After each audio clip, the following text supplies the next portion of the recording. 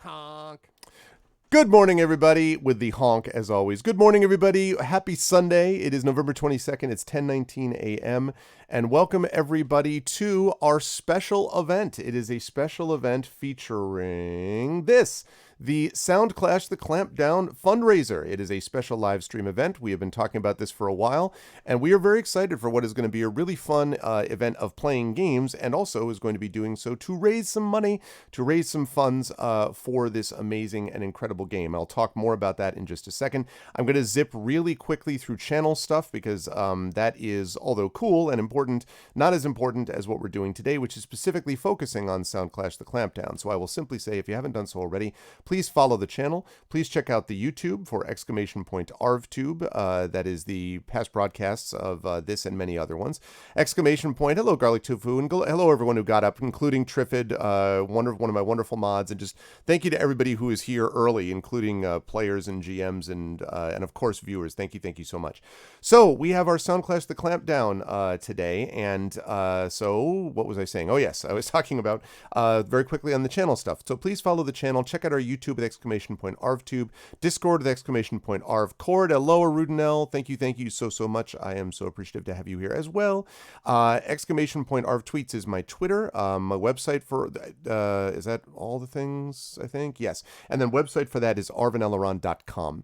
On the financial side, !ArvShop is my merchandise area. !ArvTrayon is the Patreon, although I'm not going to be pushing that today because I want people to be spending their hard-earned funds, if they have them, to be using them on Soundclash, the Clampdown.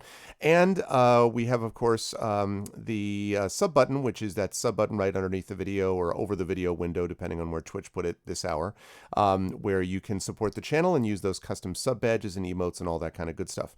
Also, we have the publishing stuff, !Icarus for my Icarus graphic novel from Athos Arts, just out in retail. !Library for Tales and Tomes from the Forbidden Library, my 5e adventure and sourcebook. And !Grayshade KS for my Grayshade Kickstarter. Details coming out February 2nd, 2021 is when that is going to be launching. Last, of course, !BLM, Black Lives Matter. We will continue to push the significance of asserting and affirming that Black lives do indeed matter and need to be protected and honored, and that it can be found at that link there. And !Help Now, which we've been talking about over the last week, about suicide prevention, which can be found at the World Health Organization link that I have placed there also. We are very excited about today, and because we are very excited, I'm going to mention what we've got going on, and I'm going to do that by getting rid of this and by turning on, wait for it, this. Hello, everyone. It's good to see you all. I am here. For those of you who saw me just a few hours ago while we were finishing off killing Strahd, I've even changed shirts and hats. So, I mean, I'm ready to go. But we are going to be with you for today for a number of hours today as we play 3 separate games, plus do pre-chats in each of these cases. Now, the way this is going to work is we're going to put together a command, which we have to actually put into Arcana Spot. But we're going to put together a command here. This is raising money for the Soundclash, the Clampdown game, which plays twice a month on this channel. And it's for 2 purposes. The first purpose is to raise money for an intro video with music. Although I love that video that you just all watched, the reality is that that is a general introduction video, and I would like a video which is more specifically targeted towards the awesomeness of Soundclash, the Clampdown, including the players who are playing it. I do that for most of my campaigns, but it's not cheap, and it does take money. I want to be able to pay the video artist and the musician who does the music for those things, and so we need money for that. Also, I'm trying to raise a little bit of money to make this audio editing possible, so I'd love to be able to turn Soundclash, the Clampdown into an audio podcast. Hence the reason for the fundraiser. This is a one-day only event. We're only going to do this today, and we're going to have a big donation thing, which you can't see yet, but you'll be able to see there, and we're going to be doing it using a special little break screen thing as well, and that is actually going to be happening right there. Oh, you can't see that yet. Let me get rid of my webcam. there, like that. So you'll be able to see the fundraiser amount there, although we're not going to be doing that right now because we're about to play a game. But as we go through, we are going to be linking you over to this. We'll put a command in Arcana Spot for this. That is a place where you'll be able to donate to this event. Now, the reason that it's linked to my channel is my channel is currently linked to Brandon O'Brien's PayPal because Brandon O'Brien is going to be the one who will be able to, using that money, coordinate it to pay for the overlay, to pay for the intro video and to pay for the audio editing and stuff like that. So when you contribute to that link right there, you will also be contributing to Brandon O'Brien's PayPal, which will go directly into this. Like that PayPal that's being set aside, the money that's coming today is only for Soundclash the Clampdown, for nothing else. And as the money goes up, we will continue to add money to that total. And I should say that we've got a lot of super, super cool things that we've got available to people that will pop up as we go along. For example, when we get to, where is it? There we go. When we, let me show you all the milestone goals that we have set up here. That looks something like this. Thank you, Arudinel. You are my hero. You are an officer and a gentleman. Thank you. Thank you.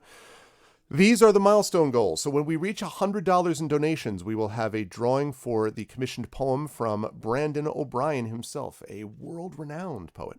At $350, we will have a rap by choice of chat. When you get to $350, the people in the call at that time will be asked to do a rap based on a subject of topics of which will be given to you. You'll be choosing from among topics, basically, chat. Or put it another way, you'll be nominating topics, which we'll be handling. So that'll be at $350. At $500, we will have a drawing for my Icarus Jelinek graphic novel, for my Icarus, which has just come out that I talked about. I will send that physical edition to you. At $700, we will have again, rap by choice of chat. At $1,000, we will have a drawing for a subscription to Faya magazine, which is an amazing literary magazine for which Brandon used to be the poetry editor. And you will get a named NPC in the Soundclash the Clampdown campaign. In $1,500, there will be a drawing for a song from someone, which means either that I will be writing one or maybe Brandon and I will be collaborating or something. We'll figure that out down the line when we get there. And then 2,000 is a drawing for a one-shot campaign run for 4 people by Brandon O'Brien of your choice of one of the following systems. And we'll put up what those systems will be when we get there. That is the shoot the moon goal. I don't expect us to get to 2,000, but hey, if we get close to that and we're doing super well, then obviously that's going to be great. So that's our goal. First milestone goal is going to be at 100 today. And so if you are able to donate, I appreciate it. I will let everyone know that this is not charity here. This is not tax deductible, unlike ArvCon or other things that we do that are specifically charity related. This is a one-day only thing to get a boost of funds for the specific things I just mentioned. I think this campaign is very worth it. And I think you'll see that since all of the players will be featured in it at some point. Having said that, though, it is not a charity, so I want to be clear about that. Okay, so I have already spent far too much time talking about this, but I wanted to make sure that I had it all set up. And so now I am going to unmute myself so the folks know that we are ready to go, and I will, as always, apologize profusely to them. And I'm going to now unmute them. And last but certainly not least, I'm going to bring us over to, and I'm very excited about these overlays, by the way, which were done by the inimitable Shadowed Mage. And you will see how awesome they are as we head over now to reveal the first game. You'll notice that my picture has disappeared because who wants to look at me? Instead, we have these 4 amazing players slash one DJ. But we'll talk about that DJ in just a moment. I will start by just quickly introducing my partner in crime for all of this today, the also inimitable Brandon O'Brien, who is the aforementioned poet and person who might be setting up raps and doing that. Like, there's just a bunch of stuff, and will be, of course, GMing games later today. But we're starting with On All Frequencies, and so I'm going to hand things over to Brandon to introduce Nathan slash the rest of the players. Brandon, the floor is yours, and good luck, everybody. Soundclash the Clampdown fundraiser begins now. Brandon. Hi, everybody. I am very excited for us to finally begin. Today is going to be really dope. I'm really excited for us to experience somewhere upwards of 8 hours of just cool folks playing cool games. It's going to be a lot of fun. I'm really glad to be sharing space with all of these cool people. And I could say a lot about like how like I mean, I will say a little bit about um, the fact that I not only really enjoy like playing with Greg and playing with all of these people who are presently here, and all of the other cool people that you'll be seeing today, um, uh, because I really like these folks. But I also do want to say very briefly, like one of the things I do value about having this experience, having this moment for us to gather and play games and do this cool thing, um, is because I think folks underestimate the value of RPGs and the value of play. um one of the reasons why I'm doing the Soundclash, why I'm doing Soundclash, the Clampdown, and why I'm doing it with the players that play that game, but also why I do the Case of Descended Seal, is because it's this really radical opportunity to give people an opportunity to embody something radical, if that makes sense. um so I'm glad to be sharing opportunities to do more wild stuff with those players in particular. Um, I'm really, really excited about the fact in particular that so many of the players that I play with, and therefore so many of the people who will be gathered here today, are people of color, um, and LGBTQ people. Um, and like, I just want to say personally that like I'm just really excited about the fact that people are gathered in this space to experience that. And I part of why I'm trying to encourage people to help make Soundclash the Clampdown such a positive and more cool looking experience is because um, I believe that when you support marginalized people in the creation of cool things, you get cool things that actually change the world. um, and I'm really excited for us to attempt to do so also by having the silliest time of our lives for 8 hours straight. And with that being said, I definitely immediately want to turn over to our DJ for this game, Nathan Blades, who will be GMing a game of his own design that will be appearing in the Ultimate Micro RPG book, which is called On All Frequencies, which is the game that we're going to play today. So, Nathan, take it away. Hi, hi, hi, hello, hello, hello, everybody out there on the internet. I am your androgynous android game show host, Nathan Blades. It is a pleasure to see you all here on the Arva and Ellerin channel once again. And indeed, this is an RPG that I wrote for James D'Amato. We stan a bisexual king who does actual play for ages. He was one of the many early people who I came across who was doing actual play. And I'm like, I want to do that too. I want to be a cool guy. And then I met him in person at a convention in the UK. And I showed him my wares, my creative works. And he was like, I have a job for you. And I'm like, oh, yes. I love being paid to do work. So actually, I have a small story about On All Frequencies that I would like to tell because we have somebody from the islands also in this call at the moment. November last year, I went to Barbados to see my family. It had been the first time I'd been back to Barbados in a decade.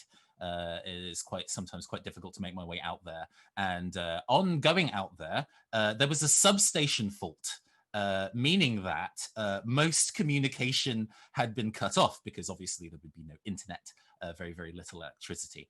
But the radio stations were still functioning. So we hopped in our rental car to be able to go somewhere and we were like, oh, do the radio stations still work? Do we still get music? And we turned it on and it's like, oh, the radio is still working. And they're giving live updates about the problem that's going on and people not being able to communicate with each other. And my little kind of like game design brain in the back of my skull clicked on and was like, that's sick, actually. This is a problem in the larger scope of the immediate situation, but that is a really interesting experience to have in the tabletop. Also, I'm a gigantic music nerd. One of the things that I love about running actual play at least especially streamed, is soundtrack design and having music be part of the experience. And I'm like, well, I want to have a game specifically about that. That would both be a thing that I would love in that soundtrack design is all of it, but also for people who are maybe less used to using digital tools to do their actual play, getting them used to the idea of how useful soundtracks are in terms of setting tone and mood. And this can be a bit of an educational tool in addition to. So when I was approached to write an RPG, I was like, oh, I want an RPG that's both weird, on brand for the robot clown that is speaking to you today, and also educational. In as far as educational this kind of thing can be. So yes, that is On All Frequencies. On All Frequencies, to read the box text that I wrote previously for this book. On All Frequencies follows members of a radio station on a day when an unusual event cuts communications, leaving only radio unaffected. While the crew talk through the day's events, the DJ selects music on the fly to change or build emotion in scenes. So this is going to be an interesting experience because I, as the GM, aside from explaining the rules and kind of guiding the state of play, will not be talking over the course of this game. I will be instead using a wide variety of music. Let's go put a bit of music on so you know that I'm not playing. This is for reals. Let's get this on. We've got some tunes. Are tunes coming through? Can we hear tunes? Fantastic. Yes, we'll be having tunes come through as we play to set the mood. So while our three members of this radio station are going to be talking through the events of this day of disaster, I will be setting the music, and I will be changing the music reacting to what they're doing. And they are going to be changing what they're going to be talking about relating to the music. So if I suddenly, in the middle of the conversation, stop this jam and instead put on something more tense, roll 20, then things might change. There might be a new threat. People might be reacting to the dangers that are appearing. There hasn't a danger established, but there is one now. So it's big on improv. If you've ever played Fiasco before, in terms of kind of like setting up new scenes with your players as you go and developing on those previous scenes to build on new ones, it's that kind of energy. Don't worry, both the people who are in this call with me and those who are tuning in, if improv of entirely original scenes is something tricky to you, you're not used to, the way this game is built is that we start off with simple, quite casual things and then build up the drama as we go. So you'll be working with more and more prompts as we build on. But with that, let's introduce our wonderful, wonderful members of our radio station today and then get into the game proper. So first off, I'd like to introduce to everybody out here, Valerie. Hello, Valerie. How you doing? I'm doing great this fine morning. How are you doing? Oh, I am absolutely fantastic. Now that we are live and I have some amaretto and orange juice in me, I am doing absolutely fantastic. Breakfast of champions, truly. It's like 3 p.m. here. I'm allowed. Tea of champions? Yeah. It's the late brunch of champions. It's all good. Tell us about yourself, just in general, who you are, what you be. All right. Well, my name is Valerie Valdez. I am the author of Chilling Effect and Prime Deceptions and the forthcoming Fault Tolerance. I have poetry in Uncanny Magazine, short fiction in Nightmare and other places. And you can find me online at valerievaldez.com or on Twitter at Valerie Valdez. Fantastic. So exciting to be playing with new people, genuinely. Speaking of a new person I've never played with before, welcome to the stage, the fantabulous Iori. Hello, team. Iori Kusano, Clarion West class of 2017, fiction in Apex and forthcoming from Frozen Wavelets, nonfiction and reviews in Uncanny and Strange Horizons. と、英語がわからなくても、見てくださっているイオリファンの皆様に感謝の気持ち伝えたいのです。いつも応援してくださっているというのは本当に本当にありがとうございます。Oh my God, I'm so glad we have an international stream. That's wild. That's wild. I'm not going to swear because I haven't been told whether I'm allowed to swear or not. But yeah, it's super exciting to have you on. Thank you so much for joining me.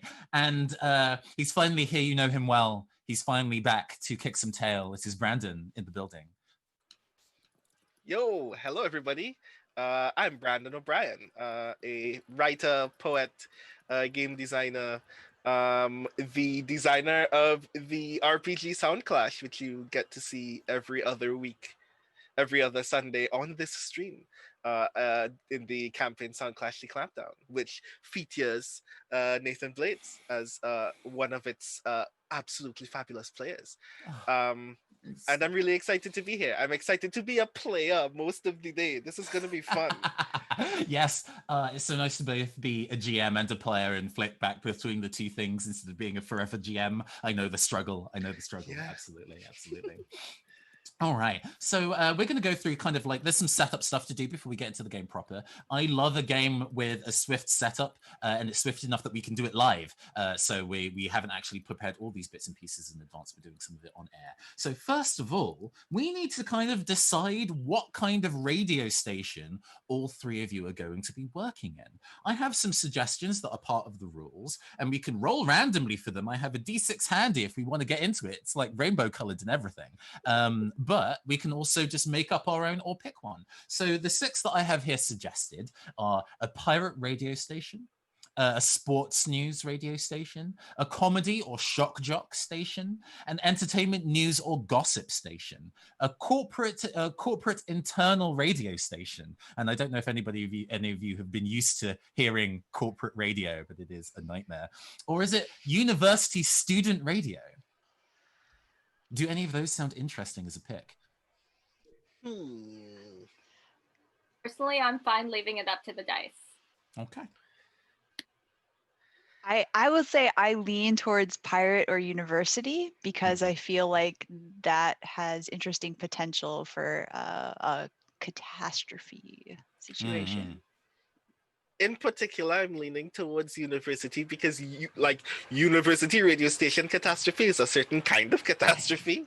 But also, like, I'm really into the idea that we have a listenership that is larger than even we imagine. Yeah, that really we start out small and then it like, now everybody's listening to us. Okay, I'm really that into the sounds idea good. that like people know who we are and we're like, oh, do you listen to us? All right, cool. So yeah. Fantastic. Okay, university radio it is then, I think. Fantastic. And next, we decide what disaster has befallen your neighborhood. Love to do an RPG that's about a local community. So this game actually ties quite well with Clampdown. We have, as again, 6 options that we can leave to the die if we want, but they are a sudden power cut, a citizen's revolt, aliens with 3 exclamation marks, an ancient evil rises, extreme weather, and government lockdown. I wrote this, as I say, November last year, prior to the circumstances. So there's a thing that immediately stands out to me, which I think, like, as an alternate option, since we're doing a Soundclash the Clampdown stream, I wanted to potentially ask if we could do another thing, which is technically aliens, but a different flavor of aliens, which is in the RPG Soundclash, there is an event called the Drop, which is the moment that music gains magical properties, the moment that magic enters the modern world. And I'm considering whether that moment, that event, is the thing that knocks out communications. I like the idea of this doing a crossover with the mainline campaign. Is that something you two would be interested in, Yuri, Valerie? I love it. Absolutely. And also, Brandon, I'm sorry, the proto-culture is behind this. Watch me do my best Min-May. Well done. Nice. Okay, absolutely. Okay, so the incoming disaster is the Drop. Fantastic. Let's do safety tools before we get into prompts, because those who are looking at the stream are looking at this very interesting thing here that's going on here. Hopefully my pings do actually also appear on stream. We'll see. Yes, they do. Fantastic. So there are many different types of safety tools out there. This one is called the Script Change System by one Bree Bo Sheldon. The rules for it are available for free on itch.io, which I will immediately link in the Twitch doobly-doo because we like that. So those of you who are listening might be used to the X card as something that exists as a safety tool. And for those who don't know, it is a card, either physically or digitally, that you can place in the space during play. And if the discussion or the events of a game stray into territories that anybody is uncomfortable with, they can touch the X card to signify that what is going on is something that they don't want to encounter in the narrative, and play will stop and rewind a little and work its way around that circumstance. The script change system applies that kind of idea to the kind of editing tools or playback tools that you might see in a video editor, or like a play thing like VLC Studio or whatever kind of DVD player, Blu-ray player you might have. So to kind of go through these options here, we have the pause and resume. This is essentially it works very much like the X card. If you want to stop play and move out of the fiction and discuss what's kind of going on and then resume again. We have frame by frame, which is a scene that we might want to take slowly and carefully if there are events in the narrative that we want to make sure that we're checking in with everybody every step of the way if it's relatively sensitive or difficult. There is fast forward, which is the scene is going to fade to black and resume on the other side of things. So if the scene is something that we want to have happen, but we don't want to have happen on camera, we can hit fast forward and make it a fade to black. Instant replay is really interesting. It's if you want to go and see the scene again, whether that is from a different angle or a different perspective, or just if somebody did something really cool and we want to have a kind of like a, what's the term for it? A Sakuga moment in the anime where the animation budget increases tenfold and we get to see this cool moment happen in explicit detail. We can hit instant replay for that. And then rewind is exactly that. It's a kind of like, there was something that I wanted to say, but the moment moved on and I didn't get the chance to say it. Can we rewind and tackle that again with this new information? And that's what that is available for. I will be using play and pause a lot as we go through, because I will be pausing the game to explain how the game works as we go through and introducing new rules to both the players and those listening. But feel free to use any of those tools at any time, whether as a safety tool or whether you think it would be cool to happen in the narrative. And I will be paying close attention to that, so we'll be factoring that in. Does anybody have any questions? No? I think we're good to go. Yep, so far so good. Absolutely. Fantastic, fantastic. Okay, and then finally, we are going to write some prompts. So this game is definitely all about improvisation. As I say, I mentioned Fiasco as one of the inspirations for this game. But to improvise a scene entirely with nothing to kind of get you going is really, really difficult. Even really good improvisers need a couple of hooks to get going. So there's some categories that are part of the rules that everybody, aside from myself, have. I didn't do those in advance. Maybe I will go and actually do them live while everybody else has actually been very, very good and given them to me in advance. 3 categories that are a prompt that is part of a daily routine, something that could be like the weather report or a smoke break on the roof or the evening news. Then something threatening, which could be something like ominous creaking or broken equipment or fire. And then a call to action, which is something like fight back, hide, look behind you.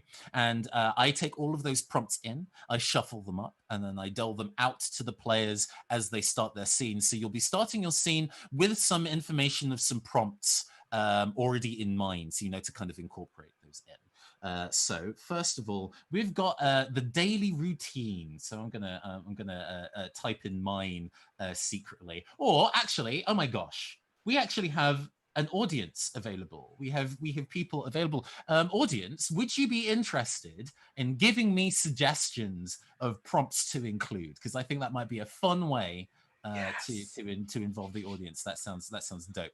Let me go and put some chill vibes on so we have some music while we wait for people's responses. But yeah, chat, please go and give me a prompt for the daily routine side of things. things. Let's go for this. Come on, roll 20. I believe in you. You can play music for me. While that's happening, let's go. Oh no, it vanished entirely. That's bad. No. Don't disappear on me. There we go. Fixed. We did it. I can kind of I can start off with the first prompt for daily routine. I think. Let's go for. Or I will write down my own prompts, and while I'm writing down my own prompts, I'll be keeping an eye on. That's a very good one. We're out of coffee again. Interesting, actually, in terms of I can see the prompts that have been sent to me, and that dovetails nicely with some stuff.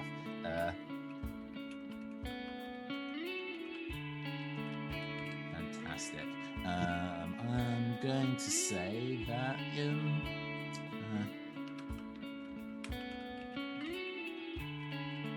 yes. Everyone group flosses. I've written down my prompt for the daily routine. I'm going to keep it secret for now. We'll see if it turns up. Something threatening. So, as I say, this could be something like an ominous creaking or broken equipment. You know, something in the early stages of a horror movie where everything is fine and then things start to go a little bit wrong. And then that ends up having some broader implications in the future. That is definitely something threatening territory.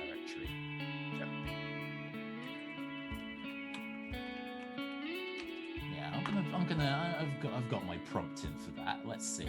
And actually, while you're thinking about something that might be something threatening, also have a think about a call to action, which is usually something with an exclamation mark on the end, like fight back or hide. Ooh, lights flicker. I like that. Excellent.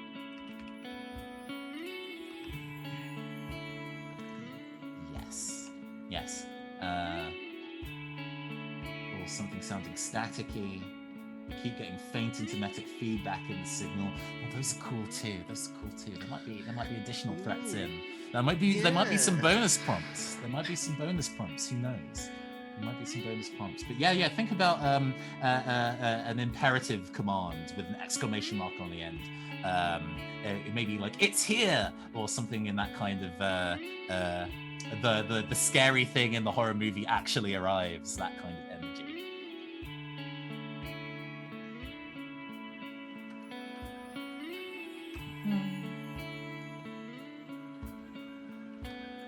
Oh, actually, while we're waiting for that last kind of imperative to come through, how about what your characters are in this student university radio station? You had some thoughts about what your characters might be previously, but in light of the kind of like where and when now, they might have changed a little bit. So, Brandon, tell me a little bit about the character that you'll be playing. Right. So, my character's name is Adam Walker. Mm-hmm. And I had initially imagined, and I still think that this fits, that Adam is a very tired, very overworked producer for like a singular show. Mm-hmm. So like he's not supposed to be in work long. He's genuinely always tired, always overwhelmed. He feels like other people don't take the work as seriously as he does. Which may or may not just be because he takes everything unnecessarily seriously. But yeah, I'm only supposed to be here for like an hour and a half for like one morning show segment, and then I'm supposed to be gone, and we're about to learn that that's not going to go well for me. Oh, solid prompt into that. Let me double check what the kind of like fight stance is good. I like that as a thing. Maybe I might shorten that to fight exclamation mark for maximum kind of like punchiness. Mm-hmm. Fantastic. Yori, tell me a little bit about your character. So, Josie Keel is one of those grad students of indeterminate age. She's in the PhD program, no one really knows how long she's been there. Mm-hmm. I think a lot of people suspect that Josie Keel is not her real name because she has for the sake of verisimilitude, let's call it the midnight to 3 a.m. shift. Mm. And her show, Josie Keel Believes You, spends an awful lot of time talking about UFOs. I see. She's also got this awful, uncanny habit of popping up when people say her name, which means that most people just refer to her as Night Shift to try and ward her off. I mean, operating the graveyard shift while the truth is also out there is good. Also, sorry that I'm having minor Roll20 issues and that it's not playing music for me, but it's apparently playing music for everybody else, which is good because y'all need to hear it. But also, I need to make sure that I'll be hearing it as well. Once we actually get into the game properly, I'm sure it will be fine. Just bear with me while I sort out tech issues beyond my control. But yes, somebody who is definitely into aliens very fits well with both the vibe and the kind of disaster at hand. You might be the most knowledgeable person in the situation. Valerie, please tell me about your character a little bit. All right, well, I am playing Priscilla Ruiz. She is a freshman comms major and is super into being a radio DJ person and so excited to get started working here at the radio station. And all she's done for the last 2 weeks is make people coffee and not get a shift for anything and just kind of man the front office, which mostly involves people wandering and looking for merch and complaining about how they don't have enough sports. So she's also sort of tired, but she is maybe a little more enthusiastic and just being kind of slowly eroded as this radio station gig proceeds for her. But she hopes to be a DJ someday, except she's actually painfully shy. Oh, you finally get on the air, and then your first word is like, yeah, she's hoping to someday get the shift just after Josie, which is the shift nobody wants. It's basically the 3 hours before the morning shift, which is when Brandon comes in. That's her goal, her aspiration right now. Also, this cat has decided he's going to show up, so hello, cat. And baby. No matter how many times I drop him off my lap, he is returning. So sorry if he interrupts again. No problem at all. Okay. Wash is always welcome here. Yeah. Does this now mean that our studio has a pet cat? I mean, it can, absolutely. That we don't have prompt for cat. Cat is just there. I'm going to do one last check to make sure that I can actually hear things that exist in Roll20. Yeah, there we go. Nice. We have vibes. Everybody loves some vibes. Indeed, Fantastic. vibes. Okay, let's get into the gameplay. We're going to get into this for reals. A session of On All Frequencies is split into 3 segments: morning, afternoon, and evening. During a segment, each crew member sets up and acts out a scene, whether it's a radio broadcast or something going on elsewhere. Crew members can have their scenes in any order, so you don't have to kind of go in the same order of 3 of you for each of the 3 segments of the game. You can decide who wants to go first. When a crew member starts the scene, they take a prompt from the pool, which I have put in. I will put all these prompts into my little online randomizer. Fantastic. And then I will be giving them out to the players by posting them in the Roll20, so you'll be able to see in the chat what the prompts are. If that prompt isn't your vibe, it's fine. We can put that back in the pool, and you can pick a new one. So if you can't think of a scene for it, don't worry. You can pull a new one. And you also tell me where the scene is taking place and who else is there. So you can call in another person to be in the scene with you if you like. That can even be what would be maybe an NPC. So if you need somebody who's in the scene who isn't one of you 3, somebody else can do double duty and act as that person if you would like. Does that all make sense? Fantastic. Who would like to take their first scene?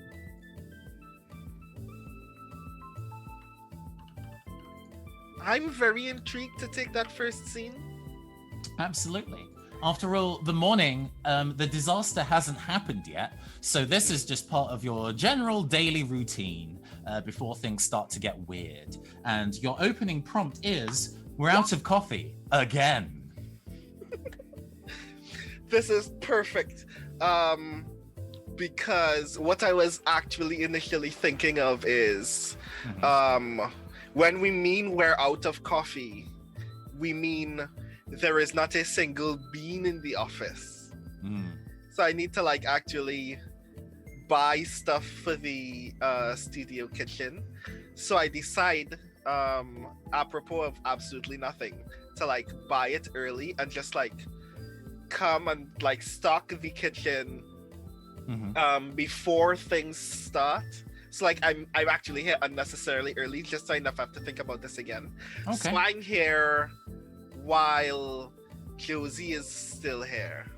Okay, yeah, I was going to ask who else is going to be in the scene with you. So this is the midnight shift where Josie's maybe wrapping up her show. So with that, I am going to largely not say anything during the scenes themselves, only in the in-betweens. So I'm going to shut up and I will let the scene play out. In terms of wrapping up scenes, sometimes that will just happen naturally. Sometimes when we generally feel that we're reaching a denouement, a nice conclusion to it, I might do the wrapping up motion on camera, which isn't I'm tired of you, shut up. It's just kind of like, I think we've reached a nice ending point, so you kind of know when to move on. Sound good? In that case, let's play. So, I'm now walking into the studio. I have like 2 bags of like crackers and like huge bags of coffee, like some jam and stuff.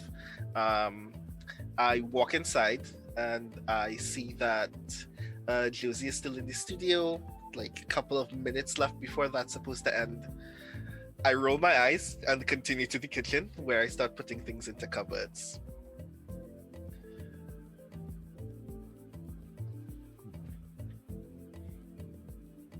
And just a reminder, we are sponsored by your friendly neighborhood diner, Matt's Chicken Wings.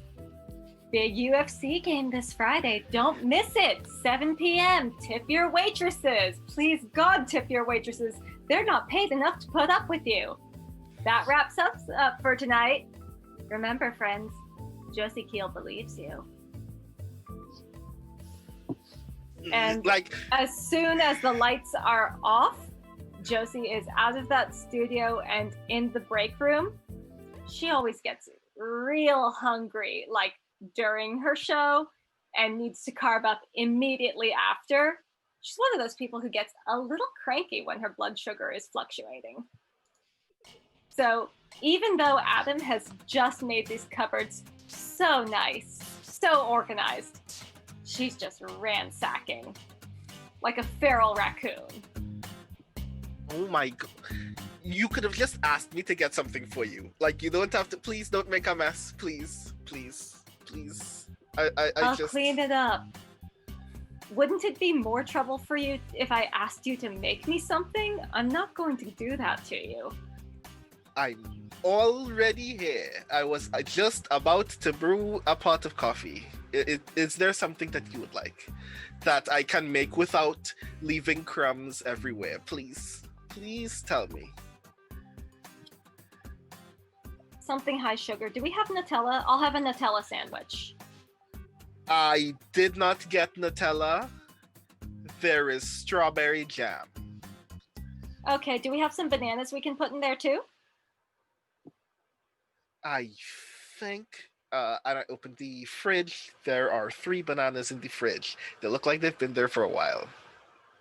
Good enough. It's like a smoothie on wheat bread. Okay. And Josie just like flops on the break room couch. Are you okay? And like, I'm presently making all of these things for you, and like looking at you, kind of worried. Long night. Lots of lights in the sky. Also, aren't you awfully early? It's only 3 a.m. I'm awfully early, so I never have to think about this break room again. I don't know why nobody else puts anything inside here. I bought the shit with my own money, you know. No one's gonna reimburse me. Like, my journalism degree does not care if I bought you jam. Wait, what did you Student say loans about doesn't lights? cover that, do they? Wait, what Oh, did you the say about standard lights? lights over the freeway. You know how it is. I do not. You There know are how it always is. lights over the freeway because we live near a military base. The lights in the woods are the ones you need to worry about. I briefly look out the window from the break room. I don't think those are military lights. Nice. I really like that as a stopping point there. Hell yes. So as you can see, both as the players and those listening in your homes, I am both changing the music to react to what they are doing, and sometimes when I change the music, they actually react in tone to where the music is taking things. That flow, that back and forth, it's sometimes a little difficult. And sometimes I feel like a capricious bastard and throw in a weird music choice on purpose just to see what that does to the story. But we get the flow. We get the flow of things. Nice. Who would like to take the next scene? So that tag of "We're out of coffee again" remains naturally true. It might resolve over the course of things, but having a view of all the prompts that have happened so far kind of act as reminders for what has happened across the story so far, because things can go some weird and wonderful places. So it's nice to kind of have the reminders handy. Who would like to go next? Fantastic. Let's see what the next prompt for Josie is. Josie, it turns out that there might actually be some more work for you to do today, because your prompt is entertainment news report. Ooh. So this is This'll still in be the morning. great. Where might it be and who might it be with? Let's see. I think Josie's in the office, and I think our plucky intern is the one who's going to be breaking this news to her. And as a general rule, Josie doesn't go home all that much. I think people are a little unclear on whether or not she has a home outside the station. She's so spooky. It's great. She's just perpetually there. All right, sounds good. All right, let's get into it. All right, so Priscilla unlocks the front door because...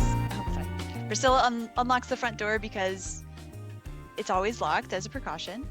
But she has a key because she's an intern, which is really cool. She's so hyped about this.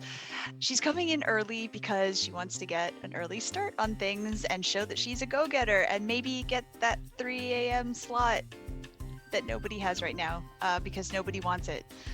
But maybe they'll give it to Priscilla. And she's got a cafecito from one of the places that does overnight stuff. And so she is hyped. She's ready to go. She's got her pastelito de queso in a bag. And she opens the door and she turns around and she screams.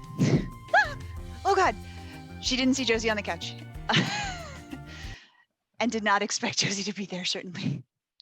And Josie is nowhere near fast enough to pick up the coffee that just went flying through the air. She's not gonna catch that. I'm sorry. Oh no. Oh my God. Okay, I'll get paper towels. Oh no. Priscilla drops her pastelito, runs to the kitchen to grab as many paper towels as possible because there is now a cortadito all over the floor. Josie Also, had a bottled water, and when our intern returns, Josie is actually kind of adding her bottled water to the mess because that coffee is going to get extremely sticky without some water to dilute it.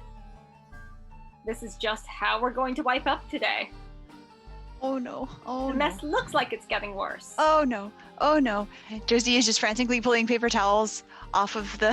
She's getting like a wad of paper towels that is entirely too big for this mess, but she is freaking out. She runs It's okay. back It's into okay. bed. Just making sure her shoes don't stick to the floor. Oh no. Oh no. She's patting as much as possible, trying to get all the coffee up. And as she's doing this, she realizes now she has no coffee. Her enthusiasm is now much lower than it previously was. Adam brought sandwich stuff. Do you want a sandwich? Go make yourself a sandwich. Let me finish this. Oh no, but this is my mess. I can't. You can't. I got it. I'm okay. We're good. Everything's good. Thank you. Far be it from Josie to ever gainsay the intern. All right. Josie is going to go back to her couch. And very dramatically, she whips out an eye mask from her coat pocket, nestles that on, making a huge show of how comfortably she is going to sleep. Not that that will ever last around here. Priscilla is now openly staring at her in confusion and dismay, and starts quietly trying to clean up because it is assumed that now the inimitable Josie wants to take a nap. So, okay. Quiet. So she's picking it up, trying to tiptoe. It's a sodden mess. It's actually dripping on the floor, making things worse. And so she drops it in the trash can, looks outside, and says, "You know, those lights seem like they're getting brighter. It's so weird. On my whole drive in, I kept seeing them on the highway. Do you? Oh, sorry. Wait, you're sleeping. Sorry. Definitely sleeping. Okay. She's cool. very much not, given that she's talking, but Right. extremely sleeping. I am sleeping like I have never slept before. Okay, sorry. Priscilla pulls her phone out of her pocket to check her email and pull up the latest entertainment report because she knows Josie will want that when she gets up. And she realizes that her usual feed is stuck about 2 hours back, but she grabs sort of the latest gossip on the hot actors and actresses and the naughty things that they're doing, and heads over to the computer to start typing up a report on that. She realizes that the Wi-Fi's down and finds that a little weird, but it's okay. She can type it up in Notepad, no biggie.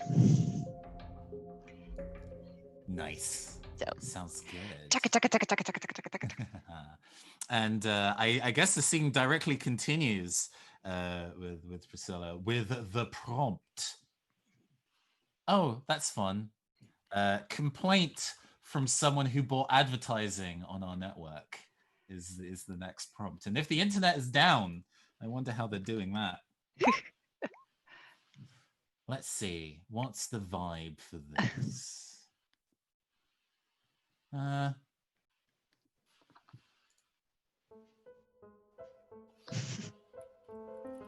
Okay.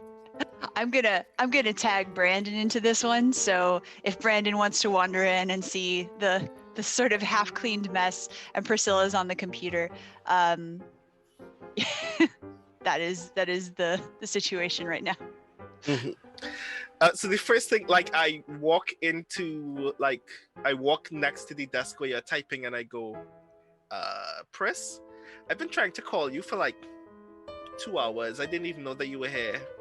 Oh, have I been here for 2 hours? What time is it? Oh my god. I'm so sorry. That's weird. I've had my phone on me the whole time. I mean, and I take out my phone now and I think the network's down. I don't know. Yeah, the Wi-Fi's down too. I don't know what's going on, but I finished the entertainment report for Josie, and I noticed that somebody had left an email open about some kind of a complaint with ads. I figured you probably wanted to look at that one, but yeah, I'm here because of that. So apparently 2 ads never got placed. One from the university principal said that we were supposed to do a thing about some family day crap that was supposed to happen later this week. And the chicken wing place has a competitor that does pizza. I've been there. It's bad. I can't even remember their name. But apparently they placed an ad. I can't see it in my email. I don't know. So like, I just spent like an hour and a half being shouted at by like my journalism professor. I don't know what's going on. Did you like what's the last email that you see? Okay, I'll try to open it in a different window because I don't want to lose this draft. I don't know, and so she tries to click it open to a new window and it won't load. I guess the Wi-Fi still down? Where do you have the router in here? Is it in the other room or? So I step out from like the because that's like we have like a stack of computers for like editing and stuff like that, and I step out into the hallway because like we put the router on a shelf right in the main hallway in the hopes that it would reach everywhere. It's like it looks like everything's fine. I guess it's something from the provider itself. I don't know what's going on. Priscilla gets up to go look at the router and is like, well, no, look. So this one with the red, that means that it's not getting a signal in though. Like yeah, but that's this other one is green, but it's the modem that's red. That's the modem, right? Yeah. I don't know. Maybe if we reboot it, but then that might mess up. No, we're not broadcasting over that, so it doesn't matter, right? Yeah, Okay. We don't need this. Maybe okay. So I think if we reboot the modem and then the router, like we have to unplug the router, then unplug the modem and count to 10, and see what happens. Okay. I have one. You take the other. Okay, sounds good. I unplugged the modem. I unplug the router. Okay. 1, 2, 3. And while this is happening, I start humming. Like I'm glancing outside the window, and like, are those moving?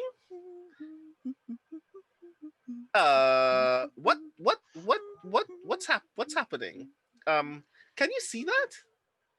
Where? Oh my God, what is that? I think those lights are getting closer to us. Yeah.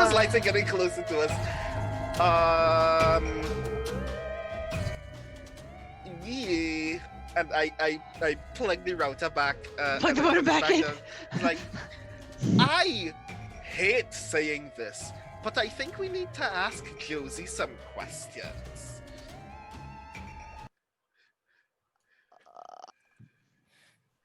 Sounds good. Yeah. We're already getting things kicked off nicely. Fantastic. And that, after everybody has a turn, the day moves on from morning to afternoon. So the next wave of scenes, some time has passed. And so feel free to kind of, intermission. Yes. Before we go into the afternoon, some time can pass. Things might have happened off camera, as it were.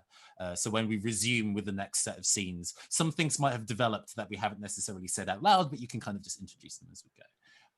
But since we have done a relatively long intro for this and then this scene, let's go take a quick break here for a couple minutes, 3 to 5, so we can hydrate, call our loved ones before the connection drops again, and then we can resume with the latter half of On All Frequencies. Does that sound good? Yeah. Fantastic. I'm not in the control of actually putting us to a break, so I'm just going to pretend. I am. I will put us all to go. Yes, I will put everyone to break. Great stuff so far. Yes, please feel free to head on break, and I will chat at these people for a few minutes until your return.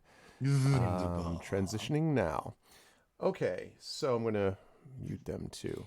There we Okay, so good stuff so far, everybody. Again, those of you who have just come in, thank you for joining us on a Sunday morning at the Soundclash, the Clampdown fundraiser. As you can see, we have raised $55 so far, as we are raising some money for this amazing Soundclash, the Clampdown campaign.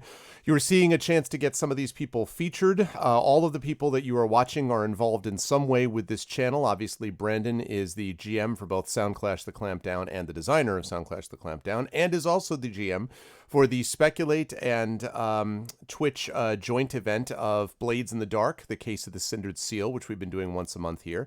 And Valerie Valdez and Yuri Kusano, who you have also seen, are players in that campaign. So everyone here that you see is a player. They are all part of the amazing talent pool that makes up the blessed experience that I have on this channel of having amazing people to work with. And we are raising money for Soundclash the Clampdown for two reasons. The first is to try to raise money for audio editing purpose. Actually, let me reverse that. An intro video. So the first thing is we're trying to get money for an intro video to be able to properly give these folks the opening that it deserves. Normally, right now, we're using my general introduction, which, although I love it, is general. It's not specific to this particular crew.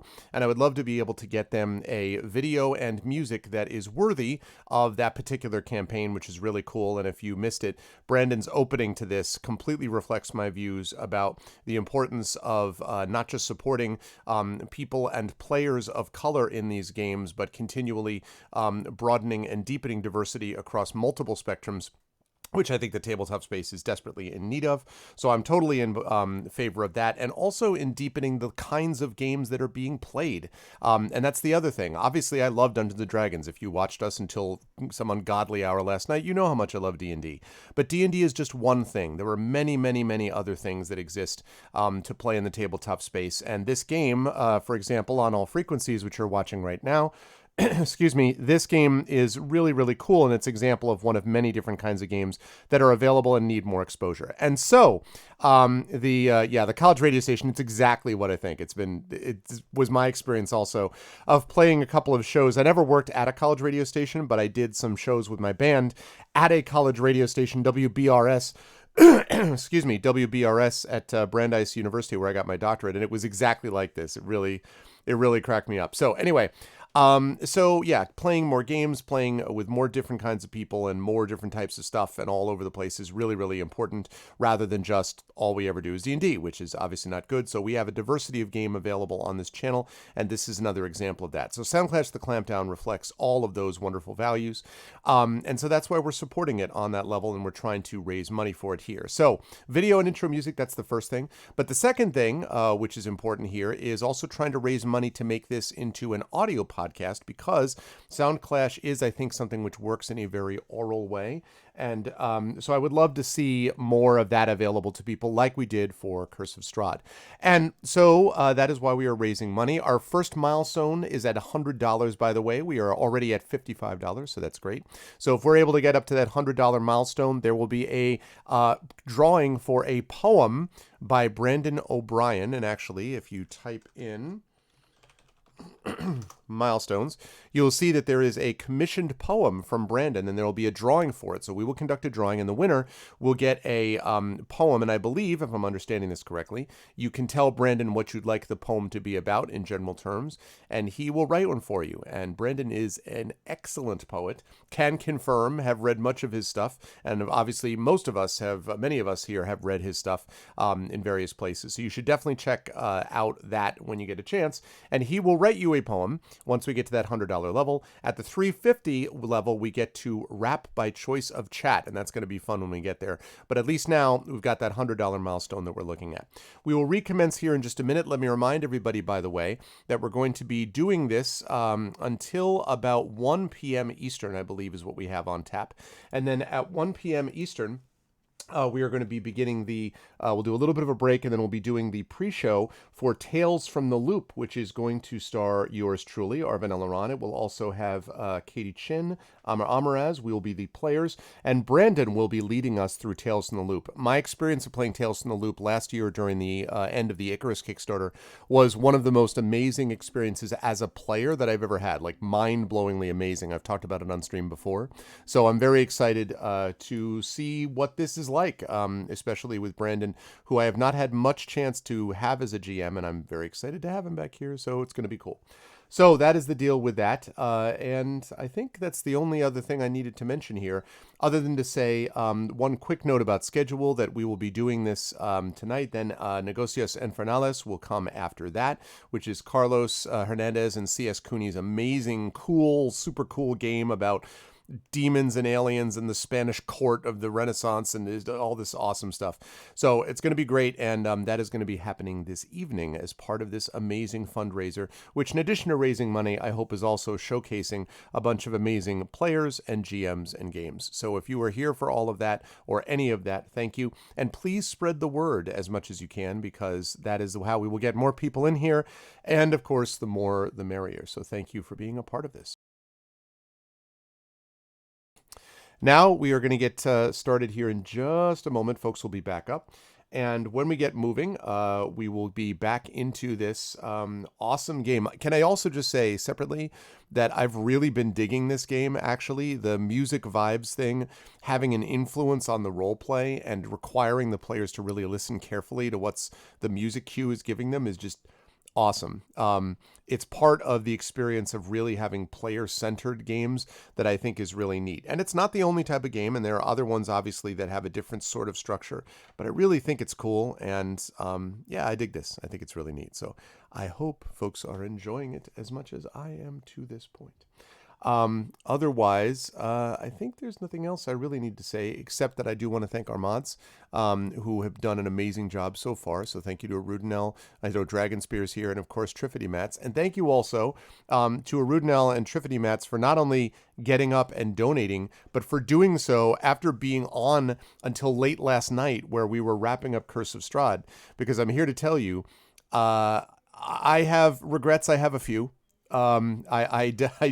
This is not again, it was not the brightest idea to have an awesome Espergenis session followed by the conclusion of Curse of Strahd, followed by this. Like, this is not a good idea, only because it's just like the level of energy, that I'm going to have once all of this is done is going to be practically nil. Fortunately, I don't have to get into final grading until tomorrow, so that means I'll be able to get some rest, wake up tomorrow bright-eyed and bushy-tailed, and start doing some grading. But oh man, I could not believe I'm getting up in about 4 hours to recommence what we're doing here, but that's okay. Obviously, it's awesome play, and I feel generally energized one way or the other by this kind of stuff. So it's not. I'm not complaining. It's just I was just like, man, I can't even believe that this went down that way. So to those lovely people who were crazy like me, thank you to all of those who were watching last night as Strahd finally met his final end, ?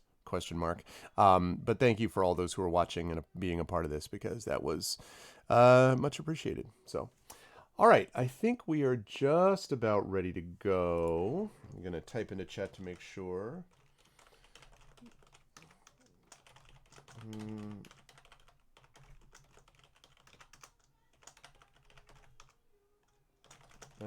Let's see.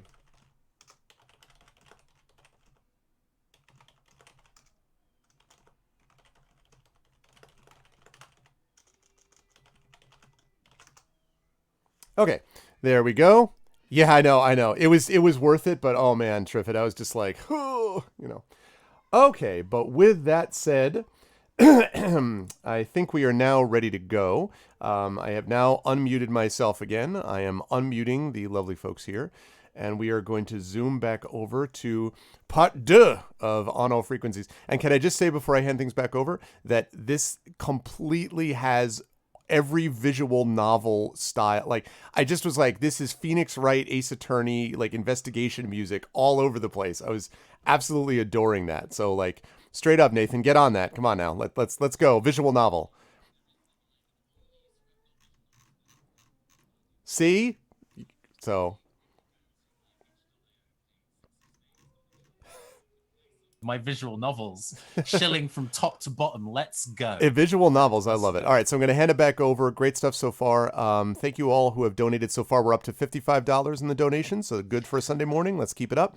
And thank you, everybody. And back over to the Neoncaster / Nathan Blades. On you go. Welcome back, welcome back, welcome back. I hope you have all had a delightful comfort break, that you have aligned your chakras. Let us return. We completed the morning scenes, and now we move into the afternoon. To reiterate for those who maybe weren't here on the other side of the break, time might have passed on a little bit since the morning scenes. So feel free to, at least in your own heads, establish maybe some things that might have happened as we continue on. Now that we're used to the flow of things, I'll be trying to do my best to switch up the music a little more. Feel free on your end to switch the dialogue up in a way that makes me be like, oh, gotta pause that song and put this song on. Absolutely do it. We can take it. We're strong like that. So, who would like to take the first scene in the afternoon? So, Valerie, Priscilla was saying that she thought they should talk to Josie, but given that Josie is a grad student and Priscilla is an intern, did Pris maybe wait for her to wake up on her own, or did Pris actually have the gumption to go wake Josie up? Oh, I mean, I feel like if anything, if we do a scene with all three of us, it's going to be Pris and Brandon standing next to each other, like, you wake her up. No, you wake her up. No, you wake That her sounds up. like a good. That Oh, sounds no, like a I good mean, scene. Yeah, I mean, Adam Right. will wake you up. Okay. Adam Oh, does well, not in that care. case, if Adam is like, hey, Josie, you go wake, I'm sorry, hey, Priscilla, go wake Josie up. Priscilla would be like, because as like just shut down as the conflict between boss has given an order and Mhm. wake up a grad student. Are you Wife's sweating brow. It's like fight versus flight instinct kicks in and she just freezes like a deer. Sweating bullets. Yeah. Okay. So does that mean that we'll have Pris take the scene then? I think actually if Pris goes in, it's going to be behind Adam, who Okay. is like, never mind, I'll do it myself. wait, All right. All right. Oh wait, Brandon, what? I think I know what happens. I think I know how to set this up. Well, Okay. we still have the prompt that I need to give you. So Okay. yeah. So Brendan, we'll let Adam take charge, but it is also, we're bearing in mind the prompt. Call for help. Okay. So let us resume with this vibe.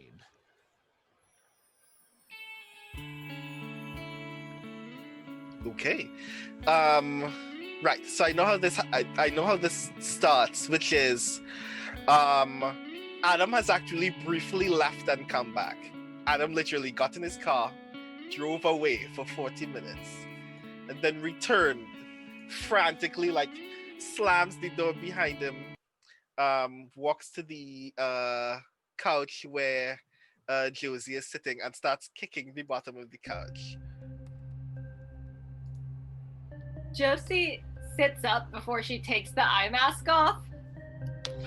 So for a moment, this terrible fleecy embroidered mask with just eyelashes embroidered on it is trained directly on poor Adam before Josie pushes it up her forehead and goes, yes? So I just took a drive. Idly, Good just for wanted you. just wanted to figure out if there was something that I hadn't noticed that had happened in the last 6 hours. Is And this that's one when of I those learned. undergrad, like, emotional crises things? Is this something you should take to your RA? Because I'm not your RA, buddy. Well, my RA can't solve the fact that there are several buildings that, if they aren't just shut down, are actively on fire.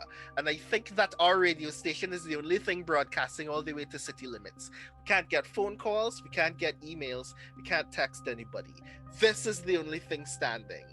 And we are the only folks here because I don't know where the rest of our Sunday crew is. So we need to figure out something that happens for 12 hours, especially since I think we're the only things giving out news for dozens of miles in any direction. and while you're still like frozen in mid-sleep, I duck back into one of the recording booths and queue up on the DJ console. I queue up a Lupe Fiasco song and just come back. When Adam comes back, Josie has pulled out her iPhone, seen that she doesn't have 4G anymore, set that aside. She's rooting through her bag. She pulls out a BlackBerry and checks that. Also no service. Tosses it aside. Pulls out a Nokia flip phone that is well over a decade old at this point. This also has no signal. Keeps digging. Pulls out a walkie-talkie. And at this point, she's just pressing the button on the walkie-talkie and calling into it. Hey, Snake, Chains, anyone hear me out there? Snake, you around, buddy? I know you never turned this thing off. Come on. But there is just static coming back at her. She's not getting anybody else on the air. As that happens, and I want to specify that Pris is like just like I'm walking past Pris several times, is like just standing in the hallway, I guess, watching this happen. And then I noticed that on one of our other decks in one of the other recording booths, we are now picking up what seems to be Morse code. And I turn to Josie in particular because I know that this is a booth that Josie uses regularly when she's not actively supposed to be recording, but is doing something that she doesn't want anybody interrupting. You responsible for that? Oh my God. Oh my God. And Josie takes off sprinting. And when she gets into that booth and hears the Morse code coming through, she starts trying to transmit back. And she's also using Morse code. So maybe Adam might have done a little Morse code before, so he's probably picking up a few words here and there. But what Josie is transmitting is, Macy, is that you? Are you there? Are you safe? And the message that you get back from Macy is, I think a takeover is happening. And Josie transmits, verify your identity. Code word. And I think at that point, transmissions stop. And all we hear is static. Yeah. Nice. I like that. Oh, God. Things are going well for our heroes. Well, open quotation marks, well. In quotation marks. Nothing go wrong. Okay. Who would like to take the next scene of the afternoon?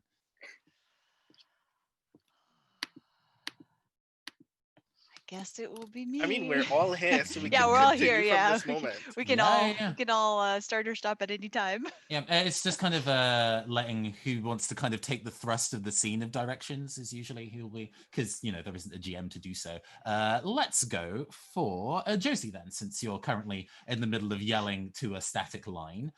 Your prompt. I'm glad that we took audience suggestions, because your prompt is fight. Okay. Right, Because let's try this vibe. So when Josie asked Macy to verify, the line went dead. Josie's flipping out. She has not seen Macy in 2 years now, because Macy Hall, the other half of her paranormal investigative team, went missing in the woods 2 years ago on a Bigfoot hunt. There were lights in the sky. Josie fully believes that any lights in the sky are connected to Macy's disappearance, regardless of the truth of the matter. So she is definitely interpreting the entire series of events she's experiencing through a framework that may not be actually accurate or useful. There is a limited amount of stuff to actually barricade this radio station with. But she has selected a booth that's fairly far in, and now she is beginning the process of holing up. She's got her silly little Swiss Army knife from her purse, and also a pair of brass knuckles, which are definitely not street legal in this location. And she is getting ready to just start wedging office chairs under doors, because she thinks the aliens are coming. And what is she doing? What is happening? I don't understand. Josie, are you okay? What's happening? They're coming, Adam. Did you not notice? Who's coming? What is this? I mean, if lights are coming, I'm pretty sure I could fist fight a light. We are probably mildly overreacting here. Okay. A of all, light is not actually really a tangible thing. I'm pretty sure if you tried to punch that, your fist is going to go straight through it, my friend. But also, it's not the lights you need to be worried about. It's what the lights are on. And what it's on are saucers. What? You want to get beamed up to the mothership? There's a mothership? That's There's some kind of always advanced a mothership, Chris. Okay, hold on. How do you think a fleet is organized? We're going from mild industrial accident all the way to encounter of the third kind very swiftly. I'm sorry, where did you get the idea that this was mild? Mild doesn't knock out multiple communication networks in an area and also set some buildings on fire. Buildings are on fire? Yes, I previously That's what Adam noticed told this. me. And that's not cool. I understand that. But let's be sure. You can't We say don't need this to is a overreact. mild crisis. There is no such thing as overreacting in this situation. Oh my god. This Oh my is god. not a mild crisis. A mild crisis is being out of coffee. We're out of coffee? This is a genuine state of emergency. Oh my god. And immediately after you say that, there is a knock on the door outside.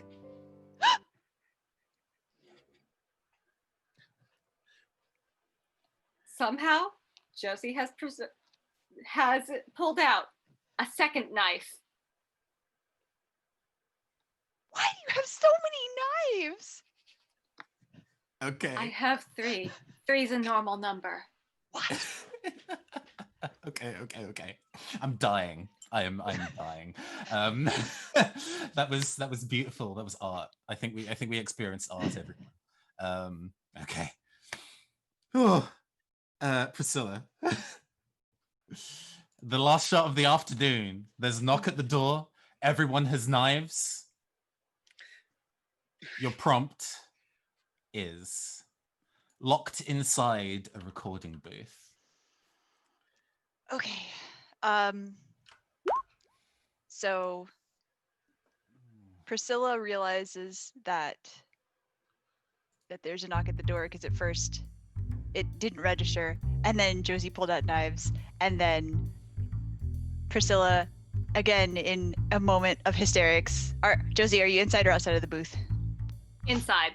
She slams the door on Josie.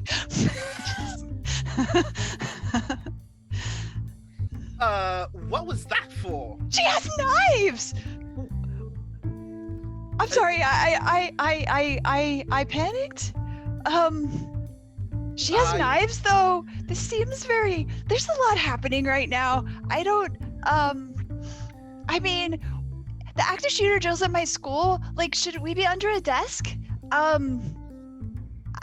There are no drills for aliens, and I still don't believe in aliens. I make to open the recording booth door, and the The doorknob does not move. Oh no. Oh no. The I'm so reason sorry. it doesn't move, though, is that Josie has just wedged a chair under the door for her own safety. She has locked herself in, really. She's just barricading. Oh no. Oh And my she gosh. yells through the door. And if you were smart, you'd do the same thing! Do you hear something? I think that's We can it's barely the hear you. soundproof room. Mhm. Yeah. I don't. Yeah, all the foam on the walls is sucking in her voice. You Oh, hear no. something muffled at best. Oh god, is she gonna run out of air?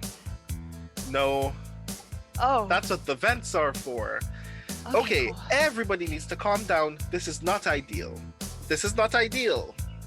But all we need to do is produce a day's worth of content, and then someone will sort this out and we'll be fine. We will have power, we will have The knocking Wi-Fi. persists.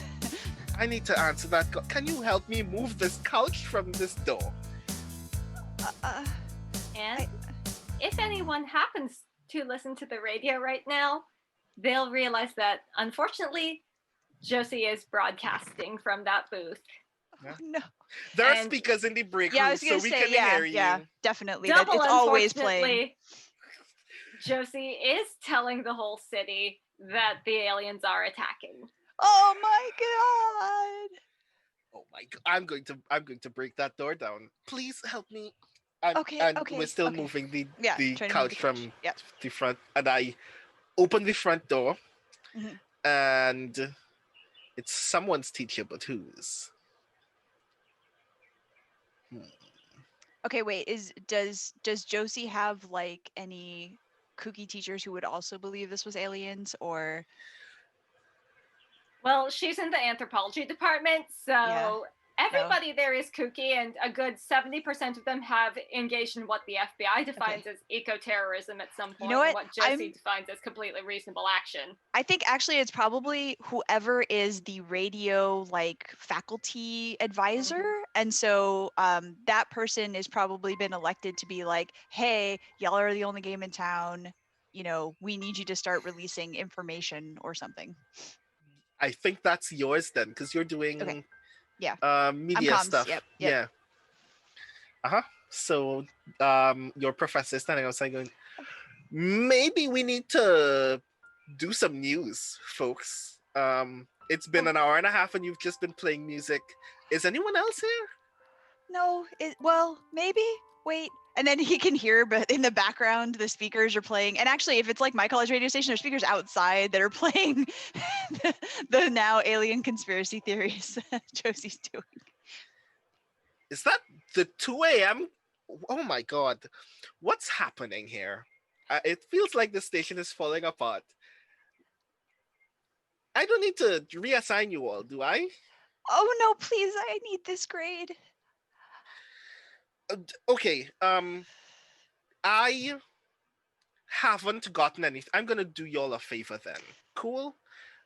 Everything's down, but I do have like some connections with the local security branch, like a couple of blocks away from here.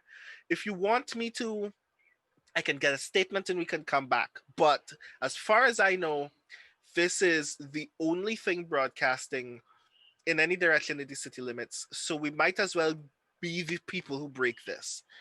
This could be this could not, and like he takes Priscilla by the shoulders and goes, this could be more than your grade.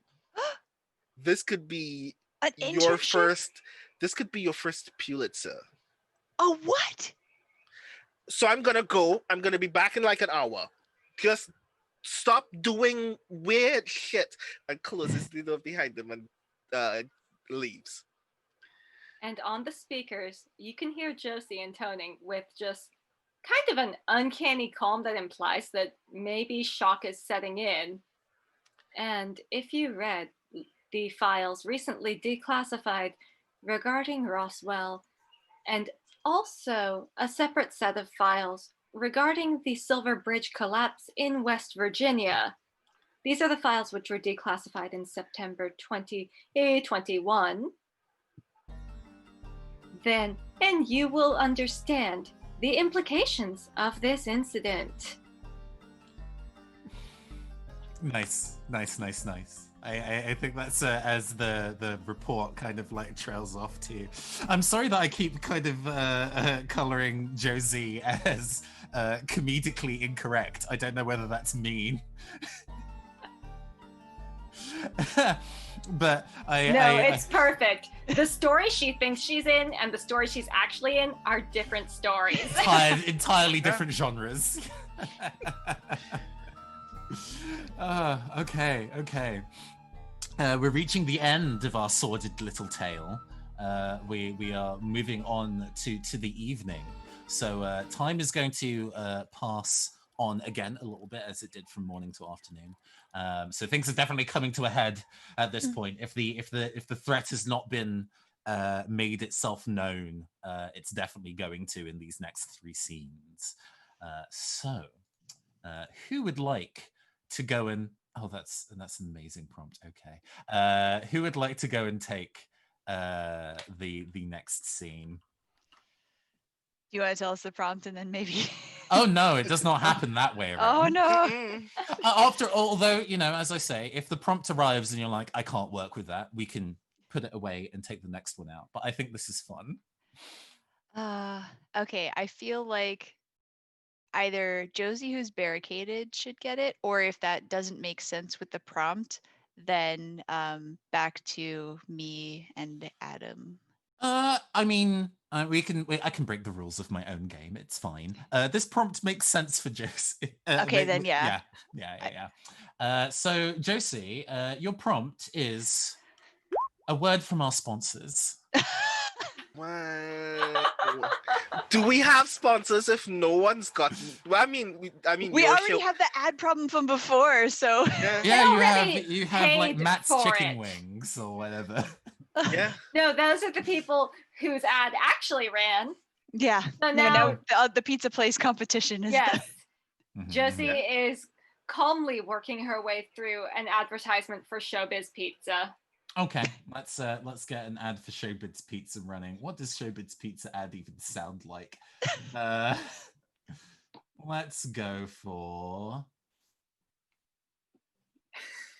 No, that's too tense. Oh no, this is tense pizza. It's incredibly tense pizza. Yes, I think it's deeply tense pizza. Yeah. And when you want your children to have that authentic arcade experience, take them to Showbiz. Showbiz Pizza. Fun for the whole family. And fun for the mascots. Fun for the servers. A little fun for everyone.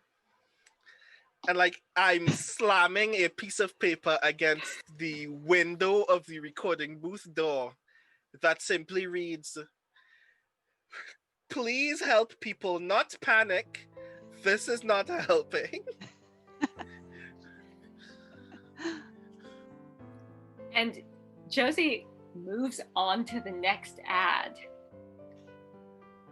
Don't forget, our university's Family Day is coming up next Sunday, the 16th. Bring your parents to campus. Introduce them to your friends and your RA. Let them meet your teachers. There's no way that can go wrong. I'm writing on the other side of this piece of paper now.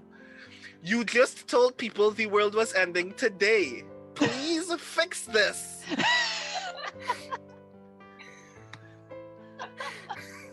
Priscilla's in the break room just drinking mug after mug of weak coffee. This is, in fact, a win-win situation for everyone. If the world ends today, you do not have to introduce your parents to your friends. If the world does not end today, your parents will finally get off your backs about never knowing anyone important to you, and will instead start to criticize you about who you're hanging out with. And I turn to Pris and go, do you know what's going to happen to us in like I'm 4 not or getting 5 years from now? I'm definitely not getting a Pulitzer for this. I don't care what my advisor says. You know what you are going to get? you're gonna get a special spot on Wikipedia between the War of the Worlds broadcast and Max Headroom for the worst thing that ever happened on broadcast media. Scylla starts crying. We are like an inch and a half away from a military branch kicking this door in and having us all arrested. And the only reason that's not gonna happen is because no one can hear anything else but us. We need to fix this. I mean, I've been working on the news story. I'm trying. I don't. I. It's all so weird. I In saw the background, Oh God. in the background, Josie has moved on to the weather. She's in an inner booth. She has no exterior windows. She is just making it up. The forecast she is giving bears no resemblance to the actual sky. Did she just say that it's raining fire? Oh my god. It only did it one time. How is it raining fire? I start trying to like bust into this door now. Like I'm literally trying to kick it open. Oh my God. And I think after the third solid kick or so, the cheap press wood of the door gives way. It's one of those awful hollow core ones. And Adam finds his ankle has gone through the door and hit that office chair that Josie shoved under the knob. So that means like I'm trapped with one foot Oh in no. the air. Oh no. Just like Priscilla stuck in jumps this up, spills coffee again, and tries to help Adam pull his leg out of the door. Nice. Oh man, I like that the tension has ratcheted up in a way entirely irrelevant to the potential disaster that is going on. This is great. This is very, very good. Oh, fantastic. Are we picking up from Priscilla's perspective or from Adam's perspective? I have an idea, so I guess we could do it from me. Fantastic. Your prompt, which I think is maybe pulling things back on the rails a little bit, is lights flicker. So the lights are now maybe going to flicker at some point. Okay. What's the vibe for that? Let's go for this. Okay. I know what happens now. So I'm like still here, like my foot is still stuck in this door. I finally get it out, like push the door open, like relax with that, please. I have an idea. Do you want to help me with a thing, Josie? Josie looks at the door, considers that perhaps under such tense circumstances, saying no to Adam is only going to make him more high-strung, and goes, I'm up for it. Okay. And like I grab the mic in front of you and go, we're gonna see if we can bring you a breaking segment. We're gonna try something new in just a minute. Can you just give us a moment to test out some stuff? And I run back out to the other booth and grab like our portable recording kit. It's just that backpack with all of our radio equipment in it, with a microphone just like sticking out of the inside. And I give Josie the backpack, grab the mic, and say, "We're going to the roof." And I start like following out the front door. Josie follows, and she's bringing her knife. Pris trails at a slight distance because she is still fearing the knife. She does have her mug of coffee though, which she refilled from the big pot. Just as we like get to the door though, suddenly the lights start flickering on and off. And not just that, we can hear like appliances that were off are now like flickering on and flickering back off again. There's like a buzzing coming from the fluorescent lights in the room. It's like, not good, but we soldier on, and I keep going. God. Oh my I God. continue Oh my God. outside. Are you Oh my coming, Oh Pris? my God. I'm coming. Yes. Bring. And at this point, Josie actually puts the knife away because she doesn't want to be holding a blade while the lights are strobing. That's too much risk even for her. And I point at a ladder on the other side of the hallway and say, Pris, can you bring that for us, please? Okay. Pris puts the coffee on the floor, picks up the ladder, 2 hands under her arm, kind of carries it out awkwardly, hits a few things on the way. It's like throws down entire, sorry. like. Apologizes to the wall. Sorry. Right, just put it up there, and Okay. we start going up to the roof. And at this point, like the entire sky is like filled with these like blue kind of wispy lights, and we can hear something from it, but we don't know what we're hearing yet. And I grab the mic and go, so we have no idea what's going on. This is the first time I've even been on the mic here, and I'm taking this mic first and foremost to tell you, this is the weirdest thing to happen in our city's history, and we are the only people who are. You're getting it first from our campus. No one else has this breaking news story, and the first thing that I want you to encounter, if you can look out of your windows right now, if you can step outside onto your lawns, you will see either one of the most haunting or one of the most beautiful sights in your entire life. And if you can see it, it stands to reason that you can hear something too. And I put the mic up to the sky, and there's a song that is playing. Indeed. I think this is a fantastic point to jump over to the last scene of our game before we conclude. Bringing it on home, we have Priscilla with the final prompt. So you get a little bit of control about what we're hearing on the other side of things. Ha! Wonderful. Your final prompt is run! Exclamation mark. Okay. So as the humming continues, Priscilla attempts to match it by humming along. No. Finding the right one for this. This is the important part. I've got to get the right vibe. Otherwise, this all goes to hell. Where's the actually no. Can you please give me the vibe then? I think since you It can I don't know, maybe start kind of eerie, confused, but it will quickly, I think, go to frantic, concerned.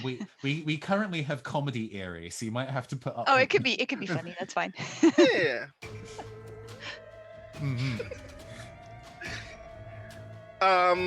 So if you're going to start humming, then I'm going to start humming too. But Okay. lower than you, because I'm not confident in my own voice, and I don't want anybody on the radio to hear me. Yeah. And I mean, I'm not holding the microphone, so as far as I know, I'm not audible as I'm doing it, so I'm less shy than I would normally be about such things.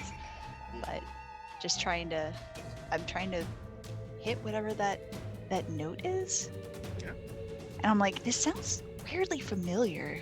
It's like a. Josie is staring at those lights in the sky. Her mouth is open. Noise is coming out, but she doesn't seem to be conscious of that. Like anyone else listening will hear her.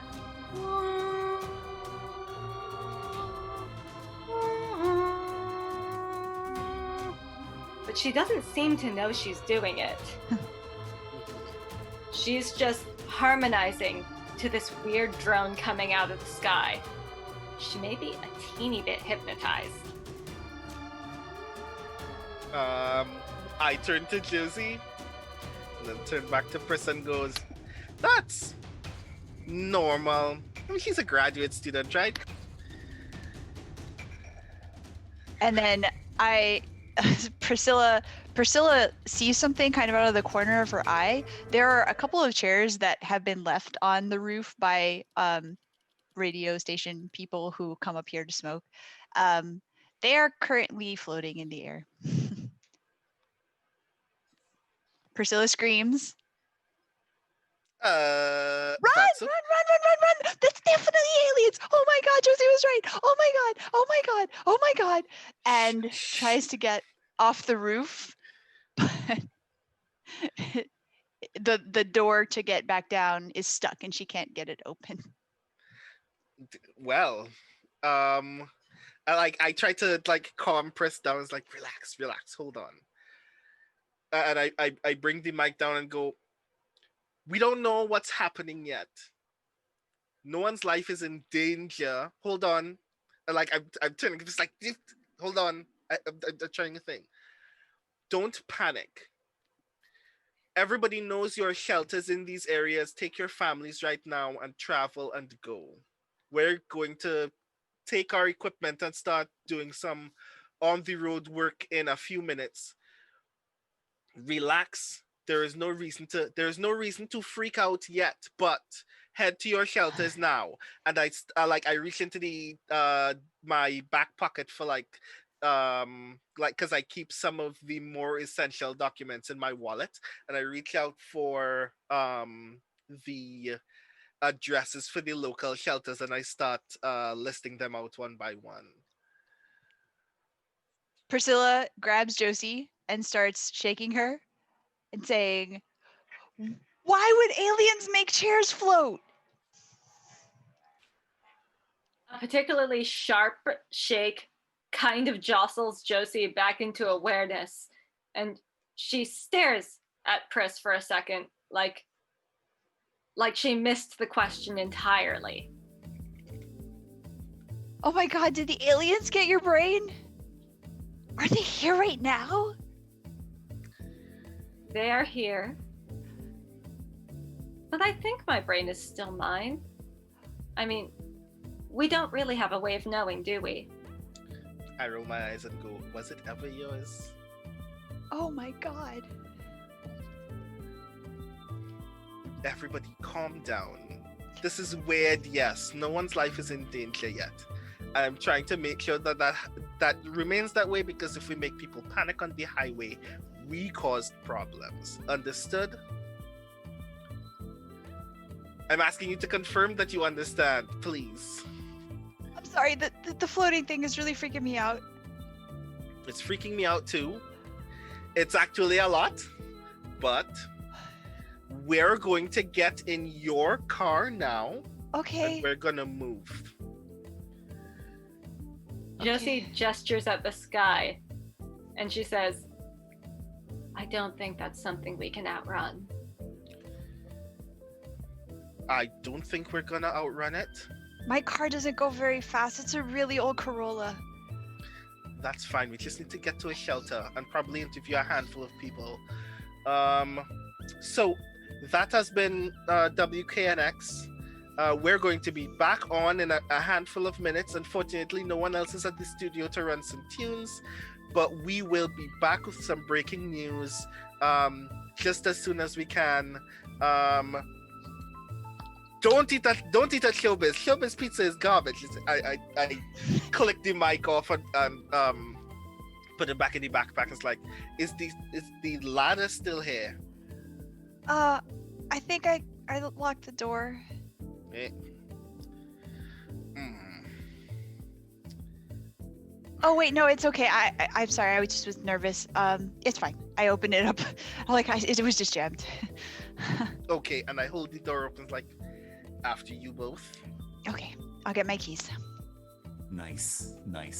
I think from there we have a fast forward in this scene. There's a fade to black, and we will do the ending of the game bit while I think you're all in the car, and this tune keeps playing as we get like a side-on shot of the car kind of going along the highway while we see the buildings glowing eerily from the lights in the sky in the background. When the evening segment concludes, everyone describes in one sentence what happens to the radio station and the world outside. So, Adam, give me one sentence about what's kind of what happens. These are kind of, think of them as scenes that are happening either during the credits or post credits. What I think definitely happens at this point is Pris's professor comes back and sees that the studio is empty, meets the door like kind of half locked, rolls his eyes, but like chuckles because he heard the last broadcast that was made, and steps into the recording booth and sets up on the DJ console to play It's the End of the World as We Know It. Nice. Josie, pick up from there. What happens? Josie is now in the backseat of Pris's car. She's still attempting to pick up some kind of signal on all her devices and failing. But weirdly, she is becoming more and more calm as the situation develops, because she is sure now that the aliens are here, and all she hopes is that it's the same aliens that have her friend, and that she might see Macy Hall again. Nice. Priscilla. Priscilla has stopped to refill the gas tank, which is she has to pay cash because none of the credit card machines are working. And while she's there, she gets another cup of coffee and a bag of little powdered donuts and heads back to the car, whistling as closely as she can an approximation of that weird tune coming out of the sky. Mm-hmm. And to wrap up the final sentence of the epilogue, because it's everybody, including me, the lights continue to slowly descend out of the sky. In the neck of the woods that you're in, there is actually a really large radio tower, and almost as if specifically targeted, one of the glowing lights, about as large as a house, is slowly descending, and then it touches just at the tip of the radio tower, and then all speakers across the city blast out at maximum volume.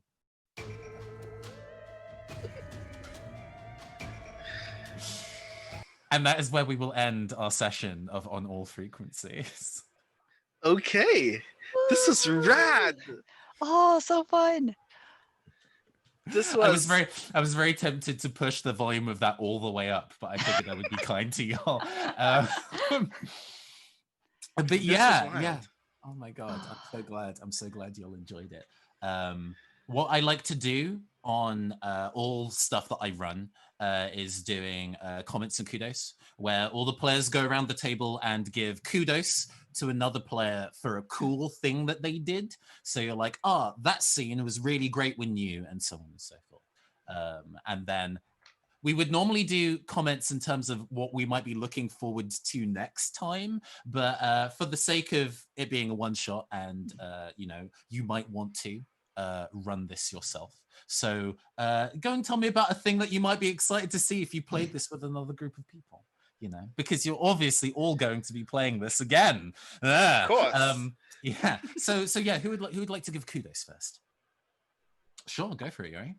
I want to shout out Valerie, because what you did with the coffee drops as repeated visual gag was fantastic, and I loved it. As a person who's dropped many coffees in her time. I was method acting I from was. experience. Yes, I was just pulling from life. I would like to call out actually both of the other players. Josie, just starting to broadcast the alien stuff whilst locked in the room was awesome. And also just like having the nap with the mask on with just the eyes, because I could picture that very vividly. But Mhm. also Brandon just trying to keep it together and slamming the pages onto the glass to be like, stop what you're doing, this really sucks. But also the idea of having the someone show up to be like, okay, we need to do something and get it together. I think that was a really good sort of motivating tool for a lot of the stuff going forward. Hell yeah. I also have kudos for both of my fellow players. Valerie, I really adored that like Pris's energy of outward excitement hiding a kind of inner jadedness was actually really, really well done for me. And Iori, I like that Josie kind of vacillated very often between very eagerly sharing all of this weird UFO wildness and then immediately becoming calm and not having any like immediate attachments to whether the world is going to end. It's actually really entertaining. So yes, thank you very much for those. And since we have a little time left, Brandon, you always do such great NPC work. Could you tell the audience a little about what goes into building voice for your NPCs? Because you always manage to establish personality really quickly with very slight vocal modulation. I am grateful for that comment because I think that I am not very good at voice acting. I think a lot of it is really just I want to know who someone is and what emotional state they're in when we meet them, and I just want to perform that. And the easiest thing to perform is a middle member of authority who is very annoyed. So yeah, teachers, the capos of gangs, police officers, very easy to just show them being mildly frustrated. So yeah. And also kudos to our DJ who made such great song selections and really. I mean, those were your songs fed back to you tactically to your events. So, you know. But you chose the timing, and that was just like I'm in awe of that ability to kind of string that together and create that emotional landscape in the background. So yeah, no, I really love using soundtracks for actual play, especially online. If you've ever seen any of my RPG streams, I tend to have music be quite a big element of it in terms of use and giving the tone and texture. And it's really interesting to work with other people's music choices. I find that a lot of fun. For the sake of Nathan, not having... From a DM perspective, did you keep notes on like the tone for each track or something? Yes. Because we each gave you like 5 tracks, right? I Yes. know if I had only gone off the titles or something, I would have been pulling the wrong one constantly. I did broadly separate them into categories of comedy, fantastical, tense, and calm. You know, sometimes you do subcategories or change what those headings would be, but based on the music that you gave me, those were the kind of categories I split them into. And also the times when the music dropped, because then that was like Oh my god, the use of silence was fantastic. Yeah, to read the kind of like crew advice and DJ advice that I put in the notes of the game itself. For crew, it can be difficult to just start a scene if you're new to tabletop improv, but take it slow. Your scenes don't need to be long, and the morning segment works best when it's introducing ideas that can be explored in the afternoon and evening. And then for DJs, the music is very much a character in the story alongside of the crew. The DJ role can be a good fit for those who are not comfortable with public speaking, but also want to play tabletop. If you're not in the scene, still keep an ear out. The prompts and outcomes your fellow players come up with may be excellent springboard, and as you play, you'll get into a balance of leading and following with the music. You can even get experimental and choose music that's odd for the scene at hand, which is definitely what I kind of enjoy doing in this game. And if you were to go and run this again for other people, what might you be excited to explore if you were to run this yourself? Go ahead, Brandon. I am just excited by the entire premise overall. Thank you. It's like the premise obviously leads to a great deal of shenanigans because you are the only people sending out messages anywhere in your entire space. So like the context of what your station might be, I think it gives a great deal of like dynamism to that. Like I would love to at some point in the future play a pirate radio station version of this. Because I think that that's really neat. So yeah, I am interested in trying out all of the variations of a radio station that can exist and seeing how the dynamics of that space in particular changes the way that you think about whatever is also happening outside. And I'm also kind of curious, not to harp on the present moment of all of us being trapped in our homes from month at a time. But I'm curious what this game would look like when the circumstances of lost communication is like simply a kind of like external decay that traps everyone in their homes. And how perhaps connecting via radio is the only thing that gives us not only the news but other kinds of closure would actually be really neat. Yeah, it reminds me of Fallout in that sense, especially Fallout 3, where the use of the radio was so pronounced. You can turn it on, you can turn it off, but as you wandered the wasteland, basically radio was what you had, and you were listening to the music that was being played, but also different kind of news reports from the DJ, and I think that sort of thing is really cool to examine from the other side of it, as in the DJ side of it, basically the person and people who are producing the situation. I love all of this as well. Like my husband does improv, I don't, but it's a very kind of like cool and familiar improv format in terms of getting the prompts and incorporating those into the scenes that you're doing, and like the structure of it too, kind of like the threes is really cool. So yeah, it's okay. I know I just did improv, but listen, my husband done it professionally, so it's different. I don't know. Yeah. Improv is improv. Yeah. Improv is improv. It's definitely, the way that I built this is definitely kind of the quiet suggestion of 3-act structures and thinking about how stories come together without explicit. It was explicit in the text, and then James Martin told me to make the RPG text shorter, so that got removed.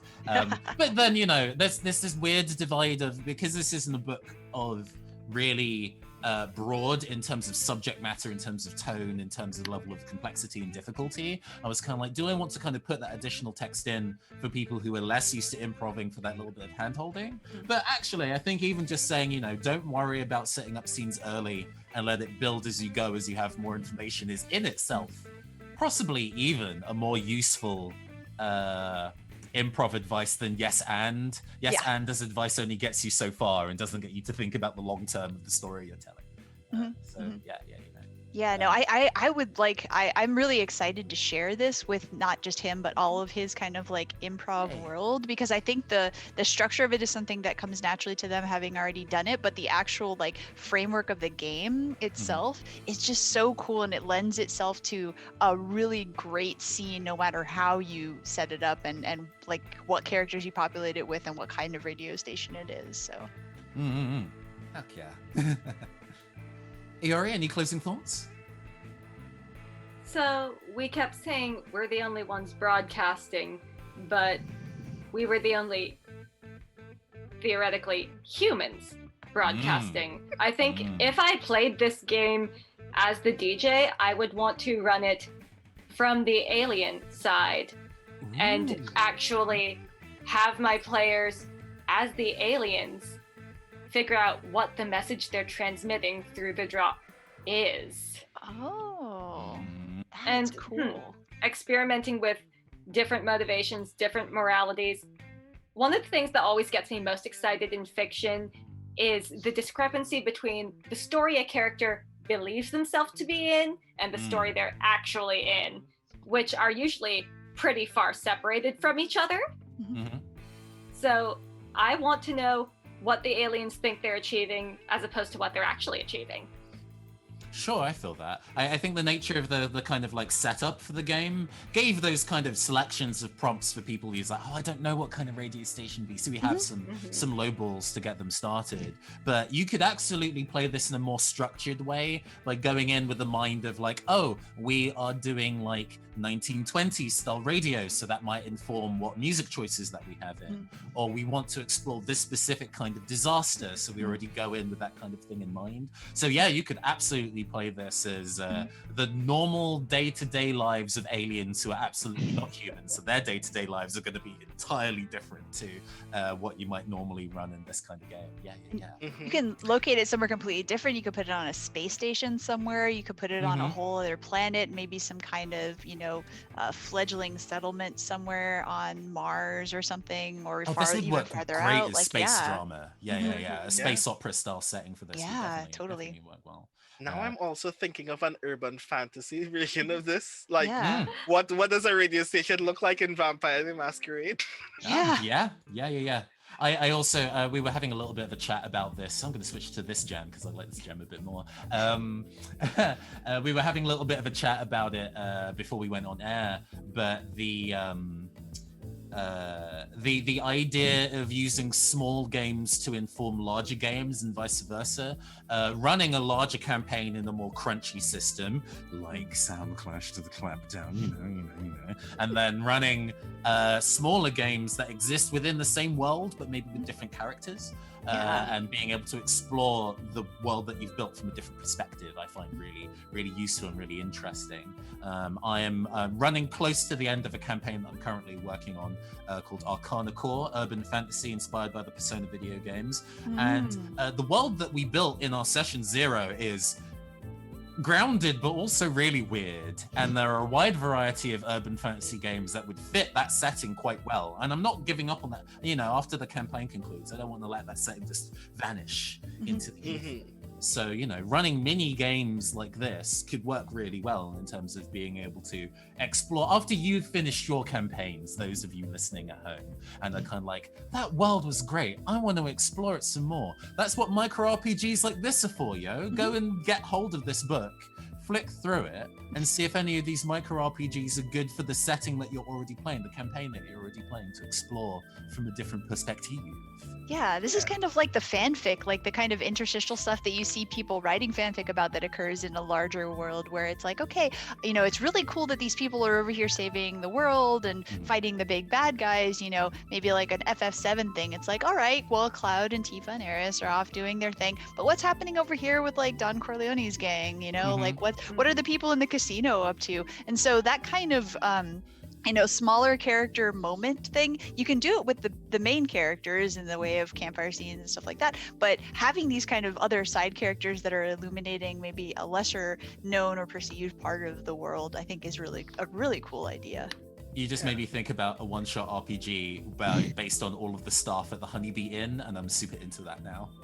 That would be rad. I also just kind of want to idly throw something at Arv, who is presently playing the FF7 remake, about the potential of an entire game where you play as Johnny, because I know how he will feel about that.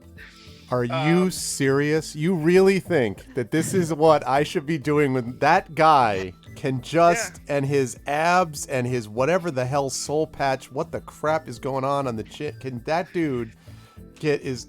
You're Goes right, on of course. adventures, fashion adventures. I know. What about the chocobo breeders? What are they up to? I'm just saying. It's true. Can I just What say, about by the way, chocobos? and I don't mean to jump in the middle of the convo, but I wanted to say that as I was listening to, I agree with all of this.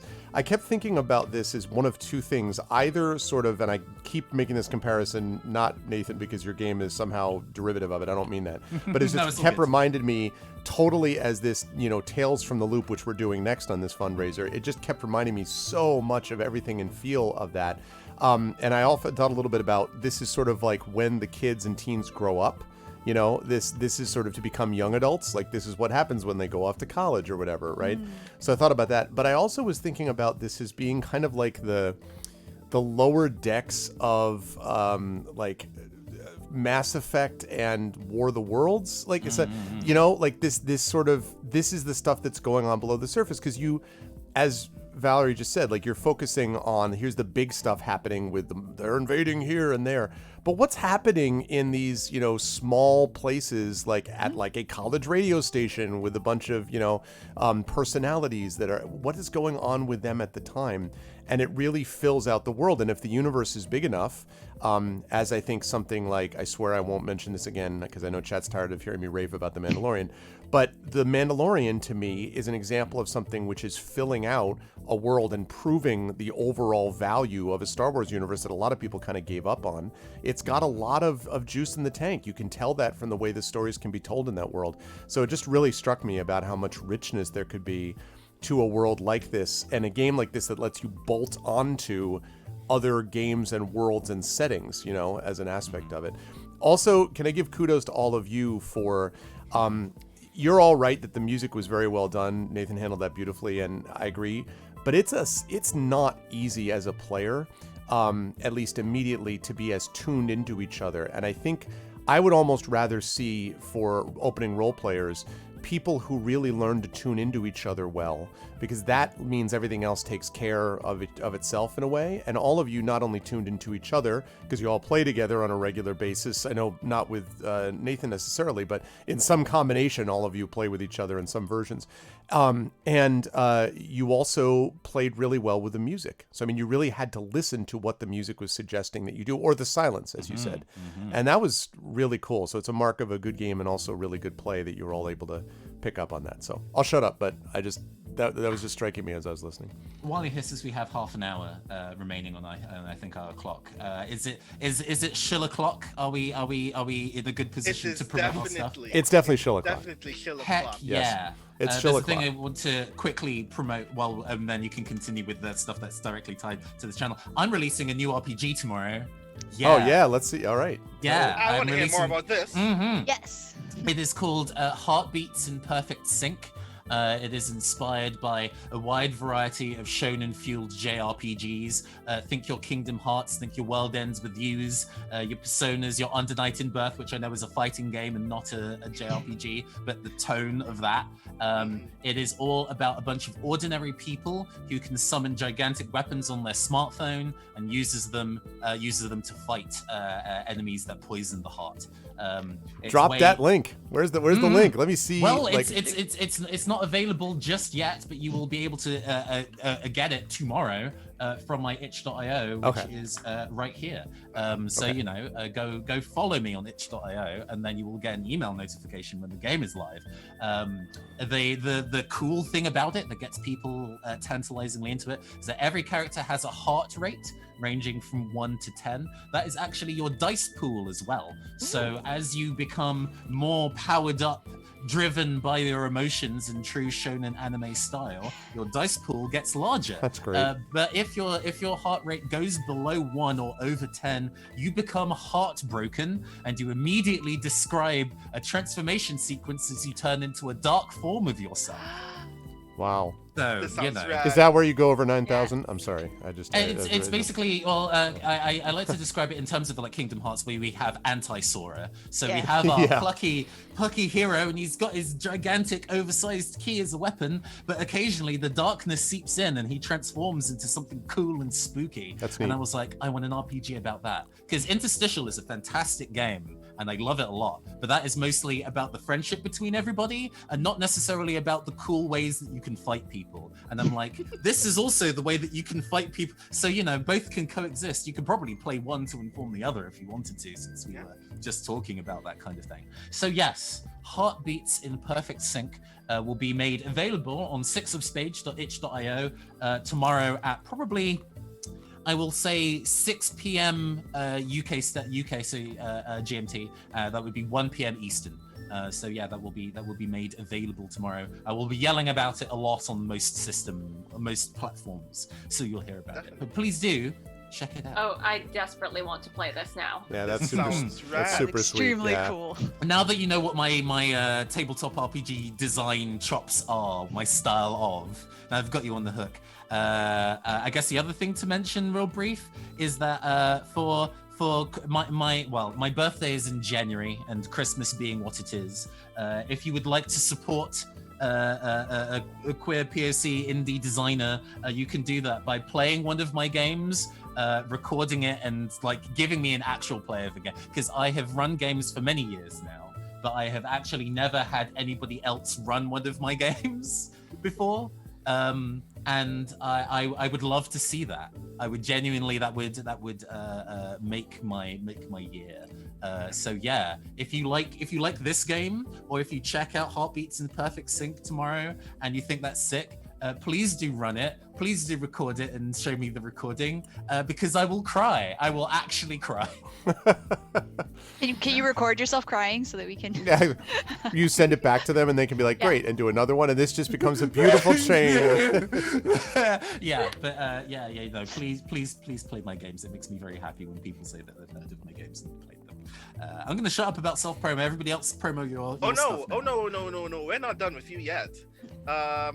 Because I want to ask some questions about your design stuff. I mean, you've been in this gaming space for a while. I'm kind of very curious, especially now that you've reinforced for me exactly what your kind of style is, what kinds of like motifs and tropes are very important to you, which very much seems like I'm going to do every single genre of anime known to man, and you can't stop me. So I'm kind of very curious about like not only how did you get into RPGs, but like what do you see RPGs as for? What do you think they can do? What are you trying to explore in your own design? Oh, sure. So, I mean, tabletop RPGs can be for all sorts of things. And I've been playing tabletop RPGs for about a decade now, longer than a decade. But I have been doing actual play specifically, so playing RPGs specifically with a mind for other people to listen to them for about 3 years now, I guess. So a lot of my game design is with that in mind, with the idea that people would potentially be playing it with recording it and approaching it as actors, as performers, because there's a really different energy to playing a game at home with no microphones to playing it on webcam for the internet live. You know, there's really different energies and production concerns that go into that. So I'm designing games that specifically work well with actual play, which is, I think, a space that people are making games for that, but I don't know how many people are specifically making that with that as part of their design philosophy. So I want to kind of carve out that space of looking at actual play as a performance art, and the games that suit that really well. In terms of them being about anime and about, I really like looking at tabletop RPGs on or off air as TV, as anime, as films, because talking about the cinematography is a really easy way to get everybody on the same page and thinking about the thing dynamically. I don't like dilly-dallying in games at all, even on or off air, so giving it the pacing of a TV show is helpful in making sure that nobody decides to spend 2 hours developing a plan and not actually doing the plan. You know, because some people really enjoy that, the slow burn of designing their world and thinking through stuff. But I want to get into that, so I enjoy designing games that are really conducive to that kind of speed. A really good friend of mine, Will Yule, who also appears on my work a lot at the moment. They are a tabletop RPG designer who is often really specifically inspired by Blades in the Dark. Is actually one of those things where you kind of jump straight in and kind of get going. So yes, Forged in the Dark systems are very much in my headspace in terms of the games that I make. Anyway, Will Yule cut their teeth on designing games that are inspired by existing properties put into a concise format.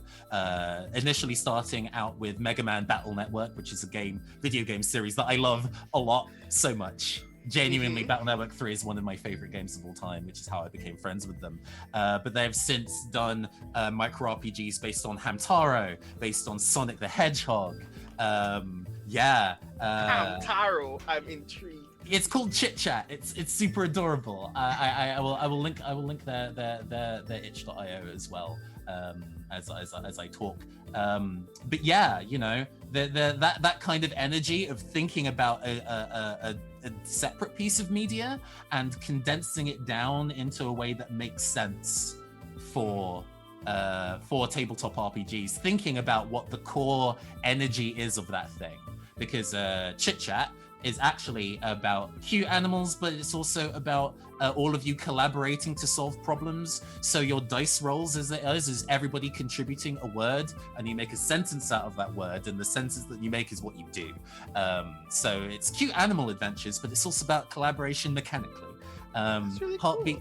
Heartbeats in Perfect Sync is about becoming more or less emotional, and then teaming up with your friends with similar high emotions to achieve gigantic things, and then that's represented in its dice pool. So that's, I guess, the facet of thinking about the game experience you want the players to have, and then making sure that is reflected in the mechanics. Wow, that's really neat. Words. All of these things sound really cool. I'm really like, I mean, I dig RPGs a lot, and I like thinking about all of the interesting things that people like to do with the games that they like to make. So it's very easy for me to tear a thing and go, I want to play that. I definitely want to play that. But I'm so very fond of your design sense in particular. Oh, thank you. I'm really glad that we got an opportunity to experience this game in particular, because I think it's really neat. Mm-hmm. And so to turn that back onto you, just real brief, the similar high shonen energy that I'm getting, or I'm both putting and getting back from Soundclash, is something that I really enjoy about playing that game, specifically with y'all. I'm so looking forward to the point where we are actively more aware of the magic that we're doing, and specifically working that in. I'm trying my best to make sure that Oliver Hoshizora is the anime teen that this campaign deserves.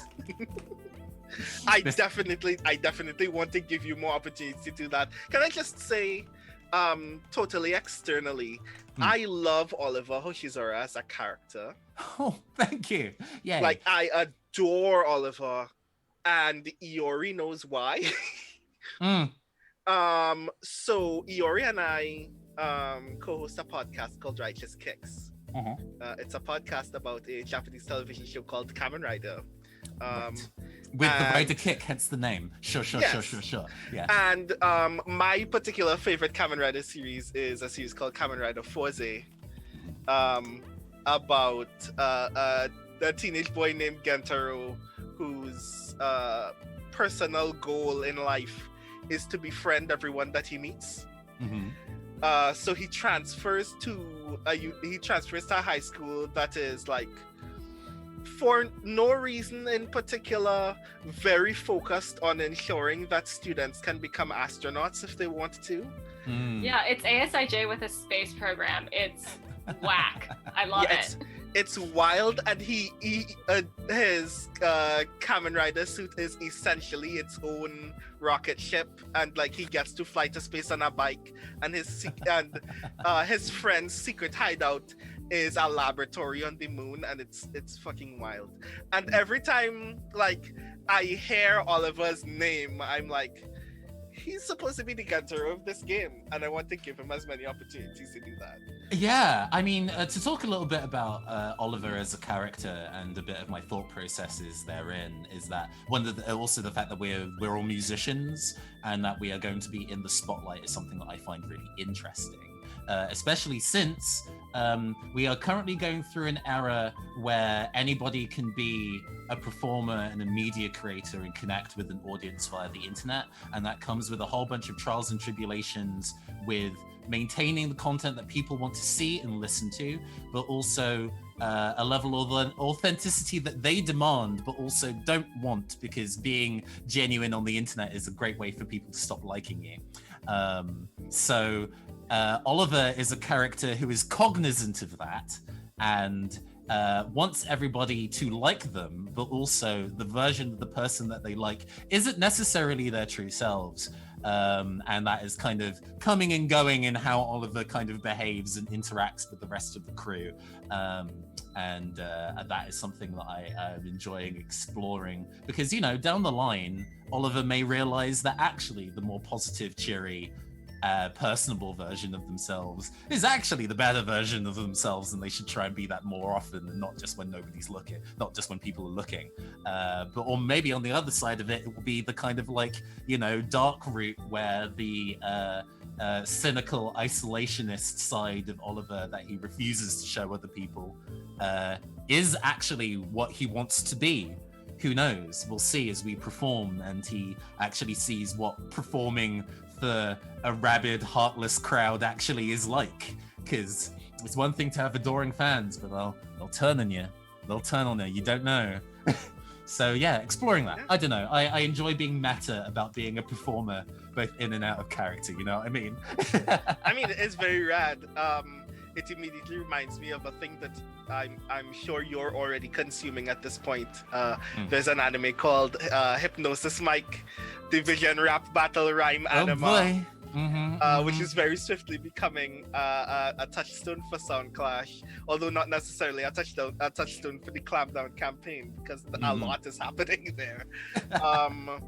But there's a character in that anime named Dramuda, who, as the leader of the Fling Posse, very obviously seems to people like very cute and bubbly and soft. But whenever he's speaking to himself, he suddenly has this gruff, demanding voice. And he's always conniving. Yeah. And like that kind of level of duplicity. I don't even want to say duplicity, because it's not necessarily always a matter of like attempting to deceive people, but the simply persona behind closed doors. Yeah. Like exploring that more. I'd really like to see more of that. I'm really intrigued to like give Oliver in play more opportunities to like ask deeper questions about persona, and give people more opportunities to like see past the facade, and probably even get some opportunities to ask some questions about like what Oliver genuinely believes is the true self. But we will get to those points because a lot of things are happening in the Clampdown already. But yeah, I'm really digging your character. I'm really glad that you're on the cast for that game. Thank you. I'm gonna you're scared about that, you know, where you're kind of like, I know that this character is, well, how to put this, I am not super interested in writing characters that are especially pure or evenly good. You know, we play a lot of tabletop RPGs where heroic fantasy is the default, and that's great, but that ain't me. I build flawed characters most of the time, so I want to build a character who is nice, or helpful at least. Oliver will always be helpful, but he is also deeply flawed. So I'm glad that kind of energy is fitting well with both you as the GM and the rest of my players, I hope. I don't know. They might DM me later being like, Nathan, what are you doing with Oliver? Stop. But for now, we Gucci. But yes. Oh yeah, this works a lot. I think it fits definitely with the Clampdown as a story, and with Soundclash as a game. In part because like when I think about some of the touchstones when I started like adapting the game Soundclash, I think a lot about the very obvious decision that I made in terms of like what was motivating me to make this game, which is not an anime but still animated, the cartoon Gem and the Holograms. Oh yeah. Which at the point I hadn't seen. And then I did see it, and I noticed, and I like, it was so hilarious to me that I was like, live tweeting about it as I was watching it, about the fact that every episode and a half, there is a moment of maximum property damage. Every episode is Gem being conflicted about the fact that her boyfriend is obviously in love with her alter ego, but never asking any obvious questions about it, because apparently why would you ask those questions? obvious moments of like intense criminal activity taking place where the stakes are simply, will someone like the song or not? It's like a lot. So I'm always down for high energy in Soundclash. I try to create as much opportunities for people to like channel high energy, channel complex personal relationships between their non-performance self and their performance self. The game as a whole is about the clash between the value that you have for the work, or what performance, what music does for you personally, and what the world begs of you now that music has stakes. So I want to give people as much opportunities as possible to like go hard with that, and I think that Oliver has been doing that very, very well. Hell yeah. Please, the IDW comic run of Gem and the Holograms that was started a couple years ago and has since concluded. Yeah, actually pretty good. Went off the rails as they lost budget, but it is definitely get the first trade paperback of that. I definitely recommend it. Yeah, it's really dope. If you're like, weirdly enough, there's another comic that is a very interesting touchstone for Soundclash, which is there was a run of Black Canary, where part of the plot was not only that her rock band was getting gigs and she needed to manage those gigs while also doing superhero stuff, but during that run they actually came out with 2 Black Canary EPs that are dope. They're amazing. You can find them on Bandcamp. I can't remember the names of them, unfortunately, but they were amazing. So yeah, like I could list like dozens of. There was a time in the design of Soundclash where I just had a page of, if you've ever consumed this media, you will enjoy Soundclash, and that list was beginning to get longer than the introductory page, so I just had to cut some stuff out. So yeah. I know that we have a little bit left in the time, but I have to say, dropping the performer persona for a moment, I am starving and need to eat something. So I might have to quietly boogie away from the stream and let y'all. I mean, I don't want to stop you from getting something to eat. I guess the only thing, if there's any questions or anything you want to tell Nathan or anybody else in this game session before they leave, you have like 10 minutes or less. The floor is open to the chat. This would be a very lovely time to shower them with praise. I'd like to see some love in the chat. Well, I always have time for praise.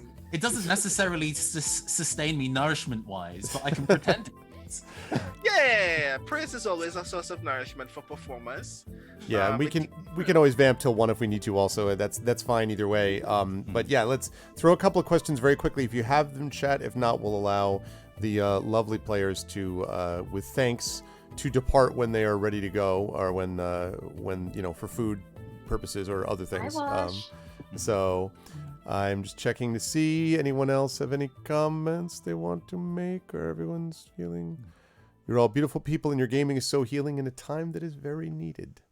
Wow, see, see, look at the nourishment. See already, this is nourished. Like, there we go. Who needs food? This is my pores are cleared. Since we were doing a game about sound, and this is as a larger fundraiser for Soundclash, let's give a gift back to chat. How about we each drop a link in for whatever song we used to get pumped before we get into character? Oh man, yeah, that's good. I make playlists for every campaign character that I run. So there's a playlist for Oliver Hoshizora.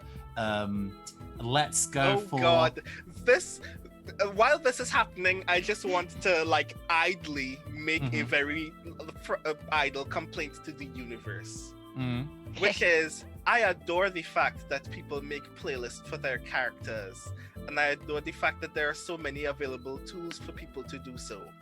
What sucks, however, is that Spotify is not available in Trinidad and Tobago, so I never hear any of them. I mean, I can probably rebuild it in YouTube, to be honest with you. What I would recommend from it is "Sad Day" by FKA Twigs is definitely is on the playlist, which I've linked in the Twitch doobly-doo. Both because Oliver Hoshizora is, when he's not in front of other people, a sad boy TM. The combination of black culture and kung fu cinema that music video is, I think, speaks really true to the interesting history black communities in the UK and US have had with East Asian cinema, anime, and video games over the last 2 to 3 decades. And I think that reflects also quite strongly in who Oliver is as a character. And who I guess I am as a person. I am also that kind of weeb. Sad Day is definitely a good combination of those vibes. I see that Iori put something in the chat. So I'm Yeah, curious hold what on. that is. Yes. Go ahead, Yuri. I was listening before this started to Sleep Tight by Hello Sleepwalkers, which is part of my general Get Pumped playlist. The other thing that I was listening to on my way in was Welcome to My Fan Club's Night by Maine. Brandon remembers Maine because she did an insert song for Forza. Okay. These are very good picks. Oh my god. Hold on. I'm trying to get mine in here. It's one of them is a little weirder to find than the other because it's like a really old thing that used to play on the radio when I was younger. But I'll put this one in first, which is Slater Kinney, Bury Our Friends. It is a song. I don't know. I don't presume to know the intent of the songwriters, but it's a song that feels sort of like an anthem to me these days, where it's like, just about being tired and going on anyway. And it feels like that is, as the kids say, a big mood. And then another song that is always on my kind of character playlist for the novels that I'm working on is a really old one called Tumba la Casa. And it used to play on the radio a lot in Miami when I was growing up, especially when I was in middle and high school. It was something that I feel like the DJ on Power 96 would just kind of slide it in at random times. But it was always kind of like, I don't know, it would get me pumped up in a kind of high energy sort of way. So throw both of those in there. Love a thing with a house beat. Hell yeah. Yeah. It's talk about throwbacks. It's like, let's go back to the 90s. So I see Yvonne Arf has put something in the chat. Oh. Well, I've put this in. I feel bad because we're keeping Nathan for his meal. I put it in just because this was cracking me up. Because when I get fired up for a particular scene, this is, I think, and I'm going to completely butcher it. It's not Carmina Burana, maybe. You've heard this music before multiple times, but it is from the movie Excalibur, where Arthur has finally woken from his slumber and says, "Now, my brother, I will be king." And the guy marches off going, "Knights, squires," and this music starts a dun, dun, dun, dun. You've heard this before a million times. And they, like, that scene, which in my mind always summons up the music of the scene, which always summons up these guys full armor. And I understand they didn't really ride like this. Who the hell cares? Okay, they're riding on horses. There are flower petals coming down in the millions, and anyone who knows anything about anything relating to visual novels and anime will also appreciate the heavy use of flower petals at appropriate moments. It's just great, and it gets me fired up. Energy. Yeah, when I go into a big TTRPG battle of some kind, usually as a GM this is happening, this is the music I fire up because I'm like, let's go. Anyway, that is not at all as nearly as cool or innovative as any of what you were saying, but hey, what can I tell you? This is the thing that fires me up for these things. I'm very curious about my answers because I'm going to put two things in the chat right now. The things that I've been listening to, one is one that I've been listening to lately. There is a Japanese rapper named Dotama whose like entire aesthetic is looking like a salaryman and doing salaryman music, who has a song called Honey,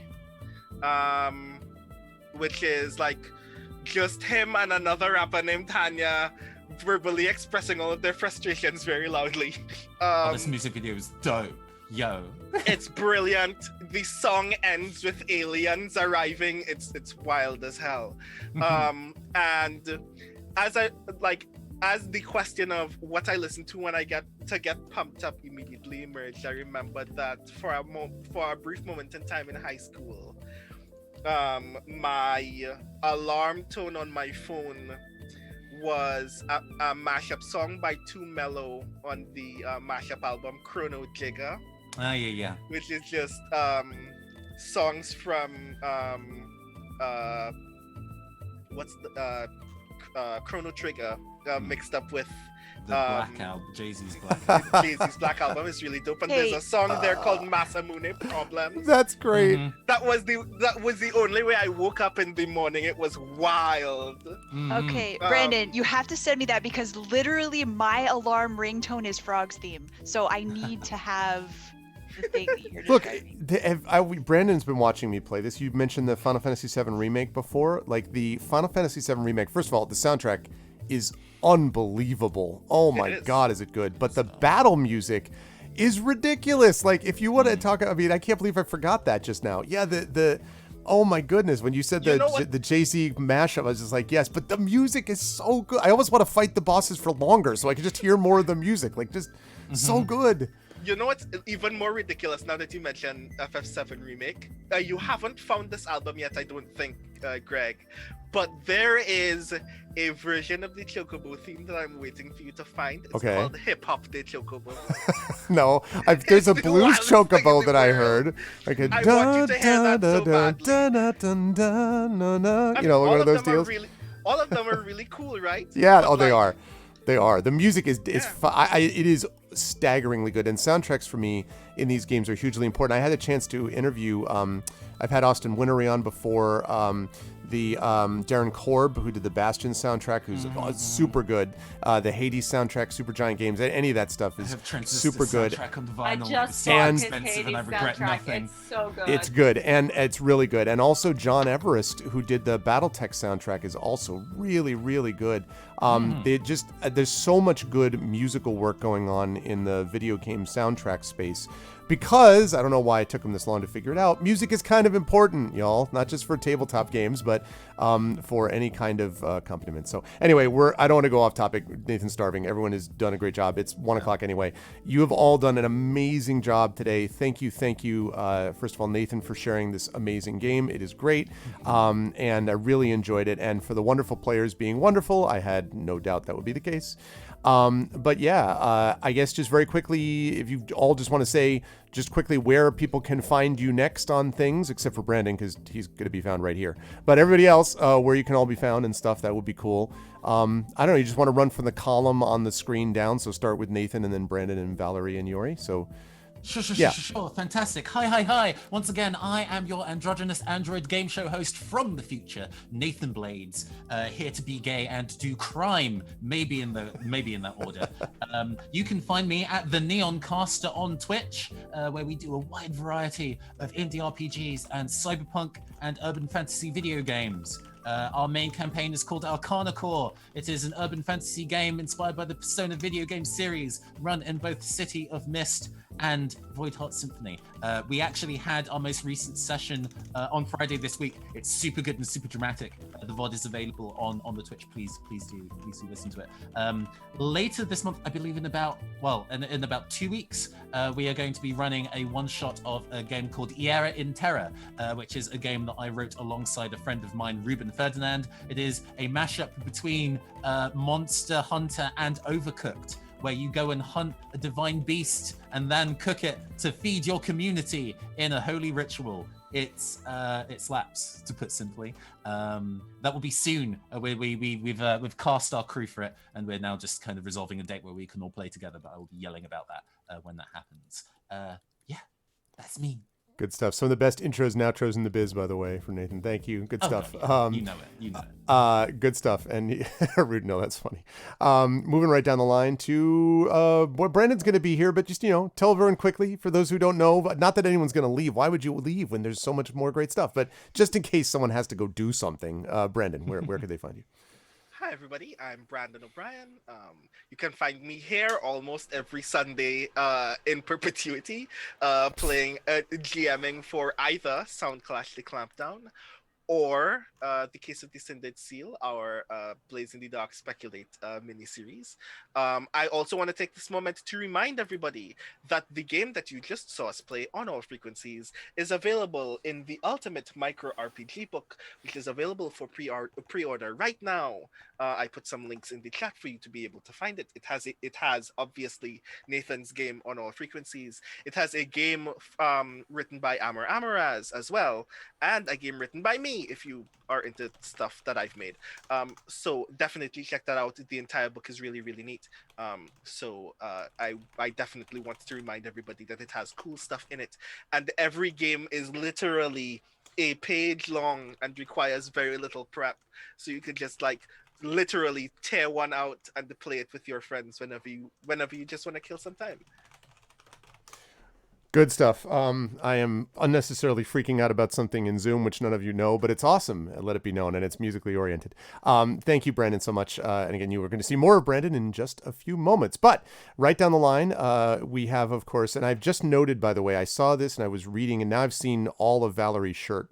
And Valerie's shirt, I think, is very apropos for some of the discussion. I believe it is attack, magic, summon, item, and run. And That's this is a menu that I think everyone JRPG shirt. Yeah, I was just gonna say this is I'm there with it. I love it. But Valerie, thank you also for getting up early in the morning to do this. Thank you, and let everyone know where they can see you next and what stuff they should be getting from you next. All right, yeah, I'm Valerie Valdez again, author of Chilling Effect and Prime Deceptions, which are out now. If you like Mass Effect style space opera, but again, the stories of people who are living in the background of the major events that are occurring elsewhere in the universe, but who nonetheless have to come into their own, step up, and actually do something useful for a change. You might like my books. And you can find me also in Brandon's Blades in the Dark game and on Twitter at Valerie Valdez. Very cool. Thank you, Valerie. Always a pleasure. Also a pleasure as well to have Iori Kusano, which, again, I want to be clear, is not Lori, but Iori. And if I could have fit it, I would also put not an L, because it's not. It's just the bloody font, and I love it, except that they should do a different I. Anyway, it's Iori. Iori, thank you so much, as always, for, in your case, staying up late to do, I believe, right? Because it's, what time is it now in Japan? It is 3 a.m. Oh, or let's be specific, it's 27 o'clock. Okay, yeah. If you're on 24-hour time. Yes, or the 300th day of March, 2020. It's one of those things. Anyway, thank you very much for being willing to stay up late. Same, of course, to Nathan, who also, staying. You're middle of the day for a change, Nathan, I guess, for you. But yeah, so it's 6 p.m. here. Which okay, is so it's why not as usually absurd like we usually make you do. But thank you. I know time zones are a thing, so thank you for staying up late, Iori. Where can they find stuff about you and cool things? Let's see. I am at kusanoiori.com. I am on Twitter at Iori Kusano. That is spelled I-O-R-I. Definitely not an L. Don't believe the sans serif fonts. They will lead you astray. Somewhere out there is a Lori Kusano who gets credit for all the awful things I say. Yeah, and well, okay, so the bad things and all the good things you get credit for. Maybe that's the cunning measure of the font designers. Anyway, good stuff from everybody. Thank you all so much. Note for Brandon, I'm going to end the Zoom call for everybody, and then I'm going to send a new Zoom call out through Discord. Thank you again to Nathan, to Brandon, to Valerie, to Iori. We will see you down the road in various places. Chat, can we get some love and support for all of them? Thank you all, players and DJ, and I'll be back to you, Brandon, in a minute. Bye, everyone. Bye. Jen. Okay, so good stuff. And with that, we are now going to transition over as I proceed to make some switches for the new thing that's about to happen. So thank you everybody for being here for this first part of things, but don't go anywhere because there's a lot more where that came from. Next up on the docket, starting in just about any minute actually, we have got the new the Soundclash the Clampdown fundraising event. This is going to be Tales from the Hexes, and it will feature yours truly playing. Heaven help me. We will do what we can. I have just switched over actually the dashboard in Twitch to kind of resemble that, and so I'm going to put a link to the new Zoom in just a minute. In the meantime, let me remind everybody that this is a fundraising event. We've raised $55 so far. We are trying to raise money for Soundclash the Clampdown for two reasons. The first reason is for audio reasons, specifically audio and video. We want to create a new intro video, which is more directly relevant to the campaign, as opposed to being just kind of a generic one. So we want to be able to do that. That's the first thing. The second reason that we're trying to raise money is to make it into an audio podcast as well, as is the case with my Curse of Strahd game. That takes money to do it, and so that's why we're doing this. Thank you again, Iori. Thank you all of the players so much. And the DJ, of course, Nathan, for the wonderful game and for the wonderful DJing and all that kind of good stuff. So thanks everybody for that. So this, as I say, we are looking for an audio podcast of this, and we're looking to do a video and audio intro, and so to do all of that we need support to make that happen, and so that's why we are here doing our game and doing our thing, and so that is why we are doing this fundraising event. And next up is going to be Tales from the Hexes. So while I am doing this, I am going to I'm going to set this up. I'm going to leave you with this break screen for just a moment while I get things coordinated, and then I'm going to bring folks in for the next game. So I want people to stick around, please, and get ready, because we have got coming up right now. We have got, yes, that's Negocios Infernales coming up later today, but right now coming up, we have all actually got some pretty awesome players. I mean, I'll leave aside whether I'm an awesome player. You can decide all that for yourself. That's not for me to say.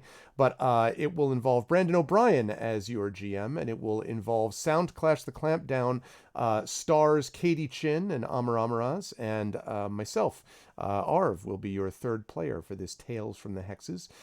So that's coming up next. Then we will have our pre-show for Negocios Infernales, and as you can see right there, Negocios Infernales will be at 6 p.m., and that will run with CSE Cooney and Carlos Hernandez, the co-designers of the game, and they will be playing, leading us through Brandon, Michael, myself, Michael Underwood, so the Speculate crew, Brandon, Mike, and me, and also Yoe Gawain Lin of Soundclash, no, not of Soundclash, of Blades in the Dark. All of a sudden I blanked out because I'm working on like 4 hours of sleep. Of that fame, of Crossroads fame, in Blades in the Dark and Case of the Cindered Seal. So you'll be able to hear that coming up down the line. It's going to be exciting. That's true. We don't get it too much, so we're going to get a chance to play. So I am going to be back shortly. I'm going to leave a little bit of music of my own for all of you while I do that. So please hang tight, and please donate to the cause if you can. No amount is too small, and you can do that by typing in !donate sound, and then also !milestones to see what happens when we hit that $100 level. So in the meantime, thanks everybody. Hang tight. We will be back shortly.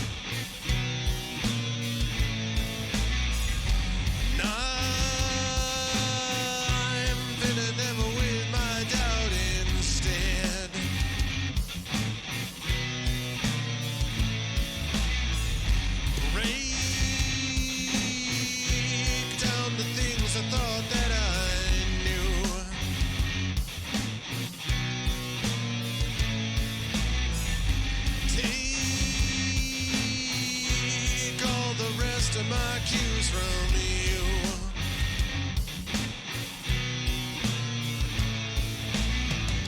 And I've got the last of my lines.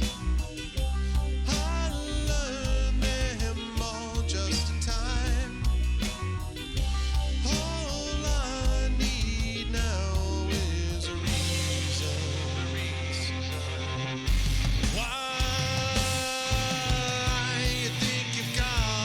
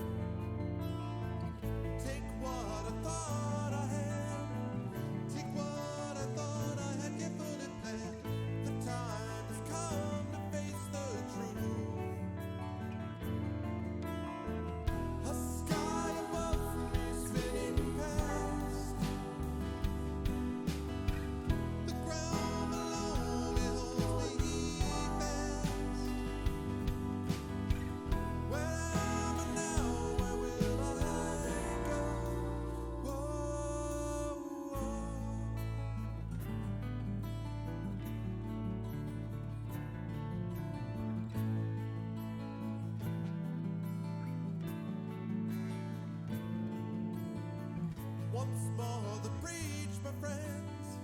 Once more it seems that this will never end. Seems that I've faced this way before. But I was old and slow. I'm so much younger than I was, I know. I've learned to look for something more. I see the places hurt, the open wounds which keep within the dirt, the ones reopen every year. Leave it alone, you'd say. Leave it behind, face it another day. The time has come to face this here. A sky above me spinning past. The ground below me holds me fast. Wherever now, where will I go? Oh, oh.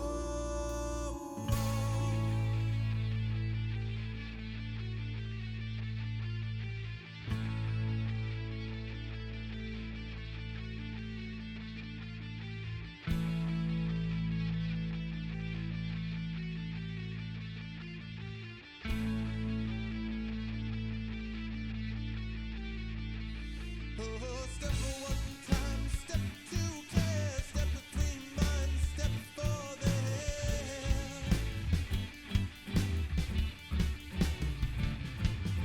Step for one time, step two care, step three mind, step for the hair.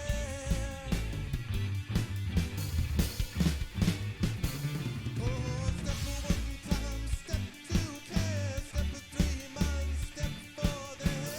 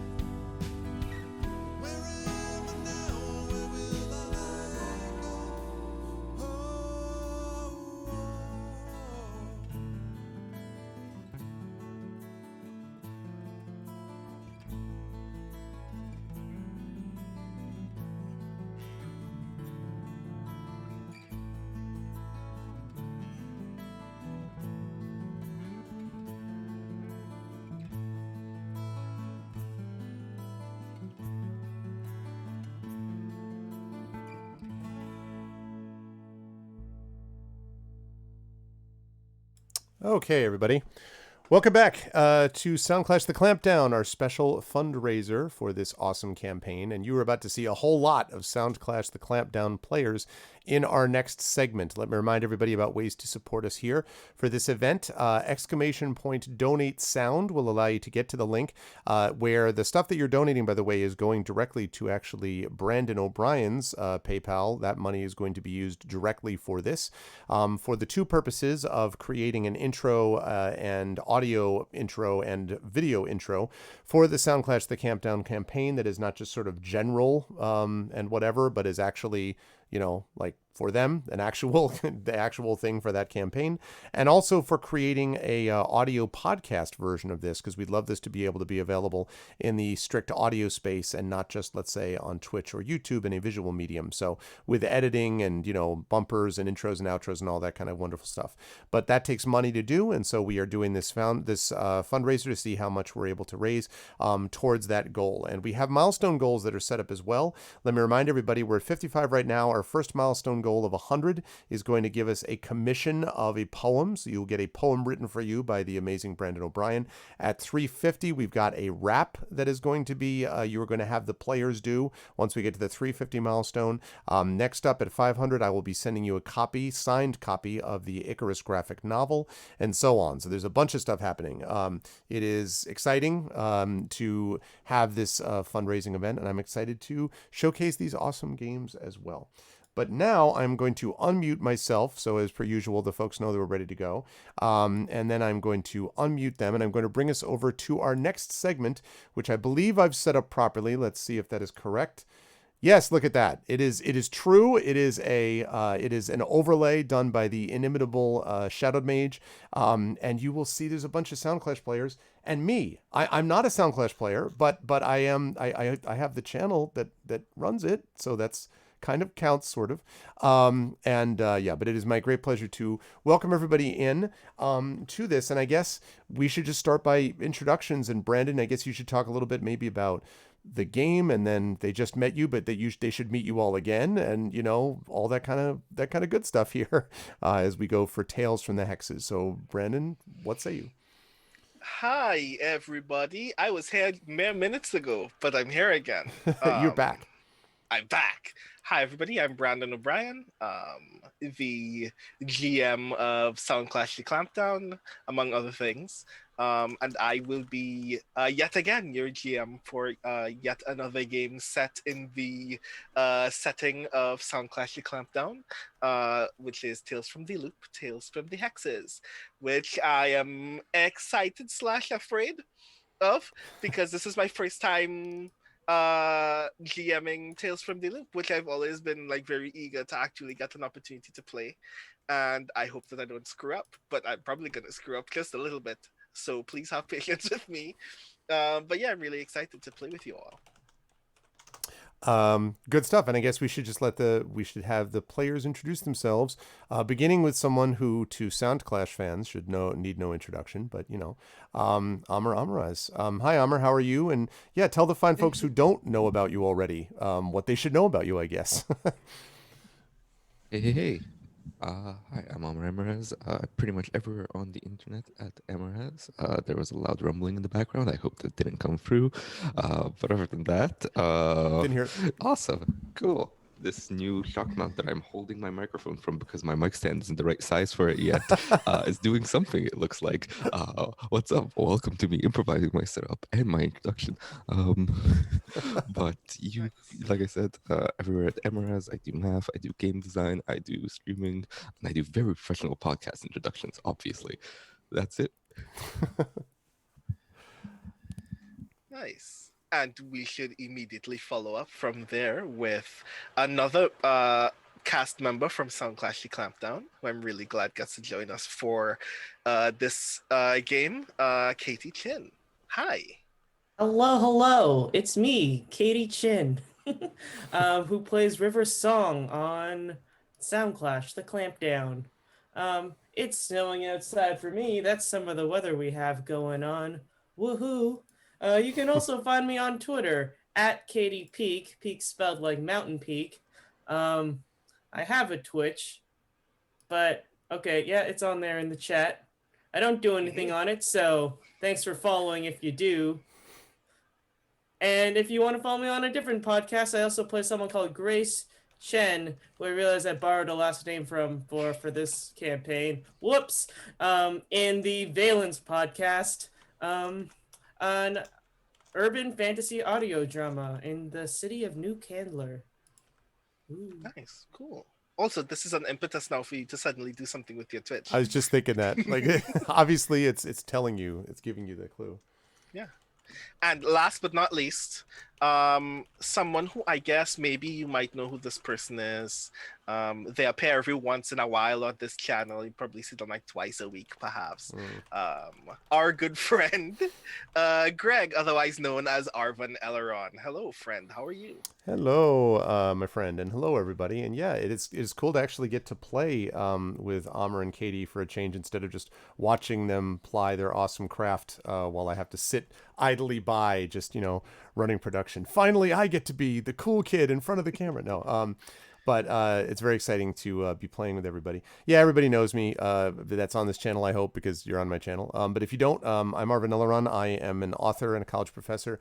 I focus on story and narrative in games. I do a lot of not only writing of speculative fiction, novels and short stories and things like that, but I also do some game writing. I'm the lead writer for a video game called Chosen Heart.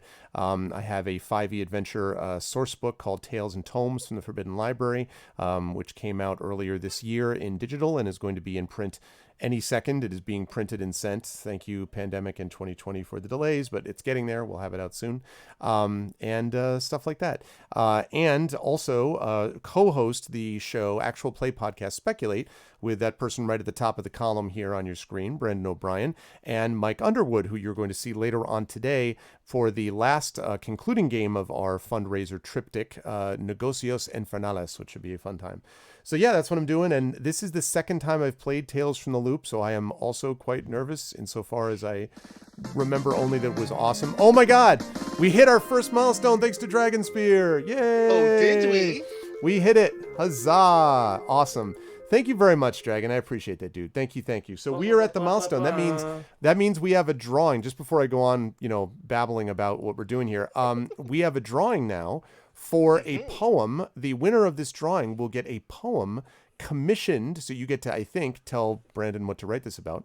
And Brandon is going to write a poem about a subject you commissioned for Brandon. So listen, I mean, this is how often do you get a chance to get a poem from someone of Brandon O'Brien's stature? You're not getting, try to go get this from, like Richard Wilbur or something. If one thing, he's dead, so you won't be able to get anything from him. But Brandon, you will be able to get something from.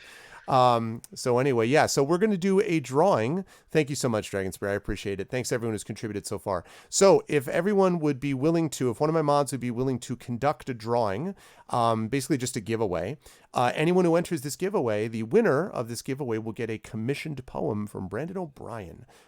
So you don't want to miss that. That is a unique experience.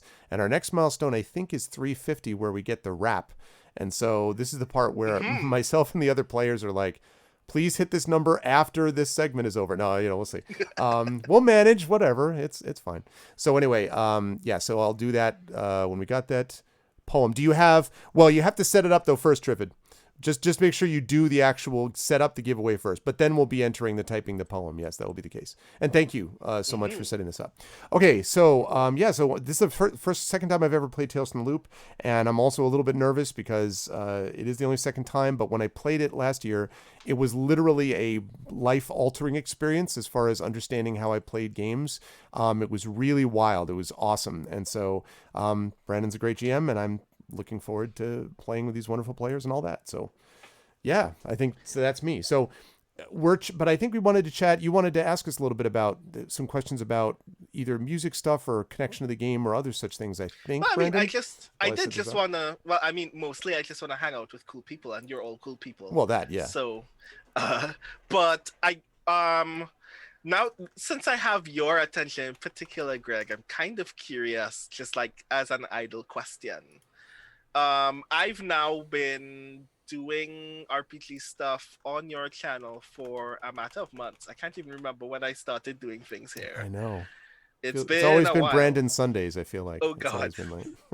And I'm kind of curious. I guess I would like to get the host's perspective. What do you think about the things that I've been making so far? Have I been living up to your expectations? Oh yeah, I mean 100%. Like one of the reasons that I wanted to have, I think I actually approached you, I think, because I was asking you, you had played some stuff with us for Speculate on Scum and Villainy. You and I played together, and I was kind of like, this guy's really cool, and I really appreciate the mindset that you bring to things and sort of the approach. And I was like, how can we do more of this? And I just approached and said, I'd love to have you play a game on my channel because I'm looking for more content. And specifically, I was also looking for broader content. I've been trying to, my favorite game for a long time was Dungeons and Dragons, and I still DM stuff like that, but I really wanted a much more diverse palette from which to draw from, including other tabletop games as well. So I was just like, what else can I do? And I wanted to see what you had. And then you pitched me this thing about like, well, I'm working on this game with this like it's basically set in this alternate universe where people have musical powers to fight against structures of authority, and I'm like, okay, I'm already in, so please tell me more of this. And it was just everything you pitched me was like cooler than the last thing. I'm like, this is great. So yeah, and then you did this big like casting call and got this cast of thousands, which we narrowed down to the 4 finest players, that could exist for this campaign, the top of their craft and profession in every respect. I'm only slightly being hyperbolic. Like seriously, there were a lot of people that that applied, and it was not an easy decision to get all of those people. And it's been great. I mean, it's exactly what I hoped for. The game is really interesting. There's lots of cool, weird stuff happening all the time. And I think the chemistry among the players has been great also. Very quickly, because I don't think, correct me if I'm wrong, but I don't think, had Katie and Amr, had you played together before or no?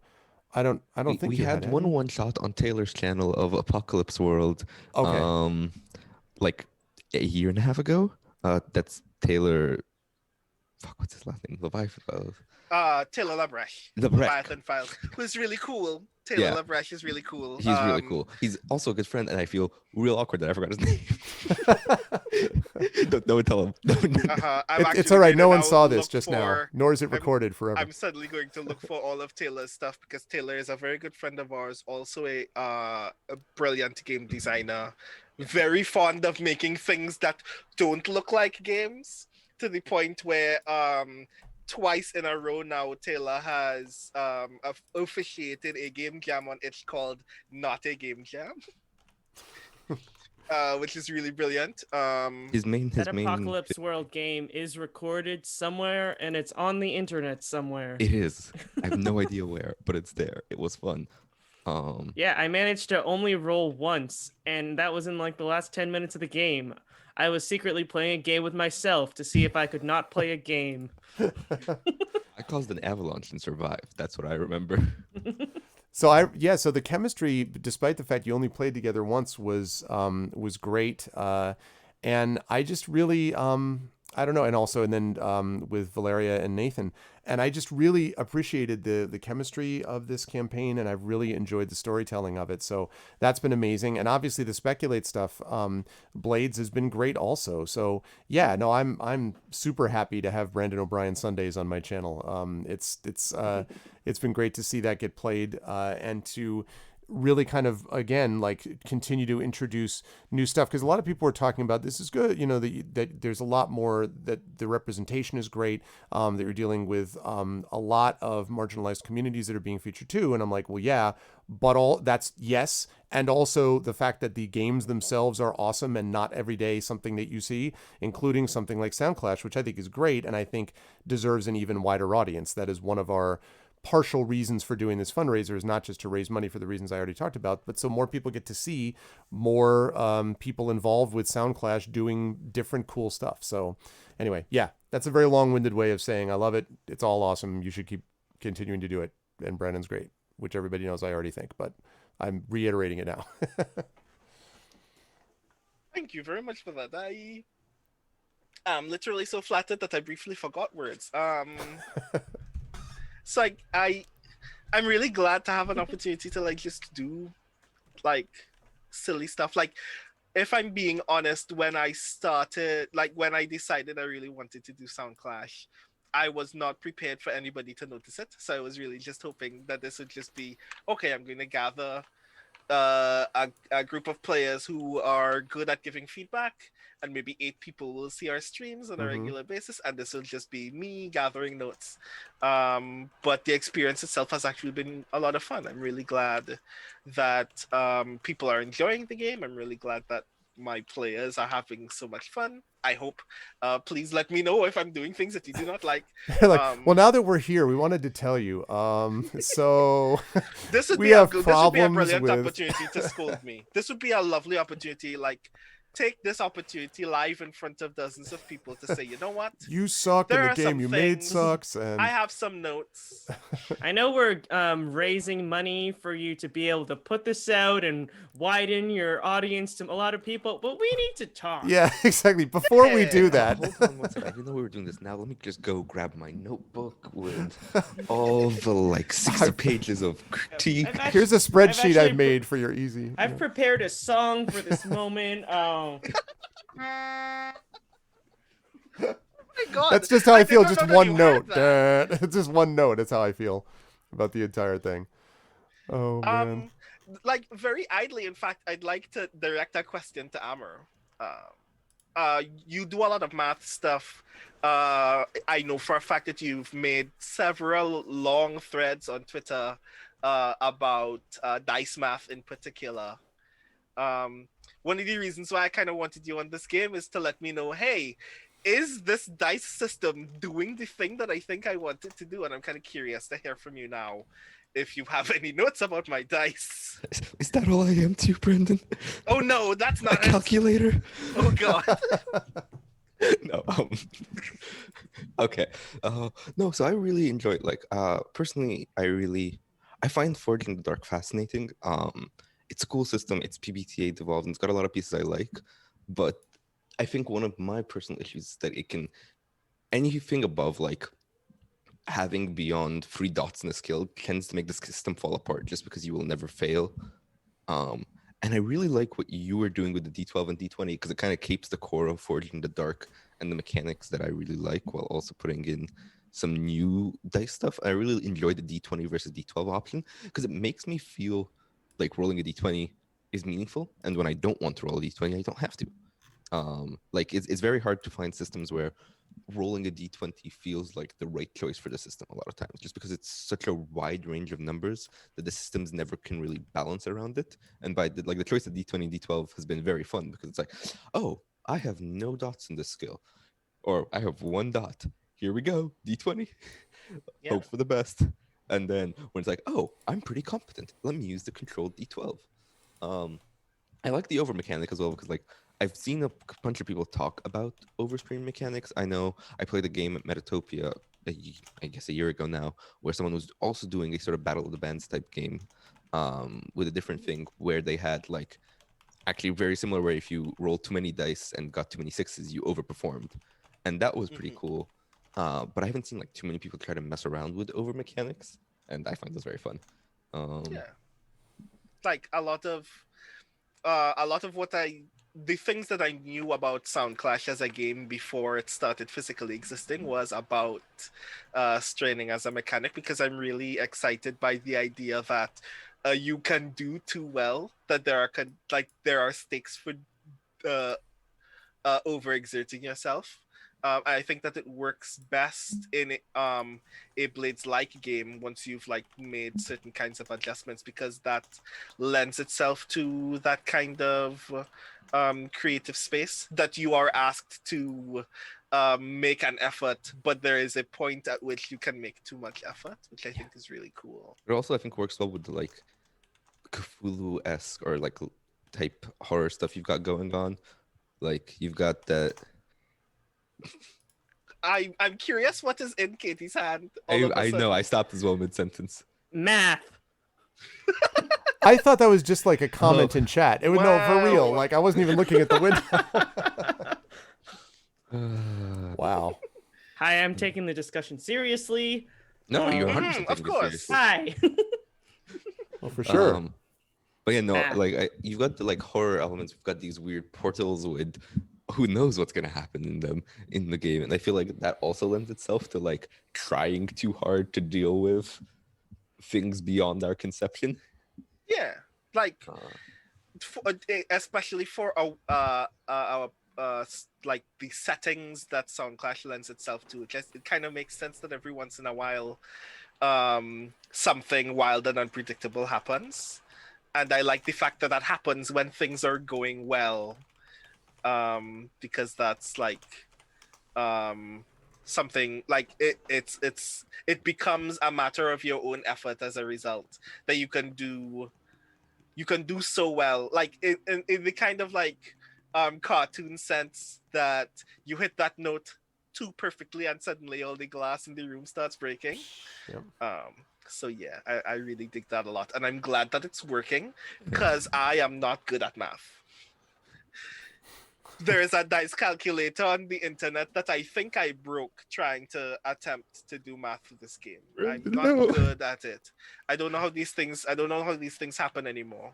Isn't much of Soundclash about one of you hitting symbolically or metaphorically anyway, hitting a note too perfectly and then things just shatter, like rotating crystals and like there's just, it feels like that's the whole game. Like you just described the game Yeah. in one version. Uh-oh. Yeah, like as previously stated, one of the big touchstones for Soundclash as an RPG is Gem and the Holograms, where things are breaking all the time. Yeah. Actual other thing to note that I think like other games should take notes from is one thing you do with D20 is you have like 5 different success bands: miss, weak hit, full hit, perfect hit, strain, right? I think what Whoop. T Oh, you kicked your mic is- for a second. Sorry. oh Yeah. It's back. We can hear you now. Yeah, you're back. Yes. perfect. Oh, okay. Where did I cut off? You just said strain and you said right, and then something awesome was about to happen. So you have 5 bands, right? I think what I've seen a lot of PBTA hacks to D20 is maintaining the 3-band structure of PBTA: miss, partial, full, right? And that works. And I think the issue with that is the D20 has such a wide range of numbers, it doesn't always use it. Because you have 5 bands, you end up using the fact that you have more breakdowns in a D20 than say 2D6, right? And I think like it's a cool thing of like using the material components to its full extent. That's cool. Yeah, thank you Now very you're like much. breaking down the ranges into, it's like, oh, we have this D20 with 20 different results. Instead of just breaking them into 3 results, I could break them into 5 and still have them be meaningfully different. That's cool. And especially like the distinction between a failure and a success still gives room for good things to happen that are still like dramatically varied as compared to a 3-band system where you really just do well or fail. Because like ultimately in a lot of interactions, a success and a crit are not really that different because all you wanted to do was the thing.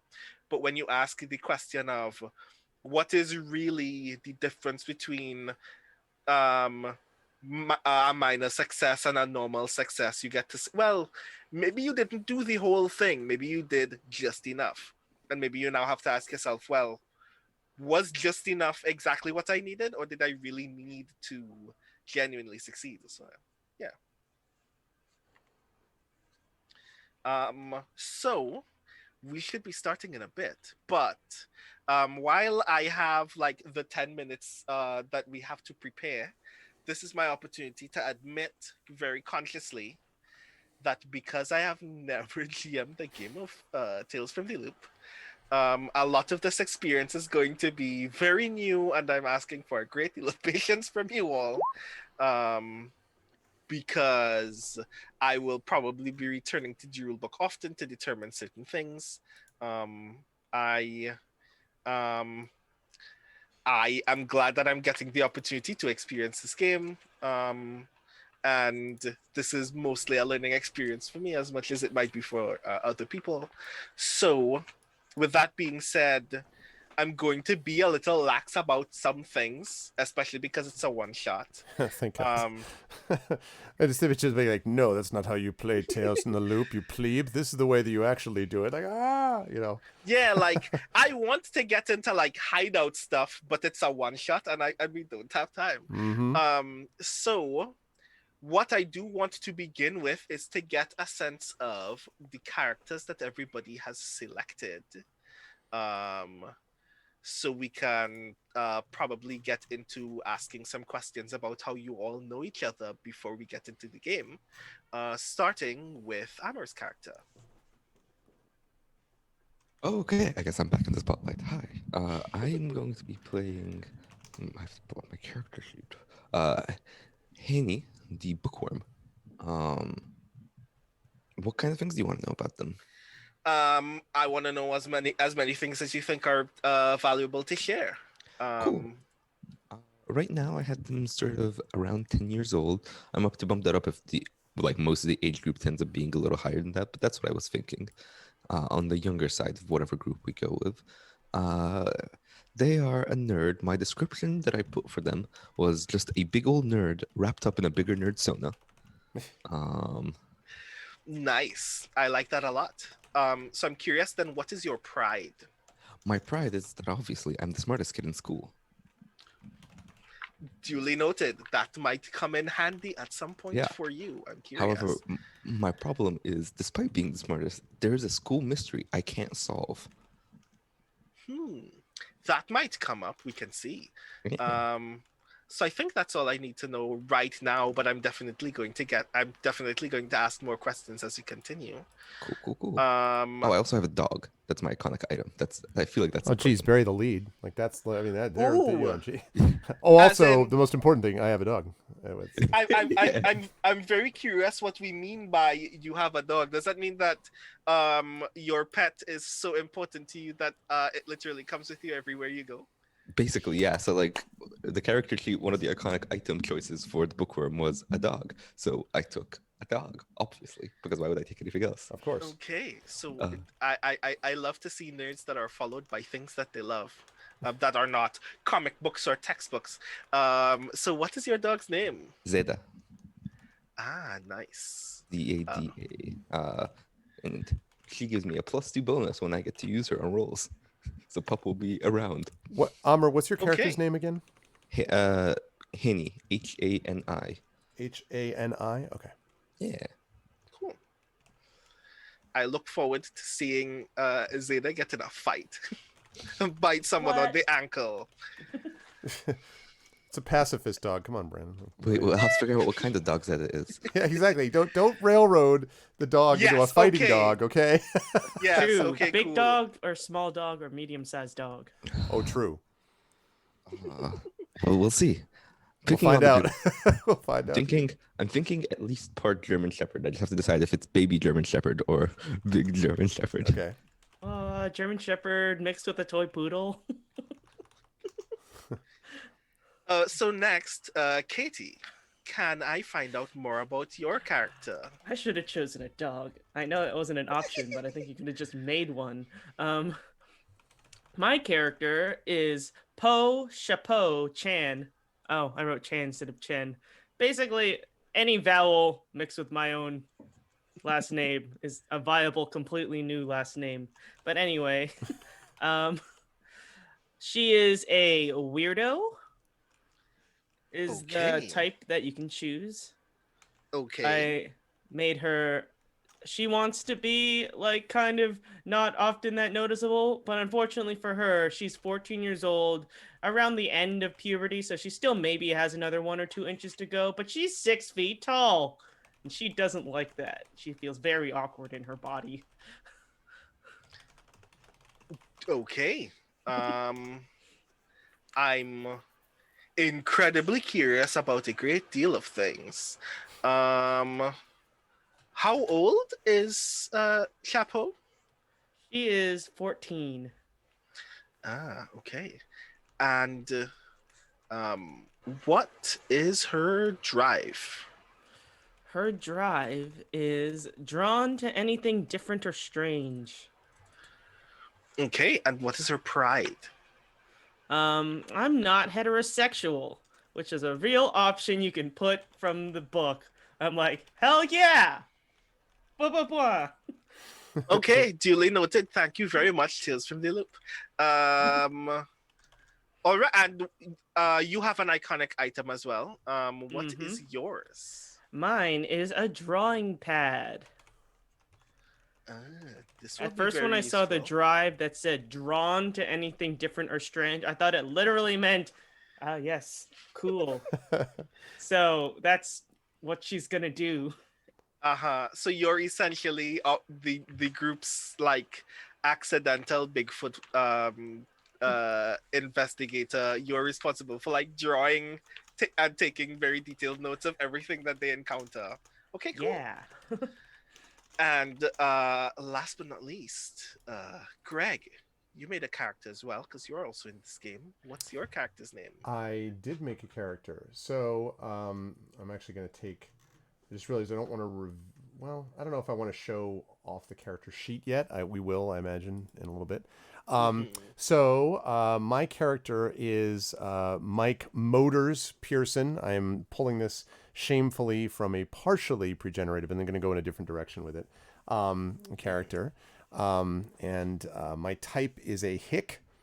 I live with my dad, and we do a lot of farming and a lot of repair. Actually, I kind of, Dad and I both moonlight as mechanics, so I do a lot of work with mechanic stuff, and because it's awesome. And you should see the tractor I built, which is an awesome tractor and is not just a tractor, but you know. Okay, I imagine then that that's your iconic item. That is indeed my iconic item, yes. This is one of the things that I find most interesting when I looked up for pre-gen characters, because hilariously enough, one of the things that Greg and I just learned when we were preparing for this game is that in the Tales from the Loop rulebook, they mention in the chapter about the kids that there are pre-generated characters in the rulebook. Those pre-generated characters do not exist. If you want to get pre-generated characters from Free League Publishing, you have to buy the starter set that has pre-generated characters for the pre-gen mystery that is in that box. Which can I just say, so last night, I made bad choices. Brandon knows this because he watched one of these choices being made. But I played freaking Curse of Strahd until the conclusion of Curse of Strahd last night. And so it's or like 7 hours. It was, yeah, exactly. Thank you, players. No, they're awesome. But it's like 3:30 in the morning, and I'm trying to finish doing setup for this, and I'm looking at character lists, and it's like there are 4 characters at the end of this book, and I went back like 5 times. I'm like, I have clearly forgotten how to read. Like, I cannot read, I cannot cite, I can't even see anything. So I'm just like, Brandon, can you help? Please tell me where it is. And Brandon's like, oh, funny thing, it's not actually in the book. I'm like, tremendous. So it's like maneuvering through an IKEA. Somewhat literally, like nothing is where it says it is. Ingvold is a bookcase, and it's not where Bingvold is supposed to be. Anyway, I was very frustrated, but thank God Brandon was able to do a little legwork. So thank you, Brandon, again for that. But yes, Yeah, so that's I'm who this glad. is. So like when I looked up for those characters, one of the most interesting things that I found when I found that set was that someone had asked in the comments where somebody had shared the pre-gen characters that you picked motors from. How does a 14-year-old have a vehicle as their iconic item? And it apparently turns out that in some parts of Europe there are like 1 gear vehicles that it is legal for like 14 to 16-year-olds to drive because they don't go so fast that they will do like severe damage.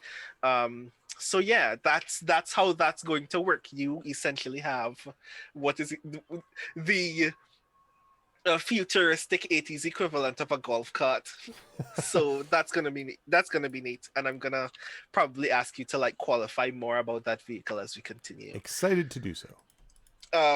So we should probably get into the game as we've now crossed the 2:00 mark. Sounds like a plan. Also, hi, Shadowed Mage. Can I just publicly acknowledge Shadowed Mage who did these awesome overlays, etc.? Shadow just came into chat, so thank you, Shadowed. Thank you so much, as always, for the wonderful overlay work and stuff. Also, Shadowed, there's the original donate command that just says donated still talks about Octavia Butler, and we can't seem to delete it, and we don't know if it's hard-coded. And you're the expert on Arcana Spot, so maybe you could fix that if you have time. That would be great, awesome, because you're amazing. But yeah, thank you so much for that. We still have a sound donate command which we're using instead. Which, by the way, sorry, donate sound. Everyone should do because we have already reached a milestone, and we're going to be moving on to our next milestone, which is at 350 doing a rap. So if you want to see these players, all of us, and that includes Brandon, even though he's the GM, doing some kind of rap, now is the time. So please jump on board for Donate Sound. But thank you again, Shoutout. I appreciate it. And let's on we go. Actually, who won the poetry thing? I'm so sorry that I'm interrupting again, but who won the poem, Triffid or anybody? Who won the donated poem, the commissioned poem from Brandon? Do we know? Has that been drawn yet? I thought it was, but maybe I'm wrong. Have we finished the drawing for it yet? Or maybe not. I await a response. We will see. Oh, closing it soon. Okay, cool. All right. Lovely. Sorry. Okay, I'll shut up.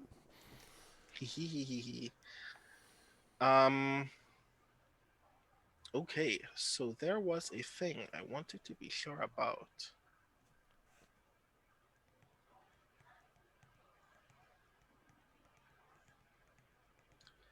Ah, yes. Okay, cool. I thought that was a Tales from the Loop thing. It is a thing from its sister game, and I'm glad that it's not here because that was probably going to be a lot to ask the players to do. So cool. Which means that we get to go into Tales from the Hexes, which I'm going to open with a mild introduction of this world, which is a kind of parallel universe to the universe of the Clampdown. It is 1985, 1986. Winter has just appeared in this version of the Hexes, where the frequency that has brought magic into the world occurred very early in the 80s and has since been the source of not only how entertainment is shaped in the world, but also how energy is produced in this world. A series of very small national-owned energy companies have popped up in every state, in every hex, that are defined by the ways in which they attempt to harvest energy from the frequency, whether it is from attempting to recreate the song itself to generate musical energy, harvesting noise by either creating it or trying to seek it out, or even relying on the physical performance of others in order to generate energy in this space. Interestingly enough, everybody knows all over the country that there are these multiple ways that this can be explored, but no one ever knows how it works in their state. They just know that there is a power company in their state, and that if you live too close to it, like just being in its general vicinity is a noise complaint issue that will persist until you decide to move. So we all enter from what is essentially a East Coast hex that presently doesn't have a name, and I'm curious what you'd like to name it. In this universe where music has just suddenly upended the way that society works as a whole, Right. it has created this ultimately regimented, strangely authoritarian system. What do you name this state?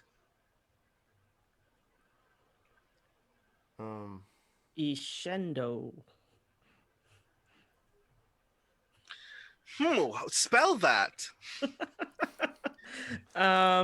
Is that just EASTCEN, like East Shendo, literally? It's like decrescendo or crescendo, Yeah. but with E A at the beginning. So it's East Shendo. East Shendo. Okay. You keep letting me name things. Oh yes, This is of what course. your world looks like. Yeah. We're going to learn more about Ishendo several weeks from now in Soundclash and Clampdown, maybe. The farther east you go, the louder you get, right? You just get loud, just far, you know.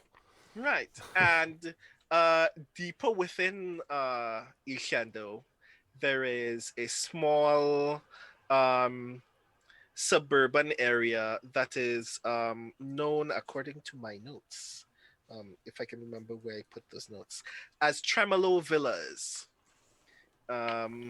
which is very strange in that there is a very open suburban area, but like southeast of that suburb is a gated community that is like shaped like its own mini hex, where it is still a part of Tremolo Villas, but if you don't have like an ID card to get past its gate, you don't live there. That's where the richest people in your suburb live. But other than that, it's like an otherwise very open, very chill area, where all three of you not only live but go to school. Um, and your high school in this area, uh, North Tremolo High, has a bi-monthly ritual that you all absolutely hate, which is all students are expected to like mandatorily give a certain number of hours of community service in certain community projects that they run throughout the area. And you can choose which ones that you do, but if you don't do any, they will assign them to you. And you have all been assigned cleanup duty in like the furthest north portion of Tremolo Villas, which is fortunate because like some of your friends are either working there or live on that block, but you are all now out in the combination of snow and sun, shoveling slurried snow out of the street because no one else is going to do this for this block, while either your classmates are joining you or the classmates that are presently at home warm watching TV are eagerly looking out of the window and laughing at you. So this is a very good moment for you all to be to get an opportunity to be introduced, which is going to happen when your homeroom teacher, Mr. Francis, who is like wrapped up in like thick, a very thick jacket, like very like the pants that he's wearing look unbelievably thick. Like they don't look like pants to you. They look like he's like wearing the legs of a woolly mammoth. And like he's folding his arms and watching all three of you and going, I know that the weather is not ideal. We're trying to get this work done as soon as possible so everybody could just go back home. But all three of you kind of need to pull your weight for that to happen, and I'm not seeing any output from you, so maybe we can pick up the pace so we can all leave here before it gets colder or darker. So I'm just kind of shoveling away, and I'm like, Mr. Francis, it'd be a lot easier. Let me bring my tractor down here. I could do it myself. You don't need to make us do this with shoveling. We got machines. That's what they're called. They're machines. They do things. Machines. Yes, instead of people. they do things, but they don't need to demonstrate strength of character to their fellows. You do. This is an opportunity for your neighbors to know exactly how hardworking and diligent you are, not how hardworking and diligent a tractor can be. I like Come looking on, at I'm I wave helping at the too. windows at the hardworking people that are looking at me, being like, you know. Mr. Francis lifts up his shovel. He's like, I'm doing this too. Like, I could have very well just someone on this block could have very well just paid someone to salt it. But all of us have to show this neighborhood that we are valuable to it, and we do that via our own hard work. Oh, see, I'm learning. Education is important, and Zeta's doing my job. And we pan over a little where there is a German Shepherd pawing away at snow and like pushing it into. Sorry, Greg, what's your character's name? It's Mike. Mike, Yeah. into Mike's pile. So the German Shepherd is just like pawing away. at The pile that snow I'm and it's all- supposed to be shoveling, or the pile that I'm shoveling away? Like both. Okay, your dog. Can you make the dog like just one pile, not both? Because like I gotta shovel this more because of your dog. Oh, that is helping though. Look, It's not. you see all that helping. energy? That's hard work. That's dedication. But it doesn't go to school with us. Why do we care what the dog? I don't. There's a glare at you. Say that again. Let's just get this done. Chapeau is crouched in front of a particularly large pile of snow that she did finish doing, but now she's drawing it because the way the snow fell onto this pile is a real reflection on society. And it's like the world's dandruff is alighting on our souls. Isn't that interesting? Mr. Francis just stares at you, like very confusedly. Poe, are you all right? Well, it is pretty hard to do sketches with mittens on, but I think I'm doing all right. Thank you. These are the most words I've probably heard from you all semester, and I don't get it. Just please get back to work. I assure you, if we wrap up this block in time, you can go back to whatever you have planned. I will even, in fact, and like Mr. Francis turns around and whistles, and says, Here's an idea then. If we can wrap up this block in 2 hours, pizza for this entire class on me. And everybody else starts cheering. You notice out of the corner of your eye, like a handful of people who are still in their homes are like, pizza, and they suddenly like get dressed and come outside as if to join the group. Yeah. And therefore the class, like what? They're just like, we also get pizza. Like what Yeah. is it? Okay. So Our goal is to get rid of all the snow in 2 hours. Yeah. Shovel this street, this corner's snow so everybody can drive here safely. You have 2 hours. I assure you it can be done. I'm going to be joining you. Several other teachers are also here. You just need to get the work done. Okay. And he like gives you a very awkward nod and goes back to higher up the street, where he returns to his shoveled pile, where 2 students have just added snow to for no other reason than just to harass him. And he's like, yeah, okay. Do just looking up and down the street, do I think that there's any realistic possibility that this thing could actually be cleared in 2 hours? Or is this one of those, we dangle a carrot over a chasm and the donkey will never make it if leaping, like... I wonder if this is a thing that you can comprehend. Well, I do a lot of working on the land, and I have solid body skills, so I might know how much physically a 14-year-old could theoretically do.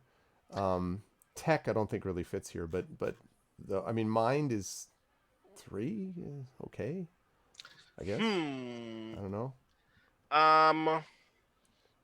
Right. So... I know how long it would take me. Like, if there were 100 of me, I know how long it would take 100 of me. I guess I'm wondering if I can assess if 99 other people who are not me plus me could possibly clean this in 2 hours without the use of my tractor, which could totally do this, by the way. So absolutely idly, I want you to roll mind for me, Okay. So let's see. which I'm confident you can do by just clicking the thing in on your sheet. I have faith. Okay, bonus dice, just not right or no? No, Okay. no bonus dice. 0 successes. So You don't think anyone's gonna get this done you don't even think you can get this done in 2 hours. this is useless. The hell are we do? I dropped my voice. What the hell are we doing? This is useless. We got no chance to make this happen. You're saying this to whoever's nearest to is probably Hedy. Hedy is no longer there. Oh, okay. So I just say that and I look around. That probably annoys me too. I'm like, what do you do? Where have you gone since then? Have you like gone over? So I like disappeared into an alley and I come back with an assortment of junk and the pupper is also dragging like a bag and I'm like, I start assembling something. So I kind of shake my head for a minute, and I look. And are you still? Is Chapeau still drawing on the? You notice she's gone, but then you turn around and she's right behind you.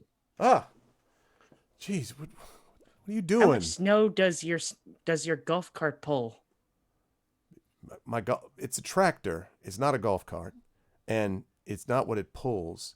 It's what it melts. Well, can you sneak that by the teacher?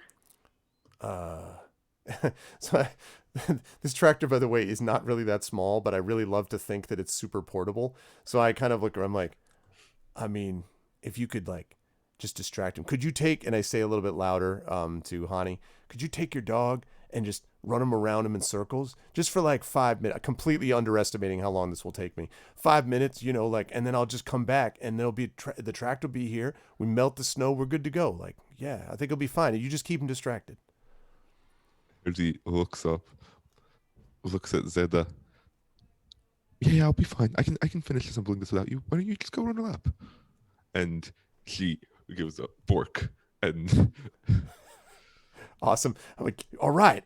So my house is not far. I'm gonna hope it's not far, Brandon. He said, question mark. I'm gonna give it to you. You're not that far. Okay, I'm not that far. I just need to go and get it back here. Now listen. When it comes, it makes a little noise, just a small one. So you might need to raise your voice a little bit so he doesn't notice. Just like talk a little louder, or like do your thing, like what you're doing there with the drawing. Just maybe talk about it louder and like say more things about art that you're doing, and like whatever you're building. I say to Hani over there, I'm like, if you could just like, do you have a keyboard somewhere, Hani? Like, is a keyboard part of it, the thing you're building?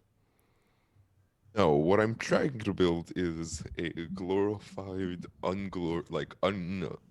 unpristine portable heater. Okay. To start thinking. Can it be really, all right, that's cool. Then I'm just like, can you just make a lot of banging sound? Like you know, when you make it together, just put like bang the wrench on the metal and make a lot of noise. And then, but don't do it in my direction or he'll look. Maybe just like take your things over that way and then start building it near where your dog's running around. Poe can do it. Okay. Yeah, sure. I think so. That's like art. I'm going to go get my tractor. I'll be right back. And I like, work boots, booking it in the snow. I don't run quietly either because I'm. But I definitely think that I will need a move roll from Mike. Not only to see how quickly you move, but since you are running in ice, I do want to know whether you fall down. So that would, if I'm not mistaken, be your body plus the dice from move. Yeah, I see. There's actually a move body roll. Mm-hmm. Oh, so you should be able to just click the thing and it should roll. It rolls, but I don't get bonus dice. That's not adding an additional bonus dice, right? It's just again doing whatever it says. Yeah, just those. All right. 1 success. You are still like very visibly booking it. It might take you just a little while, but you are your eager, deep breaths frosting in front of you as you run. Yeah, definitely. And meanwhile, I imagine Zeta is going to do a thing. I imagine Zeta is going to make some noise at this point. Yeah. Okay, so that strikes me very weirdly given the language of this game. I think this is a move roll plus the dice from the dog itself. Okay. Because the moment of distraction that we're creating is a lot of physical exertion. So I guess we're about to determine essentially whether Zeta actually makes enough of a scene that Mr. Francis would even be distracted by him at all. Cool. So I'm gonna be my move +2 for the pup. Mhm. Which really means the pup is doing all the work because I have 1 body and 0 move. Let's see if this goes well. Come on. Oh, Well, Oh no. So Zeta does like take the instruction and run up to Mr. Francis in the preparation to start like running very small, tight, quick laps around him. But uh, as they run to get over there, they slip on like a portion of ice near like the edge of near like the edge of the sidewalk and just skid a little bit all the way across the street and just uh, face plant into a pile of snow ahead of them. is there like a trailing like oh like it just as it hits the Yeah. the funk? Okay, great. It's like the entire pile like just falls onto Zeta and like hides it in snow. A couple kids notice and laugh, but like Mr. Francis is mostly unenthused by the entire thing. And it just directs those kids to get back to work. Barely notices the entire thing happened. Great. So how does ice slipping work, Mr. Francis? And you What? said that all snowflakes are different shapes? How does that work? And how does water get solid? What's happening right now? What's Poe? Are you all? You seem very distracted at the moment. Well, it's science. You teach science, right? Tell us the science. And I definitely want you to make for me a. Is this a charm roll? Yes, this is a charm roll. Science Now, +3 charm immediately. I'm right? not sure how you're going to do this because I don't think. You did put your character sheet in the thing, so you can do the thing. I did. It was gone for like a while, and then it suddenly showed up within the last like 5 minutes. Like I couldn't put anything in, but now I have a thing. Oh look, 0 successes. Great. Oh wow, this is not going well. How many so far. dice? I don't know how the system works. I did not read the rules. I was a bad player. What dice are being even rolled here, and what's a success? You're rolling d6s, and 6s are successes. Rude. Um, Anyway. so our results are very statistically improbable. Which Yeah. is, listen, as having lived in the 80s, that was the case. Like, it was just statistically, nothing went right ever. That was pretty much how Yeah. it went. If you were a your teenager in the music. 80s, everything went wrong. Yeah, exactly. Right. You know. Hey, now, Um, wait a minute. There was some good, there were some moments, brief ones in the 80s musically. Brief, but they were there. Brief, yes. I believe you. I believe you a lot, Gregory. I was there. So, Poe, there is this moment where Mr. Francis looks at you very intensely as if he's prepared to answer your question. And then he squints at you and goes, "Nah, not worth it. Get back to work, please." And he goes back to his portion of the street and goes back to shoveling. Meanwhile, Mike is like halfway to his house. And now I want Big you knee to jumps, big knee pulls that get through the snow, like big. I want you to give me actually another move roll to see if you keep up this momentum or whether you're going to like start getting overwhelmed by pulling your feet out of the snow in this run. I can do it. I can do it. All right, here we go. One success. Hell yeah. One success. You maintain your present momentum, Whew. and like in like six-ish minutes total, you get back to the front door. You know where your tractor is. Where is your tractor? Oh, it's in the back. house? It's in the back. It's behind the garage. What's left of the garage? Does that mean that you have to go through the house in order to get there, or can you go around? If I go through the house, I might end up waking up my dad, who has been working nights. Obviously, during the winter, there's not much farming going on, so he does all the mechanic stuff. But he doesn't usually. It's hard to get to people. People don't usually drop stuff off during the day, so he does a lot of working at night because we are already far north. You said, and like even farther north, there's not a lot of people up here. So he's able to work at night. So he's asleep. And I don't want to wake up my dad because, he works hard and I want to make sure he's all right. So I'm just going to go around the garage there and what's left of it and go to the back where my tractor is. Okay, so that's definitely still a sneak roll, Great. but with one bonus die because you chose the better circumstance with it under which to sneak. Okay. This is good because I am clearly, as everyone can see, looking at my sheet. Because if you snuck in through the house, that would have been Yeah. tragic for you, definitely. You're suggesting my work boots are not whisper silent because I'll tell you right now. Okay, here we go. Sneaking around. 3 successes. Not one, 3. I am silent. Do I glide over the snow like with my So this is a very interesting place for us to do the thing.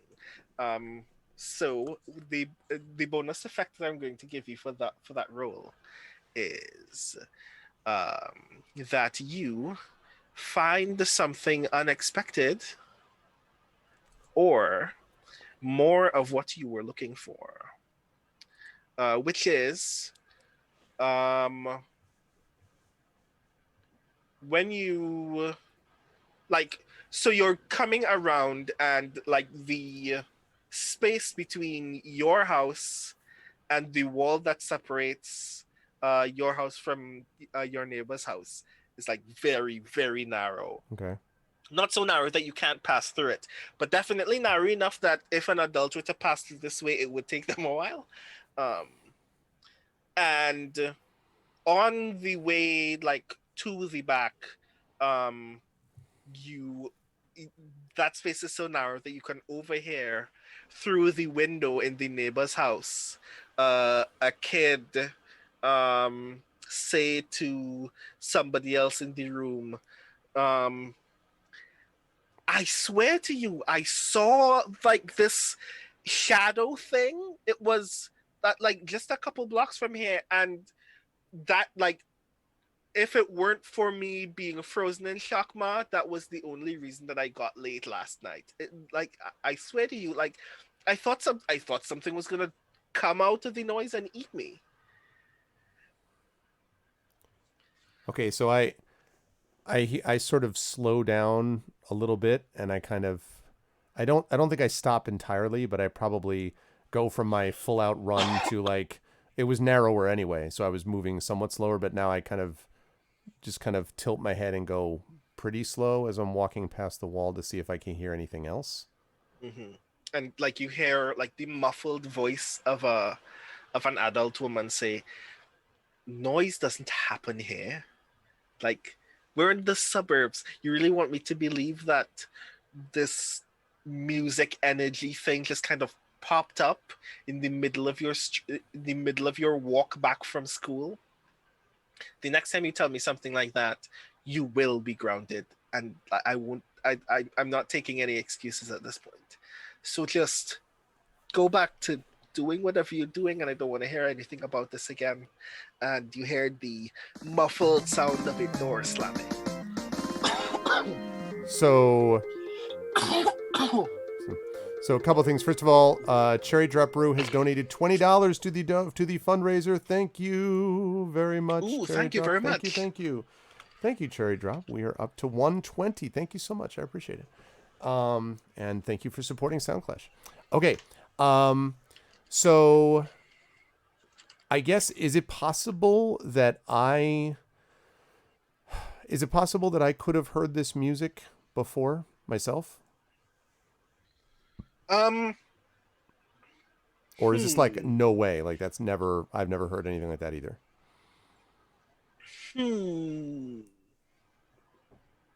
Do I want to make you roll for this? I'm going to make you roll for this. Okay. Give me a comprehend. Give me a comprehend roll.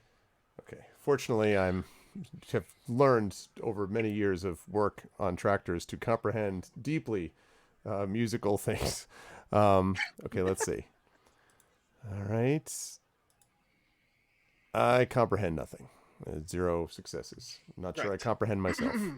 So, like, you know what every other kid knows, which is noise is a rumor of one of the musical energy sources that some of the power companies use in order to generate electricity for the hexes.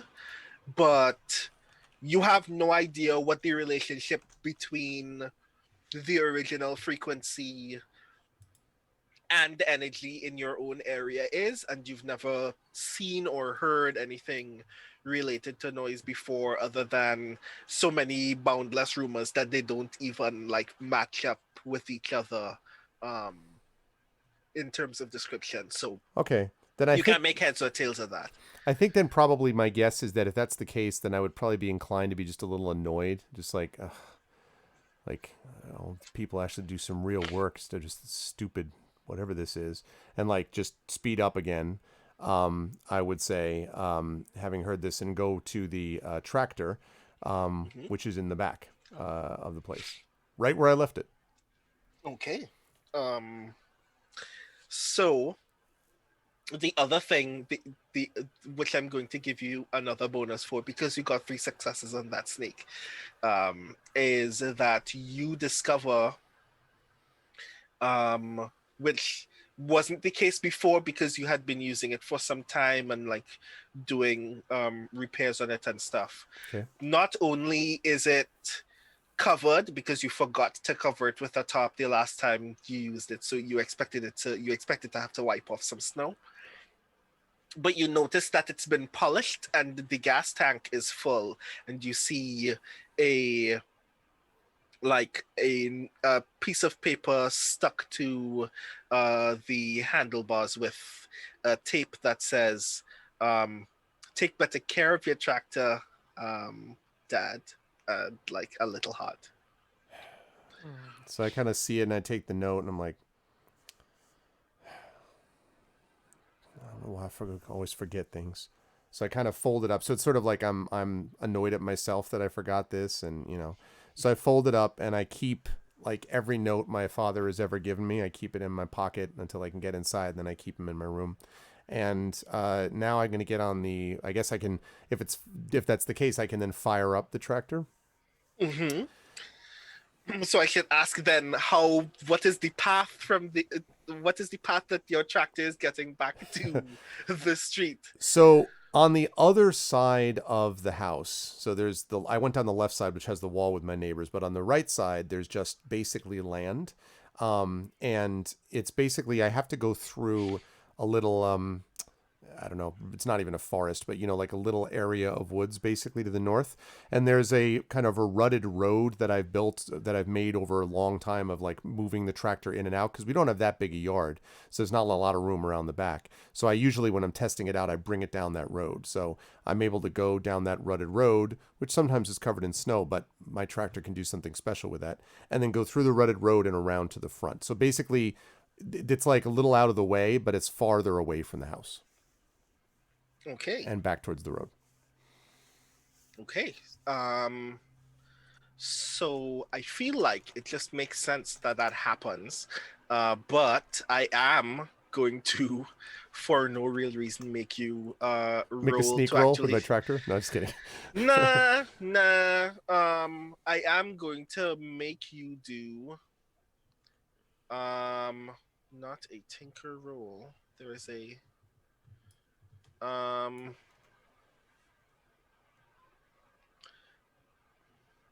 Or it might be tinker, actually. I mean, yeah, it might be tinker actually. I want you to make a tinker roll to actually start the vehicle. okay. All right.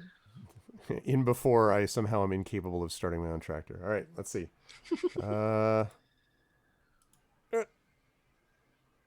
0. Wow. No. Really? My nickname is Motors. Are you serious? All right. Well, You can spend a point of luck or take a condition to re-roll. yeah, I feel like that's a good call. I feel like I'm going to Nice. take a This point of would luck. this would be a dangerous place to decide you want to take a condition for no real reason. I'm not going to take a condition, but I do think I want to take a point of luck, because I think it's a point of, like, not pride. Well, I mean, it's not official pride, but like, this is my tractor. Like, I wanted, I don't know. Okay. I think, yeah. Are you sure? Yeah, it's my tractor. I don't want to bother my dad. Okay, duly noted. So you take a point of luck, Okay. And you do I just re-roll? roll. Just click re-roll it, or? yeah. Okay. Come on. What? God damn it. This game is rigged. Yeah, this is garbage. Dice and got no zeros and no Crap. sixes. Could I take some of the sneak rolls and distribute them? No, I'm just kidding. Well, damn it. It's not. So- What the hell's wrong with this? So the attempt to start your tractor this time leads to a loud backfire. Oh. No. And like you hear like very eager mumbling from you hear very intense mumbling from inside the house now. You hear like the footsteps of someone running, and then you see your dad in slippers and a robe in the snow Hey, come out to your tractor. What just happened? hey, Dad. I don't know. I got this thing running, and it just won't start on me. I don't know. I'm sorry you heard that. Sounded like a sawed off went off. Are you okay? Yeah, I'm fine. I was just getting the thing started. I didn't want to bother you, and like you said, take better care of it. So I got to run the engine, but it didn't go. I don't know what happened. And like he ruffles your hair a little bit, and like leans towards the tractor to like get like just looking at it very idly, and goes, well, it was in the snow for a bit, so any number of things could have happened. Like any one of these pots get frozen over, you could be stuck trying to defrost this for hours before you get to use it, which is why I tell you, take better care of your stuff. Yeah, I know. I'm sorry. You don't need to apologize for. I'm just telling you, this is yours. It would be a shame if something happened to it. You know how tough things are with the parts that I get from work, that I try to give you enough that you can keep this thing running. But Yeah. it'd be a shame if something got busted and we'd have to wait until the end of the winter to put it back, because I know this is how you get around. And like he gets around to the back and like sees that there are some gears and some belts that seem to have frozen over. He's like, this shouldn't be a problem, and like starts rubbing his hands very hard. and starts like trying to massage them. It's like, yeah, it's just a matter of, see, when we fix the garage, perhaps you can just put it inside there. Like if I start moving out some of the old stuff, Well, some what of the what stuff stuff you gonna from, move out though? I don't know, some of your mom's stuff, I guess, that she never took. Um, I mean, I have parts for my one of my old cars that I'm never going to use anymore, so I might as well sell those and just, yeah, make that your workspace essentially instead of you tinkering in the grass all the time. I mean, first of all, out of character for a second. $15.20 from Shadowed for the fundraiser. Thank you, Shadowed. Thank you, thank you, thank you. Thanks, man. Secondly, back in character. All right, Dad. But why do you keep that stuff around anyway? Of Mom's, I mean, like, what? Why bother? Why have it in the garage? Why get rid of it now? I mean, and like he literally sits down in the grass now. Ugh. If I'm being honest, I don't want to get rid of them. Um, they're all I have left of her. And I don't know. I sometimes I don't want to see it, and that's why they don't get moved out. And sometimes I see it, and I don't know, makes me think stupid things.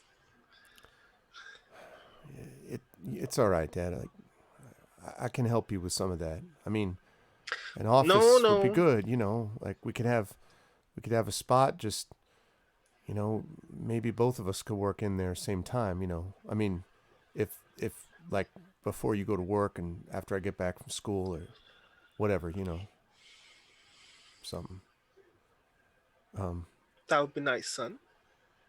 I'd appreciate that a lot. To Yeah, be able to tinker with my kid every once in a while. Maybe we can soup up this tractor of yours, get it to do things that the authorities don't know it can do. Oh yeah, exactly. Yeah, I got told. Dad, I actually. Oh, oh no. I got to get back, Dad. I got to use this for something. Because I just realized I just like, oh wait, there's like, Dad, there's a dog and a person drawn in the. No, I can't explain. I want to do that though, Dad. Yeah. But you're not getting in trouble though, are you? No. I'm staying out of trouble, Dad. That's what I'm doing now. I'm responsible. I stay out of trouble. Kids next door, they talk about like noise and shadows and all that. I don't do that. You know me. I'm just the tractor. But I got to get it moving. Can we get this started? I got to get this going. And he gets up, checks the gears again, makes sure that they look loose enough to move. Starts the ignition and it starts. Just like, oh, thanks, Dad. Hey, Dad. Yeah.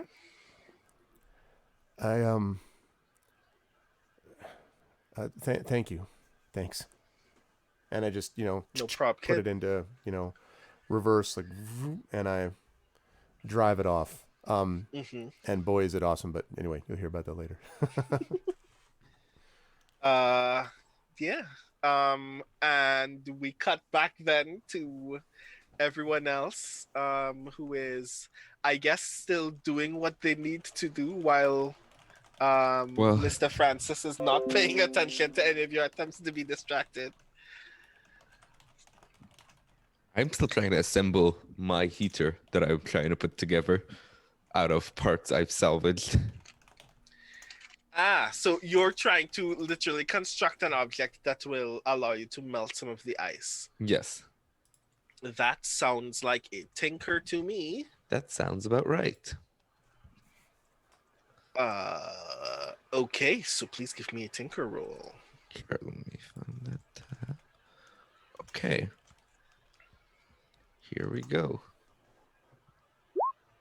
I'm gonna spend one of my points This of luck. game is rigged. Yeah, no, we are really Game is kicking rigged. ass. I'm spending one of my points of luck. Also, just for the record, when Arvin earlier rolled 16 dice, there was only a less than 5% chance of failing, and Yeah, That was sometimes the dice 16 don't tell you- dice. I didn't even see that. No, You yeah, you rolled eight rolled dice and yeah, you you re-rolled rolled eight. 8 dice twice Jesus. and got 0 successes. It's because I had to have This a is a moment with very my unforgiving dad. game. That's why. No, listen, I get it. oh, okay.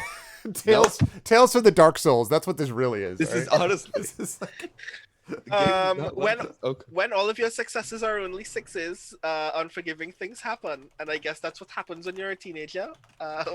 yep. Very appropriate in many problematic ways. Wow. So, I'm just a teenage dirtbag baby. Mm-hmm. thank you for that. So you trigger this thing in the attempt to start melting at least a little bit of the snow around you, and it does not work. And then you check some stuff and try to turn it on again, and it collapses in on itself.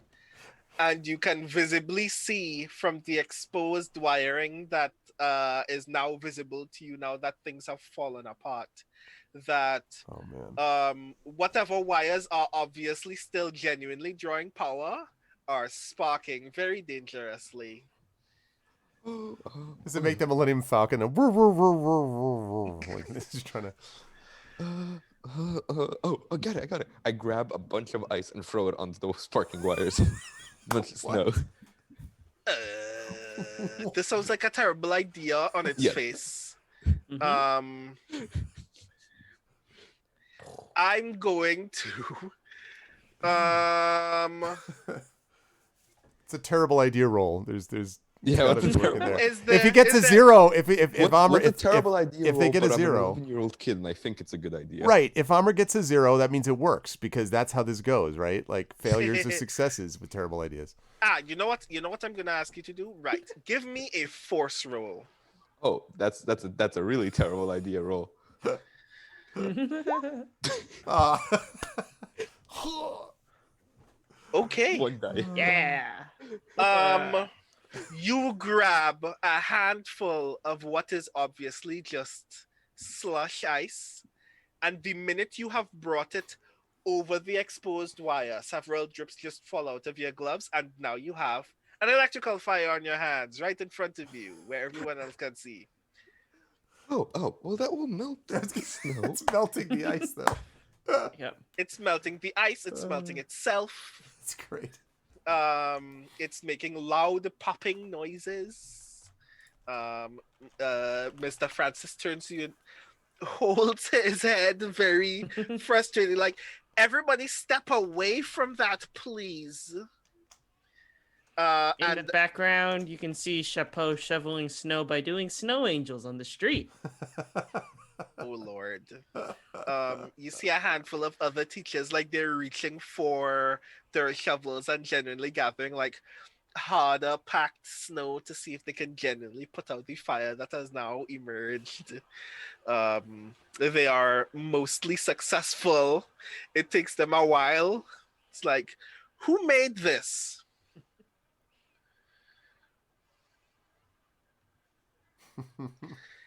If I have to ask again, 2 hours will turn into 3.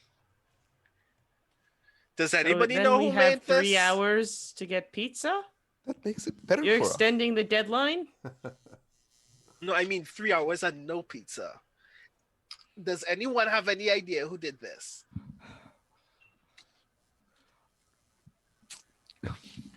The dog? Woof, woof, woof. You know Walks what? up and licks one of the teachers. You know what? Give me a charm roll with +2 for Zeta. I want to know if you fool this grown adult into thinking that a dog engineered a melting machine. Wait, is Honey doing it or Chapeau? Henny's dog. doing it. Oh, cool. I'm decent at this. Let's see if that matters. Hey, Yay! Whoa! Okay. Mr. Francis looks at your dog very intensely.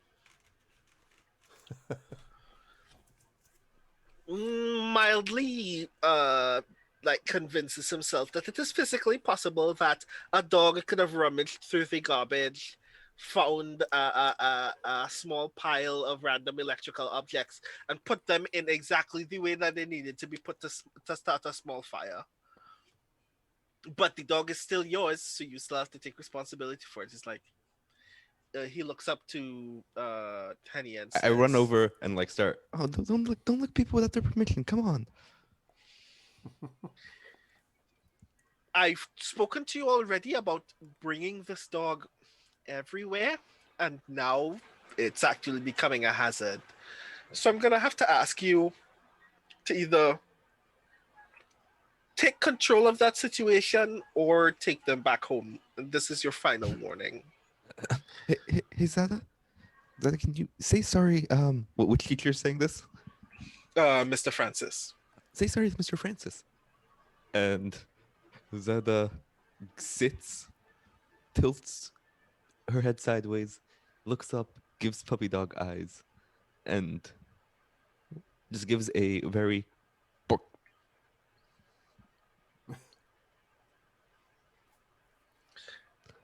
Like Mr. Francis pauses and squints. She extends a hand for a handshake. I was for handshake. Mr. Francis shakes the dog's paw. It's like you can tell on his face that he's very confused and very tired. But he's going to let it happen because the dog extended the courtesy, so he has no choice but to reciprocate.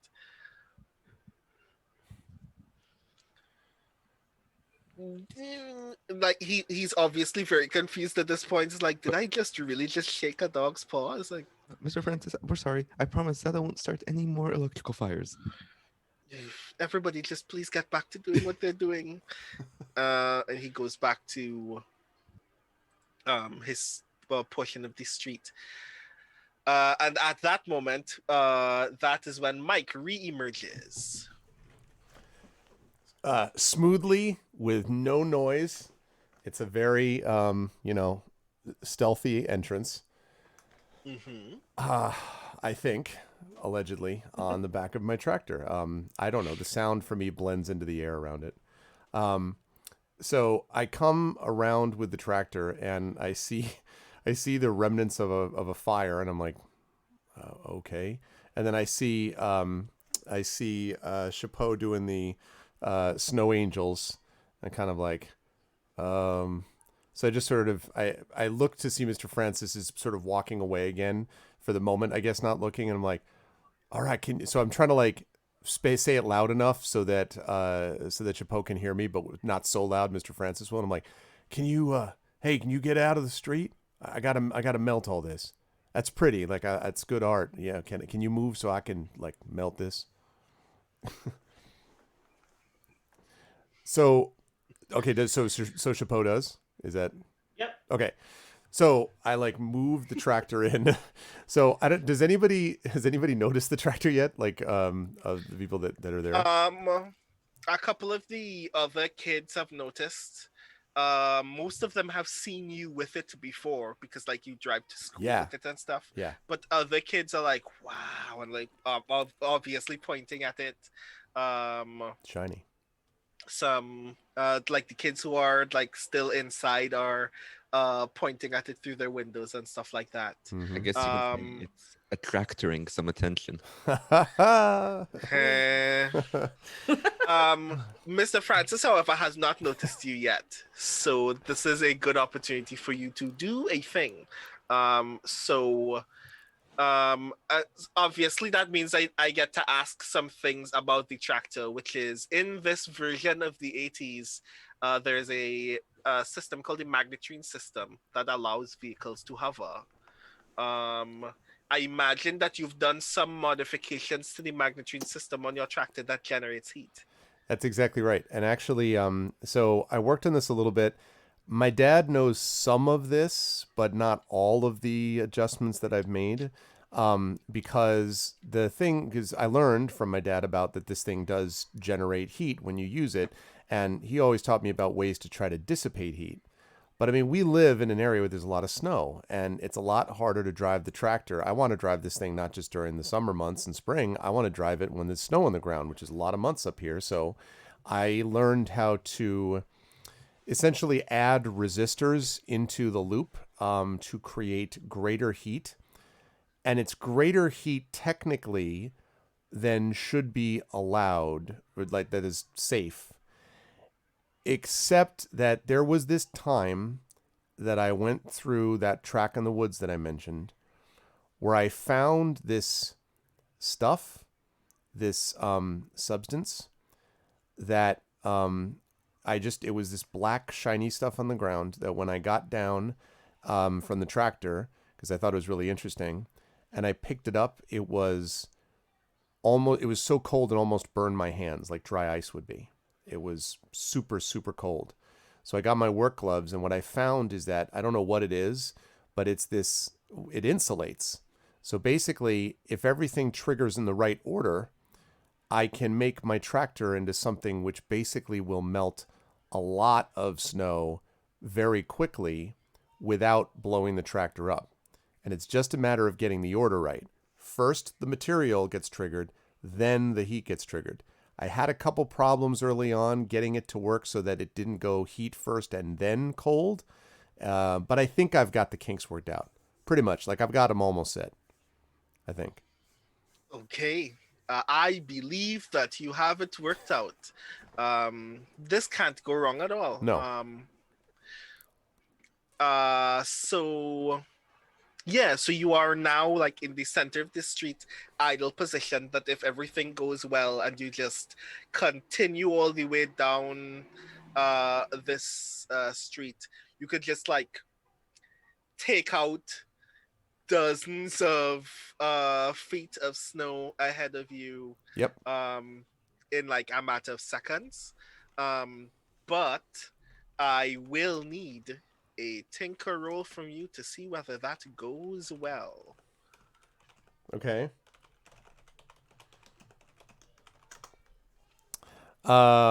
So tinker. Okay, let's see down there. Okay, right. Okay, this is one of my good ones. He said, all right. Hey, 2 successes. Two successes. There we go. So are there bonuses for tinker? The thing is more durable, or can do more than expected, or is more discreet than expected. Which one would you prefer? That it can do more than expected, or is more discreet than expected? Oh boy. No, I think more than expected.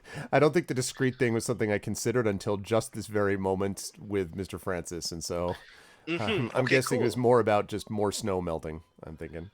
Fair enough. So, this mechanism triggers so powerfully that if you position the panels on the magnetrine system that is resting underneath your tractor to the sides at angles enough, Okay. you can actually get not only the street but the entire sidewalk. You can. I do these 2 levers to make it flare out that way so that it can do that. Okay. And with that successful maneuver, you can get all the way, like, you can get 3-4 blocks of snow cleared out in a matter of seconds.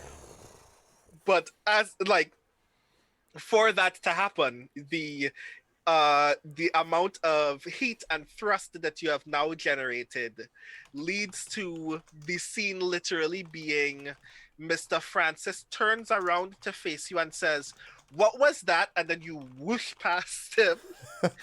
Hey, Mr. Francis, I'll be right back. In this blur of like, what color is your tractor? Oh, red. I mean, definitely. Obviously. Fastest one. Yeah. So like, exactly. this this blur of fire truck red that is followed by a whoosh of heat that passes right past him, briefly singes the edges of his mustache. Kids are like tucking and rolling out of the way as you just like shove off down the street, and just like snow is just immediately evaporating behind you. I'm yelling as we do this. I want mushrooms on my pizza. Like as I'm going all the way down. Kids are like cheering you on. There are shots of the snow just not even turning into water. It just immediately turns into vapor and disappears. Do I have a radio on this track? I feel like I do. I feel like I have a tape player on my radio. So I fire up my favorite song because I have it on a cassette on loop, and I fire up "Sweet Child of Mine." So as we're going down, it's do do do do do do do do do do do. Her hair reminds me, you know, as we're going along. Well, okay, that happened. Oh man. So yeah, I needed to make sure your choice of favorite song has no mechanical effect. Cool. So this is happening. Teachers are looking at you incredulously. All of the children on this block are like cheering you on. I want you very quickly to give me a general heart roll. Oh, okay. Just a general heart roll. All right. Yes. I feel like that's better than any of the individual things that I was thinking of in this moment. Okay. 2 successes. Suddenly the luck has turned. 2 successes is good. So I'm gonna say 2 things happen. Which is 2 successes on 2 dice too. Dang. Yeah, what is going on? So That's someone like... in the control room is like, quick, they're onto us. Give them some successes. You're like so one, you notice that like you are now like obviously noticing that all of these kids are genuinely impressed by what you're doing. Is there anyone in particular that you're glad you are impressing at this moment? I am kind of glad that I'm impressing Sarah right now because Sarah kind of thinks that I'm just sort of, I don't understand anything about school or culture or anything like that, and doesn't think I can really do anything myself. And I've been trying to show her that that's not true. And I have just proven it to Sarah. I know this because while Sarah watches me, I am dramatically playing my music, and I'm sure that makes Sarah even more impressed with me. Although I do wonder a little bit because Sarah seems kind of vaguely disappointed too. I don't know why. She should be impressed. I'm on a red tractor. I just melted the street. I got free pizza for everyone. Like, life is good. I don't know, but I feel like she doesn't totally get it. And she's kind of great. She's cool. She says cool things, and she's kind of cute. And so I don't understand why she doesn't like me even more. But anyway, I'm glad that I'm impressing her, even though it seems like maybe I'm not totally. But anyway. Before I say the other, can you show that again? Can you show that again? That's great. The diagram. I'm a good sketcher. Nice. Thank you for that. It's beautiful. It's art. That's pretty awesome. Chapeau. That's great. Is that in the snow? Are you doing that in the snow? Like quickly? Yeah. Yes. With the best. Mittens on. With mittens too, yeah. So that's the one thing. That's the first thing that you notice. The other thing that you notice is, so you know the house that is next door to yours. So you know the classmate that lives there, a kid named Kevin. And you see him like out of the corner of your eye on the other side of the street. He seems very out of breath. He's not supposed to be here today. The last time you heard him, he was at home. Yeah. And you see him tap another kid on the shoulder. A kid named Kwesi. That's KWESI. And they have a very animated conversation, and then Quasi looks over his shoulder, and then they like gesture to each other that they're going to leave, and you see them start rushing ahead down a side street from the street that you've just cleared all of the snow from. Oh, So you notice that happen. okay. But now you have literally gone so far ahead that you literally have to drive back in order to meet a single kid. So Okay. I feel like I probably do that slowly, having loaded on my other favorite song, Low Rider. So I'm just, oh my friend, dun, dun, dun, dun, dun, dun, dun, wow. leaning back. For the tractor does not have hydraulics, but I like to imagine it does. Anyway, Uh-huh. no, but I'm Kids feeling are like very smug still about myself actively cheering you, as I drive back. Okay, cool.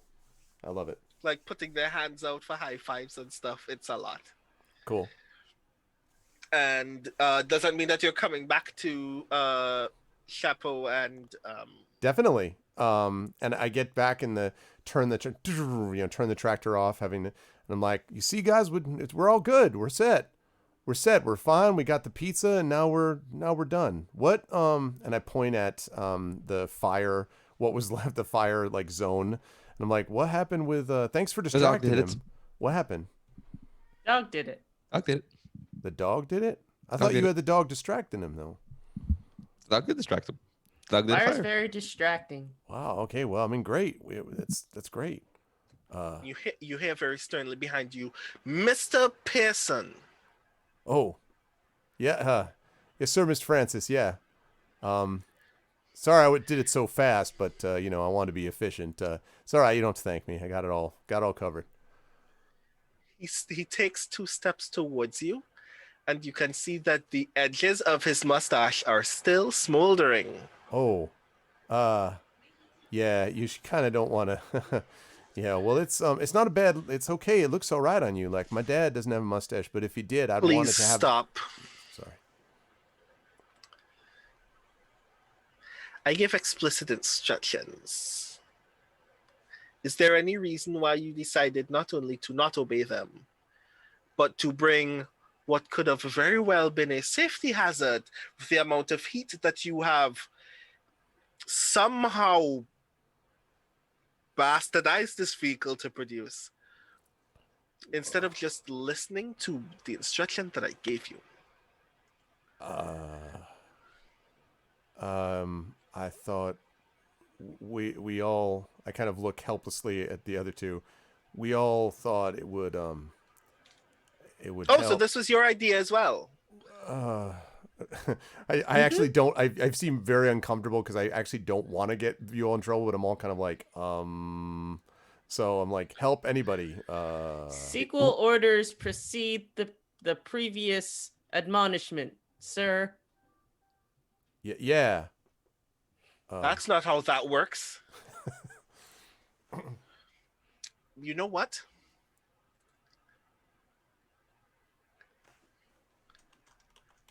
For everybody else, this counts. There is no more snow in this block.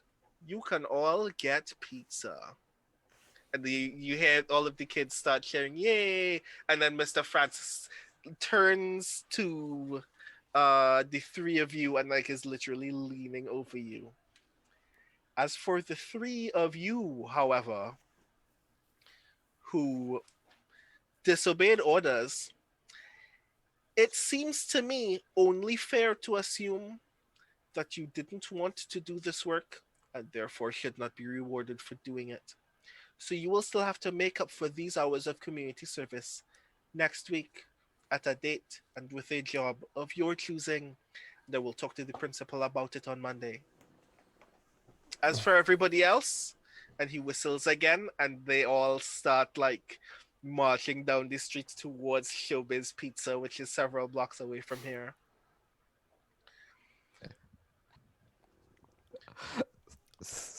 So I'm like, there's no, Always there's happy no to snow. help. There's no snow in front of that pizza shop now. By the way, there's none. I got rid of it. okay. What is that? Kind of crap is that? I drew him this picture. Do you think he'll like it? He sort of, like Mike sort of looks at it and sort of wants to half smile, but the hell's wrong with him anyway? To do this waste of time digging stuff. That looks, and as you're taking it away, that looks better than he does. All right. Kind of, I sort of go over and kind of pat the tractor. And your fault anyway.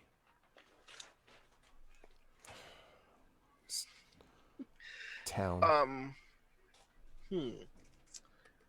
Now I want anybody who would like to do this for me to give me what I suspect will be a investigate roll. I would like to roll my best skill and fail it. Wow. Well, we shall see. I have faith in you. Oh. No successes. Okay. Wait, no. One success. One success. Oh, so. I was briefly confused. Okay, cool. One success. All right, I'm also allowed to, or just, are they? You may as well. All Anyone right. who would like to may. I take my mind off of this travesty that's just been done to us. Hey, I got one. See? Hey. Also one success. Yeah, see? I take it Poe is not going to roll? Or did No, Poe Poe roll? did. Up, Oh, Oh, Poe rolled. rolled. Right. That was that 0. Okay. That was that 0. So, Haven't Mike. gotten a success yet. So, Mike and Hani notice what seems to be a kind of like dark purplish light coming from some blocks like northwest of you, where Mike, who drives around a lot on this tractor, would know is another portion of woods that is closest to the energy facility in this area. Hey Mike, how fast can your tractor get us up there? Well, I mean, it can go pretty quick, and especially with the snow gone. Why? I jump into the tractor.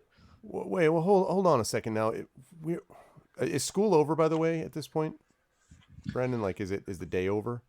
Yes, the Okay. day is over. You're the only other kids on this block Okay. Well, you want to go look at who the... isn't in a house. Okay. I don't know. The only thing up there is the energies facility. Why you want to go up there? Because of the light? It's just light. We gotta investigate, obviously. Whoa. Yeah. What's going on? We gotta figure it out. And Poe could maybe draw something purple. Right, Poe? Right? I got my pastels. She Okay, opens there up we her go. coat where one reason. she's got a line of colored markers. All right, well, I don't know that I've got room for a dog, though. It only fits 3. I'm trying to think. Have we settled on the size of this dog yet? Yeah, full German Shepherd. Well, How fast does your tractor go? Like, is it normal car speed or Well, faster? until I kick in the, it is the engines. legally supposed to have 1 gear.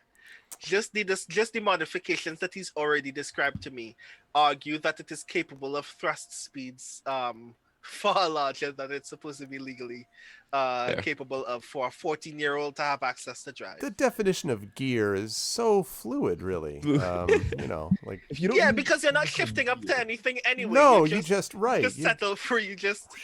Yeah. So yeah. I mean, she can run along. You sure? I don't want to get hurt or anything. She starts running ahead. Oh, all You'll right. never see the German Shepherd run. German Shepherds run fast. Yeah, all right. Well, Okay. let's go then. And so I jump up in the thing. Are you coming? And looking down at Poe. Yeah. Looks cool. All right. So when it goes to, and so So I because the street is mostly clear of snow, I click in the levers that move the mag thing like like this.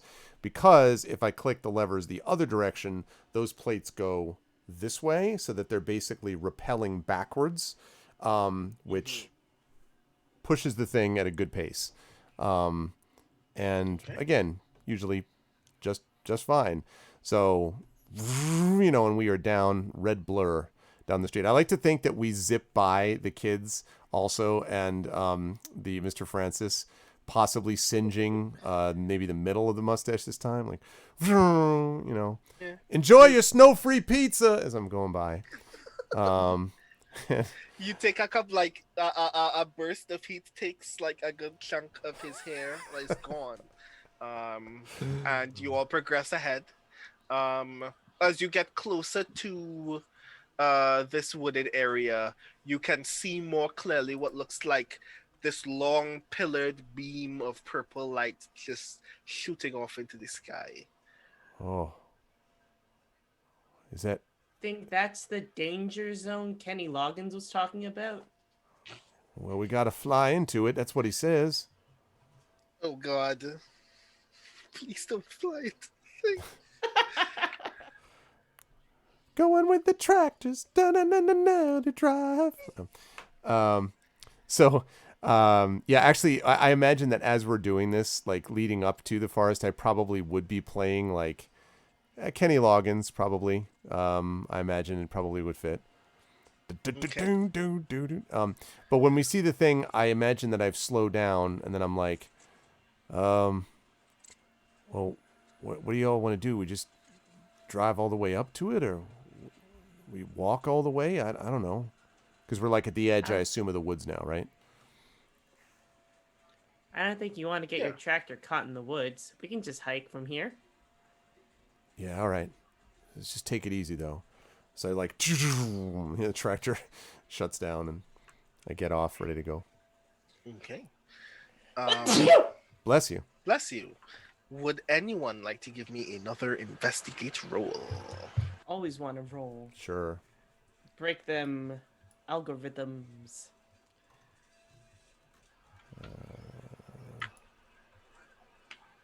Woohoo! One success. I don't know what the hell I'm doing. No successes for me. Okay. Two? Wow. Yeah. Okay. Look at that. Everything Nice. just goes wireframe. You just see like you are the one. Like just. So Poe notices. Poe and Honey notice the sound now that you are no longer exposed to the droning hum of the magnetine propellers in the tractor. You can hear what sounds like growling coming closer to the source of the light. But Hanny can also notice the shape of something small and humanoid in what looks like a tan jumpsuit run through the woods at what looks to you as incredible speed. And it looks like they're coming from it looks like they were coming further ahead of the woods and are also headed towards the source of light. My wife, I cut out for a second. What was coming? I heard that the thing was coming, but I didn't hear. Right, it's the shape of someone in a tan jumpsuit, and it looks like they're headed towards the light as well from further ahead. Are they moving at our speed or faster, or slower? We're moving much, much faster. We're moving incredible speed. And are just a person in a tan jumpsuit with no vehicle, just going. Yep, just running. Yeah. Hey, does anyone know anyone in town who wears a lot of tan jumpsuits and can run faster than a tractor? What? No one runs faster than my tractor. Not even your dog. I will say though that Mike would already know this, which is among what like the tan jumpsuit, which you haven't seen, but when you hear the description, it sounds like the description of the tech uniform for this hex's power company, which is called Powder Energy. Oh, okay. So I might say, you mean it's, and I would Hani know that too? Like, presumably? Because I'm thinking I would say something like, is that from the energy company, the company up there, Powder Tech? It is likely that Hani would also know. Yes. You saw that? Where?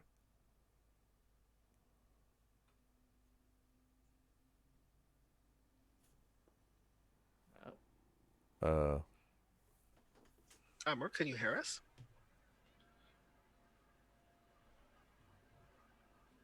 Nope. Okay, I think I'm good now. Sorry, my internet was. That's okay. I just said you talking about like the powder energy? Is that what you're talking about? The what?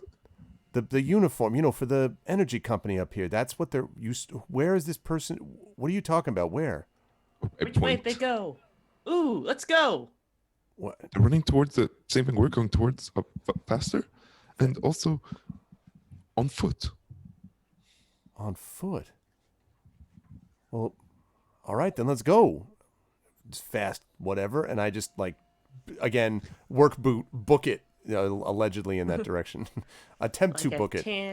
Like a tan jumpsuited snow leopard. Exactly. Like a red tractor out of hell, so to speak. Yes. So now I would like everybody to give me a move roll. I can do it. 1 success. 1 success from Mike. No successes from Poe. Why do you torment me like this, Brandon? You can do it. Oh, well. Oh, wow. Come on, everyone. So, the very idea that anything can move faster than Mike's tractor motivates Mike so intensely that it just kind of this will not stand this injustice. shove off into the woods. Yep. And as you both follow, both of you trip, both Poe and Hani trip on the same exposed root of a tree nearby, and both of you just land in the wet, mossy, snowy dirt in front of you as Mike continues onward. And Mike is definitely not keeping up with this thing, but you can see this thing now because it's coming essentially down as you are coming up. I actually think I yell out to, hey, wait up. Hey, wait up. This person doesn't respond to you. And as you get closer to the source of light, you see what looks like... It looks like a dog if all of its proportions got out of whack. It has limbs as long as perhaps your entire body, and it's coming out of the source of light. It looks like it doesn't have eyes or ears, but it does have teeth. It's coming towards the creature that's in the tan thing? Is that... It's just idly in front of the source of light, just growling at itself, just kind of scraping at the ground in front of it. And as you get closer, you see the figure in the tan jumpsuit run up to it and kick it in its gut so hard that it flies towards a nearby tree, and when it collides with the tree, it just disappears into black smoke. So at that point I feel what the hell do you think? And then I look over my shoulder and realize that neither Hani nor Poe are near me, and I'm like, the hell, I always talk about stuff and they're not behind me. Where? And so I turn around, I turn around and I'm starting to walk back, and then all of a sudden I do a triple take where I'm like, the hell did I just... And I look back again at what I just think I saw. And like, is the creature still in front of the purple light? The one that kicked the other one? Like, right. The figure in the tan jumpsuit tan is jumpsuit, yeah. still is now in front of the source of light and is facing it. If you want to know what it is attempting to do, you will have to give me an investigate roll. I think I'm going to do that because as much as I want to go back and find out what happened to the other two, I'm also like, what? So, 0 No successes. successes. The hell was that? Something kicked something. It looks to you as if the kid is just. It looks to you as if this person is just standing there. But now that this person is now that this person is just standing there, you can tell that this person is the height of a child. Well, and I assume that they're turned away from me, obviously. Do they look like they are long? They don't look like they're long-limbed and, No, okay. they look. They just look human. like a kid. Do they look anything, I suppose, from the back of the head? Can I tell if they're anyone that I might know? Like, is it my neighbor? Because the neighbor showed up out of breath. I'm wondering if Nope. This person does not seem familiar to you at all. All right, so I like kind of at this point, and are Poe and Hani, like, did they follow once they tripped, or do they just sit there feeling bad? Because I want to go back to them if they're not. So meanwhile, while this is happening, Poe and Hani, would you like to do a thing? Yeah. Because if you want to catch up at this point, you need to roll again. So I would like.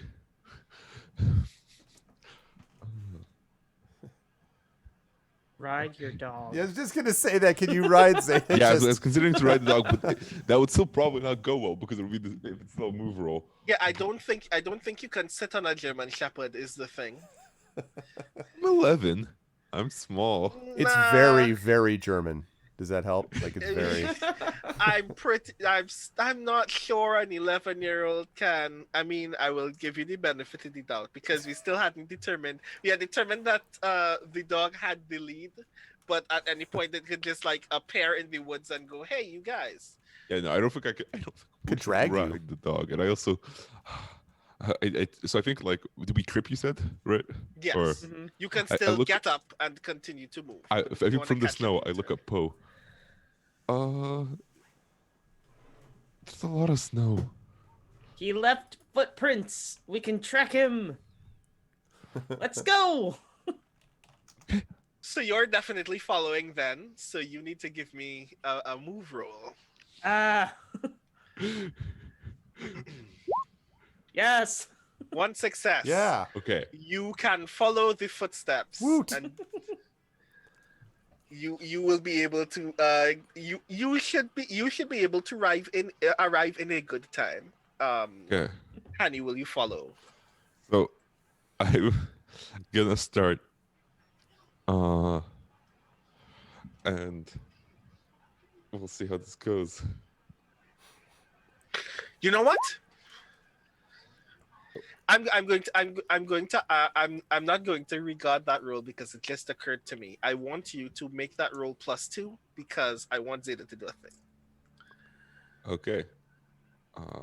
I will roll 2 dice. I'll just separately. Nope. It failed. Okay, so unfortunately, what you see happen instead is you see your dog enter your field of view, and it looks at you like you literally see your dog enter your field of view, shake its head in disappointment, and run past you. Just leave. Zeta! So yeah, they're going to get back to Mike just in time for Mike to see a thing, which is Mike, you see as this person in this tan jumpsuit just looks at the light for a bit, and you see the edges of the light. It looks as if glass is breaking, but the glass is like the edge of reality around this light. And then that undoes itself, and then you see the light start disappearing, falling down from its highest point and just sinking back down into the ground until it totally disappears. Whoa. So I look that just for a moment. It makes the numbers 145.20 because of the $10 donation. Thank you very much from Ooh. Anam, I believe, is the one who did that. So thank you so much for the donation. very much. 145.20. We are making progress. Thanks everybody. So okay, I see that.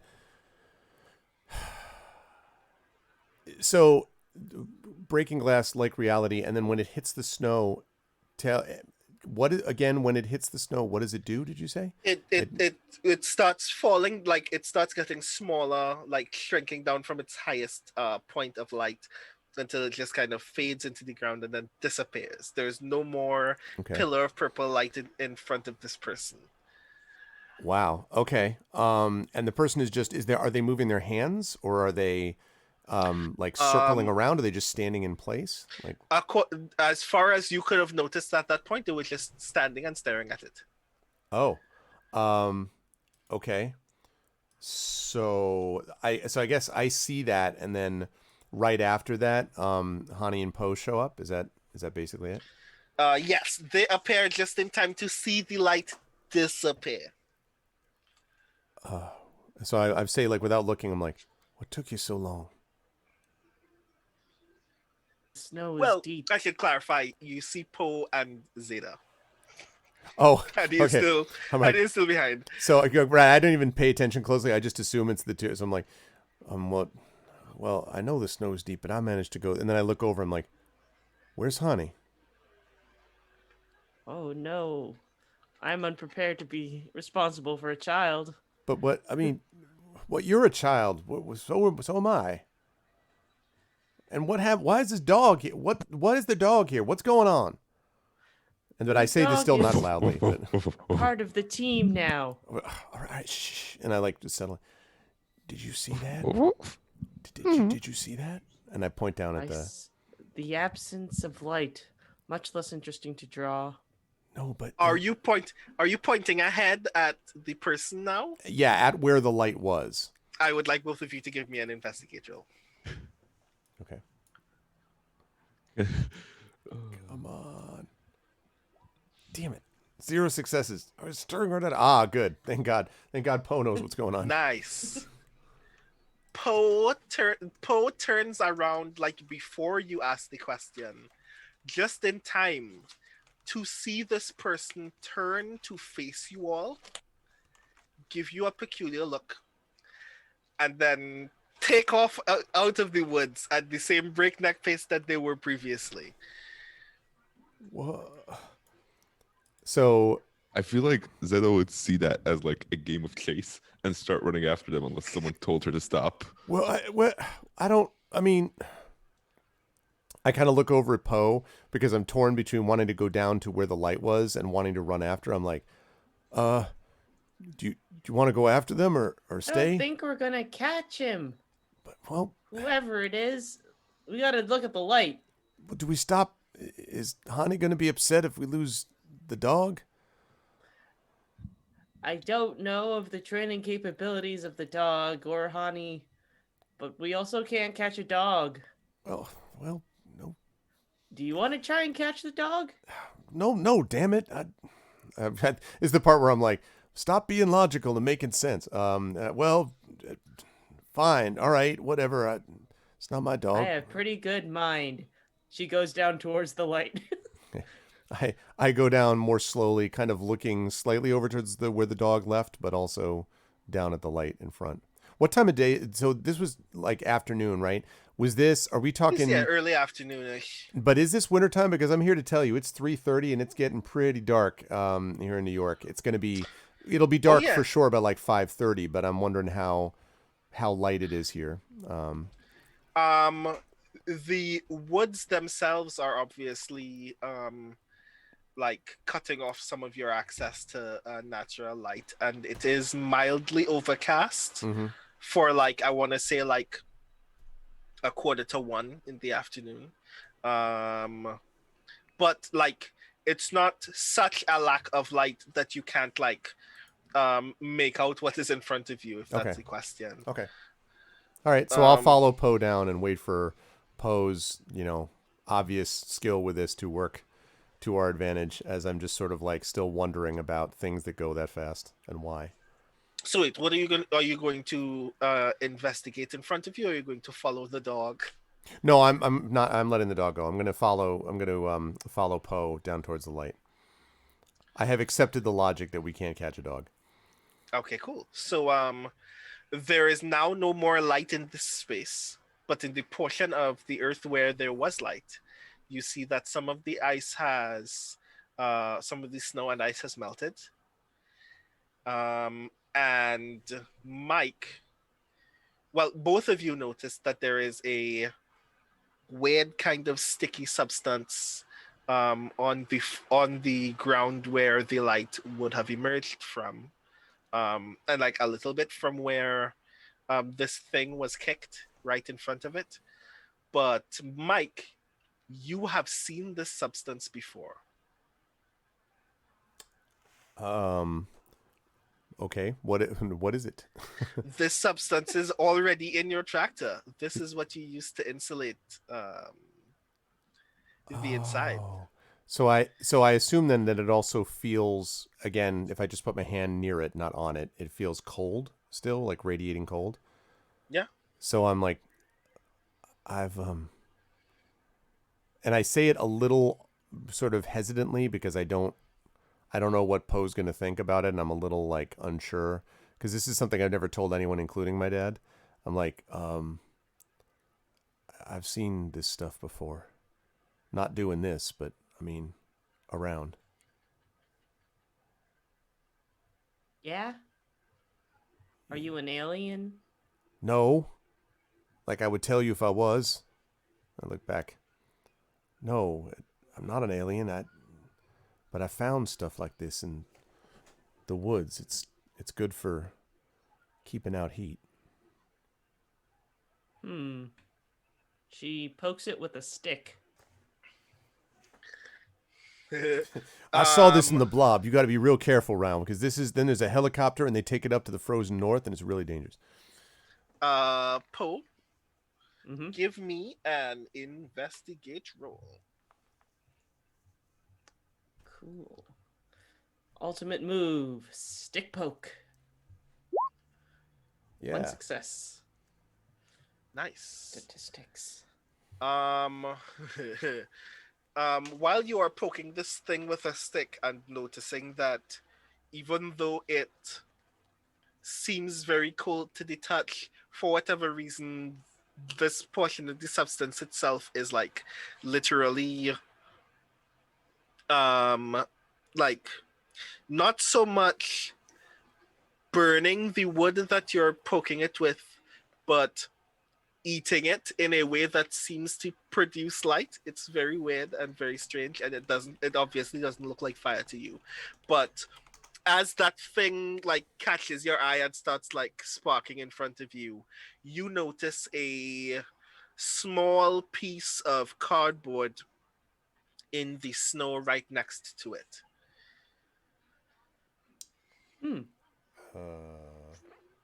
Free cardboard.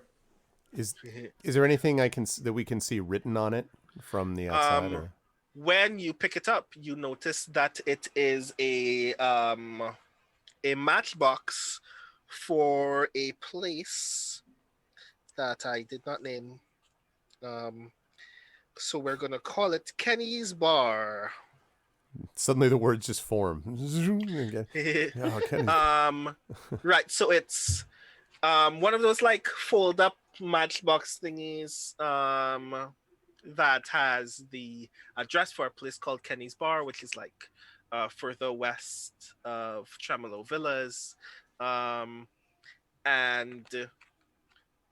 it has on the other side of it, like when you open it up, on the inside there is a handwritten the name Dr. Morris, and an address that is in another gated community further north called Staccato Hills. Staccato Hills. Have I ever been up there? I mean, I know of it. Have I ever been up there? You have, which is the thing that you find weird personally about Staccato Hills. In fact, give me a comprehend roll Okay. so I can determine how much of this is a thing that you know. Okay. Hold on a second. Matchbox. Okay. So comprehend. Oh yes, one of my I clearly comprehend things. One of my great strengths. Oh hey, I got a success. How about that? Nice. You know that while Staccato Hills is still on the map and there is still a suburban community in the area, the address as it appears on this cardboard is technically no longer a portion of Staccato Hills, because there was a northwest portion of houses that after a what was announced in the news as a freak sewage accident damaged a series of houses in the northwest portion of Staccato Hills. They decided to just move the wall down and shorten that portion of the area into the Staccato Hills that survives today. And this address seems to be in the center of where that accident took place. How long ago did the accident take place? That accident would have been 3-ish, 4-ish years ago. Okay. Old enough that you would have literally seen it in the news. Okay, because it was it wasn't like a hidden, like people talked about this No, accident. it was a thing. It came up like. Okay, so I show this to Poe, and I'm like, this place is in the middle of where the accident was up there. There's no one who could be living there now. This must be from before. Ooh, we should check it out. Yeah, that would be a good idea. It would be real nice if we had the other one and his dog and their dog with us. We should get them back, because we might want to get out of here in general. I heard rumors that this place, if you stay around too long, they suck out your life force and steal your voice, and then you have to walk around as a lifeless husk and with no voice, like in, I don't know if The Little Mermaid came out yet, but like The Little Mermaid. What? Like what? in the Hans Christian Andersen one, where she turns into sea foam at the end. And it's sort of like yeah. So Mike looks a little bit is like, the hell? What? And Let's go. That's ridiculous. But still, I'm like, yeah. I also start like, for some reason, every about this skis me out. I'm like, that's ridiculous. Nothing like that exists. You know, like making my classic work boot move run through the snow. Mm-hmm. Back towards, I guess, roughly where we think Hani was at last check. Mm-hmm. Because I mean, the tractor is in that direction anyway. So Exactly, we may as well. and right. You definitely want to get back to the Enterprise. Like that's the key. Okay. So. I guess we could like just for ease of the process, we could say that we cut back to the point where everybody is now in or around the tractor. So I think after Hedy got abandoned by Sada, Hedy decided to just go back to the tractor where the heat of the tractor would keep them warm, and are sitting in the tractor reading a book. At one point, they pulled out a piece of jerky from their bag, and I think like roughly around the time the other two arrive, there is a blur of black and brown as Zeda, having smelled the jerky, arrives as well. From like 10 miles away, just like, oh, Yeah. like. Food. That's how that works. Nice. Good dog. Okay. Honey, give me an investigate roll.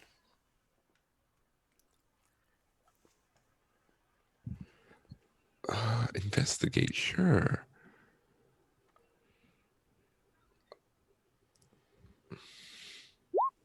Two successes. Wow. Nice. Okay, cool. My good skill, I should be doing well. So you do see, like, just a little bit before your pet very eagerly returns to your arms because food. You do see the figure in the tan jumpsuit rush past what at this point, like, it is actually kind of a miracle that you can see at that point, but you very clearly see at the very furthest edge of the wood. You see the figure in the tan jumpsuit emerge very swiftly, and you know for a fact that they're headed in the direction of um, the powder energy facility. Like that stands out to you that they're headed in that direction while they're wearing that jumpsuit. I think what it's like is I'm reading a book, and it's one of those moments where you see it in your peripheral vision, so it's much clearer than if you'd been looking head on. Like my head's down in the book, and just out of the corner of my eye. Oh, hey, welcome back. What happened? Well, we saw this thing running like in a tan suit. Yeah, it's going towards the energy plant. What do you mean? You saw it? Yeah, off the corner of my vision. It's like a couple miles away. It's fine. Well, but what? I mean, why did you come back here? I couldn't follow. I have short legs. We had footprints in the snow. You couldn't follow them? I mimic what I did earlier. Immediately trip. So you're just incapable of walking through woods. That's how this goes? Like you can't move through woods. I mean, I just don't walk through snow and woods a lot. It's just not an activity I do. You should piggyback him next time, Mike. What'd you say? Sorry, what'd you say? You should piggyback him next time, Mike. I probably have to do that. It might go faster. Anyway, I'm glad your dog's back. So we found something. I don't know what it is. If we go back and find that thing, there's this weird, like, purple light, and it looked like there was glass on the outside of it, and then that thing showed up, and there was someone there, and it kicked someone into a tree. And I start trailing off, realizing that nothing of what I've said is connected to any other sentence. Like, it's all what happened in a row, but it's like doesn't. I'm like, it was just. There were weird stuff, and I found this matchbox. Look, see, and I matchbook, and I hand out the thing that shows Mr. Morris's So the address. tan suit kicked a creature into a tree and made a matchbox appear? Well, it wasn't exactly how it happened. Like, It was look, next to goop that turned sticks into glow sticks, and that's where the light came from. yeah. Can I roll to make comprehend? sense? Yeah, I had to roll the. We just nod. Can I roll to... Yes, please. You know what? Just for flavor, yes, please. Roll to comprehend so we decide whether you just nod and accept. Oh, see, you were like, Successes. I see. So I look at them. I think, you know what it is? I think I have older siblings who also don't give me serious explanations of things. So So you like, learn I'm to used figure to out. piecing together Yeah, like yeah. 14 and 15-year-olds saying like Yeah. not treating me seriously, but like I know that's not what's happening here because y'all just don't understand what's happening. But like that's the skill set I've got coming in, and so it's like, oh okay. So the tan suit is a person working for the power company, and they kicked the creature, and then the creature turned to glass, and then you investigate it, and there's magic poop that turns sticks into glass, and also you found this matchbox. Yeah, well, the creature turned into black smoke, and then there was also light. But that most of it, yeah, that's right. So look, the matchbox. Look at the address. The address is from. It's in the place where there was the accident. You know, the accident that happened up at Staccato You mean Hills. Staccato Hills? Yeah. So that's got to be where it is. So I don't know what that means, and I don't know what we're doing. But that's anyway. We found it, so that's good, I guess. Yeah. Yeah. To So- clarify at this point, Staccato Hills and the direction where you saw the figure in the tan jumpsuit running are in two separate directions. Right. Okay. Okay. Hey, can I borrow that stick, Bo? Yeah. Okay. So we are here. I do an X in the snow, Okay. and the power plant is there. I draw like your very standard factory with like 2 chimneys. Right. With the Mhm. smoke. Yeah, mhm. Yep. Exactly. I'm glad we all know exactly what's going here. Yep. Yeah, And over there- radioactive symbol on the edge and stuff. Yeah. Mhm. And over there we have Staccato Hills. So I draw a hill, and then inside the hill I draw a single note with the staccato dot under it. Nice. That's great. So, we should go check at least one of them out, but they're both in opposite directions. You know, I know this kid once who played a game, and he said that the best way to do things like this is he called it split the party. I don't know if that's true, but I heard that if you just split people up, it usually works fine. No, I'm kidding. That's a terrible idea. We should decide which way to go. I don't know which way though. I mean, we ought to go. We ought to go figure this address out. We have about an hour left. And I don't. Looks around like, oh yeah, you're right. Yeah, we have to be home in an hour. No, Yeah. But You look at those clouds. It almost looks like it says 145.28 up there, like just with a dollar sign in front of it. It's like yeah, money. Wow. and yes, I am not very good at sneaking into places. I don't know if I want to sneak into a power plant with a tan suit powerful enough to kick a creature into smoke. So maybe the hills. We could talk to Mr. Morris, I guess. Except, well, you said you just saw that kid run past you again. That's the second time. Towards the power plant, yeah. Yeah. I don't know, Poe. Should we go to the hills? Well, one is a known quantity. Which one? In I don't that, know any the quantity. What? hills. What do you mean? The hills? One is the hills in which we have a direct address, and the other is a mysterious running man or thing that we don't know about. Which is more interesting? I'd say the man. But how do we get into a plant? I am good at sneaking. The hills may have nobody and may have nothing, and that's boring. I want to go to the plant. So I kind of process. But we want to find the answer. I mean, I can run okay, but these are not, I point down at my boots, they're not the sneakiest. Well, I mean, there was earlier today, I did sneak behind my house, but I guess it doesn't really matter, but I don't know. What should we do, honey? I don't care, I guess. Thank you. Oh yeah, it's perfect. That's like every factory right there, ever built. Yeah, that's literally every factory. Yeah. Was that, or is it? What do you have? Is that a hill with? What is that? Staccato Staccato. Oh, the staccato. Yes, right. Which you just talked about. Yes, I'm foolish. I love it. Okay, so is there a consensus yet, or are we still? It depends on what High says. I'm not like married to either direction. I'll go along with what the group decides. The hills. Let's find out what the glowy thing is. To the hills! Oh wait, the glowy thing with the hills. Oh, go to the hills to find. Wait, what? Because the hills are where Mr. Morris is, right? That's where Dr. Morris's lab is. And yes. the glow. Oh, where the lab is. Okay, but the glowy thing is in the opposite direction of the plant, theoretically. Well, that's where the figure in the tan jumpsuit is headed. Okay. We have no idea what would be in that place yet. All right. I think going to a lab makes a lot of sense and couldn't possibly lead to any problems. So I think we should. Why Not not at all. both? The lab first. The lab Maybe first. he'll have cool swirly beakers that all drip into one final beaker that causes smoke. Right. And then we can take the tractor back over if we have time. All right. Yeah. Let's hit the hills.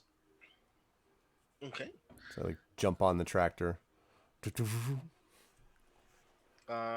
So I'll say that you just speed on over there for like a visual kind of observation of what the difference between that space is like. Okay. You do have to pass through the still recognized gated community that is Staccato Hills, and you just drive around that tall, white painted, pristine wall at the edge.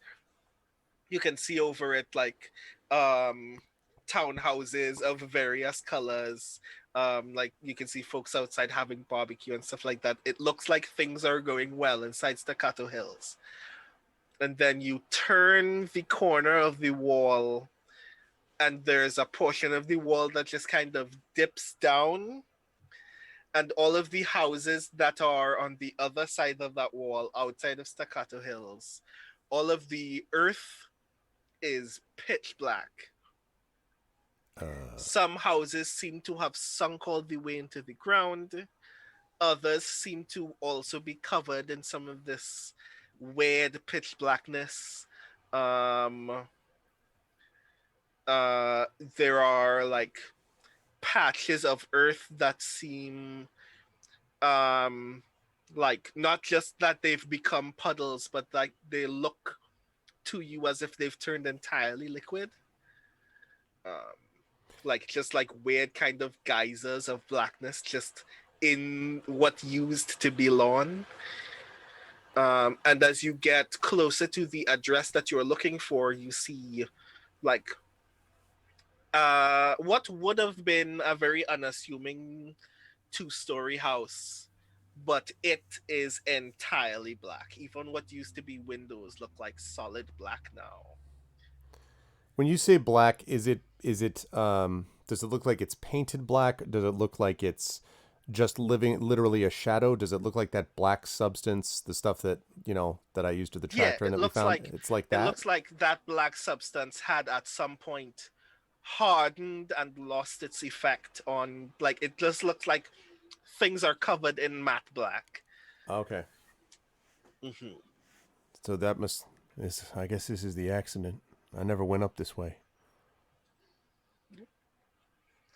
And as you get closer to the to this building in particular, you notice that the front gate in front of it and the front door of the house itself both seem to have very recently installed locks. In the pitch blackness? Like they don't look like they're coated in black. They look like like somebody had recently replaced locks on this gate and this door simply so they can be opened and closed.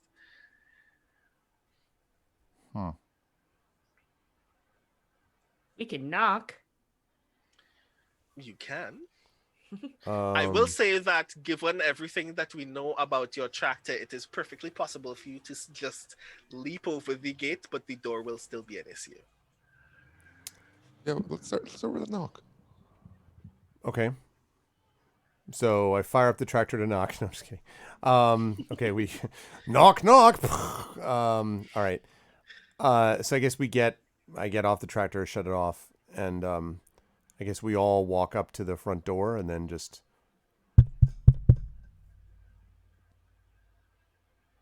No reply. And I look at the matchbook. Dr. Morris? Hello. Nothing yet. Maybe he's. And now, is it possible to get around the back of this? Like, is there the back of the house, or not? Give me an investigate roll. Okay. There are panels that light up in black that indicate it's black. Exactly. One success. You notice on like one side of the building, like there are some like some of the windows have been knocked out by whatever happened there initially, or somebody else just broken those windows out. There's still like a little bit of jagged glass there, but the main concern is someone will have to prop you up if you want it. None of you are tall enough to reach the window that is broken without assistance. Might get a chance to get a look in there. I can lift one of you up. You can lift me. I'm tall. And so Mike looks a little bit and is like, You are tall. I don't totally know if I can lift you up, but now that I think of it, but I'll try. Okay. Or how about this short stuff over here? Me? I don't know if I want to go climbing through a window on my own, but yeah, we could try. Okay, so Okay, so who's going to lift whom? I will lift whoever, but it's up to whether we want to go with the super tall or not so much for the person who's on top. Tall would wants be to a be more lifted? interesting visual. That's Let's definitely go. true. Indeed. Okay. Right. So that means Mike is going to lift Poe, With one Which hand, with is- no difficulty at all. No which is going problems. to be a force roll. Okay. Force roll. Fortunately, I have a lot of force. In before it doesn't work. All right. And one success. All right. Right. What visibly looks like it is not supposed to work at all. Just works. Mike is strong enough to lift you, and you just get on my shoulders and then get through the window. The first thing that you notice when you get inside, based simply on like the available light that is coming through the window, because like all of the windows that are still intact are still so caked in black that it is very difficult to see through natural light. So this is the only source of natural light that you can find, and near this window you can see like cushions and pillows. You can see like a couple of like mattresses and stuff, which you imagine would be, if you placed like literally all of them outside, it may be physically possible for at least one person to just like use the collective height of those things to possibly climb up the window, provided they're not heavy enough that they just sink all the way through all of them.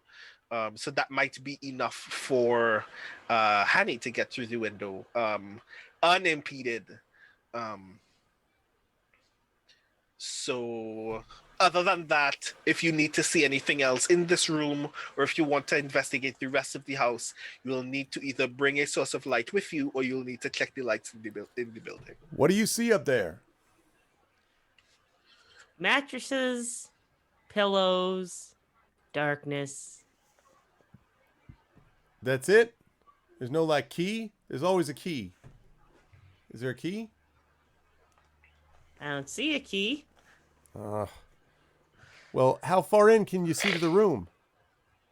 Let's see. Without the light from this window, you can barely see at arm's length. About arm's length, and my arms are pretty long. Yeah.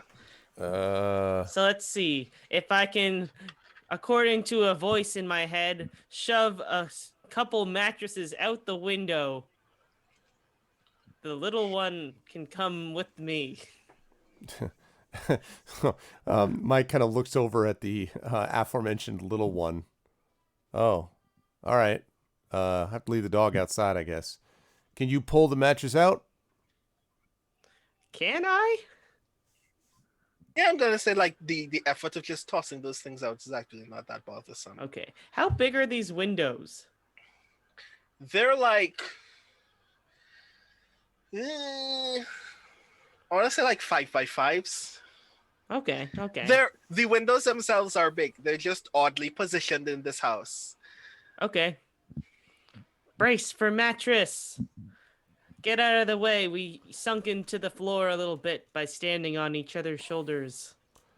And I'm sorry, you said you were able to, that Poe was able to pull up to the window, pull themselves up to the window, pull her up to the window, and like could then drop the mattress down? Like, or still on my shoulders? I thought I was inside the house now. Yeah, no, You did like inside. clamber all the way Yeah. in. Okay, all right. Yeah. Okay, so then, all right, well, yeah, we're out of the way, so I just back up enough to give room. Mhm. Bloop. just one by one, very dusty, foul-smelling mattresses and pillows fly Dust out of comes up. this. Okay. Covered in dust and just a little bit of mildew. But I'm gonna say it takes no effort whatsoever to just position them, to just push them all against the wall that Hanny can literally just use this as a staircase to get all the way up. A Okay. very soft, squishy, Perfect. foul-smelling staircase. Perfect. Okay. Right. Unfortunately, if Mike wants to get in, either someone needs to lift Mike in, or somebody needs to find the door and open it.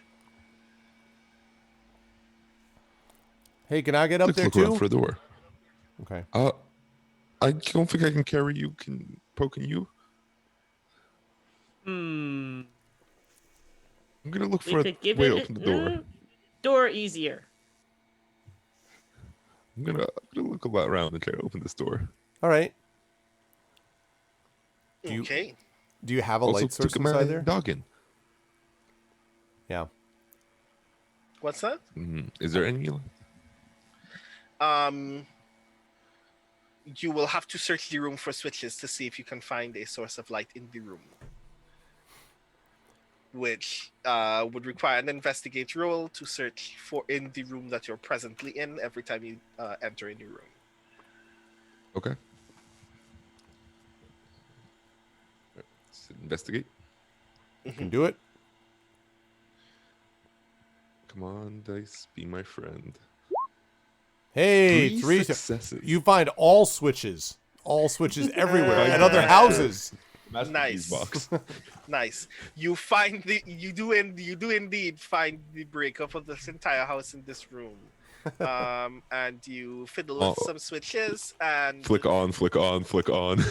yeah, and it turns on the light in this room, the hallway, the room on the other end of the hallway, and one room lower down from the hallway. Looks like I had a bright idea. In Ah. the room no that one's you're here. in, Oh, That's shocking. No, sorry. in the room that you're in, you can now see a couch that looks like it is all the way mildewed. It looks like somebody literally fished it out of a river at some point. And you see 4 or 5 bookshelves that have all been toppled over, all of their books spilling out onto the floor.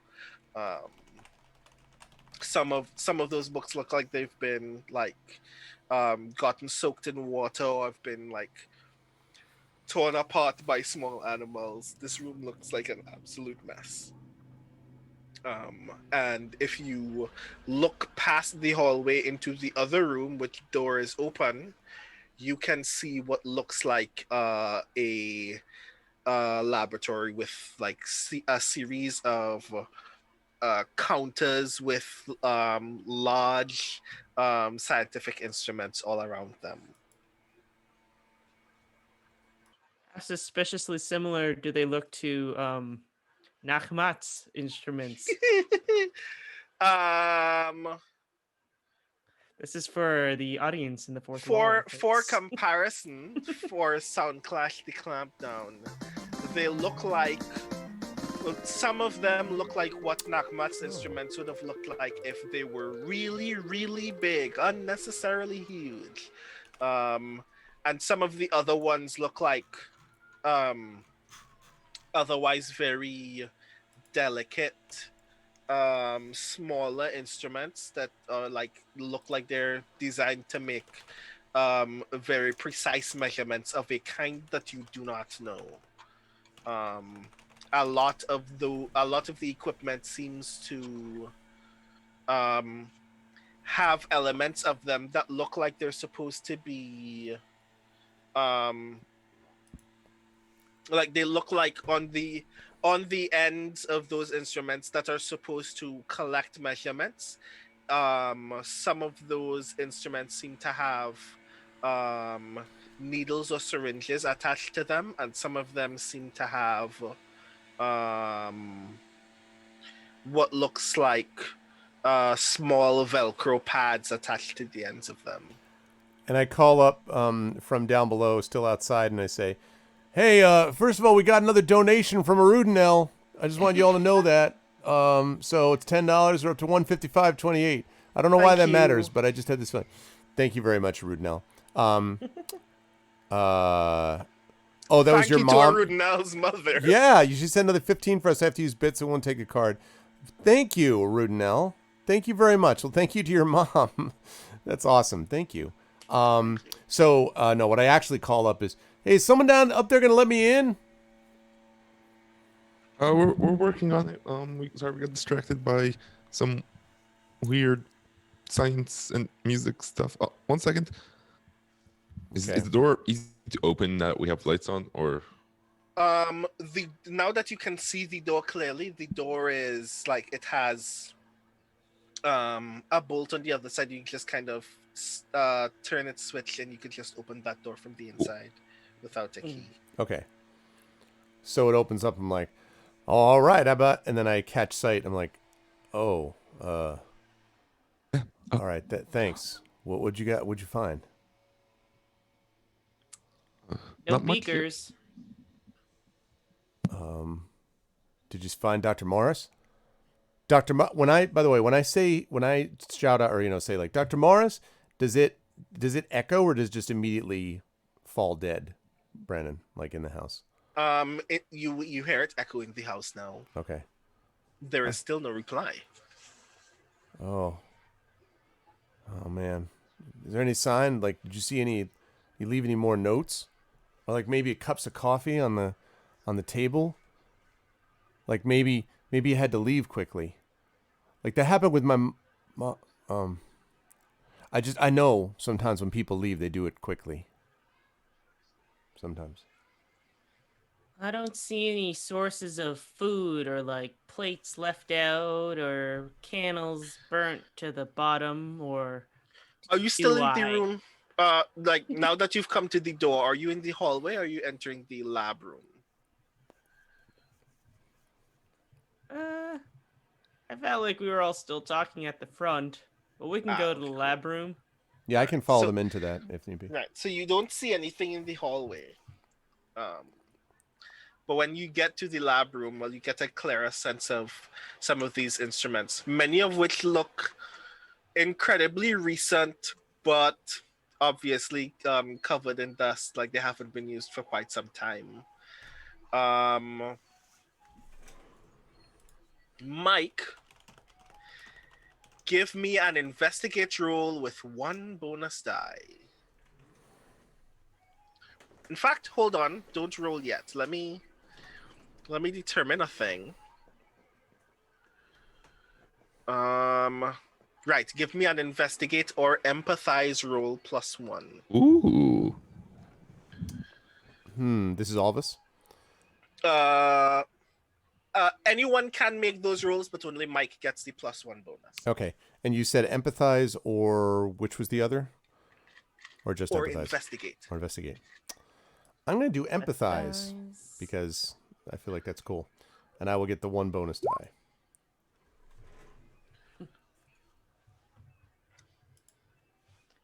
That's my good skill. We all get, wow. Yeah. 2 for Poe, 1 for me, 2 for Hani. We like empathize. There is so much empathy. We are not going to do Android's Dream of Electric Sheep in this place. We have empathy, Okay. and that's what it's all about. I feel feelings in here. Yeah, exactly. I know what it's like to be in a blackened room that's had an accident happen. I'm very curious what Poe is going to tell me about this, because so as you enter the lab room, you notice in the corner stacks upon like this large pile in the corner of glass bottles.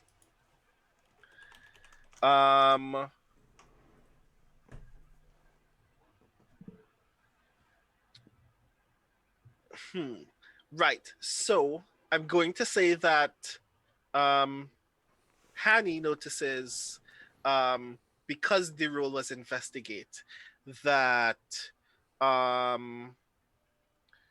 a lot of the other equipment in this room seems to have all of the glass that is in some of the equipment that has been repaired seems that has been cut out of some portion of the glass that was presented from these bottles. But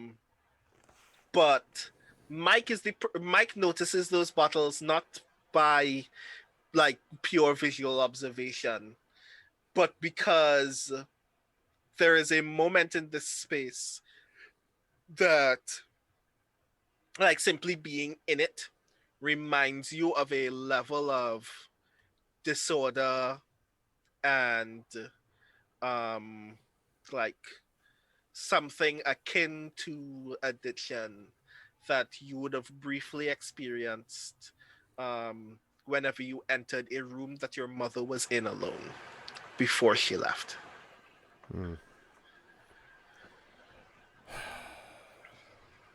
Is there any This like? act Oh, sorry. It's like I was just going to like the mere like atmosphere of entering that space literally Yeah. like brings you down a little bit. Yeah. So I think I would then look around a little bit and I'd be like, I kind of, get really sort of quiet and just see if there's anything that's like something you light things with, like a match or a lighter or something. And I seem You like half notice disgusted, I would say. And I mean, I'll look for that too, but just like I say that to the others. you notice around the glass bottles lots more matchbooks for Kenny's bar. That's great. I'd like to ask Poe as well because you also made an empathize roll. I'm particularly curious. Your bonus effect is you get to ask an additional question and take +1 die on one roll when you use the information. So is there anything about this space that you would like to know now that So you've you gained said, yeah, there's glass bottles, strange instruments, and a bunch of matchboxes. And because you rolled Okay. empathize, one of the things that you kind of glean immediately upon discovering the bottles in particular is Dr. Morris may be an alcoholic. Okay. Well, maybe not connected to alcohol per se, but all of these glass bottles, along with just the kind of like labby space, makes it all feel very medicinal. And my anchor is my grandmother because and we already have a missing mother. Let's say I have a father that's very sick right now that I have to visit in the hospital very often, which is why I'm looked after by my grandmother so often. And all of these bottles remind me of medicine, and all of the lab work reminds me of just the tests that he's had to go through. And it's the 80s, and from familial experience, it is not a very good time to have cancer. I mean, it's never a good time to have cancer, but like similar vibes. Yeah. So let's see. An additional question is what's this place set up to test? This room in particular seems to give the impression to you that it is designed to test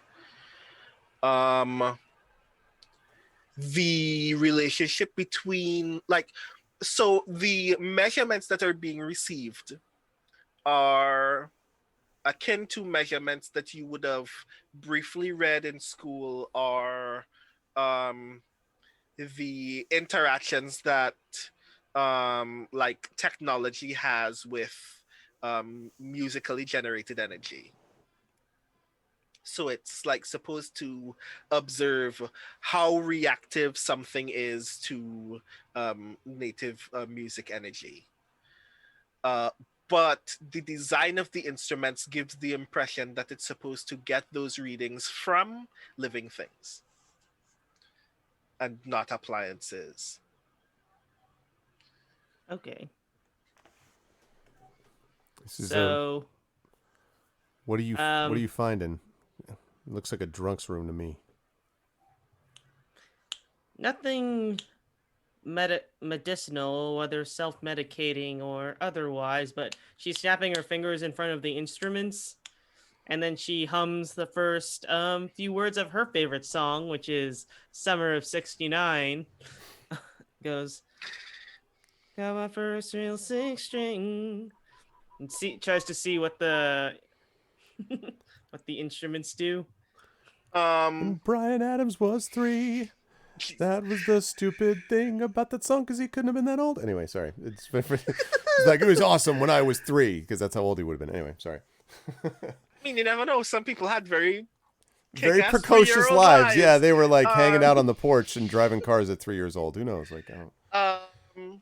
So you notice like the hum of what seems to be like some of the other instruments like responding to having data to receive. You notice like a console near one of the counters actually lights up and you see like a boss like tilt from left to right, picking up like just like the bare amount of musical energy that is generated from simply singing, when you don't actually have any like actual native magic ability within you, like just the like basic like controlled amount of magical energy. But it does also give you the impression that the way that you've given those readings would have been better if one of these things was physically connected to you. Looks like this thing can read music, maybe more magical music. I don't have any magical abilities, but I don't want to test it on anyone. What if it steals your voice, like they said it would? Steals your voice. What do you... And Mike kind of looks around and sort of says, well, I mean, what if we just played a tape or something? Like I could just run the tape player, blast it from the tractor. Could hear it up here probably, right? I don't think it'll work on anything that's not a person. That's just like rumbling from silly tape.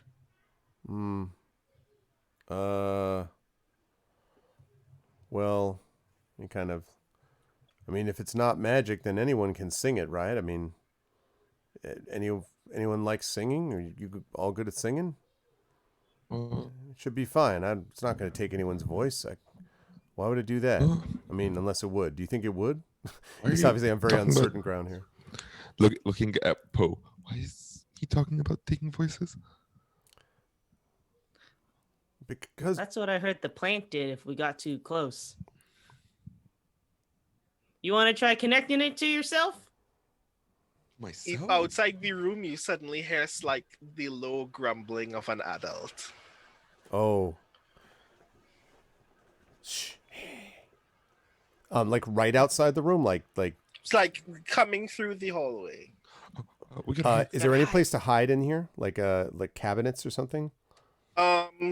You can duck underneath any of the counters. Okay, I do and that. You'd be mostly covered.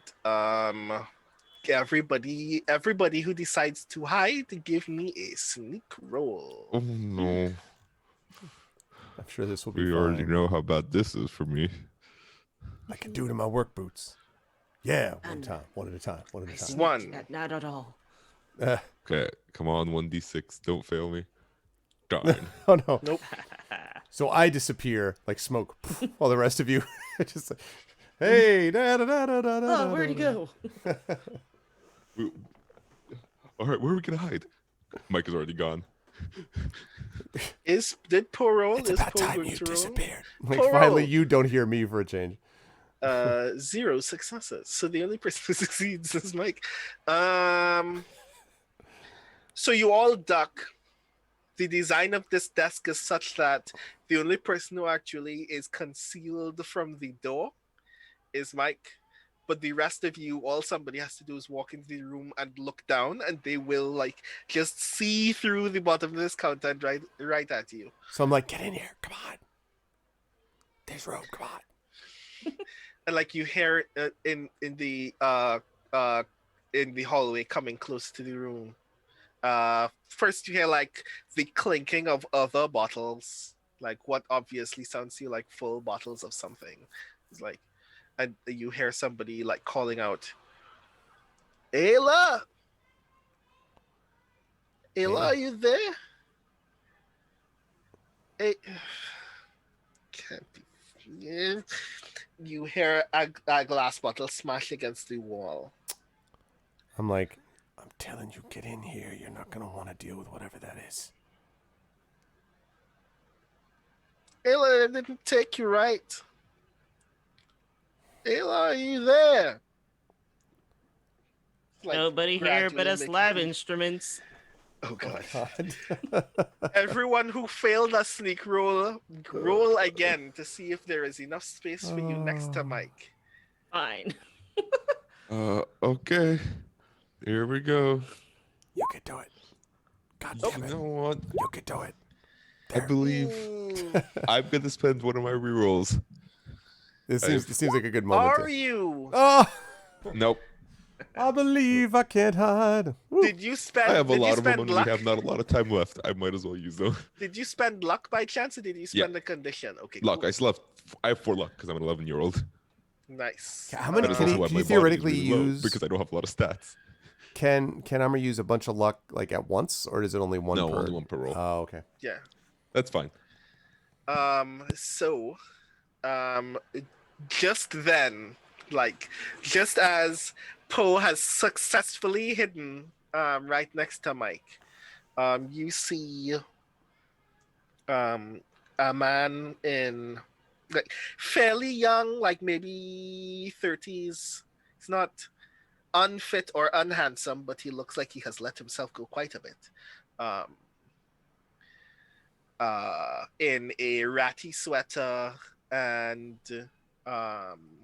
like very baggy dress pants, kind of slide in, like not lifting his feet, just kind of dragging them into the room.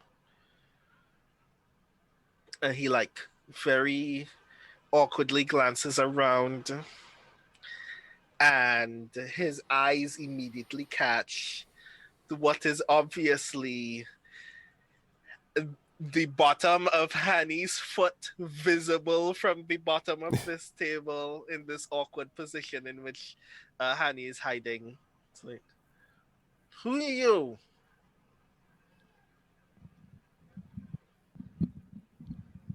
Don't say it. Woof, woof.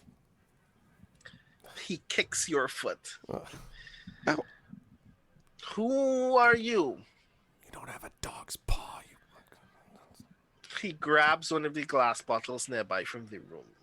Oh, okay.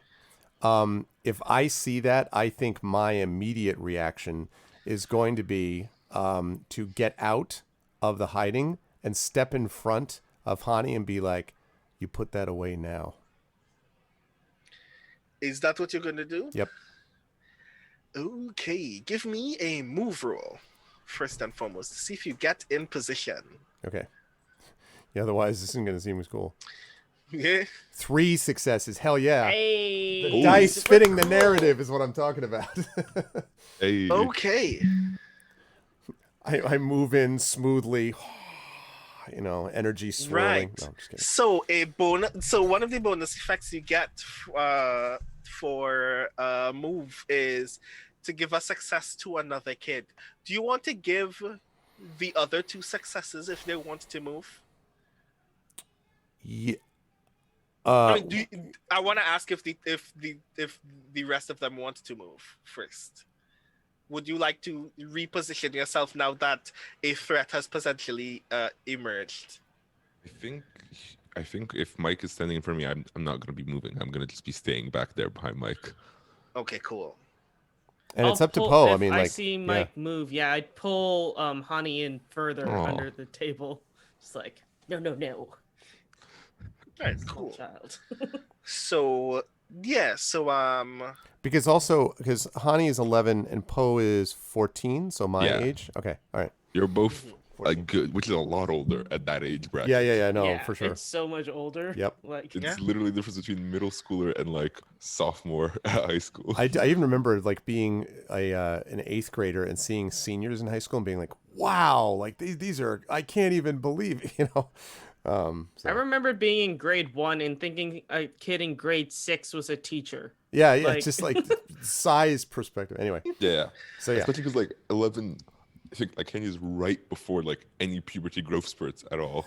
It's So true. like, How could anyone ever get that tall? Yeah, exactly. yeah. Yep. Okay. So cool. Yeah. So I will give.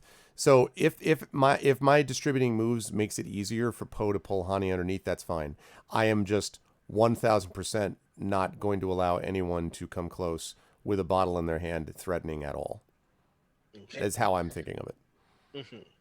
So you stand in front, and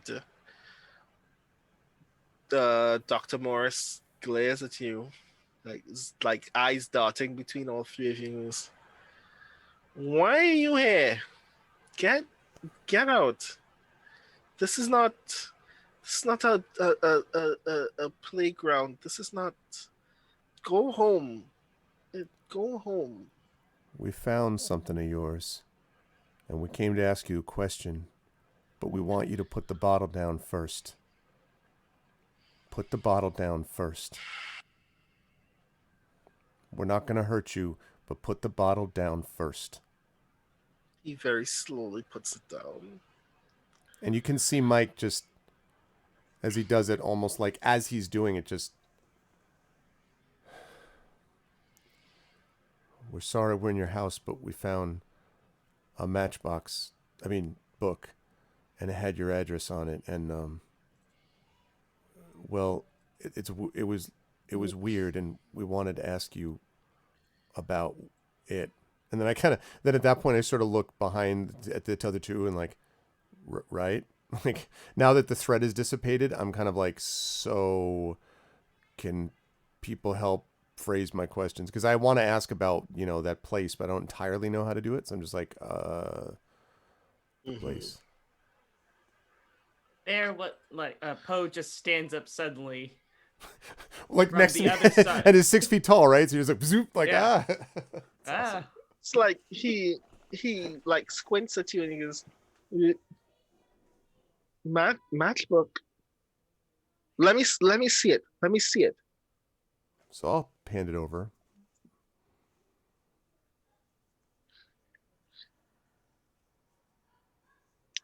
You saw Ayla. And like he's in between staring at it and staring at you. He's like, Ayla gave this. Where's Ayla? Where do you see Ayla? Ayla. Does she wear a tan jumpsuit? They're not supposed to be wearing one. She's kind of small. Well, first of all, she's not really tall with super long arms and then vanishes in black smoke, right? No, that's. Y'all saw noise. Noise? What do you mean? Like he gets like dizzy for a little bit and falls back. It's like, is Ayla in trouble? We're not supposed to be doing those things anymore. That's why I brought her here. That's why. Oh my god! Are they? They took. I need to find. And like he scrambles to get back up off the ground and fails. So at that point, I come over and I'm like, whoa, easy, because I kind of bend down with the practiced ease of having helped someone have to do this before, and I'm like, all right, just take it slow. Come, you can hold on to my arm here, all right? And I kind of hold out the arm, and then assuming Dr. Mars takes it, like gradually, he will. So I kind of gradually, slowly, gently pull him to his feet, and then I'm like, Ayla, we all saw, like really fast, super fast, running really fast. What does Ayla have to do with it? And like, again, like Mike is getting frustrated that he's sort of like throwing all these things together at once, realizing that it's probably not, like as before where Hani figured it all out just by accident, by power of sibling knowledge. But like, he's like, we saw someone really fast in a brown jumpsuit, really fast. I saw they kicked something. It fell into a tree, and it was black smoke. And then there was purple light, and there was glass, and then it was gone, and then it was gone. And then we found the matchbook. So And the Stuff. pantsuit ran back towards the power plant. and then I sort of nod furiously and point like, yeah, what Hani said. Mr. Moore sighs very exasperatedly. Ayla is not from here. You mean from How old are you kids? I'm 11. 17? I'm 14. He's 17. yeah. I'm 7, and I obviously make my voice. I'm 17, close to 18. I'm really all but 18. You ask anyone, I'm basically 18. He's Not- basically 18. Yeah, not 14 though. Definitely 18. Not 14. I'm 14. No, right. We're not the same age. Right. We're all different. Yeah. You all could have barely spoken when we learned about the drop. When music became our energy, I used to work at the powder facility north here. When all this happened, we figured it would be worth it to find things that would just make the music for us. So they tried to turn the frequency back on itself, open it back to the source of the thing, and they took someone out.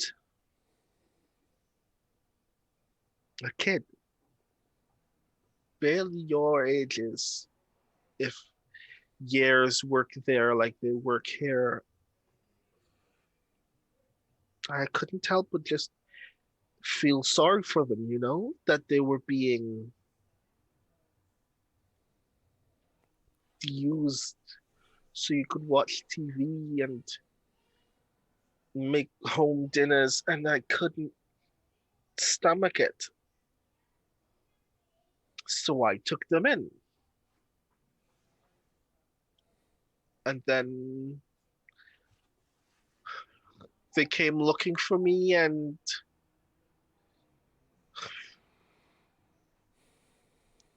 I told Ayla to run, they ran, and I haven't seen them in days.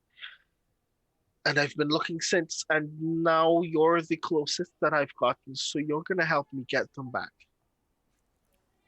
What? Who's trying to take them? The powder is trying to take them? Where are they taking them? Yeah, they're a battery at this point. A battery. But And where's Ayla from first? Where'd she come? Where'd they come from? Ayla's from where the music's from. Ayla is pure song energy, like almost to the point of not even really being corporeal. It's a miracle that they can think, or that we think that we're comparable to them. Ayla is a marvel. And Powder treats others like them like pure double A's. And I couldn't stand it at some point, and I need to fix that. And he tries to straighten himself up against this counter, slaps himself on both sides of his face, and looks to you, Mike, and says, "Wherever you saw them last, we're going there now."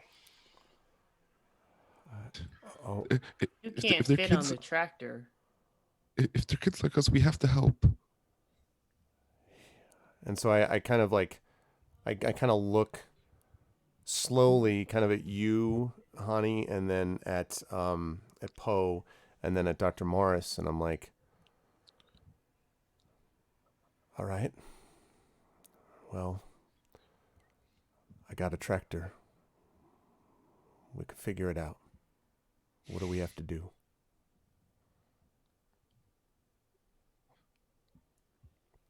Where did you see them going? You The- said they got in a fight. You said, are they okay? They're fine. They were running towards the power plant. We Yeah. have this diagram. Yeah, that's the. I was like, that's the. And then I'm like, yeah, that's the. They're headed to Powder North. I guess there was a purple light. Damn it. He checks his pockets. Nothing in the left side, reaches to the right side, and he pulls out a keychain full of keys. He says, "How much does your tractor seat?" And I'm about to say 3, and then I say, many as it has to.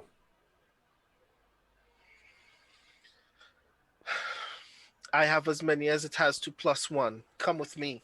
And he goes back down the hallway, opens the back door to this like large, like almost all metal other laboratory that has in it 2 magnetrine sedans. Like, think this is this world's version of an Audi Okay. or a Tesla. And he's like,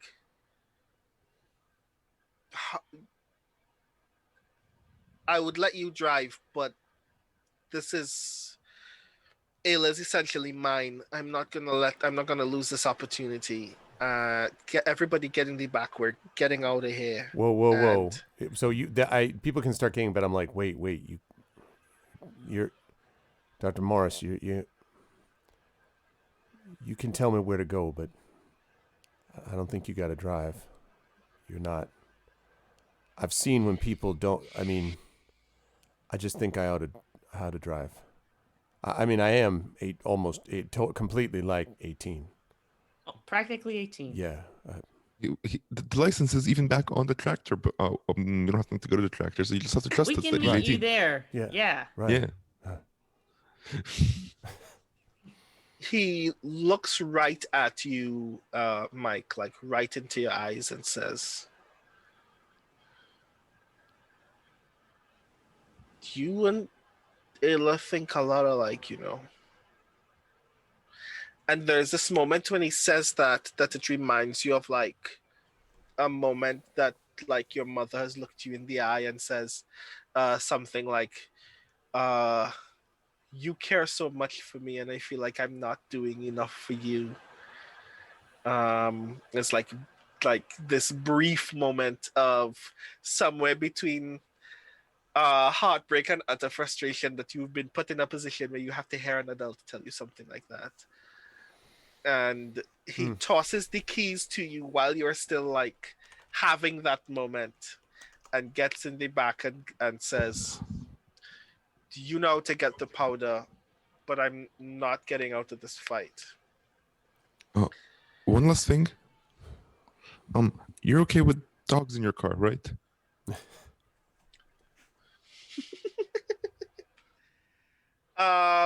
And with that, very unfortunately, I want to say that we should bring this moment to a close. Oh man. Because I really wanted to get to the point where we had a showdown, and oh my god, so many things are happening. Wow. That's incredible. That's great stuff, Brandon. Wow. Like the classic, I haven't GM'd this before. Wow. I'm just gonna be over here tearing up. So Oh my God, y'all do your thing. I just want to say, oh my god, Mike. Greg, I like noticed things happening like at least 3 times during this game, and I'm actually very sorry. Oh my God. No. Don't never be sorry for great play. I mean, and same thing with Amr and Katie. Like, we're great. I either I'm getting super lucky with having amazing GMs, or this game is like unbelievable because that's the second time.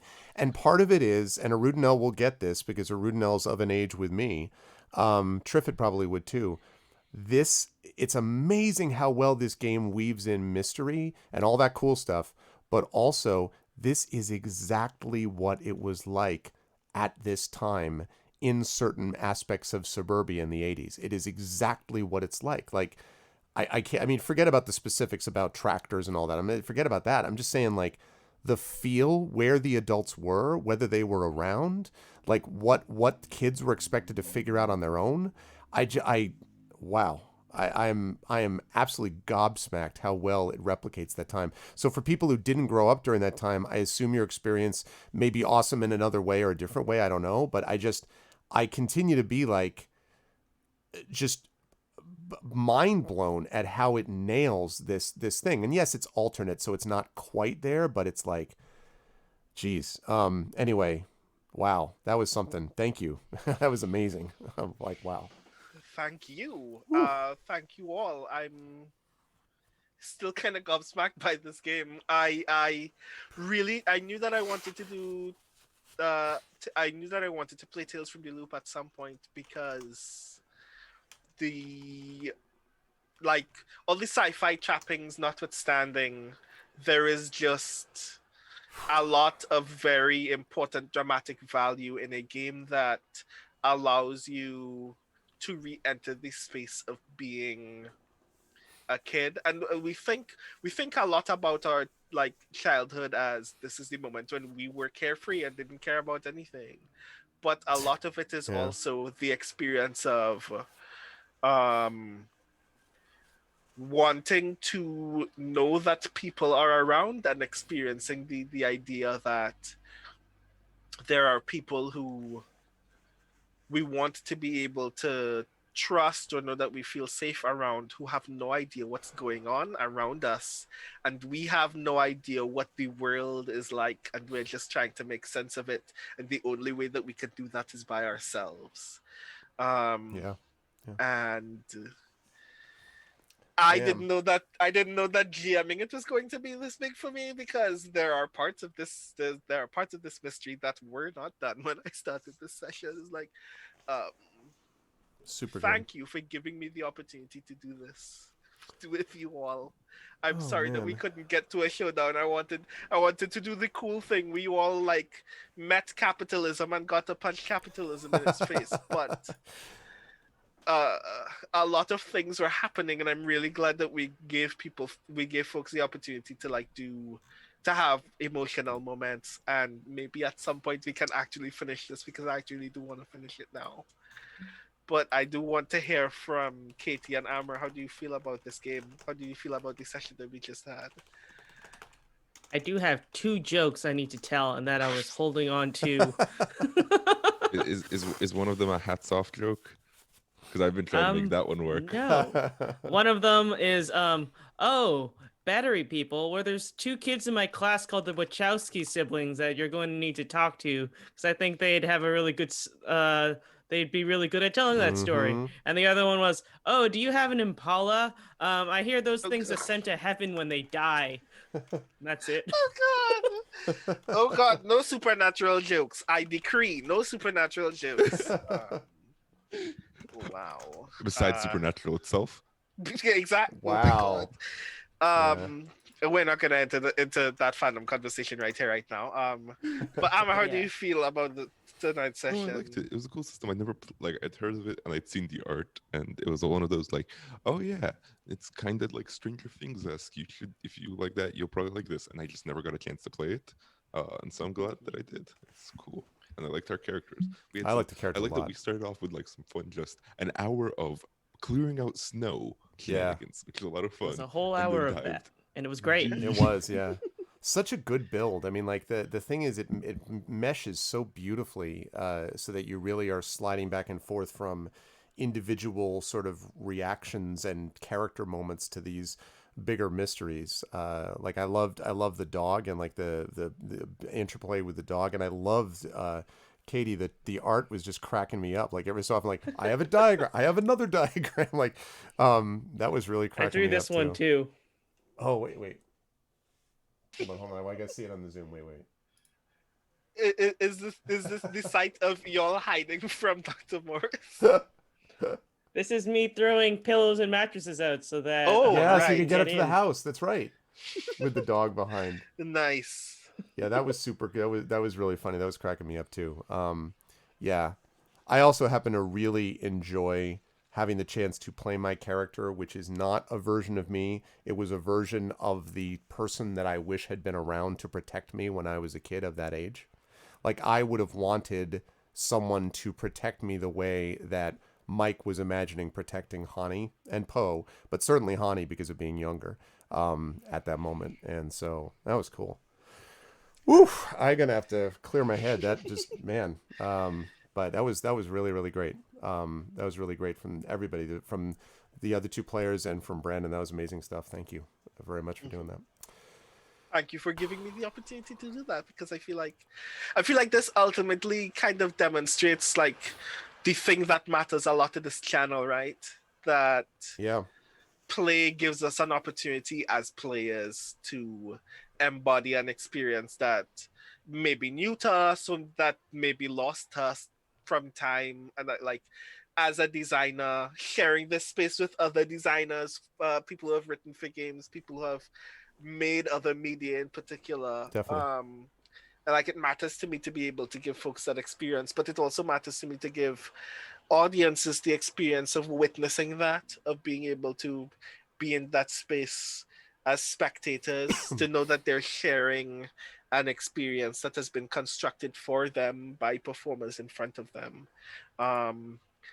That's why I'm doing Soundclash. That's why we do the Case of Descended Seal. That's why Amber not only plays in other games but designs games as well. That's why Valence exists.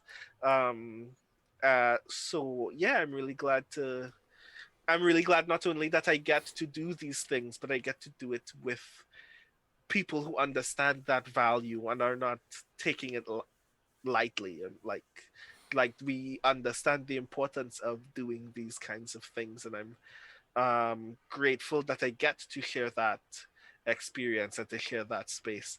And essentially, the thing that I want to do is to be able to make that experience much better for everybody involved, which is why we're doing this fundraiser this evening in the first place.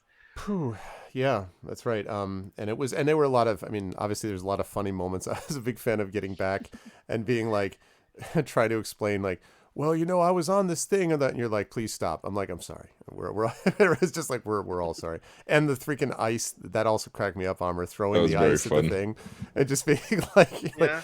and at first I thought it was going to be like a comedy of errors the whole game with just non-successes, but I love the fact that some of the successes fit right in. Like, I was so in love with 3 successes for move. I'm like, hell yeah, it is. Just because at that particular moment, I was like, this is one where I want to not F this Yeah, up. you can't Like, fail. yeah. Yeah. Like, so, but you did a great job, Brandon, in shaping it in such a way that it felt seamless. Like, and at least to me, it felt seamless. So, but, Very much. so we should let people shill their stuff and say where they are and all that kind of good stuff. And then, sadly bid farewell to 2 of our players for the moment.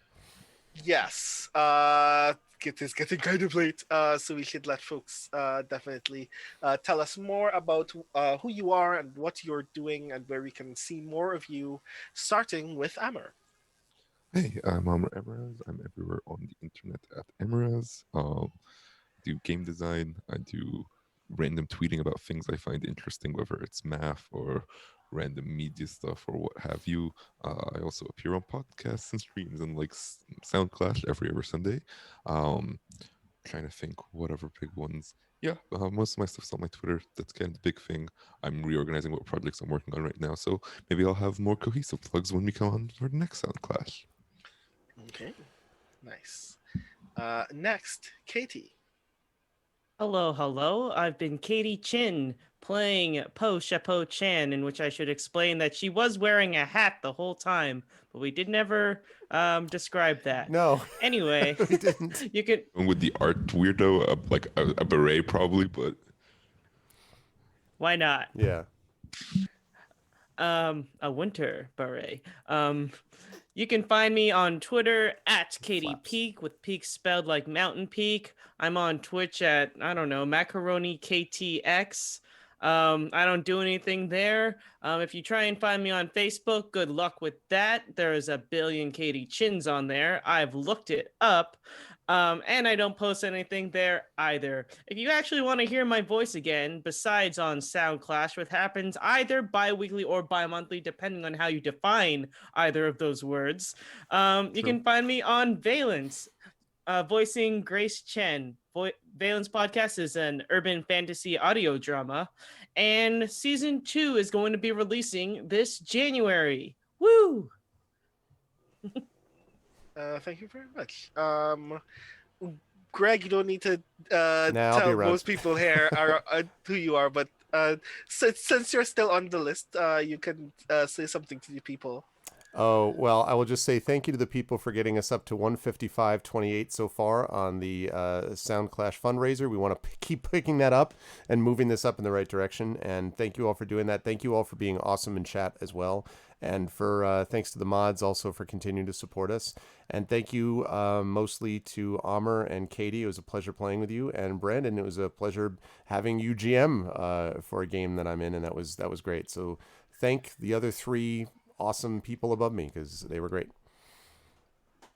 Thank you so Is very this much. Greg person again? Where did he come from? I've never seen Greg around here before. Yeah, you know, I Greg normally isn't here very often. yeah. I connect with a person whose name rhymes with Barvin Blelobron, and so like it's occasionally interesting. That sounds it's my familiar. alter ego. For some reason. Just a little Yes. bit. Yeah. But yeah, author, professor, and musician, game master, and not, I guess, a game. I mean, I write for games here and there, but I don't consider myself a game designer. I consider myself a game writer somewhat, but not a game designer, which is why I continue to marvel at amazing game designers like Amr who can make awesome games. I'm just like, that's amazing, and I love to play them and sometimes write for them too. But anyway, yeah, and I'm very blessed to have a bunch of talented people that get to play and show their talents and their empathy, as we all did in that game at the same time. We were super empathetic in that one role. So I'm very blessed to have that also. So thank you. Do I have an internet presence? A slight one, Lone Wolf, yes. Yeah, an occasional one. But agreed, not really on Facebook because F that place. Anyway, but thank you to Brandon and Amr and Katie, and I guess I'm going to have you folks sign off, and Shaq, we get some love for them, and I'm going to set up the next session. So thank you, everybody. We're going to see all of you on Soundclash. I guess a couple weeks, something, right? Ish. December might be kind of tricky, but yes. Okay. At some point you will see us At soon. some point, yeah. Cool. Thank you, everybody, so yes. much. Thank you. Thank you. Bye for now, folks. All right. Very good stuff. That was, wow. Again, maybe it's just me. Maybe I'm the only one who seems to feel this way, but I just marvel at how freaking intense that game is. I don't know. Maybe it's just me, but it was cool. So I hope you folks enjoyed it. And if so, I hope you'll stick around, because coming up next, we have got the concluding game of our Soundclash the Clampdown fundraiser, and that is Negocios Infernales, which is very different in feel. I don't know that we're going to get the same intensity of feeling. I think we're going to get a lot of intensity of laughter, though. That's my guess. And you will see what that's like in just a bit, as Brandon, as Mike, as I, and Yoi Gawain Lin are going to be there with Claire CSE Cooney and with Carlos Hernandez, game mastering the game that they have co-designed, which is this Negocios Infernales. It is a lot of fun. So I'm going to head off here for about a 5 to 10 minute break while I get the next thing set up. While I do, I will have music playing, and we'll sort of bring you in that way. So stick around. In about 10 minutes-ish or so, I will be back, and we will have a little bit of a pregame show where we talk a little bit about the game and aspects of it. Then we will play it, and we will wrap things up. While I am gone, please may I encourage all of you to continue to support the Soundclash fundraiser. We're at 155.28. We've hit one milestone already. We would love to hit our second one here, because at 350, we get a wrap. And let me tell you, A wrap is no joke. That would be a wrap of those players, including Carlos and company. It'd be pretty awesome. And then at 500, I will give away a copy of the Icarus graphic novel. I will ship it to you anywhere in the world, assuming that it's not, I don't know, southern slum Blolia, where it costs $6 quadrillion to send it. Otherwise, I will ship you this book if you are willing to, if we can get ourselves up to 500, at which point we'll have a drawing for it. So please continue to support this, and please spread the word and let everyone know. And thank you all so much for being here. I really do appreciate it and spending your Saturday with us.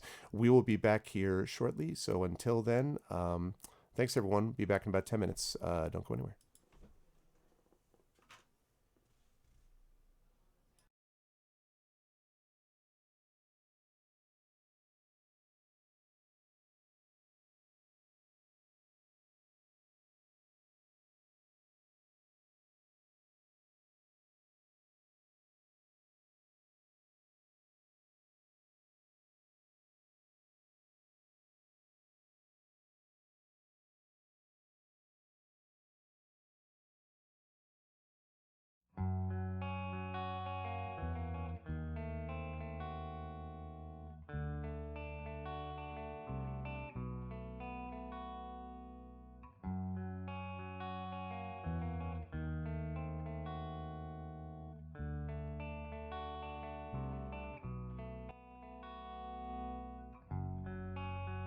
Through you, I've been when I was there. Of two, can one be fair? In time, I'll speak my piece. This rhyme and my release,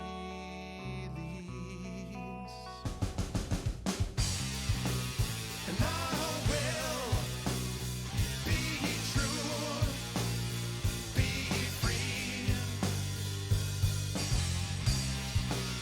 and you will be false with me. And I will keep faith with you.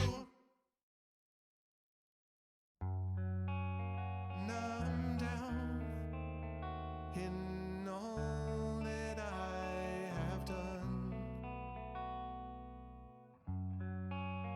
This ground was sorely won. You took your time with me until I could barely see. And I will be true,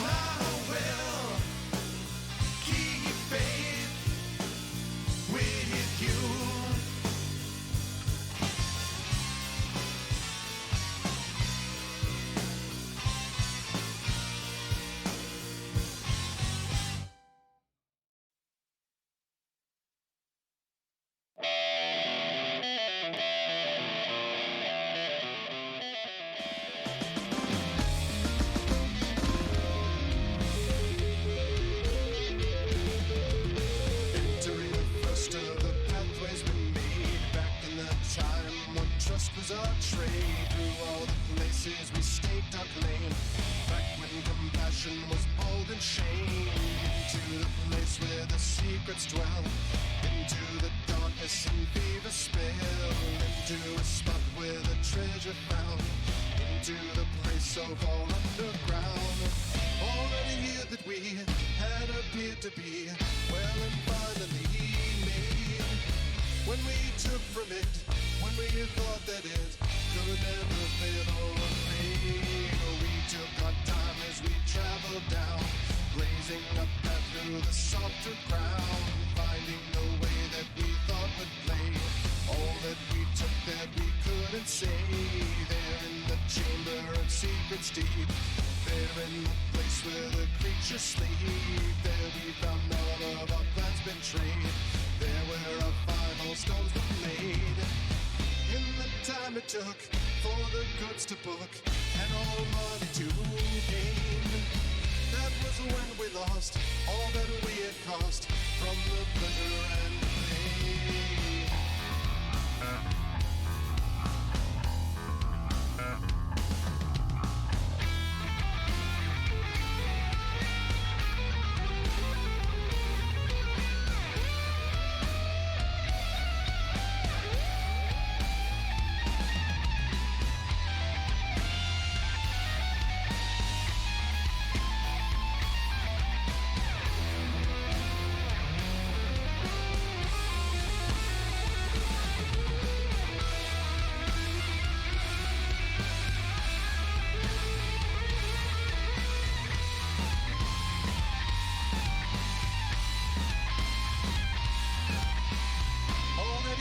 We had appeared to be well and finally made. When we took from it, when we thought that it could never fail or fade.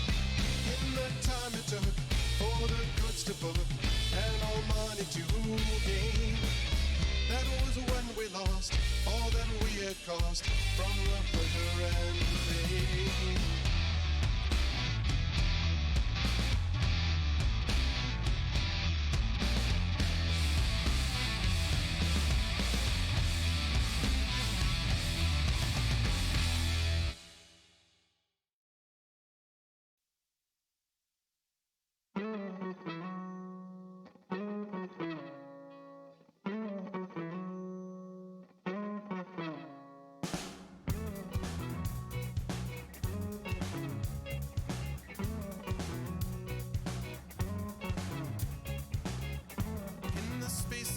My broken dreams, my soul sits high and proud. O'er the ground with graves of kings and queens, I'm calling long and loud. Here was the castle of my grand old reign. Here was the fortress of my love. This empty ruin sits in falling rain. It's all been blasted from above. And all my past was just a show. As good as it's been, well, that's the last of it, I'll know.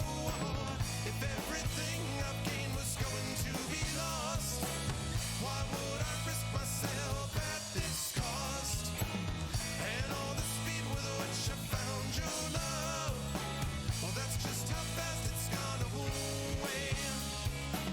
And in the sky I see a broken dove, and now there ain't no more to say.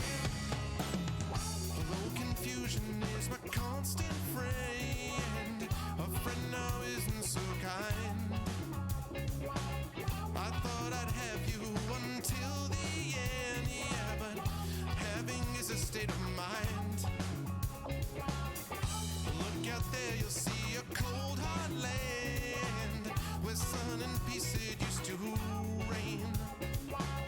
Without the touch of your guiding hand, well, you know it's never been the same. And all my past was just a show. As good as it's been, oh, that's the last of it, I'll know. If everything I've gained was going to be lost, why would I risk myself at this cost? And all the speed with which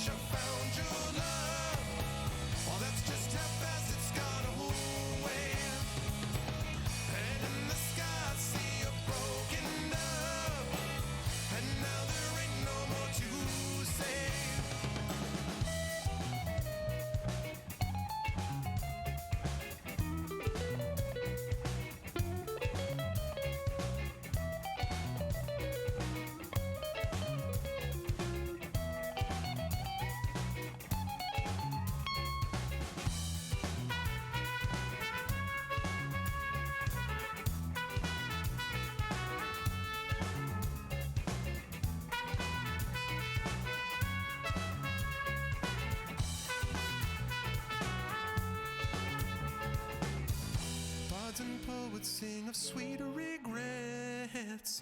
Well, all the same, they've got it wrong. I haven't sucked the sadness in me yet, yeah, but I tell you that it won't be long, long before I felt a wealth of good inside, surplus of happiness to give. But bitterness now has that good denied, spitting it out helps me to live. And all my past was just a show, and as good as it's been, well, that's the last of it, I'll know. If everything I've gained was going to be lost, why would I risk myself at this cost? And all the speed with which I found your love, well, that's just how fast it's got away. And in the sky I see a broken dove, and now there ain't no more to say.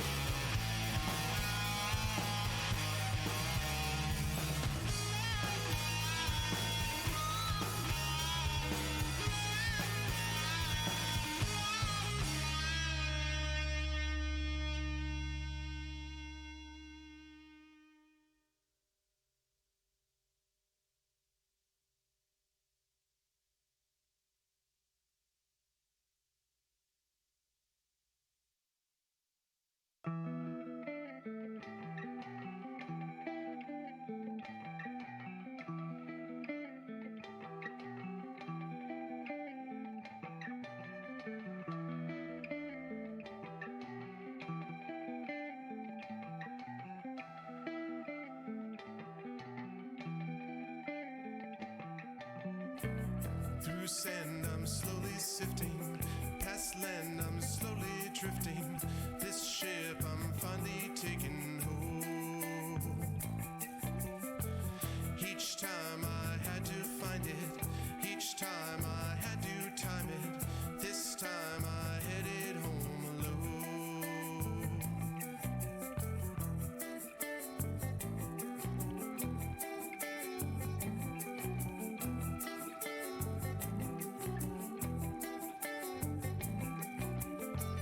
This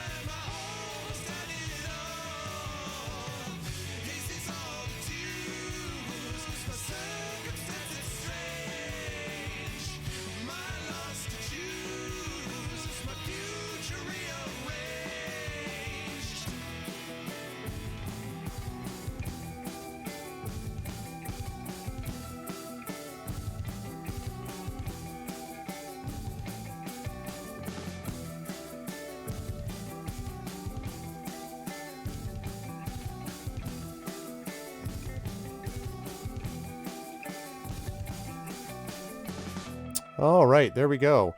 So, welcome back, everybody. Welcome to part the third of Soundclash the Clampdown, specifically the Soundclash the Clampdown fundraiser, which is now, thanks to another generous donation from Turbo Tango, up to $175.28 as we continue to go onwards and upwards. Again, for those of you who have just joined, we are doing this fundraiser to raise money for the amazing Soundclash the Clampdown campaign, which is run twice a month on this channel and is GM'd by Brandon O'Brien and features Amaraz, Katie Chin, and it features Yoi Gawain Lin, and no, it does not feature that person. See, I knew I was going to do this because I have others going on Sunday, and that was going to be a problem.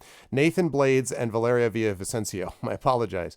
But the Soundclash the Clampdown campaign with those amazing players and the GM that I previously mentioned, Brandon O'Brien, do an amazing job on this unusual campaign, which has been designed and developed by Brandon, and which has been really cool. I've really, really enjoyed having it on the channel and getting a chance to sort of see these wonderful players, two of whom I just played with myself, get a chance to do their work. So what's been really cool about this is the fact that as they've been doing this, we've been broadening out what we want to do with that campaign, leading to what we're doing right now, which is we want to be able to do an audio and video intro that is worthy of the campaign, that isn't just my general one. I love my general one, but it's general, it's not for them specifically, so I'd love to do that. Secondly, we want to raise some money to make it possible to do audio editing in an audio podcast form, and that's what we are hoping to do with this. Plus also expose people to the players that are here. All of the players that you see are people that are directly connected with campaigns we do, with one exception, but otherwise everybody else is on the Speculate once a month Blades in the Dark campaign that we do here with Brandon as GM, or Soundclash the Clampdown, or in one particular case, there's one person who does not normally show up on the channel, but the other person does Esper Genesis here as well. So you get a chance to see a lot of these players and some really cool new games also. So all of that is a benefit of doing this. We are going to be doing a little bit of a pre-game show now, and we'll be chatting until about 6 p.m., maybe a little bit before that, maybe 5:45 or whatever. Then we will bring in our two final players along with the two people that are with me right now, along with Brandon, and then we will get playing. We'll be with you until about 8 p.m., and then we will bring this very long but awesome and really fun experience of a stream to a close, hopefully having raised more money for Soundclash the Clampdown. So if you've already contributed, thank you. If you haven't, please type in !donate sound, and that will give you a chance to donate to the Soundclash the Clampdown.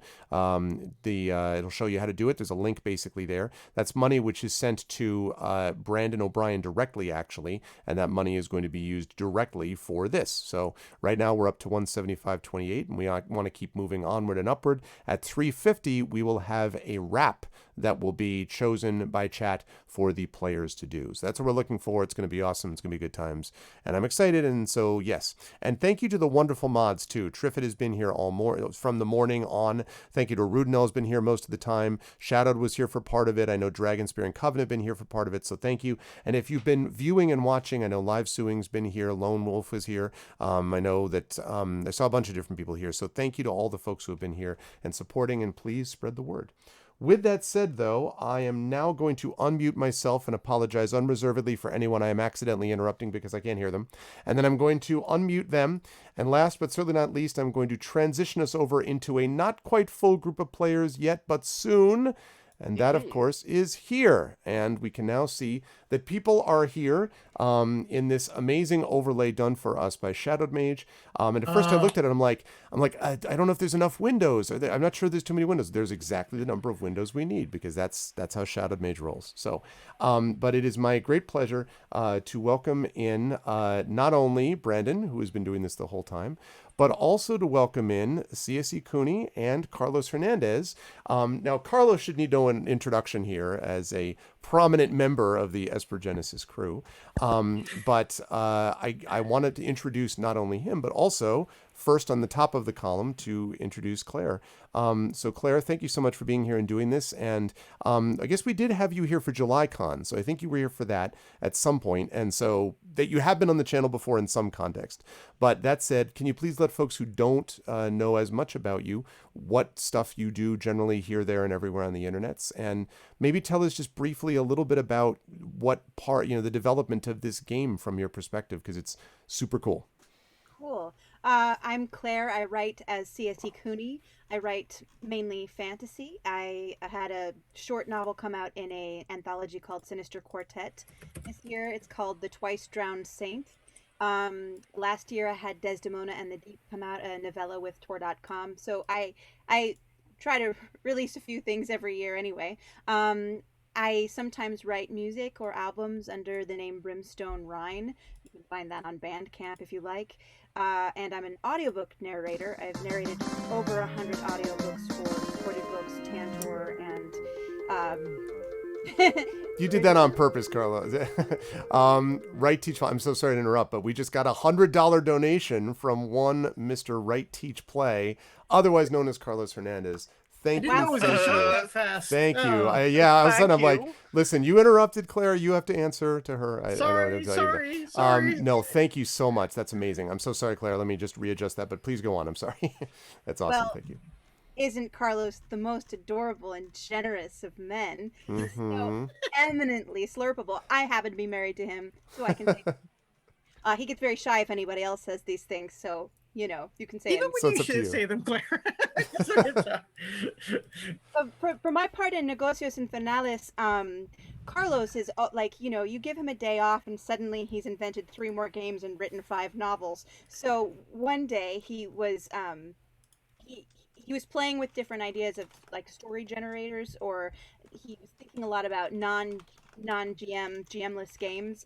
But he also was very intrigued by I'm an actor and a writer, and so he was very intrigued by the fact that I was not very attracted to role-playing games, and he considered this a challenge. So he asked me if what it would take for somebody like me to like a role-playing game, and invited me to help design one with him. And so that, like, the process has been, he'd already had like several germinations of ideas, but almost from the very beginning. He had created a deck of cards with existing art from history, with kind of very evocative phrases on them, but together we created many more evocative phrases, and then we started talking suits, and then we started talking about world, and we've kind of built this world together before this even existed, of mages and demons, and sort of like things we talk about are like kind of play together in the kitchen, or like voices that we try out on each other. So what I really like about games is I like things like Mysterium, or I like things Great game. like Clue, or even like Uno, but like very Uno, or very simple board games, partly because they have really hard rules, or like hard and fast, not like difficult. They have rules that you know that you almost become, they almost become second nature, because they're easy to intuit, and once you know them, you can just do them without thinking about them. And also because you can watch the decks go down, or you can watch, like Mysterium, you can watch the countdown as you move toward solving the ghost's murder. And that's very reassuring to me, because I don't have in my head a lot of time for endless playing or endless games, and it's difficult. It makes me anxious rather than excited. Mhm. So a countdown mechanic was important, and storytelling was important, but not just like, sort of like, if it's too wild, it's always very funny, but it's so light and kind of slippery, and some plots get out of hand, or it just doesn't seem as fun anymore. I mean, plots and character, I love those things, but when it's just kind of I don't know, different things just that aren't attracted to me. So like kind of building in heft and kind of choice, but also interpretation, we thought that was really cool. That's my part of Negocios Infernales. That's awesome. Yeah, and I actually didn't know that it was originally a challenge to get you to see. So before I go to Carlos, have you now learned, like, has the challenge been successful? Like, have you decided that in general role playing games might conceivably be, or does it have to be designed by you and Carlos for for it to be like possible for it to enjoy? We played For the Queen, and I quite liked it. Again, it was short Nice. though, and character development is fast, but it was really interesting. I've played a couple things that I don't love dice and stats very much, I think. Maybe there's a way I will love that someday. But so far I haven't played enough role playing games to say for sure what I will, how many I love and don't love. Okay, gotcha. No, that's really cool. Well, thank you again, Claire, for being with us. I very much appreciate it, and very much appreciate as well Carlos being with us, and again that very generous donation. Thank you. So Carlos, as I say, you should need no introduction, but listen, for posterity's sake, and to continue to spread the Carlos brand far and wide, as the writing continues with Sal before your Sal and Gabby media empire and all that. I want to say I knew you when. Can you tell the folks a little bit about yourself, and then same question, I guess, talk about your side of Negocios Infernales and putting it together and all that. Sure. First, though, I want to talk more about Claire because, as usual, she was being very kind about me and very modest about herself. So she won the World Fantasy Award in 2016, and she was a finalist in the World Fantasy Award this very year. We just, came off of that as well. And so she's an amazing writer. She literally wooed me with her writing. She read over Skype her volume Bone Swans to me, story by story. And I was smitten, and it's only been downhill coasting since then. Side note, greatest couple on Twitter. If you want to follow the most wholesome content that exists, follow both of them and just watch as blah blah blah blah blah. Hello, my love. How are you? And I have this image now in the pandemic of both of you sitting next to each other, writing these things to Twitter, and then looking at each other and waving and going back to it. It makes me, I get a smile every time. Yeah. Anyway, that's very kind, but Claire is a genius, and she's also an extremely talented and proficient and trained actor. So she's absolutely right. Part of the impetus was to try to create a game for her that she would like, but also it was right alongside that. I think we're just absolutely in a golden age right now of next generation RPGs, and I love so many of them. And to me, I also just want to contribute. I want to be part of that conversation. We were just talking about Brandon and Blades in the Dark, which is a great system and introduces so many interesting mechanics that, again, are all dedicated to storytelling in a way that's very different than the games of yore. Yep. So I'm very excited about right now, the Powered by the Apocalypse games and the Blades in the Dark games and all these others. That said, I find more and more, maybe as I get older and stuff, the most fun I have with role-playing has very little to do with the systems and more what the systems allow you to generate. It's really much more about we got to this moment that had really very little to do with D20 or whatever, and it's just hilarious. So when we just played Esper Genesis, the funniest moment I've had in a role-playing game in a long time was being saved by an inflatable mattress that our friend Johnny's character threw down on the floor that we all descended upon because we've been mocking him mercilessly about, this, why do you have an inflatable mattress in your inventory? What kind of 70s back of the van kind of kink do you got going on there, brother? But instead, he saves all of our lives with it. Every RPG hoarder, by the way, at that point was like, hell yeah, that's what I'm talking about. This is why you bring the mattress. Right, yeah. So I'm never going to mock him for that 10-foot pole of his, if you know what I mean. Oh, man, low-hanging fruit. No, but it's just that it just has nothing to do with anything except that's really funny. And so what I wanted to do was work on a game that maximized those kinds of things. So this is a very mechanics light game that I hope will be rich with input. So my favorite games oftentimes have these things that seem ancillary and feed into the it's just like the art in D&D. One of the things I used to love about the old modules is that they would come with these just these stapled together little booklets of art, right? Do you remember the Hidden Shrine of Timoachan and stuff? Absolutely. And they'd be Palace of the Silver Princess. And exactly. Barrier Peaks had it.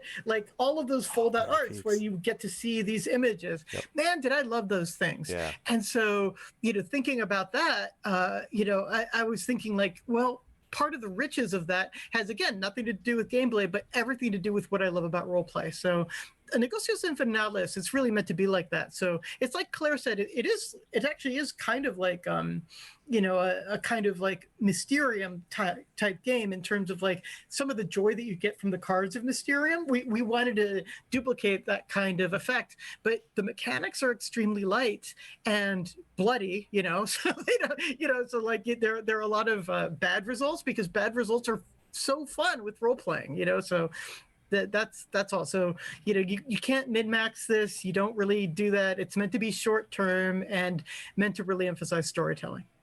It's great. I mean, and having had the chance to play test several versions of this actually a couple of years ago at Origins in Columbus, Ohio, Kat Rambo, also from there, and Aaron Rosenberg and I all demoed this with Carlos, and then earlier this year at Boscone in the before times, I had a chance to do a video of all of you playing, and that was also a lot of fun. And well, actually, I guess including me, I was playing that too, but playing with it. And so it's really, really neat. And the one thing I just want to sort of tie together for folks who've been watching from this morning, first of all, thank you.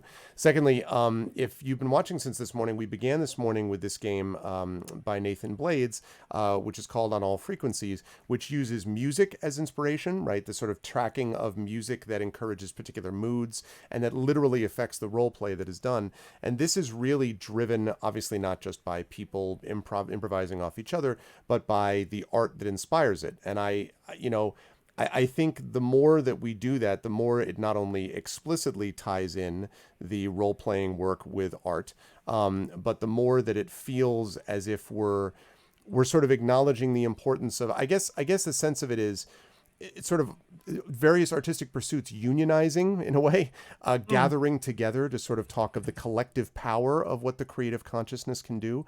And I profoundly believe that this has a significant effect upon the world in a positive direction. And I think the more we think of ourselves as connected together, as influenced by each other, and much less as part of our own separate fiefdoms, that will never meet, the better I think we move things forward. So anyway, it just reminded me that, music this morning, art now, I see connections across these things. I think that's great.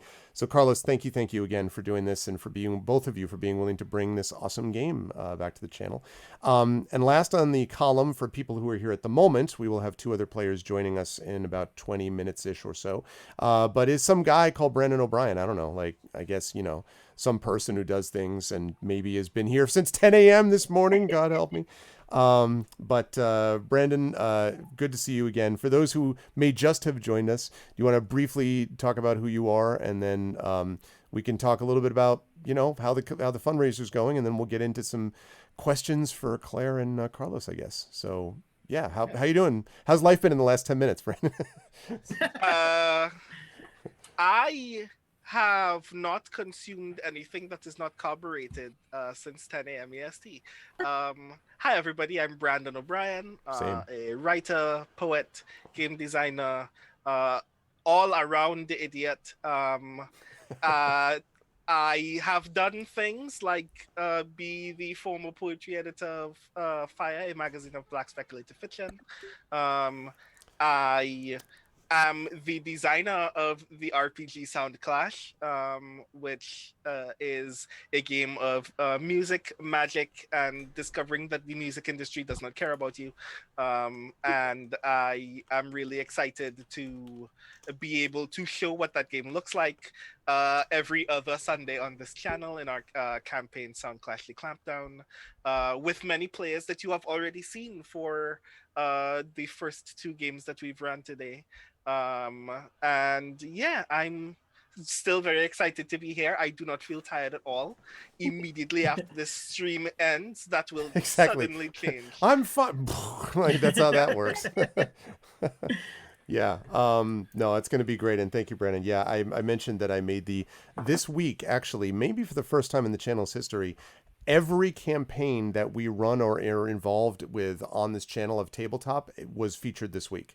From the Speculate, Blades in the Dark, to Soundclash the Clampdown now, to Emberwind, to Adventures of Middle-earth with Amal and company, with the D&D with GOG Storm King's Thunder, which just has a new introduction video that was just done, with Esper Genesis on Friday, D&D with Infinity Beyond Curse of Strahd yesterday, and today, this is clearly the time I should have been doing this as the semester has just ended. I'm integrating finals. Perfect timing by me. I couldn't have come up with any better system. And I have regrets about life choices. No, I don't actually.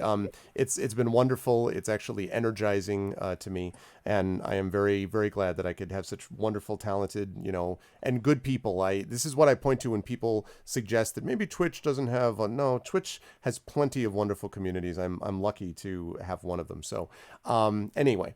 So yeah, so we will be doing this for another 15 minutes or so, and then we will get started, and we will get Mike and Yoy in here as well.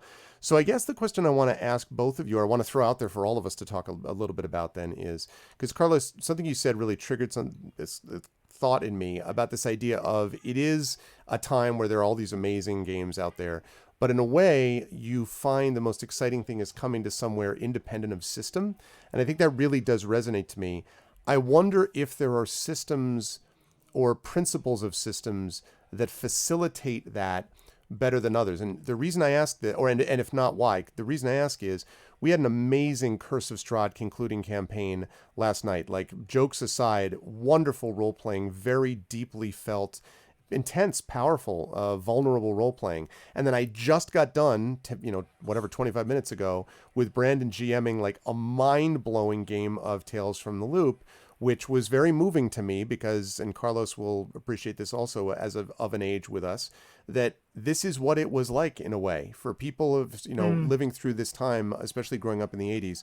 There's a lot that's very powerful about that game. So I guess I'm wondering, what does a system have to do to generate story? What does a system have to do to make you feel like it can get you from point A to point B, whether it's D20, D6, D12? Like, how do you create a system where the rules get out of the way enough for you to do that? I guess would be my question to either or both of you.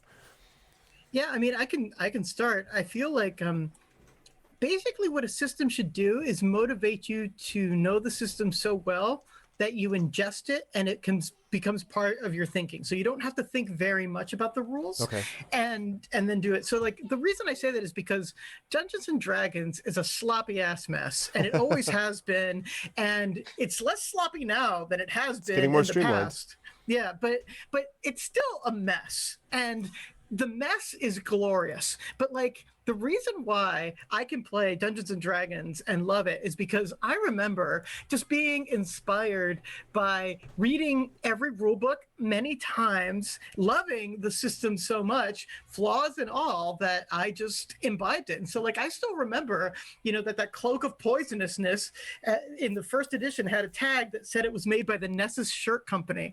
And as a kid who loved mythology, it just cracked me up so much. And I was like, oh my God, these people are so smart. I love them all. And so I would read every detail and dive in. I think if D&D were released today, nobody would have patience for it. Whatever moment it was written for in the 70s and 80s, well, I guess even slightly earlier, but like in the 70s and 80s when it came to more prominence, it was in the right time for people to imbibe that much text and basically be willing to take it on.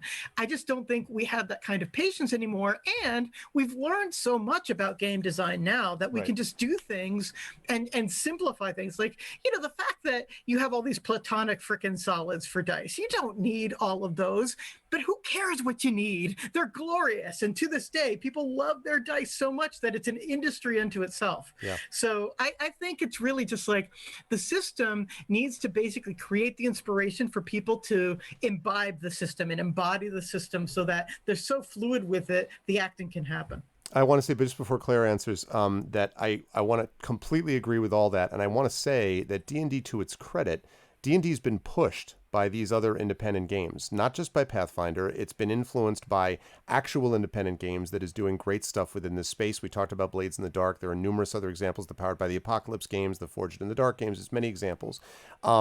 And it's been pushed by those. I think to its credit, it's absorbed a lot of it. 5e is very much more of a fluid system than it used to be. Now, you're right. It's still a glorious mess because it's still bolting things on top of each other. Right. But it inspired a lot of these games, which then went beyond it and in turn have sort of re-infused it with energy. If you look at what Critical Role is doing, a lot of what they're doing, honestly, is doing narratively driven stuff that you wouldn't know what it was looking at, right? Yeah. So I think it's been pushed in that direction.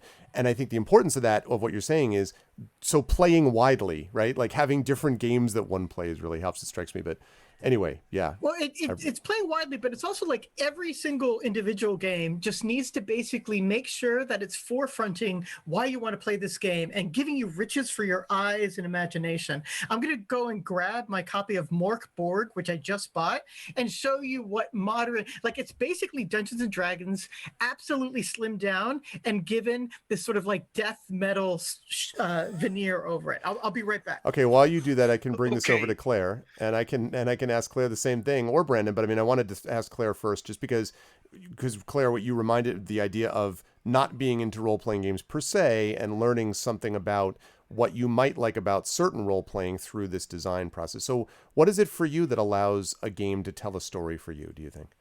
Well, and through wide playtesting, what was interesting is, like, I don't know, because I haven't played widely. I don't know everything that's out there, or the rules that people think you have to play by. So, like both advantage and disadvantage. So, like, I don't know what's possible, but I don't know what's not possible either.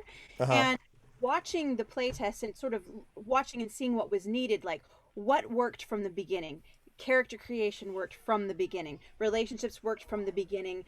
Plot worked from the beginning. What didn't work? What was needed? What needed more ligature? The structure of moving from point A to point B without a GM. So you don't have somebody telling you what to do. So what makes that transition seamless? And in theater, you talk about often it's like you have, scene 1 and scene 2, but the moment between scene 1 and scene 2 is you have to make it so clear. The director has to know exactly what that transition means. Is it a light cue? Is it light and sound? Is it movement? Like all of that. But I feel like transition and forward momentum, if you're having so fun and you want to just stay here, that's great. Like you could just make characters all day, but what makes you want to do the next thing? What makes it just as fun as character creation? So just kind of like observing that and like, well, what if we did this?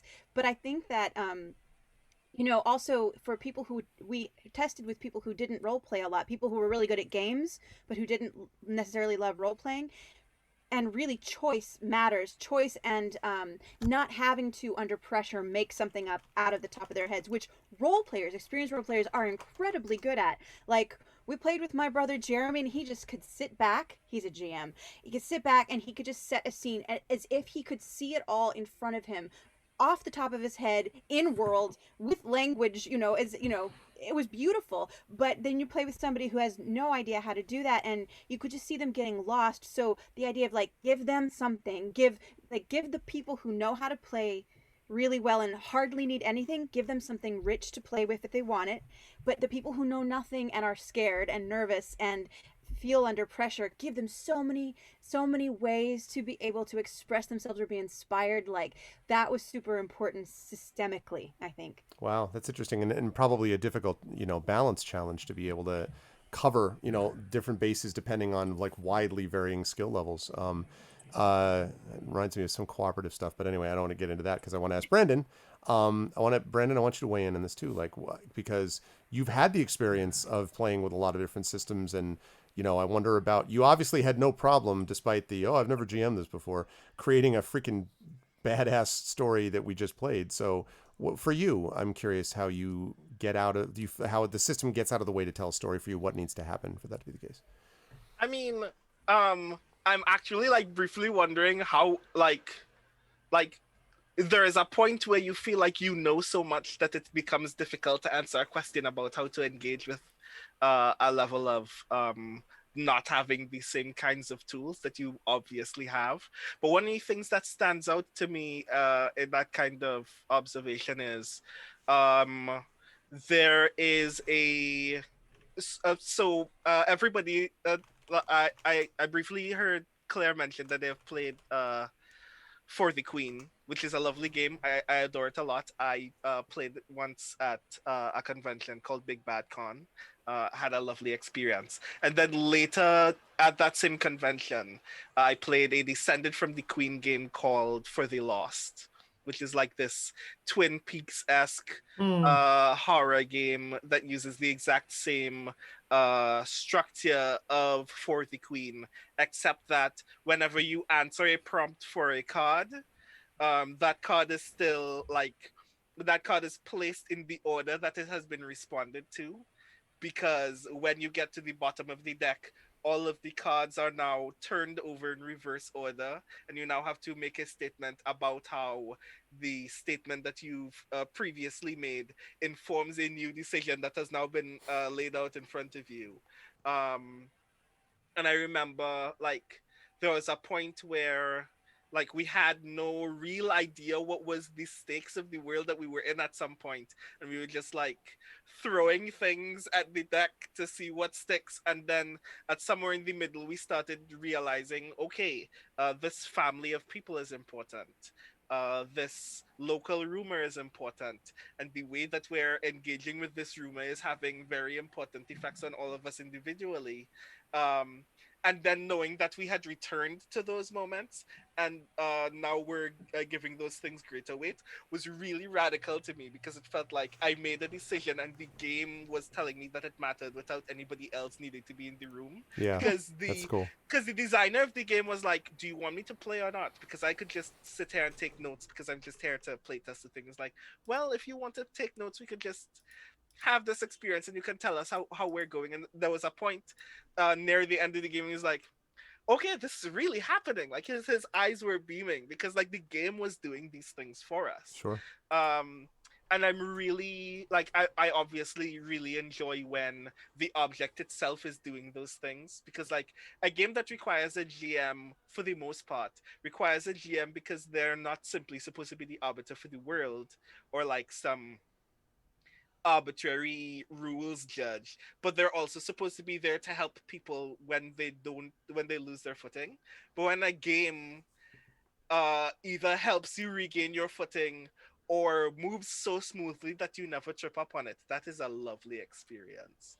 um I think a lot of the other recent stuff that I've played, like I have a lot of feelings about Dream Askew and Dream Apart. If I recall correctly, me learning about Negocios was me running into Benjamin Rosenbaum during a Worldcon, and then we ran into you immediately afterward, and we just like around the table just talking about games. It's like, these are things I want to play, because it feels like the design sensibility that so many of us have now recently is how to create an experience where um, there is not only is there a level of ownership in the things that have been created for this world that is shared between all players, but the game gets to tell us that these things are meaningful without anybody else needing to be in the room.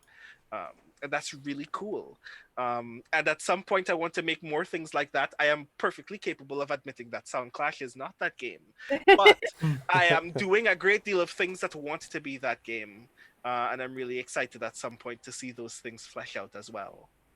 Well, yeah, that's. I mean, it's not one of the things that's interesting is that games that are not reliant on sort of GM dominated storytelling and development. That's difficult to balance and get right, but it does provide this sense of agency, and it also explains a little bit about some of the wildly differing experiences that people who grew up with the so-called more traditional role-playing games had, where some people were just like, oh, I hated that, and it's almost always because they had a terrible DM. Yeah. And it was just they didn't know how to control things, or they did terribly abusive things, or they did stuff that was just, as Claire said, they got lost, and they just didn't know how to describe a scene or whatever.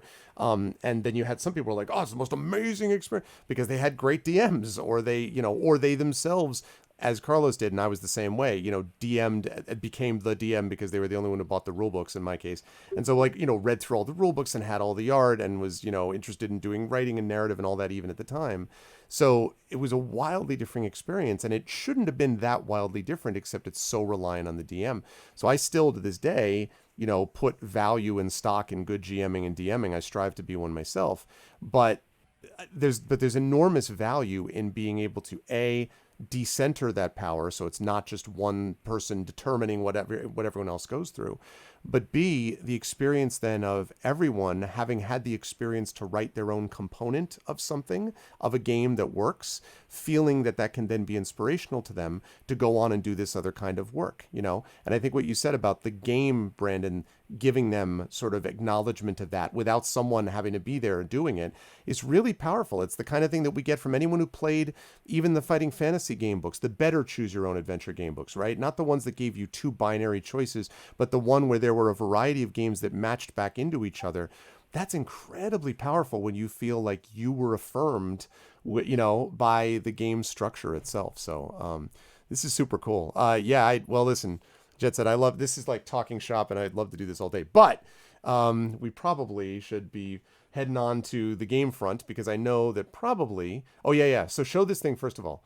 See, This I one haven't. shows- I've heard of this, but I haven't seen this yet. So yeah, it was like an any winner in multiple categories, and what I would say is like, it's grim. Like it is a very grim game, and so like you really kind of have to be ready. But like in terms of like the way that the rule book is written, I mean, look at this gorgeousness. The design is just over the top, and so like this is what the rules kind of look like, and this is more like in the beginning where they do the setting kind of stuff, and they give you a few maps and stuff. But like, there was no reason for that except that just like pulling a head off of a dude like who's you're knighting, that's what you do. Like that's how you make a game now. It's freaking awesome. There's like, I just want to show you, like, look at this. Can you see it? It's like a shiny page. Like they put so look at much that. into the quality of the design of the actual like graphic design Right, of this, right. that it just makes it gorgeous. And so basically in terms of systems, it's really very D&D-ish. It's very sort of like a light rules D&D, but it is just so gorgeous and so inspiring that you know exactly what you're biting into when you get into it. And if it's not for you, you know that right away too. But like it's grim. Like the whole thing is like the world is going to end very, very soon, like either in like a month or a couple of years or something. And what are you going to do with your end of days? So it's so gorgeously evocatively done that I like having it almost like as a piece of art in my house, Yeah. even if I never got a chance to play it. Yeah, and you're right that it sets the tone. Paul Sega writes a lot of games that remind me of this, and I quote his work a lot. And this game that I talked about, The Clay That Woke, which is about these silent minotaurs, the goal of which is to get a name. That's basically it, get a name. And it's this sort of semi-subservient society. There's a lot of toxic masculinity, and I really would love to actually see it, get played at some point. Hopefully I will. But even the reading of that rule book, it's not it's like not the best organized rule book if you looked at it as just let me go to the back and here's the index, and you really kind of have to read it to let the story kind of fuse into the rules. So it's almost a book that's as much just to be read as a game to be played, which sounds weird. But again, I feel like it's still intersecting with game design in interesting ways. So setting the tone is really cool. Anyway, so yeah, again, don't want to get sidetracked, but I could talk about that forever. That's awesome. Let us bring in then, I'm going to see about bringing those folks in. So I'm going to ask our two final players for the evening to come on in. Let's see if I still do. I do. All right. And as they come in, all of the windows are going to be completely fouled up, and so it will take me a minute to fix all of that. So I'm going to ask all of the super entertaining people to just pay no attention to the man behind the curtain whilst I am fixing all that up, which will happen in just a moment. Here comes the first mess up of windows. So, and the other thing, Greg, I was going to say is that you did a great job like aligning the main window, but the one thing that you might want to move is actually the bottom right corner where it has the chat there, because that covers up the deck. The bottom right? Yeah, so bottom right, so like, where it says the Nations of Gloriana, you've got like the Queen there. Yep. If you go right of that way, I see in yours it has the... Do you mean left? Oh, right. I understand. The portion where we would be rolling dice, we do not need because the deck Right. is actually. I'm happy to take that out of the way. Oh, the deck will show up there, you mean? Yeah. But yeah, it the deck hasn't should yet. Be there. No, it should be there. No, I see a deck to the left of that. I don't see a deck to the right of it. Not on my screen. So on my screen, though, it's not showing up at all. So I'm wondering if we can get rid of the dice rolling since we don't need it anyway. I did. I got rid of it now. Okay. I do not. Oh, I'm waiting for the lag on Twitch. Yeah. Yeah, no, I'm happy to do that because we don't need the dice roll. You're right. But I don't see the deck here either. Maybe if I reload it. Let me try reloading. The power of reload compels you. Reload. Right. So there's just like a window that has like stuff in it right now that it doesn't look like we need. Like now it's showing like the different handouts. Yeah. Well, if you're talking about, so you mean, okay. So I'm sorry if I'm being dense, but I'm also really tired. The chat is right now in its own chat window. I can't move that because it's part of the overlay.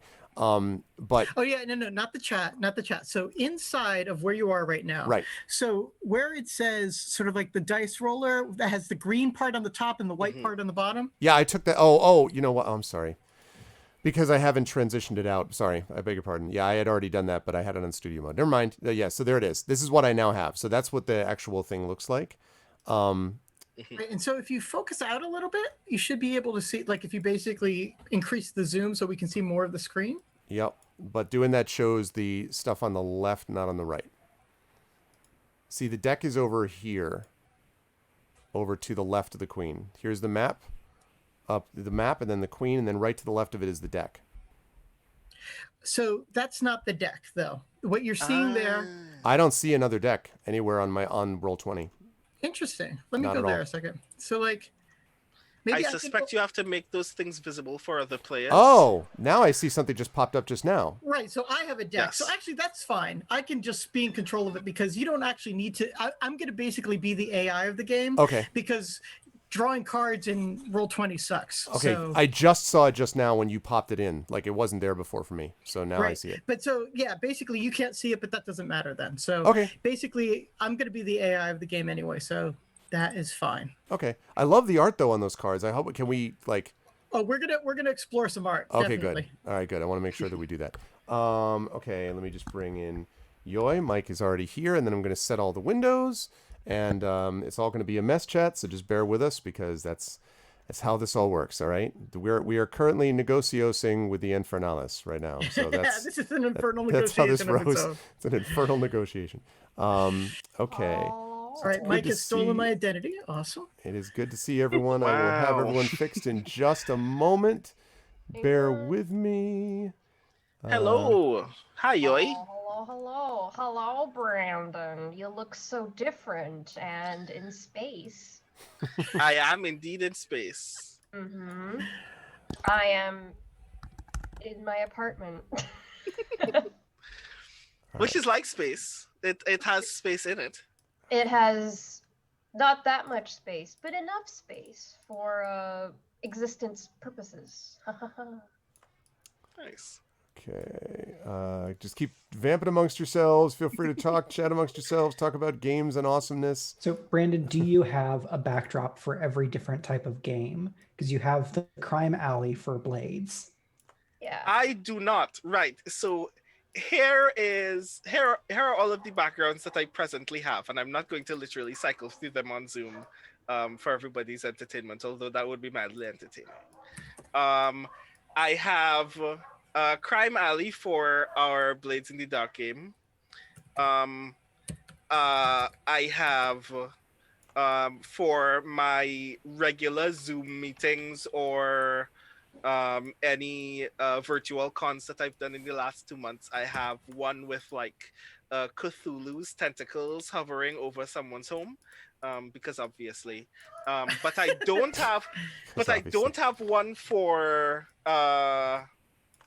Soundclash yet, because I keep trying to find like the most musically intense thing that I can do, and it would either be a frame, like a single frame from Scott Pilgrim versus the World, or a single frame from an anime that no one here has seen yet called Hypnosis Mike Division Rap Battle, which is about a near future Japan where all weapons have been destroyed, but they have been replaced with microphones that do psychic damage to people whenever you rap to them.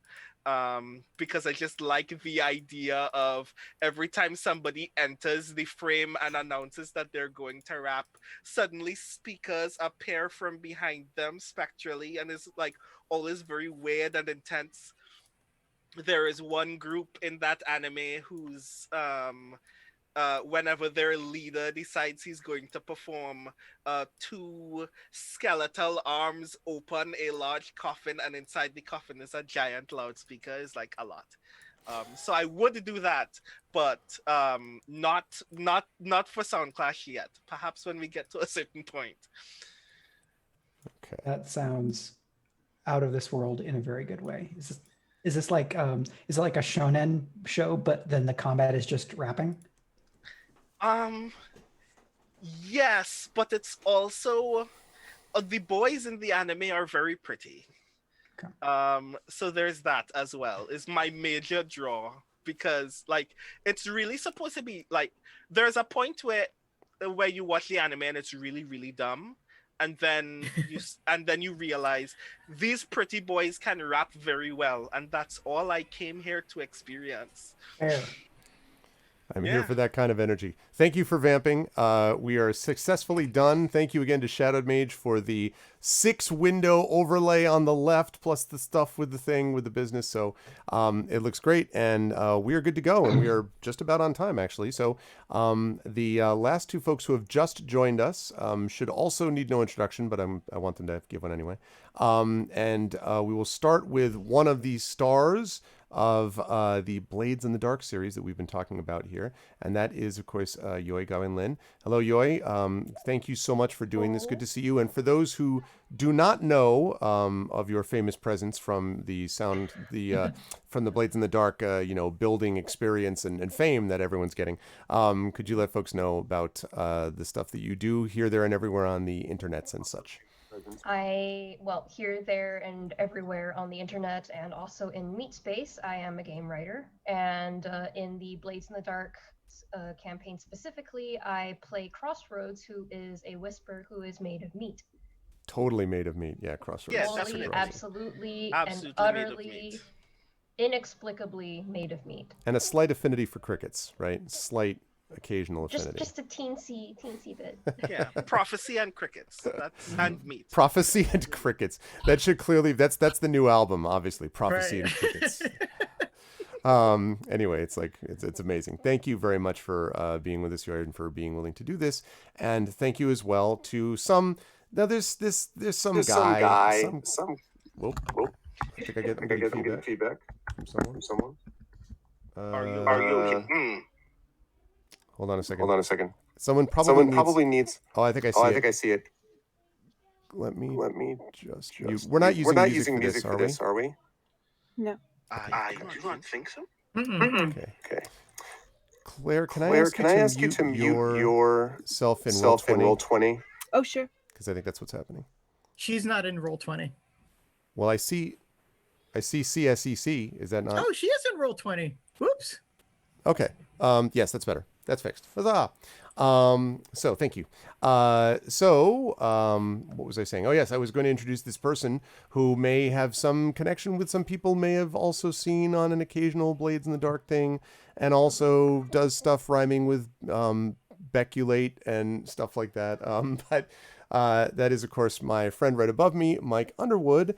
And Mike, good to see you again. Thank you, my friend, for doing this, and also for the generous contribution and all that. Thank you. And for same thing, most people should know you on this channel by now, but for new folks who may not know, what do you get up to in Meatspace and not in Meatspace, as you always said, and all that stuff when you're not here?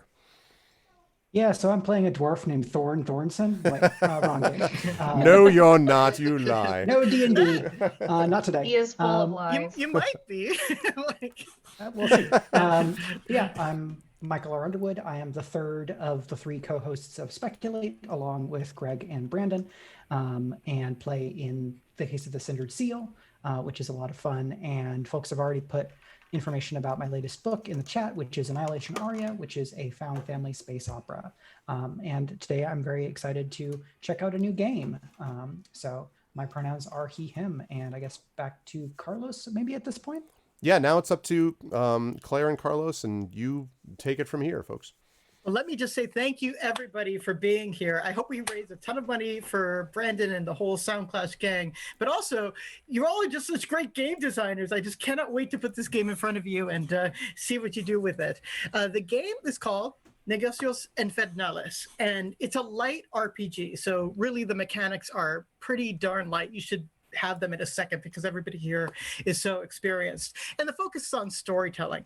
So really the idea is that once you see how the mechanics work, I don't think you'll have to take a second look. They're like that dead simple. And the game centers around La Baraja del Destino, the deck of destiny. And the deck of destiny is both an in-world object and something that we use metaphorically in the game. But the thing to remember about the Deck of Destiny is that it's both there to solve mechanical problems like determining success when you do a magic check, but it's also there just for inspiration. So like how improv actors, like sometimes they'll stick slips of paper from the audience in their pocket and they'll pull one out randomly, read it out, and then try to incorporate it in the scene. If ever you decide you want a little extra boost of inspiration, just feel free and say, hey Carlos, I need a card. And Carlos will give you a card. And basically, like, my role here, besides just enjoying the game, is I'm going to be the deck. I am the deck embodied. I am deck incarnate. And it's mostly because Roll20 sucks with decks, and you can't just pick cards for yourself easily and stuff. So I will be the manager of the card deck. So it's 70 cards, and there are 7 suits, 10 cards in each suit, just so that you understand that much of it.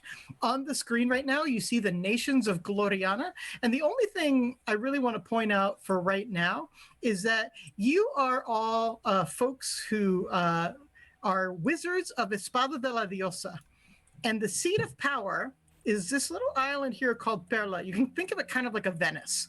It's kind of like basically like this isolated little place where the queen, La Reina Resoluta, has her castle, and this is where your adventure will start.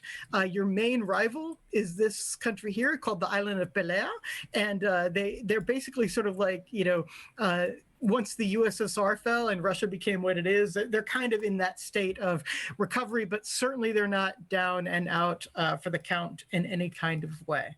So these other the other countries that you see here, like Marsopa and Piedra and Ojo Ciego and Primavera, all of those are there for your invention.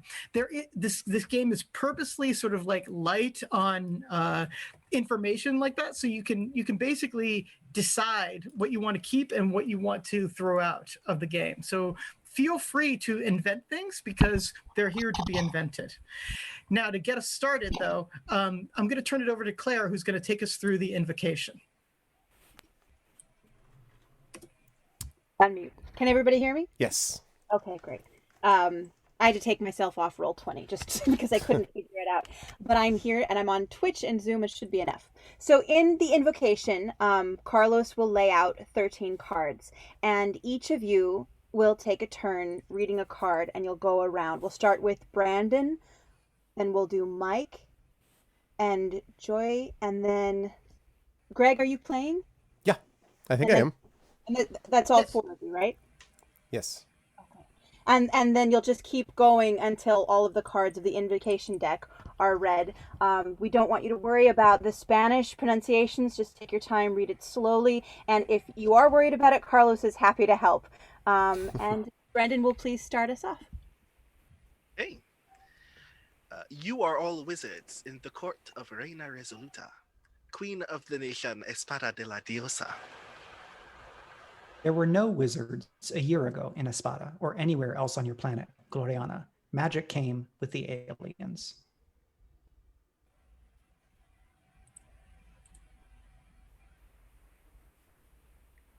Is it Yoy or me next? I think it's Yoy. I'm sorry about that. Of course, you didn't understand that the aliens were aliens. Your blunderbusses are unreliable, your telescopes short-ranged, your engines still clockwork, and your chemistry still alchemy. Usually, the aliens didn't visit civilizations as undeveloped as yours, but they knew you were headed for ruin.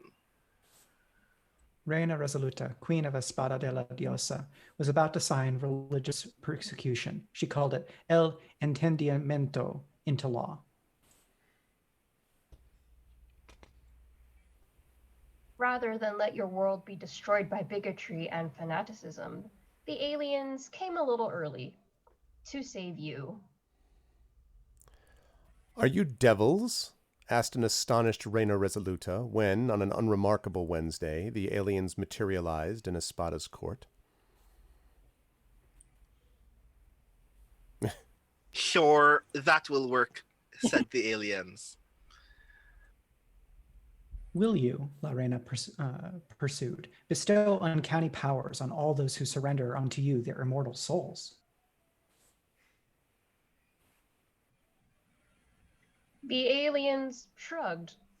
Close enough. You were one of the Espadans who bargained with the aliens, called Los Benefactors, for strange, prodigious powers. The time has come to tell the story of your wizard. Okay, so that is basically the establishing frame. This is a game of dramatic irony in which your character thinks they have sold their souls to the devils for these fell powers. Instead, aliens are trying to save your dumbasses from yourself, you know? And so basically, they will be role-playing themselves the role of devils here in order to try to get you over a long period of generations. They have plenty of time. To a place where you can join the cosmic collective and be a contributing member to the multiverse. But for now, they're willing to meet you where you are. So now let's make your characters. So each of you... Sorry, Carlos, just before you go on, I just want to quickly acknowledge Mapricot with the $10 donation. Thank you, Mapricot, and your timing was perfect. Mapricot never arrives late. He always arrives precisely when they mean to. But no, thank you very much for the donation. And sorry, Carlos, on you go. Yeah, no worries, no worries.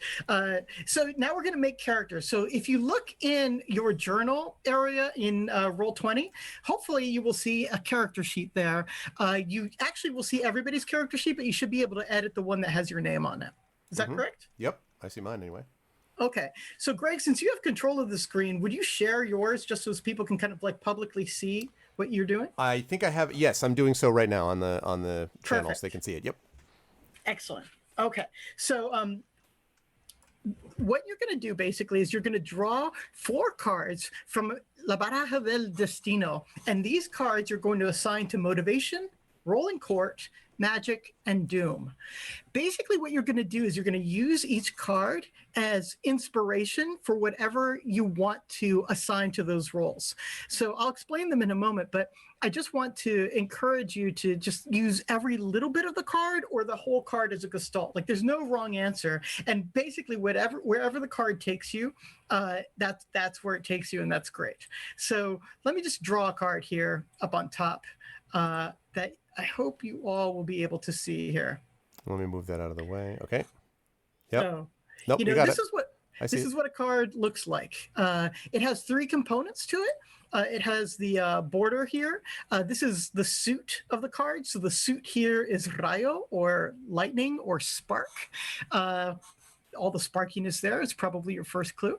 It also contains artwork and some kind of adage or saying. Claire and I invented all the adages or sayings, but they are there to inspire you. And so like if your motivation was thrones make children of us all, you could look at that owl head, for instance, and draw inspiration from that, or you could use the adage itself and, you know, either play for or with or against what the meaning of that is. Or you could look at that shipwreck that's built into the to the border there and use that. Basically, wherever you want to find inspiration, describe in a sentence or 2 what your motivation is. You'll just basically write out something there. You'll do that for rolling court, which is basically, what's your Clark Kent cover story here in court? The Queen needs you nearby so that she can call you at a moment's notice in case of emergency. So you are all located at the start of the game in Castillo Corral, the Coral Castle. And you were there basically with your Clark Kent cover story, anything from charwoman to Secretary of War, whatever you want. And you were there basically fulfilling that role until such time that you must start casting spells for the good of the kingdom. Your magic is what you actually bargained for for what magic power you bargained for. So think like X-Men. Think like, you know, just superpowers the way you normally think of superpowers. You get one, but that one can be pretty flexible. And I'm going to encourage you, as you look for cards for inspiration, that you think of something that could be used in multiple kinds of ways. So maybe like less Cyclops, who just has laser beams coming out of his eyes, and more of the more flexible kinds of powers, like Storm, who can command the weather or something like that. Just because you don't even know what kind of situations you're gonna be in. Now that said, if you just want to shoot frickin' lasers out of your eyes, feel free to shoot just frickin' lasers out of your eyes. That's fine too. And sometimes if you're an experienced role player, putting that challenge on yourself might actually be fun. So the next thing is Doom, and this is my favorite part of the game. So along with your power came a prophecy that you were going to what to say, that there is a dire destiny that hangs over your head now that you've acquired this power, and it's not death. You wish it were death. It sounds a lot worse than death, though you don't know exactly how it's going to happen. Maybe it would be really hilarious if it was happening to someone else who you hated, but really this doom is for you. So what you'll do basically is you use your motivation and your role in court to kind of establish your base character, and then think about what kind of magic would this character bargain their immortal soul for, because that's the only thing you all have in common. You're all the type of people who would give away your soul for power right now. And then what ended up on the other side of that deal in terms of your doom? Like, what's going to happen if your doom is ever activated? And I'm really hoping that we're going to see some dooms activated. So I'm just going to give you 4 cards to draw, but first I guess I want to see if anybody has any questions or you want to ask anything first. Everything is clear to me. Clear? Mm-hmm. Okie dokie. Then I'm just going to get rid of this card. And I'm going to deal each of you 4 cards here. And this is available to everybody, right? It's not, is it secret or not? I don't remember how much of it is. Yeah, it doesn't really matter if it's secret or not secret. It is public information. Okay. The only thing that I will say, though, is that there is one caveat. If you get a card that matches the suit of another card, you'll only keep one of those. So basically every card that you keep has to have a different suit to it. So you'll throw that back on the table. So you'll find the cards under your name, throw that card back on the table, and we will give you a new card. So here we go. You should have 4 cards that you see now in front of your, above your name in the Roll20. Under the journal tab or on the screen? Yeah, it should be on screen. I can see them on the screen right now. I see it. Yeah, it's on the screen. Literally 4 cards. Yeah. There's the number 4. Yep. They should be above your name on Roll20. Yep, I see it. Yep. Right. So it looks like, Greg, you actually got 2 of a kind, so you'll have to return 2 cards to me. Oh, okay. And right. But I get to choose? You get to choose which ones to keep, so take your time. Brandon, it looks like you'll have to return 1 of the bloody cards to me. They're called Sangre. Michael, it looks like you'll have to return 1 of the mermaid cards. They're called Lagrimas. And it looks like you're all set. Oh, okay, cool. I keep everything. All right. So I just toss this out on the table by literally dragging onto... Yeah, if you just drag it onto the table, then I'll be able to basically put it back in the deck here. Okay. And then I will deal 2 cards to Greg. Both of these. And then 1 card to Brandon.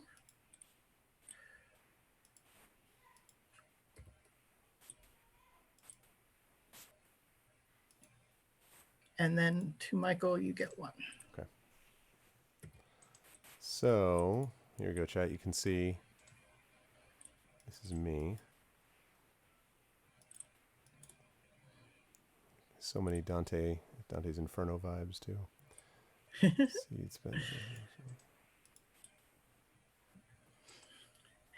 Oh, I seem to be having some UI difficulties. Hold on a moment. So I should ask to clarify one because now that you have given me my 4th card, I now have 2 green cards. Oh yeah, so please just give that back. And what a bummer. I'll just deal you A Hi, card Davidson. here. Welcome.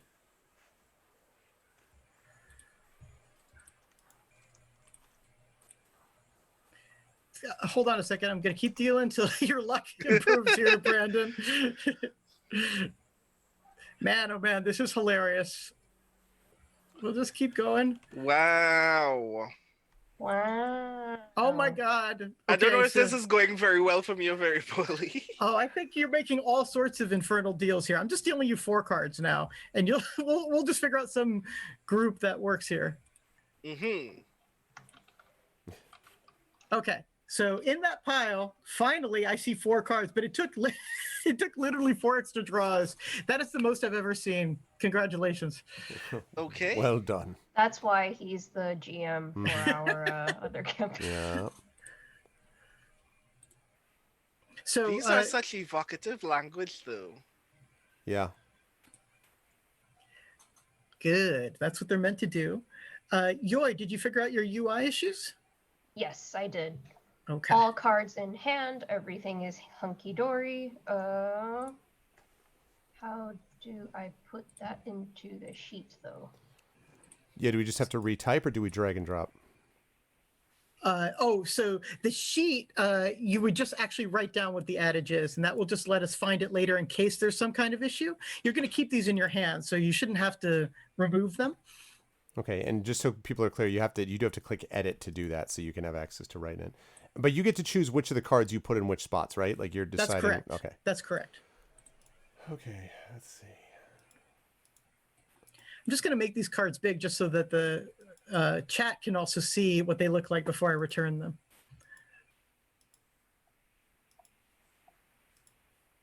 I'm trying to figure out a way to combine these in like the zaniest way possible. You're doing it right then. Working as intended. No, wrong one. This one.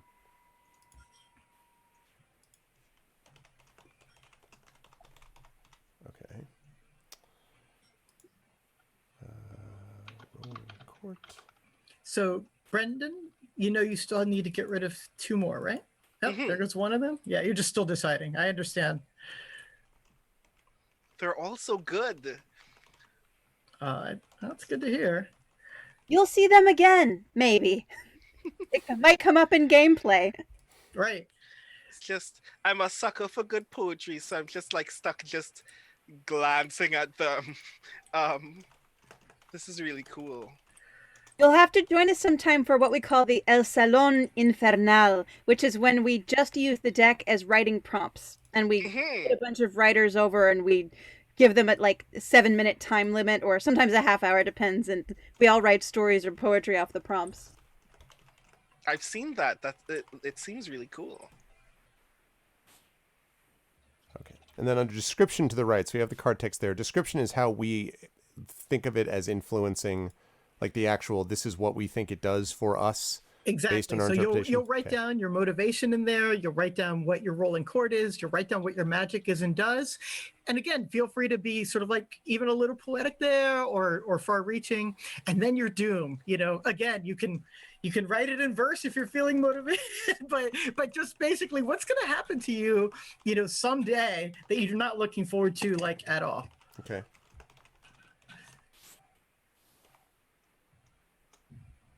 I picked my doom first because that struck me immediately.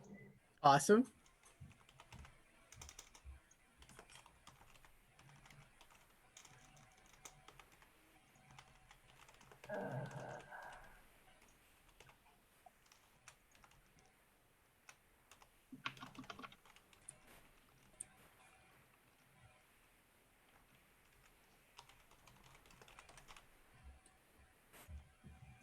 So this is a card that we saw earlier.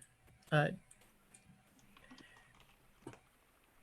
what I will do, as cards kind of like pile up, is I'll create a discard pile. We don't do that yet, but as soon as we need to, there'll be kind of like a discard pile here.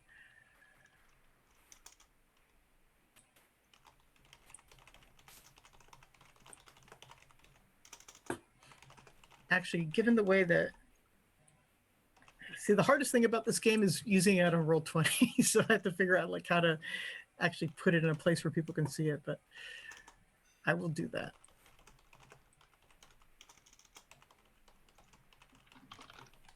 Fun to watch Greg create it right on the screen there. Yeah, it really is cool, right?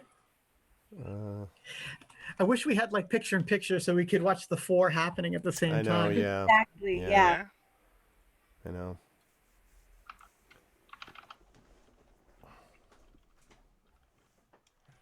Ooh. It's great. I'm a silent scribe. How interesting.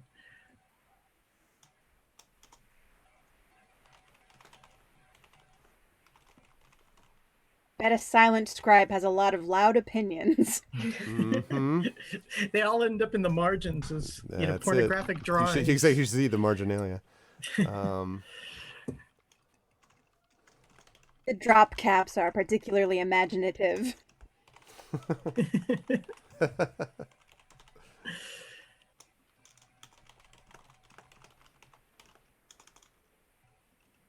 Oh, actually, I was about to get real clever and be like, and I never speak at all. But then I'm like, that's going to be a terrible game mechanic where I'm just going to be like constantly like, what do you think? Like, really not that silent.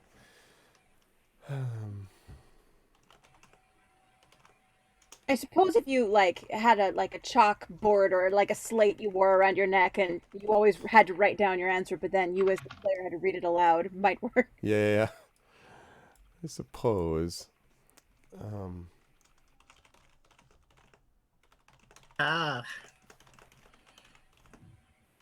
Okay, I've done my thing.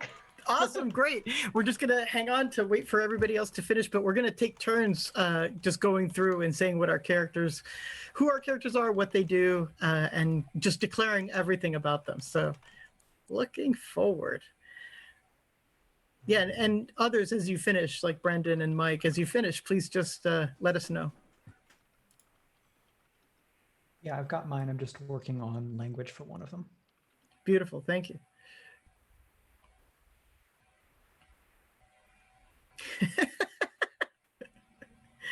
What are you giggling about, Carlos? So in the chat, Arundel times 4 says, speaks with yes or no boards around his neck like a 90s music video. I'm thinking like NXS, elucidate, exonerate, love your mate, try not to hate. Like, you just got those boards there.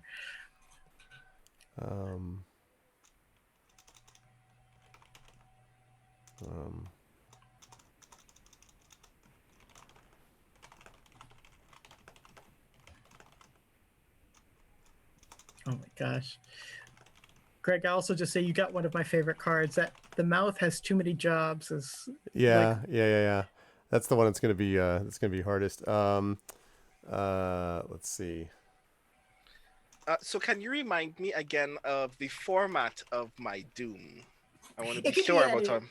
Yeah, I was being a little glib and saying like write a friggin' sonnet about your Doom, but don't do that. Instead, just think about sort of like a fate worse than death. That you go to the Oracle of Delphi, you're like, hey, what's my future hold? And like, dude, you're screwed, and here's how. So like, you don't die. But like, it is really bad if this happens. And so like, just to give you an example, I had a character whose Doom, once it was activated, her Doom was that she would catch fire once a day. Oh, it's not a like a final ending to. It can happen to you every day. Is that the idea? Yeah. Like I said, it's a fate worse than death, so you could keep on living and have to experience it. So like, yeah, if an eagle comes and eats your liver once a day, that would be bad. And it doesn't just have to be once a day. It can also be pretty final too. So you could be atomized, but get to watch your friends grow old, or like whatever you think of is fine. But generally speaking, like, feel free to keep yourself around to enjoy suffering. One thing that happened was like, as soon as your Doom activates, the building collapses on top of you. And so like, you may survive that, but that is the immediate thing that has to happen then. Okay, but it doesn't take your character out of the game. You still have to be able to continue playing afterwards. Right, exactly. And whatever altered form they have now achieved after their Doom. Okay, I need to rewrite my Doom a little bit. I think I am done. Excellent, excellent. So Yori's going to work on their Doom a little bit, and This is really dope. Oh. I am a sucker for games with poetic language as an element of its play. Like I've literally made some small games where the act of play is writing poetry. So like just looking at these cards alone is really engaging to me. I like this a lot. I just kind of want to have these cards and just tinker with them consistently. that is definitely one of the goals. And like we said, when we publish the game, what we want to do is publish both the game and then also a writer's guide or an inspiration guide of how you can use this for different creative writing purposes or just acts of creation. This is really cool. I'd love to Okay. play some of your small poetry mechanic games, Brendan. I would like to share those with you at some point. We will talk about those at some point. Yes. So I think at this point, Brandon is done, Mike is done. We just saw Greg finish, and I think you're now finishing I'm up. just tweaking the last little bit of my Doom because I thought it was like how your character died, but now that I understand that you still have to be like gameplay active, I'm just tweaking it a bit. Yeah, so Arundel, yeah, you're saying trapped in a black hole, slowly stretched, right, spaghettied on the event horizon there. Oh Lord. That's a great one. I would love to see sort of like one of those microscopic like black holes appear on Espada just to mess with you and spaghettify you, you know, as as people are watching. Yeah. Let me let me quickly just jump in and say that Shadow Mage just announced, because he's an officer and a gentleman, that the overlays work that he did, that I was obviously paying him for, he's donating half of his fee for that to the cause. So that's $40 more to the donation, which is great. Thank you. Thank you very much. That is so great. Super nice. Thank you, man. And that's great. $325.28 we are up to, which means we are less than $25 away, people, from a wrap that the players you currently see, this group above us, will have to do a wrap of some sort. I will tell you that the previous group was very nervous this would happen to them. I'm sure they would have been great. But now this group of fine people is going to have to do some kind of a wrap if we get to that 350 milestone. And I can see some players being like, what? And I'm like, Brandon and I don't exactly know how that's going to work. We'll figure it out and explain it all to you if we get there. So we're almost to 350 at that milestone. Maybe we'll use cards for inspiration. Yeah. That's right. Yes, that's true, actually. A wrap set in Negocios Infernalis. That's true. Although I guess technically it's supposed to be with the chat getting a choice. So maybe we'll pull up 3 cards and like have chat choose one of them as the sort of source of the wrap. So we'll do it. That's what we'll do. Where's the link? I need to hear some rapping. There's the donation right there, Davidson. All Okay, right. on you go, Carlos. So everybody has their sheets ready now, I think. And so if we could just go in the order that we used before, and I think it was, well, the order that I see is Brandon, Yoy, Mike, and Greg. Can you just basically tell us what your character? Oh no, actually, let's do one other thing. Now that I think about it, let's name your character. You've got these 4 things. Come up with a name. So in the Roll20 chat, I just put some name generators. 2 of them, actually, not some. I put a brace of name generators there that you can use for some inspiration. I'll put them in the chat here on Twitch as well, just in case people in the chat want to play around with them too. Don't feel obliged to use these necessarily. Like if you already have a good name that you could use, feel free. But also just like, these are pretty good. Like they give you weird names. Like this one, I hate that it's called the Hispanic name generator, whatever. But I do have to say, like they actually come up with some pretty good names. So and there's the $25 from Davidson. So 350. So we have hit the milestone, people. We are at the milestone. All right. So what I guess we should do, let's do it this way. Let's figure out the names and let's go around and do that. And then just before the game starts, if you're cool with this, Carlos, maybe draw maybe 3 cards and then have chat choose one of them. And then we will have to create a wrap based upon that one card. That would be my suggestion. And as far as what a wrap is concerned, I think it means just having each one of us come up with a few lines, and then have everyone basically play off down the column off the lines before. If that sounds like, oh my God, what?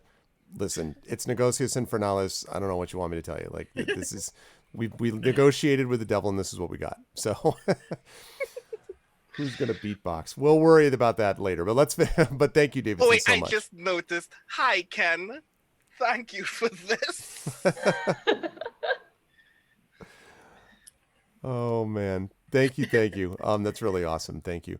Doom must suddenly rap on live stream. Yeah. Yes, and then have it recorded. I'm waiting for No. Twitch's DMCA to come in and be like, wait, okay. Oh man. Oh Just man. turns off the stream immediately. Boo! What happened? Oh, I had a internet I dropped flare. the beat. I mean my camera. Yeah, I Never dropped the My mind. beat. computer did a thing. Oh no. Oh no. man.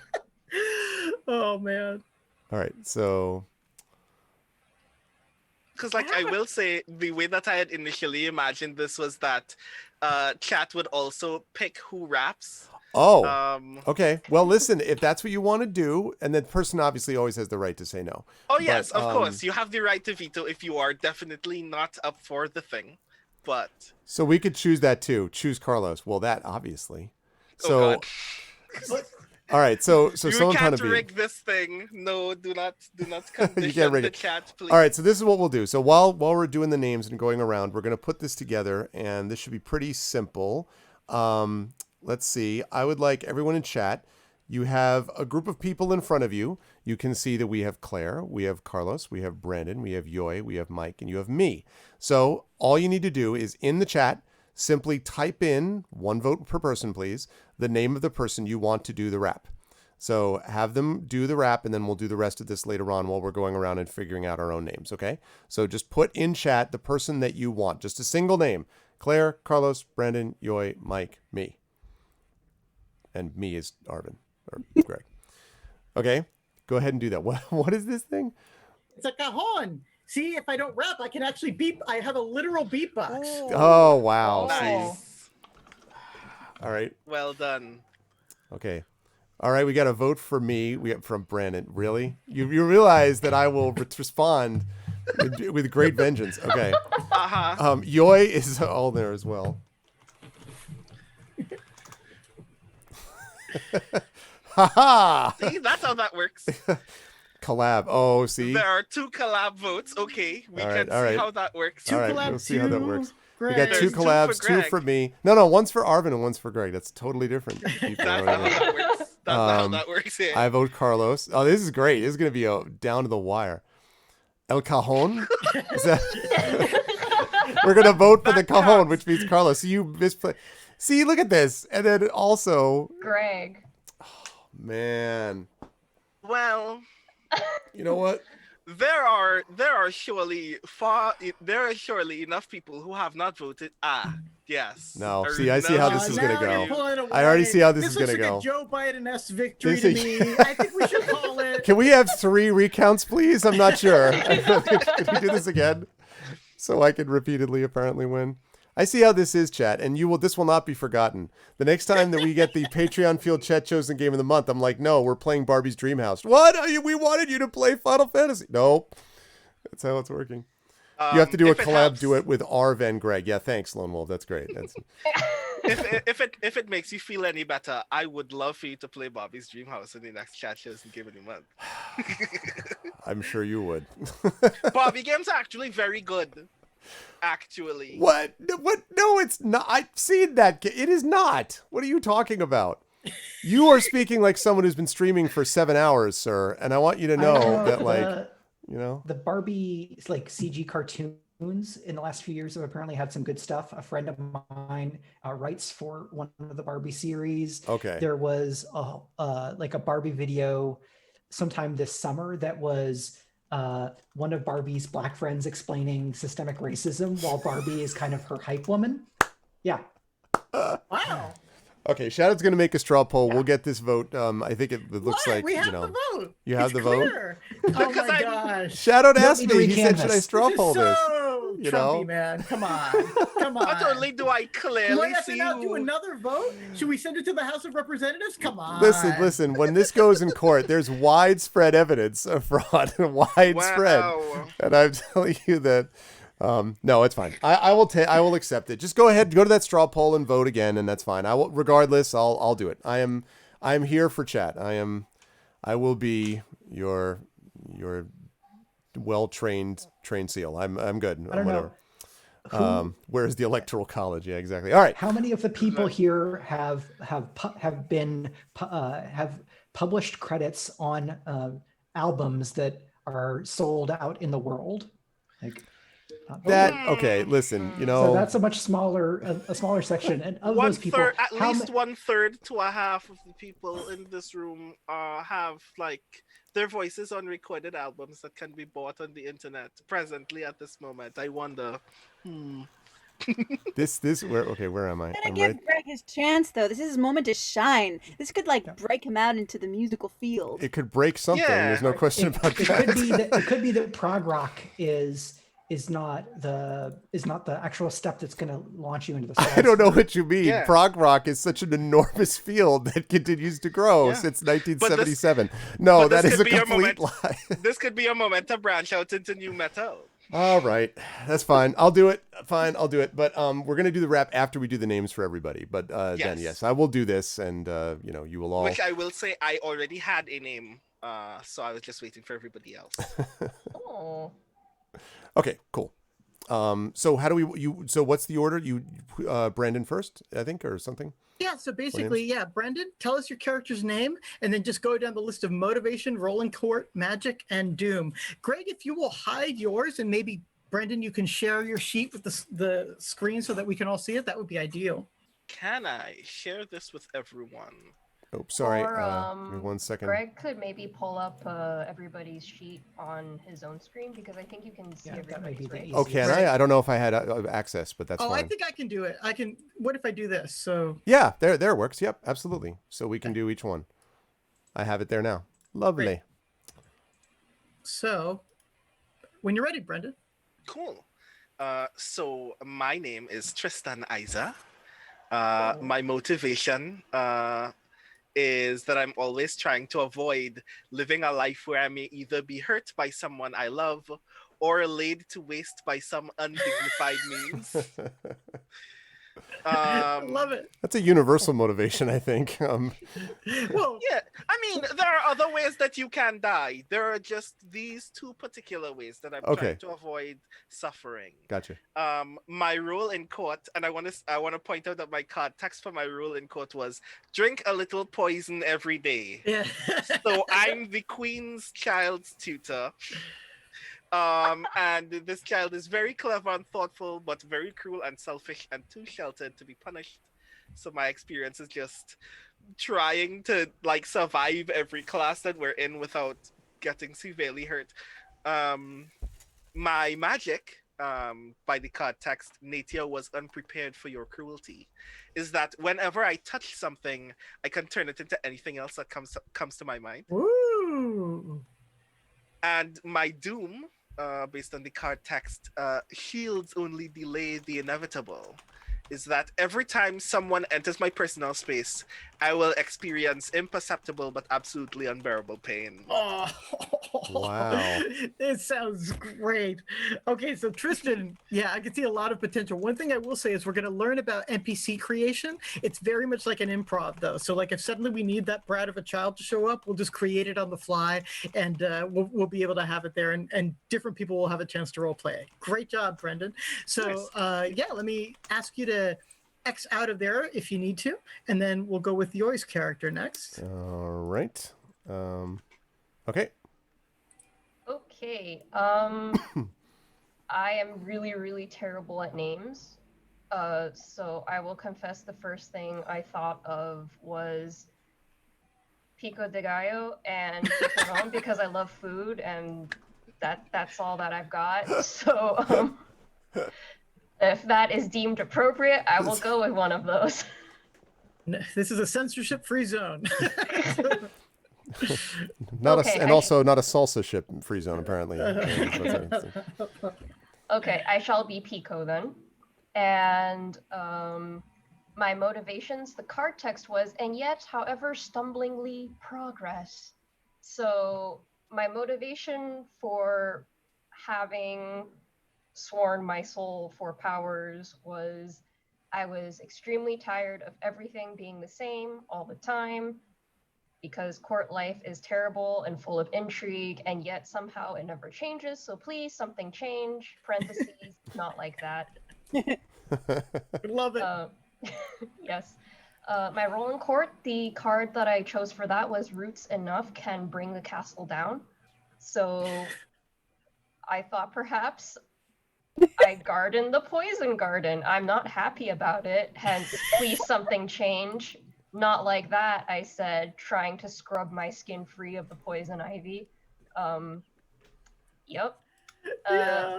For magic, the card text that I chose was the scavengers win every war. And for that, I chose I would remove one applicable creature skeleton. So like Wow.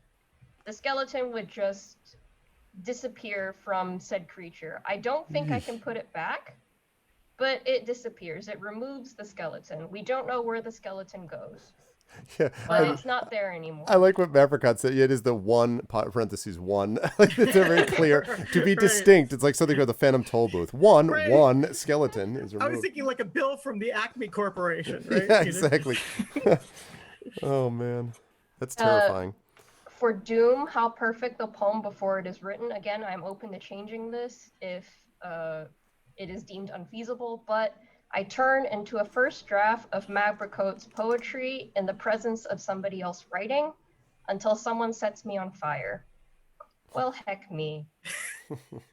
Okay. So you turn into pages of paper, Yes, Okay. until someone sets them on fire. Then I change back. and then you change back. I think that is so terrific. I don't know. I Wait, will think you still be on fire? Or do you like stop being on fire as we soon as you can turn figure back? that out. That's up to the aliens. Yeah, I didn't specify this, but anyway, shout out to you, Mabrico, for donating the first donation while I was on stream. So there you go. You're immortalized forever on the internet. Yay. They Yeah, seem upset Mabrico, we about might it. need you to put in a little poetry in the chat, once we see this doom foretold here. So awesome. Thank you so much. So I'm going to go ahead and cross you out here. But yeah, if we can get rid of that one, we will move then on to Mike's character here. So just Okay. Oh yeah. Let me clicking X out. Yeah. Okay. Mm-hmm. and sharing. Okay. Mike should be appearing here. Yep. And then Mike, you will lead us through, please. Sure thing. The stream is lagging for me, so let me know when it shows up for y'all. I've got Okay. it. I hear you now. Yeah. Okay, great. So my name is Santiago Marti. My motivation card is No Truth, Only Wagers. And my description is the dice have ruined my family's fortunes. I must break their losing streak. Oh no, more wagers. Role in court, the text says guts make the finest music. And my role is court musician. My guitar is made from the body of the queen's vanquished foe. Oh, maybe after they've been deboned. Right. Exactly. Yeah. Yeah. Exactly. Yeah, so no, but I'm that only imagining, happened one time. So let's be clear. That the kind of the skeleton and the flesh have been forged into a guitar, and the viscera are the strings. My magic world ends. You won't mind rainy days, and my power is to control the weather. The tides dance to the play of my strings. Oh, I love it. I love it. Nice. And my doom, the card text reads, "What are your organs plotting?" Oh, I And wish my I had doom that is my one. heart will betray me whenever I wish to control its to conceal its ebb and flow, which is basically if I want to hide my emotions, instead I'm going to blurt out and be betrayed by them. It was the beating of his hideous heart. Rip up the floor. Perfect. Awesome. Cannot wait to see the tragedies that befall. Okay, so last but not least, Greg, let me find you here on the sheet. I don't know why I'm not seeing it here. Oh, did you change it to Pico there? No, I did not. Oh, hold on. Someone is knocking on my door. Yes. Hello, my son. What are you looking for? Oh, you're looking for a trick or treat, right? Yeah. All right. Sorry.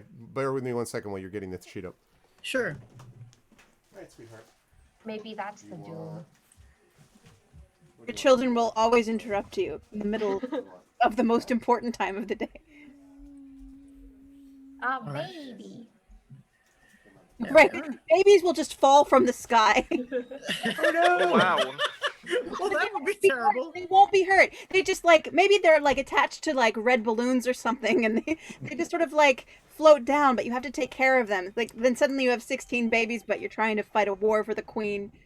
Okay. It sounds like a Kinshner story that I read not so long ago. Sorry, that was my son coming in to get. He usually is just like, doosh, doosh, doosh. He's like, Daddy, can I have a one of my trick or treat, which is his one candy he gets every 3 days or something. So, his little mini candy bar. So anyway, that's what he's it's doing, really coming cute in. though. It's Yeah. also amazing that you still have Halloween candy left. Holy moly! We very carefully distribute over long periods of time. Yeah, You have a system. we have a system. Yes. Okay, so you found me, and yes, I changed it. Although I do want to make one adjustment, which is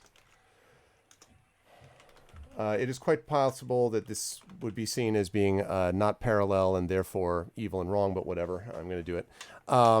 So the name is Sergio Atenes, Spectre of Silence. Now, that last part is not actually known to anyone except me secretly. So my motivation to the card was the choice is fear or any other action. So my motivation is that there are many dangers in the world. I've seen things, man, basically. And we must meet them without fear, but also without foolishness. We must work behind the scenes to address the threats we face. So I'm trying to undercut. Now, I define what the threats are. So, I've heard rumors that I could be in certain contexts be considered paranoid. This is not true if they're actually out to get you. So, we gotta be aware of dangers out there. My rolling chord is a seed spends most of its life asleep, was the text. And so my description is, I am a silent scribe writing down the words of the queen and her courtiers. I am trusted fully because I never speak out of turn, and I am supposedly the soul of discretion, supposedly. But the reality is, because of my magic, only a fool attends a masquerade unmasked. Despite the role above, I am in reality a master of disguise, capable of moving in and among people and professions from all sorts of social conditions and circumstances. I can gather and disseminate information to the right people at will to fight the dangers we face. Of course, obviously. And the doom is the mouth has too many jobs, which is that I am very, very good at what I do, but not flawless. Every so often I slip and say something which could be potentially disastrous in the long term. So far, that should say. I've gotten lucky and gotten away with this, but it's only a matter of time before I'm going to make a mistake I can't explain away. Right, and mechanically, this would be that time. In terms of the gameplay, this would be the time that you would, definitely. Do something pretty tragically terrible. The next thing that we're going to do to finish off the character creation is we're going to create a relationship between you and one other wizard. Each wizard can choose whom they want to have a relationship with. And the relationship will be partially dictated by the different characteristics that you've already explained, but also by a card that we're going to draw. And together, you will talk through what your relationship is. So, for the sake of time, we're only going to do one right now. When time is not an issue, when you play the game, you can actually have multiple relationships with multiple wizards and stuff. But just for time today, we'll do that. And so, Brendan, just to start with you, who would you like to have some sort of in-game relationship with of any kind? What wizard do you think would be a good one? I think it just it feels right for me to have a relationship with Pico. All right. Yeah. So what I'm going to do then, great. So you and Pico will have this relationship. Pico, you'll also get your own relationship with someone else if you want. So,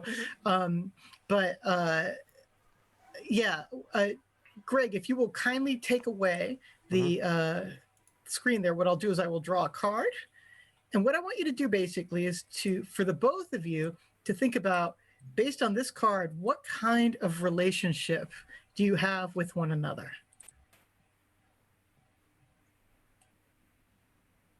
I'm not sure if the text is clear, but there cannot be a soul. There must be a soul.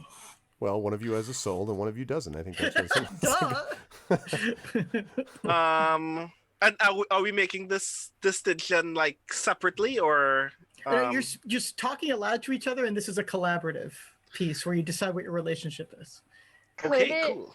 Could it be instead of soul, skeleton? So one of us has a skeleton. The other one doesn't. There must be a soul, but sensing there a cannot be a theme. skeleton, right? Like, I'm intrigued by a thing, but of course, it would matter with it would depend on what you're comfortable with, which is we either have a personal relationship that we don't want to admit to ourselves, or we have a personal relationship that we cannot admit to the queen, or else we will get in like severe trouble. Oh, okay. I like that idea. Yeah. What is your character stats again? Every time someone enters your personal space, you will experience imperceptible but absolutely unbearable pain. Yeah. The part of the Hmm. reason why I think we have a relationship is because I also like the idea of us entering this like weird kind of what was the name of the show again? Pushing Daisies. Yeah. Where we are like deeply entangled, but we can never actually touch each other.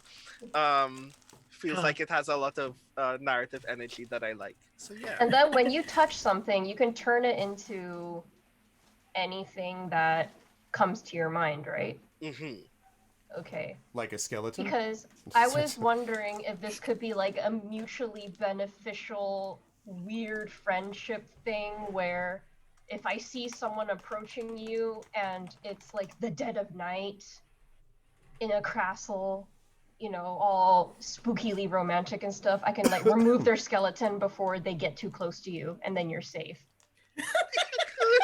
Just I guess that's a gift that you can give me. I will constantly insist that you should not do that. Yes, you constantly tell me not to do this, but you have, yeah. And then to like try and stress me out from turning people into skeleton-less beings to protect you. I don't know. I guess you like tackle people who are about to write notes whenever they're in my presence so I don't turn into a pile of poetry. Yeah, pretty much. Like, I'm just like, please don't. No, stop writing. Whatever you have to say, please just tell the person to their face. So like, Publishers Weekly, you mean? Oh, I'm sorry. Yeah. Just kidding. Oh Lord, this is what happens when you put writers in the same space, guys. No, it's when you have someone up for 12 hours in a row and after So no this all answer. sounds great. I think what you can do now is just sort of like write down a summary, but each of you will write your own summary because you kind of interpret it differently, like what your relationship is. So, you know, basically just like write down what you think this relationship is, and then Yoy will move on to your relationship, the one you get to choose. Okay, character relationships with Tristan. Relationship. Tristan is a weenie and needs humans de-skeletoned. Save changes. That's how we're gonna interpret that. Terrific. Weenies Infernales. So now, not Brendan, who would you like to have a relationship with, Yoy? I think, given that we are both at court, it would be interesting for Pico and let me pull up Greg. I'm sorry I said it like that. That's really weird. That's okay. I just pull Greg, myself up like in the window. With Sergio. Okay. Just because we're both court figures. Okay. Yeah. Yeah. So here is your relationship. So Sergio, how do you feel about being a cannibal? Because I have some news for you. I have a way to. There's a new thing called boneless wings, and I'd like you to tell you about it. From jokes aside, I could imagine there an aspect of you being like, you know, I think you need to be more adventurous, you know, in many ways, and me being like, yeah, because secretly I don't want anybody to, like, I probably would say that when you came to me with some of these propositions, like, hey, you know, what kinds of foods do you like, and do so in a kind of weird way. I grow poisons. Yeah, see, right. That I might actually be tempted to be like, oh, fascinating, and secretly I'm like, I've got to find out about this person. What is going on with this? Like, like secretly I don't fully trust that you're not actually one of the people out to get everybody. Like, you're a danger, maybe, but I don't know for sure. So I think I'd sort of, kind of be like, oh, well, I don't know if I could do that, but secretly like scribbling notes frantically to myself about. Yeah. What if I made you like herbal tisanes to not be so terrified constantly? Yes, like anti-anxiety. Yeah. That would be But- great. And I'd probably but be we really could- grateful, but slightly suspicious of that too. But really grateful mostly. We could also crib from Catch-22, where that one dude is convinced that his roommate is going to kill him, so he tells everyone he never sleeps because he stays awake so that his roommate won't kill him. But in reality, he actually sleeps dead on through the night. He just dreams that he stays awake the entire time, paranoid that his roommate's going to kill him, and it's so convincing that he feels like he never slept. Mm-hmm. So maybe I give you the nice sleepy teas. To really, But- right. Mhm. And the sleepy teas, do they help me similarly dream that I'm awake? Like, do they fool me into thinking I'm awake, or do they actually help me sleep for real without any other, they help me sleep regardless, but do they make me feel as if I'm awake? Like, I love the idea to think that I actually never sleep, but actually I sleep completely normally and have perfectly rested, but I just act all the time like I haven't slept for months at a time, and because Yes, I think that you do sleep normally, but the fact that you keep seeing occasional boneless people on the floors makes you think that you've never slept. Day Because you're like, 35, I've that's seen weird. the 50th bag of meat today, and I don't know what's going on, but for some reason, Pico is always nearby when I... Okay, yes, perfect. So, cool. So what do we describe that as then? Just so you give me tea, and I both appreciate and like you, but I'm also suspicious of you slightly, and essentially that? Tea and Yes. paranoia. Okay. Mhm. All right. I would like to think I'm completely unaware that you're genuinely paranoid. I think that you just need more, a higher dose to take the edge off. You'll be fine with just a little more. You think Yeah, so? Why I do you just think keep- so? So I just keep upping the dosage because I trust in my own abilities to give you the good sleeps. So eventually it must work. It's science. That is so great. Something doesn't work, more of something clearly will work. That's Right. how this works. Awesome. So yeah, we're ready to move on, I think. Dig it. Mike, you are up. Pick anyone because nobody has associated with yet. So you can have any relationship with any character that you want. Let's see. I think why don't I have a relationship with Brandon's character, Great. the tutor. Let's see what this card is. So I see this is a Sparks card. It says the weak command people, the wise command ideas. So if you're the tutor, maybe this is like a scholarly friendship. Mm. I like this a lot. I like the idea that we have this relationship where you essentially come to me for guidance, but every time I give you genuinely solid advice, you interpret it in the most unproductive way possible.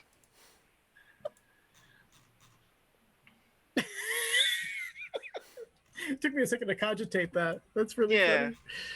It's you come to me because you think that I'm smart, and I give you the best, the simplest, most helpful advice I can, and then you use that to gamble or something because you think I'm actually giving you a way out instead of just asking you to please stop what you're doing and relax.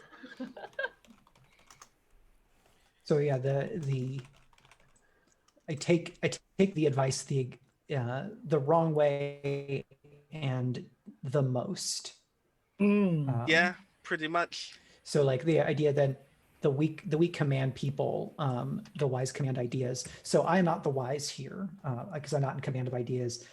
So instead, I just kind of like maybe wrecking ball through court, trying to apply your advice.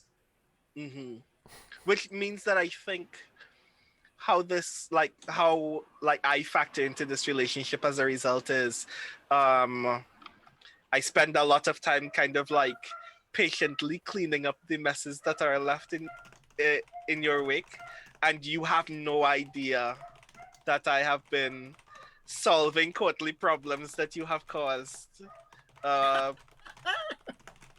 Just because I don't want you to suffer, because if Reina Resoluta finds out that you were responsible, you will be disposed of. You will be deleted from the earth. Ooh. And I'm trying to prevent that. My bones will be made to make the next musician's guitar. Or your bones could just vanish. Right. We don't know where those bones went. I did wonder whether those bones should go somewhere that then they get used, but maybe we'll find out that. Yeah, maybe they just go to your character's room. They disappear right there. There must be a very big room. Well, he keeps turning them into musical instruments. It's a room built of bones. It's just bones.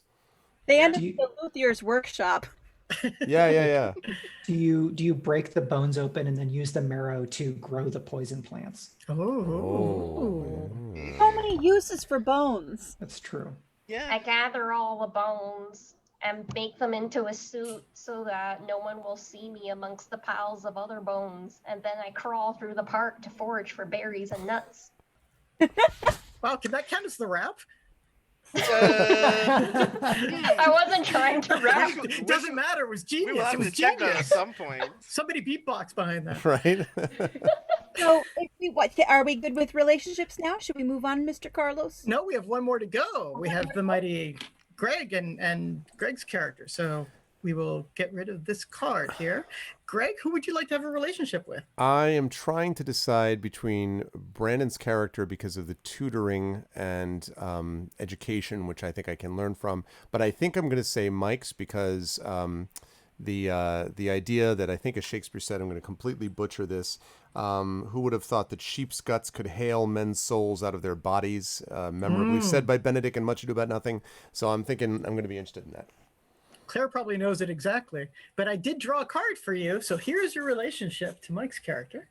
To know another, forget the taste of fruit. Now eat fruit. Ooh. These cards all sound incredibly threatening, but that sounds the most threatening. Let's see. The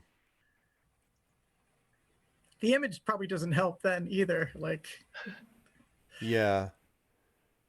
Strange at sheep's gut. Yeah, that's right. I knew it was in that ballpark.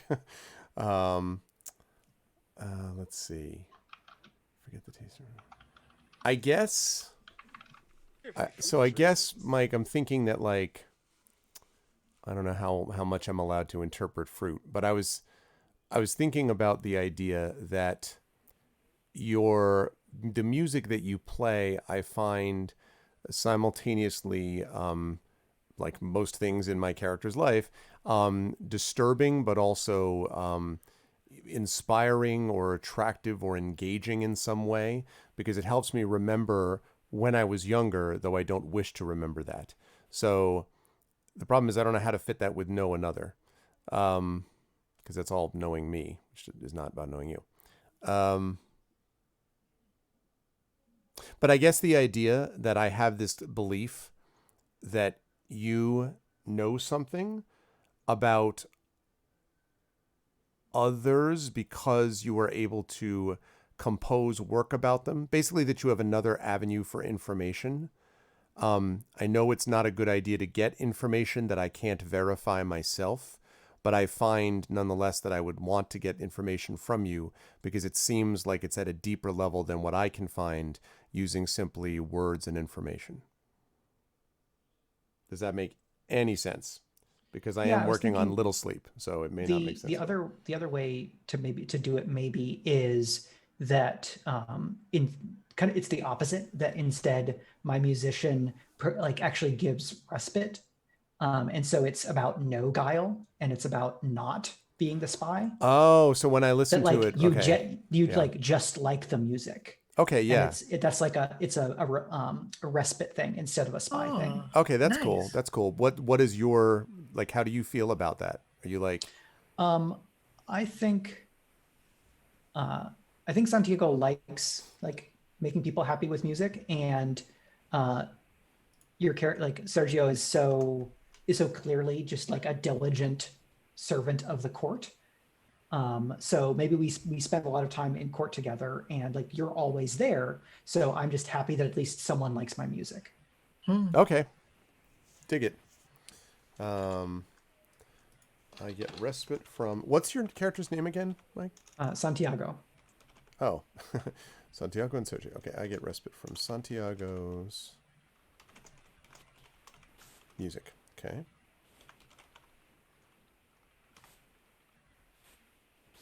Okay. Terrific. So as you're finishing up there, we are now done with character creation. So just do me a favor and take one last look at your characters. Remember your relationships. Remember to keep looking at them. Because of stupid Roll20, it's kind of hard to remember, all the different things you put on the character sheet because you don't always have it in front of you. So just feel free to open it up and just remind yourself of your relationships and things. And now we're ready to build the threat that has appeared here in Espada de la Diosa, your country. And leading you there is going to be Claire. Hi. So in this world, in Espada de la Diosa, everybody has a Baraja del Destino, just like you've been seeing and working with. But when Los Benefactores, the aliens, came, what you think of as devils, they brought with them a special deck that they've given the mages, the mages of Reina Resoluta. And every morning they come to check this special deck because it's their main line of communication with the devils, Los Benefactores. They have promised to warn La Reina if ever there is a threat to Espada de la Diosa. So day after day, your mages gather in council, and day after day, you consult the Baraja del Destino.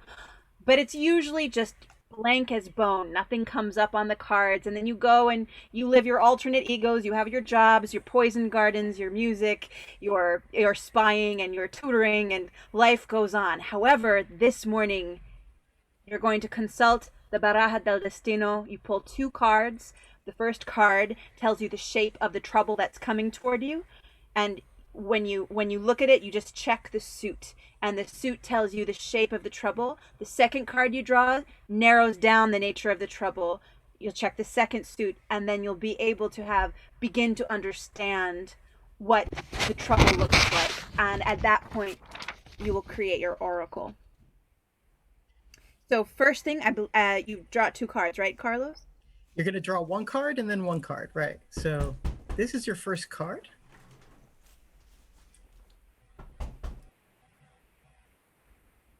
Oh. So this gives us the carne suit that is here. And so your trouble is going to appear on this card. And we're going to draw a second card here to determine which of these appear here. So we'll keep this card here as part of the inspiration, but we're going to draw another card now. And it's Rayo.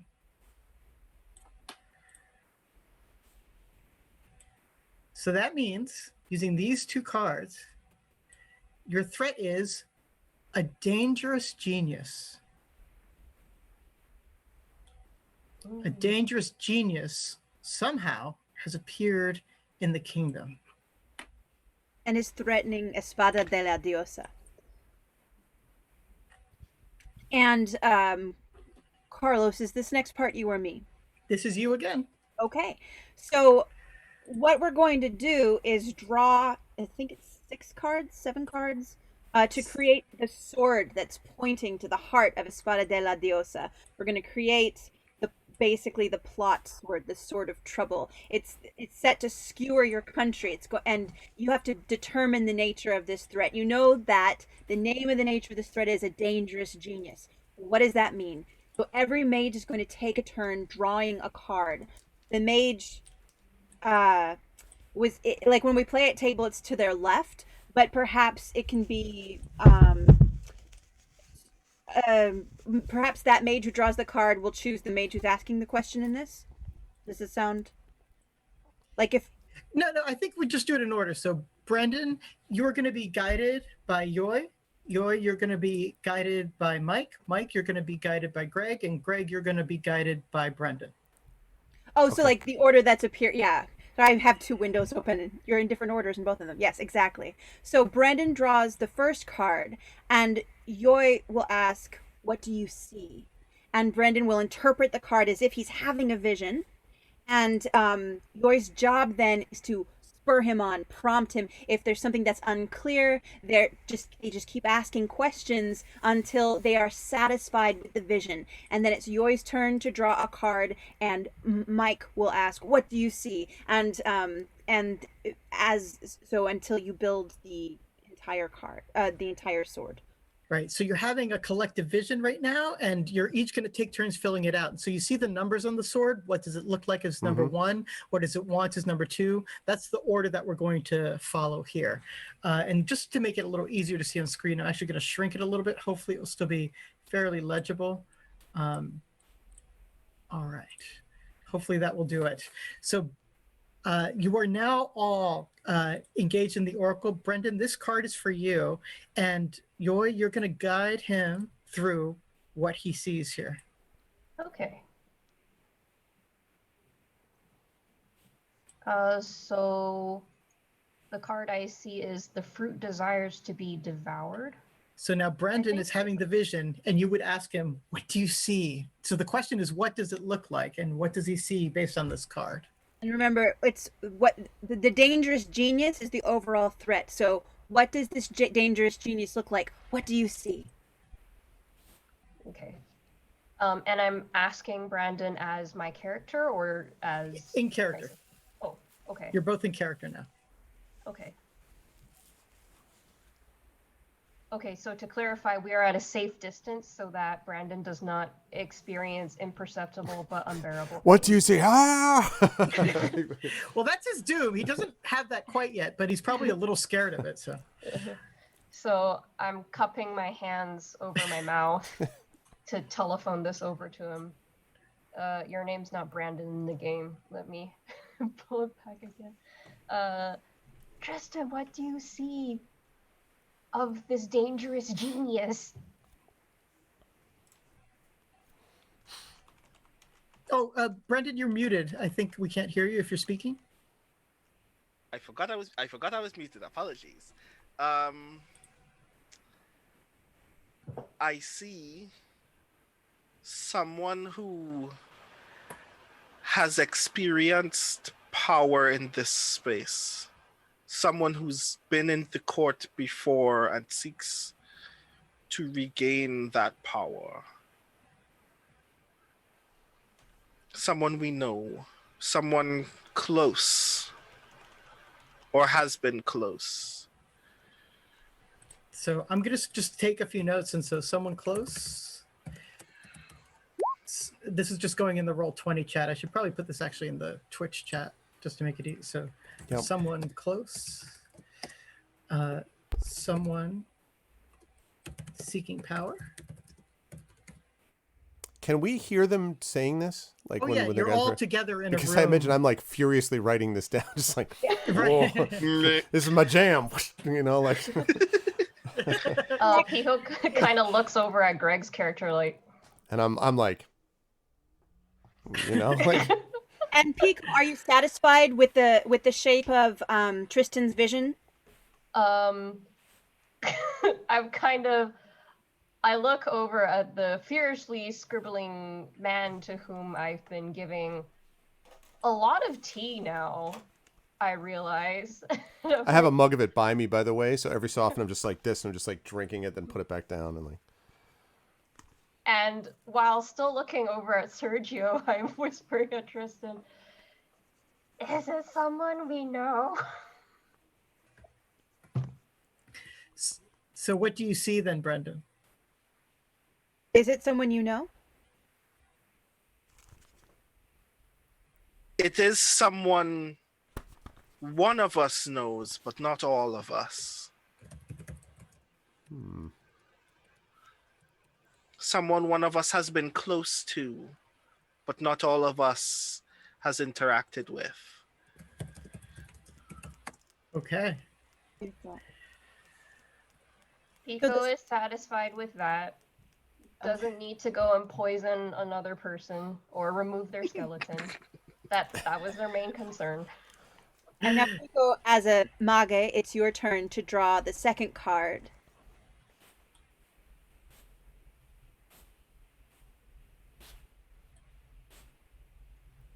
Are you kidding me?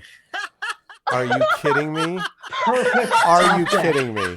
This is 100% rigged. This is 100% scripted, set up in advance. Recount now. This is the conspiracy. My pages. I have gone into the 5th Moleskine notebook in the last 5 seconds. I want you all to know, with the speed of my writing. Holy crow. Absolutely golden. All I right. love it. I'm just saying. This always happens. We promise it's not rigged. It just happens like this. So the question is, what does it want? This is number 2. And Mike, your character Santiago is the one who's guiding Yoi through her vision. What does she see? So what does it want? Pico, the omen speaks to you. What does this genius want from us, from the world? Pico starts sweating.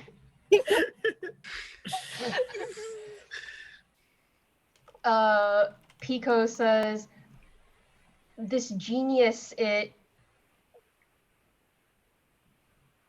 wants its skeleton. I'm sorry I took it. I mean, Does it want bones? Does it want the skeleton of our nation?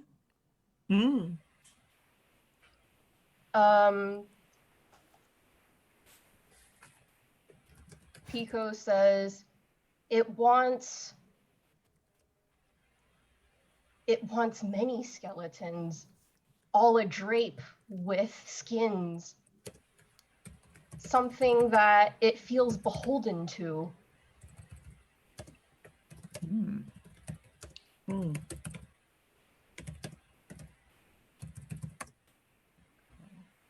I'm trying to see how much I want to cover versus other things that are done elsewhere. Cover this. Do you see when it must have these skeletons? No, but I see that it has sought them for a very long time. Okay. For many of our lifetimes. That seems like a good beat to move forward on. That sounds delightful. So what I'm doing now, just so you know, mechanically, these cards are going to be used as your countdown mechanic to know whether or not you succeed or fail later in the game. So I'm just kind of like shrinking them and putting them here so that they're easy to use later. But we'll go through all 6 questions and then we'll write them all. So great. Santiago is up and Sergio is guiding him. Sergio, I guess. So the card for where did it come from?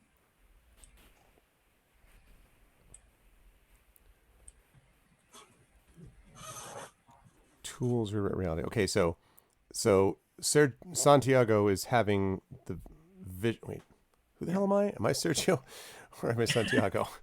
You are Sergio. I'm Sergio. I thought so. Okay. So I am guiding you, right, Brandon? Yeah. Okay. Or I mean, you, Mike. Okay. So, all right. Well, where did these creatures that have wanted skeletons for a long time, where did it come from originally? Did it come from our nation originally? Was it born here? Did it come from elsewhere? Our world elsewhere? I see the sacred constellations of our sky. I see the stars in the shape of a crescent. And my thoughts go far beyond to a cold place. It comes from beyond our world. It comes from the stars.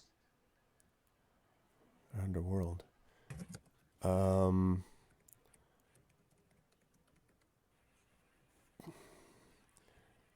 Does it? I don't know if I can.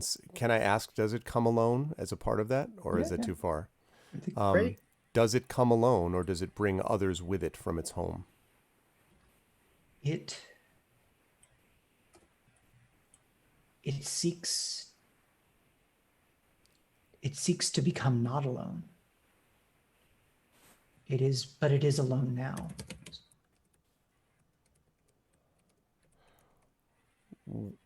What will it attempt to use to not be alone anymore?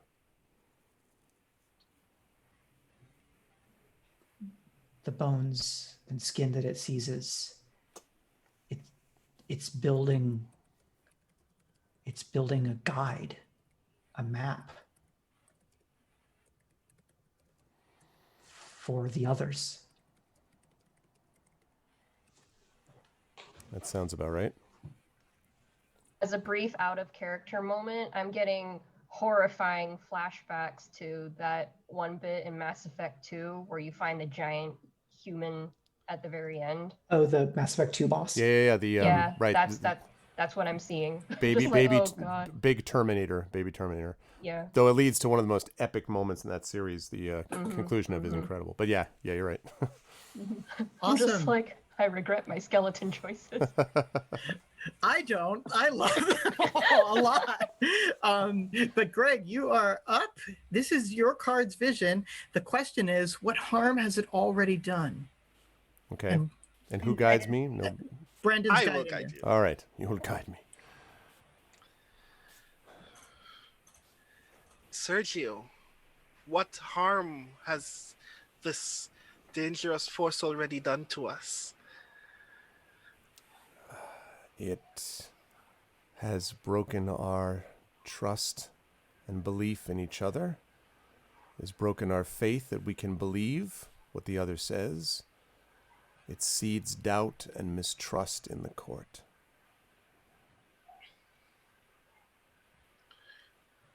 Has it been responsible for any mistrust already sown? Yes. Mistrust between those of us within this room, even. I start thinking about my skeleton. Oh, God.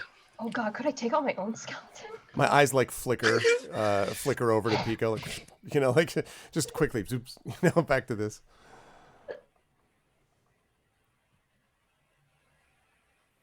Has it inspired doubt even in our queen?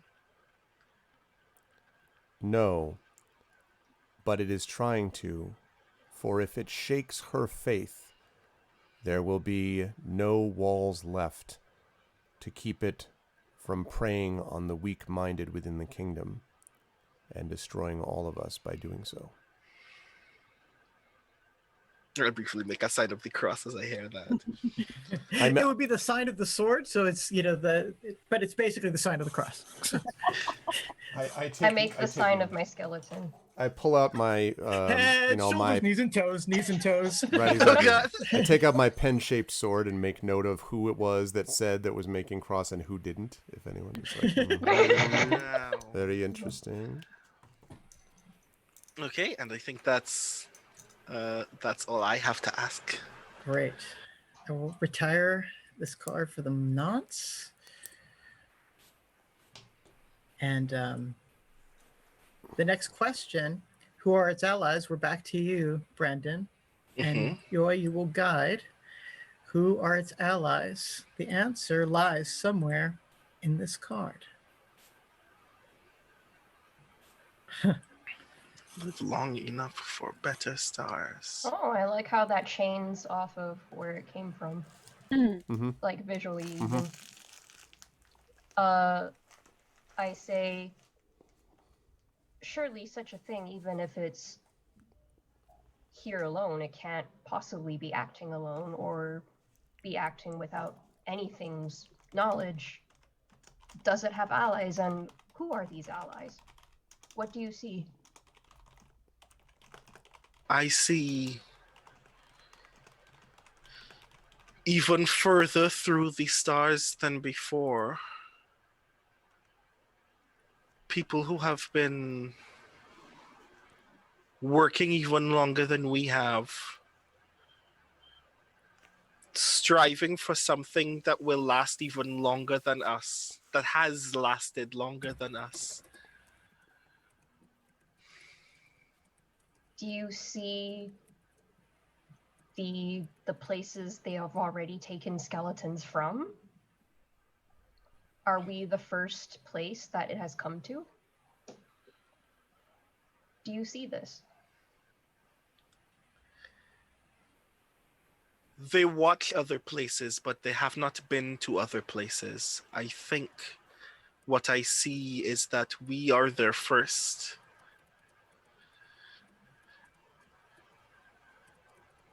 That is enough for Pico. Pico thinks that's a good place to stop. Here we go. So the last question is coming up here. I will shrink and flip and drag. And the last card, Santiago, I'm sorry, now I'm confused. Is it Sergio or Santiago? So Mike's character will be guiding. What will happen if he fails to stop it? Promising. Jeez, that's lovely. Sergio, what will become of us all if we do not stop it? What happens if we fail? Me, he was saying. Sergio? Yeah. Okay, that's I'm what I thought. asking you.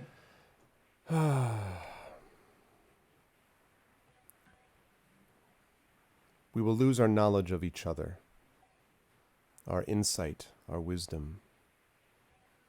I see that we will lose our vision of who each other truly are.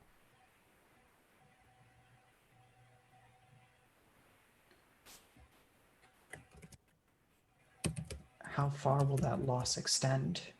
Will there be anything left of us? Will we even be a people? It depends, for I see a group of separated individuals, savages separated by their own selfishness.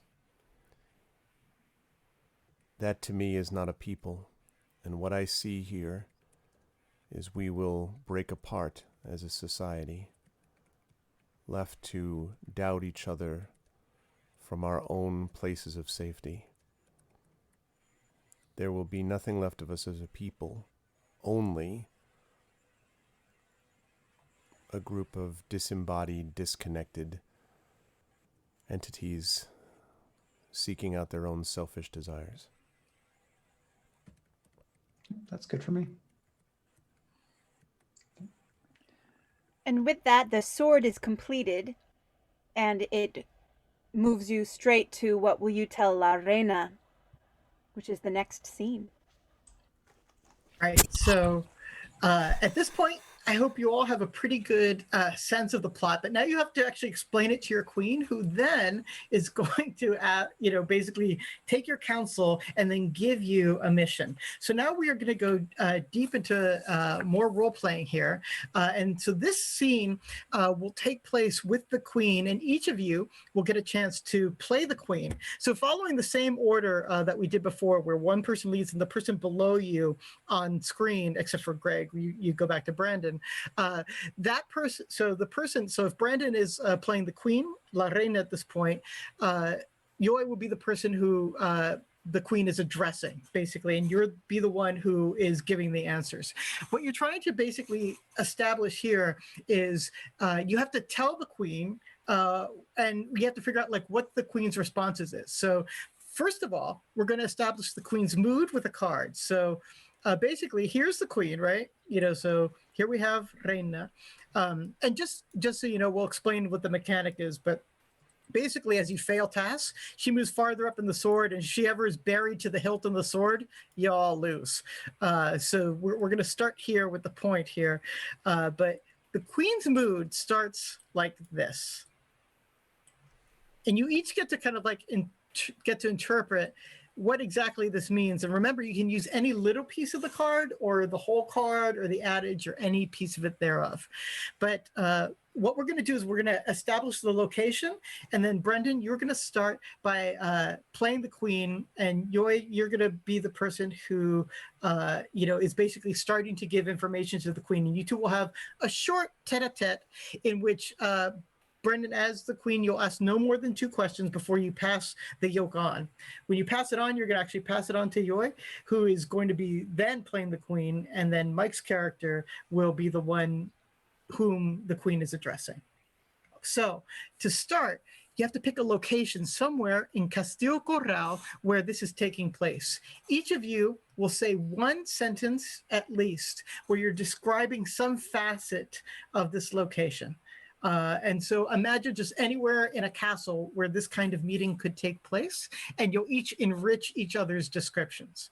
So for this, we're going to start backwards to forwards. So Greg, you'll start first. We'll go to Mike, Yoi, and then Brandon you'll pick up as queen.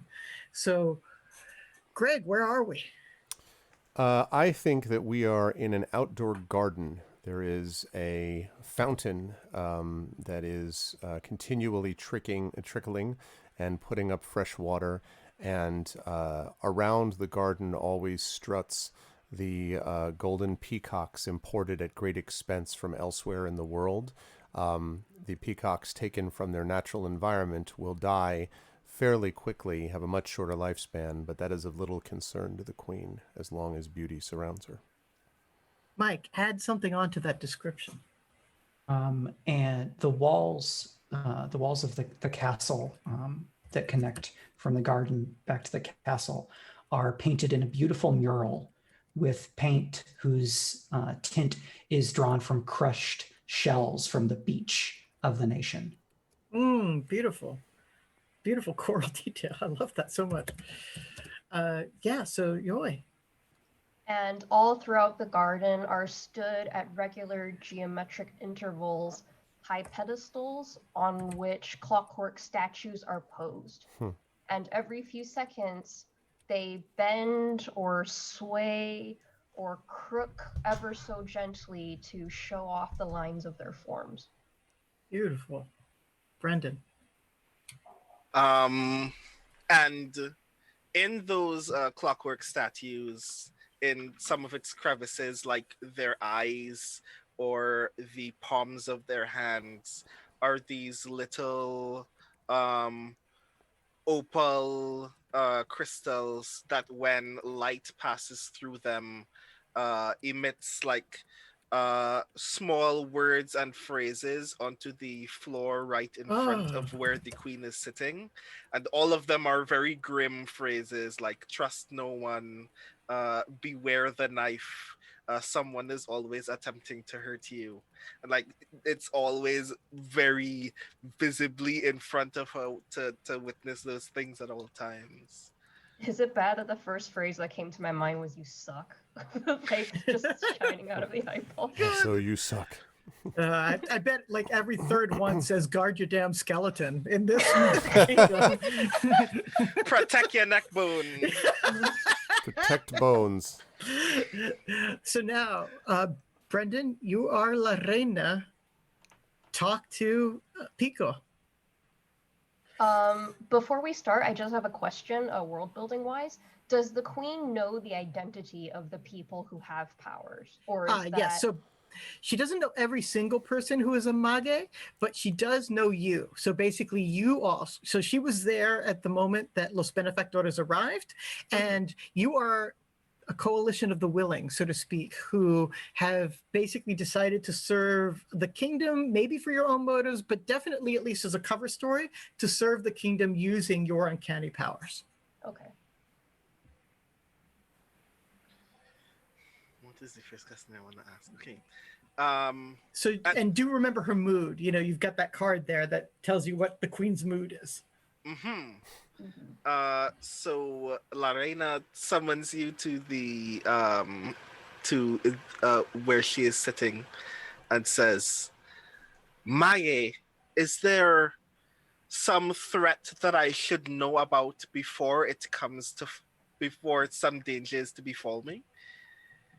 And Pico, being by this point well aware of the fact that La Reina has these very temperamental moods and happens to, much like a certain person in the court, swings between great confidence and then great paranoia, but more dangerously so, has come prepared and comes bearing a box of very carefully curated poisons as well as tonics to soothe the nervous system.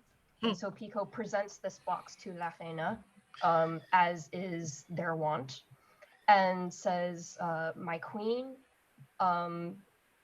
the cards have signaled that an enemy comes towards us from afar.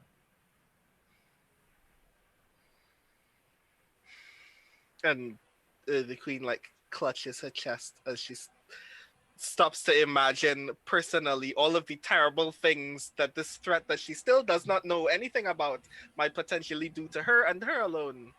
And then looks up to you and says, what might we gain if we destroy this thing before it sees us? Pico thinks on the fact that the answers that were given through the visions all seem to deal with the fracturing of the people of the country. Specifically, it seemed to focus more on sowing division, the fact that it seemed to focus on breaking faith in the citizenry. And so Pico's answer is that if we destroy this enemy before it destroys us, then there will be renewed faith between the citizens and each other, between your subjects and you. There will be a greater trust between the words that you speak and those who listen. So at this point, those will be the two questions that version of the queen could ask. But now, Yoi, you take on the queen, and Mike, you take on the next part of the conversation. So I carry on the conversation on from when Brandon was speaking? That's right, yeah. So now you assume the role of the queen, basically. Okay.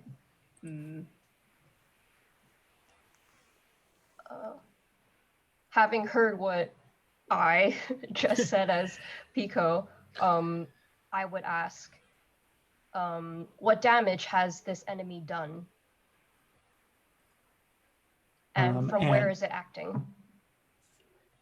Santiago kind of produces his guitar and says,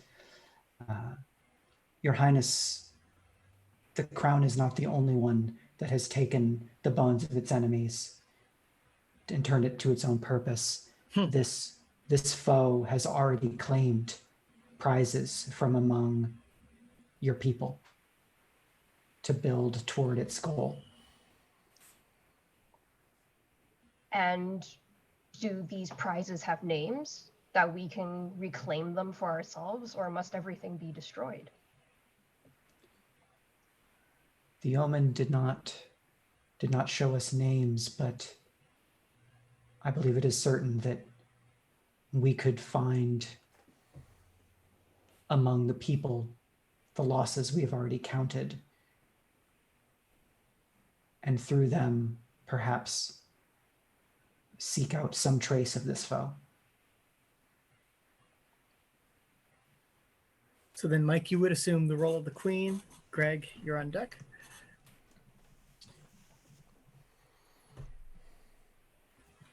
Oh. We must know more of this foe. No one being could shatter a nation as strong as ours, not with the Mage, yourselves, who have laid your souls on the line to protect our people. Who acts in concert with this devil? With respect, my queen, and I flip through, my reams of Let me just find that out in volume 2, subsection 5 of Paranoid Hard with a Vengeance, Paranoid 2. With respect, my queen, it is not clear to me that one could not shatter a nation, because there may be already cracks that have formed internally. And I kind of look around, I'm like, I cannot say for certain, but are we certain of the loyalty of each one of the Magi themselves? Without that, it may be that we look for an external foe when our danger comes from within. Out of character, the queen presses the emergency meeting button because now we're playing Among Us. Super sus. All right, look, I was going up to reactor, all right? I was going up to reactor. Out of character, Greg, are you trying to get us all de-skeletoned? That's something someone who wants to de-skeleton. No, So the queen says, "Scribe, nothing in this court passes your notice. Have you found yet already some agent of this enemy's action?" I know only that whoever it is has intimate knowledge of the internal workings of how we do things. Somehow they have gathered information about us, as if there are others who wish to gather that information for themselves. I can do what I may to seek them out, but whoever they are capable of sending blame and doubt to others. And sort of like in the midst of scribbling, realizes he's kind of done a big X, which is maybe the subconscious being like you, and like crosses it out. Is like, and is like, but this one I can say for sure. The best way to track down one who knows the inner workings of others is one who has dedicated his life to it. I will do what I can to seek out this poison that eats at us. I am the most suspicious, you must know, of all of the Magi. I spend my life contemplating poison. I will seek out the canker if I may. The literal poison gardener gives you side eyes, but okay. Exactly. And I'm just kind of like, yeah. Keep a tight hold of your skeleton, Greg. Listen, if you do it though, it'll prove my point. Like, there's a part of you that's just like, you won't do it because then I'll be right. Right. You know, like, just get a 50-50 like Greg and the poison gardener here. Listen, paranoid people do not act in a good, successful way, okay? They tend to do really dumb, paranoid things. No, but anyway. All right. Greg, so now you're our queen now, and Brendan, you are up. Mm-hmm. If what the scribe has said is true, there is an actual madness descended upon us. Is this paranoia, do you believe? Or is there something to these rumors of internal strife? I believe, O queen of mine, that there is some truth to this threat. I believe in particular that there is someone deliberately attempting to grow a discord, to gather power and access for themselves in order not only to root you out, but to gain something beyond simply this space. I think someone seeks to reduce our faith so terribly that they may build something new in this entire space. You have been responsible for the education of my own beloved child. Could this person's goals be attempting to influence or steal her away from me? And I briefly roll my eyes and go, this kid is a menace all I around. hope so, because the scribe is like, yeah. But like, I briefly do think about it. Like, I do think about like, all of the access that your daughter that the queen's daughter has to all kinds of other influences in this space that I hadn't even imagined at this point. And I take a breath and say, it is possible, given what we know, that the thing that we fear will seek to destroy us may do so even by turning your child against you, or even against herself. How, by what means, or how soon that may begin, we cannot tell, which only reinforces the need for me to be even more dutiful in our tutelage of your child. Those are the two questions then for Greg. And so now what you would do is basically determine what specific orders the Queen will give you. You can chat about them out of character if you want, but the way mechanically as it works, that each of you say one sentence that is one order or clarification of an order as to what she exactly wants you to do as soon as you leave her presence. So there'll be a if you- total of 4 orders given in the end? No, it could or be no? one order in clarified, so one order clarified okay. 3 times, Okay. it could be specified, but it doesn't have to be 4 orders necessarily. It's just basically what does she want you to do and focus on but when you leave her presence. Okay, so my thought is, and this is, I don't know, I don't want to cause us more problems, and I certainly don't want to be sus. I hate Among Us. But I guess I would say, to me, what rose from that conversation is seek out the traitor. But I don't know, the implications of that. If that's going to break the game essentially by having all of us at each other's throats, then I don't want to do that.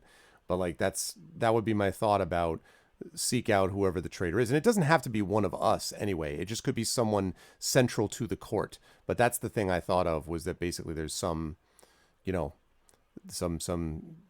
worm within this apple, and we need to find the worm. That would be my thought. What do y'all think? I think it makes sense for the Queen to also say, or, this is kind of order and clarification, that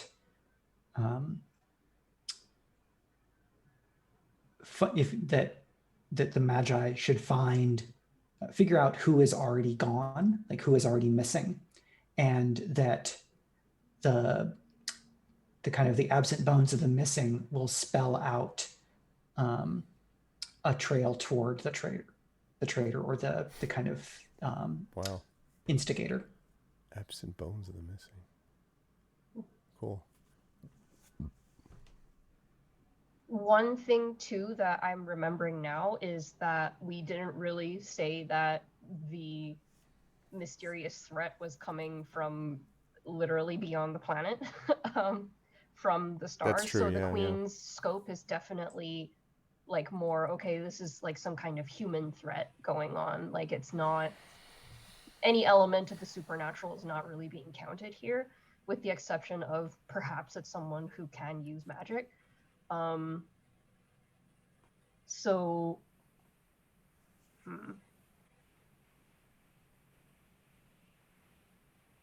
I think as the Queen, just from the few like little instances of character that we've seen in that conversation, she would have maybe a list of people that she already suspected of trying to foment some kind of revolution or distrust in her rule already, to be like, go to these people, please check them out, and then we can go, thank you, my queen, that sounds great, but what about aliens, guys? We didn't tell her about that. So definitely that would be one thing.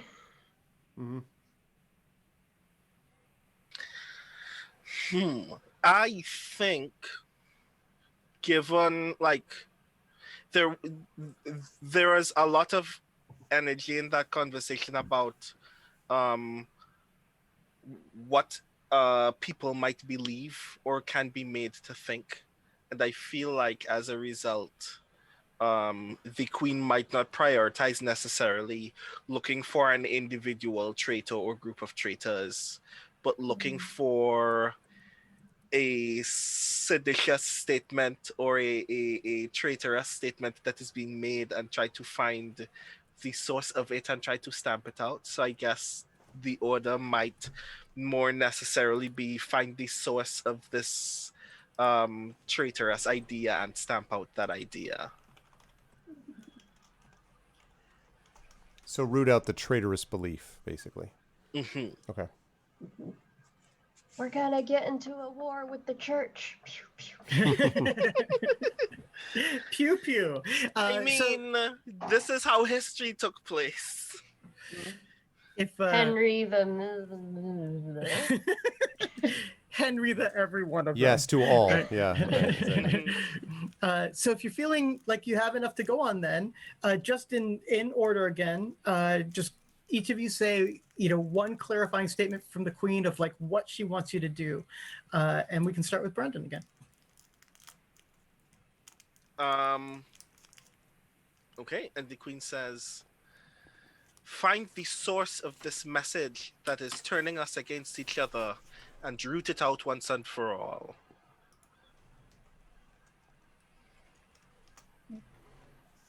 I guess I would be next. Yes. I was like, who else do monarchs pick fights with besides the church?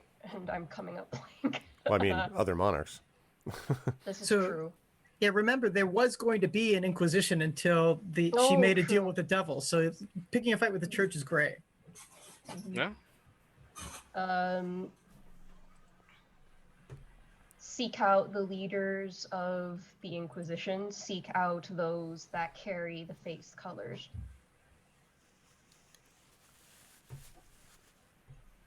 I think maybe the queen would add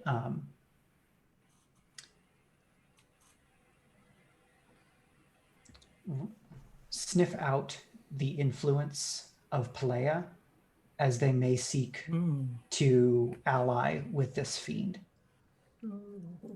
That's very good, Mike. And I think last would probably say something like, be careful not to be trapped yourselves in this search. Don't be led off the track of the true enemies in favor of the easy ones.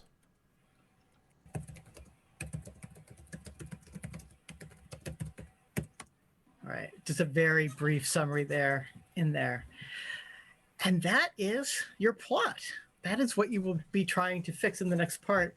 It is now 8:01 p.m., however. I think we've kind of reached, the end of our time, unfortunately. I'll just tell you briefly that the next stage would be each of you taking the role of protagonist, where you would take turns leading the story through.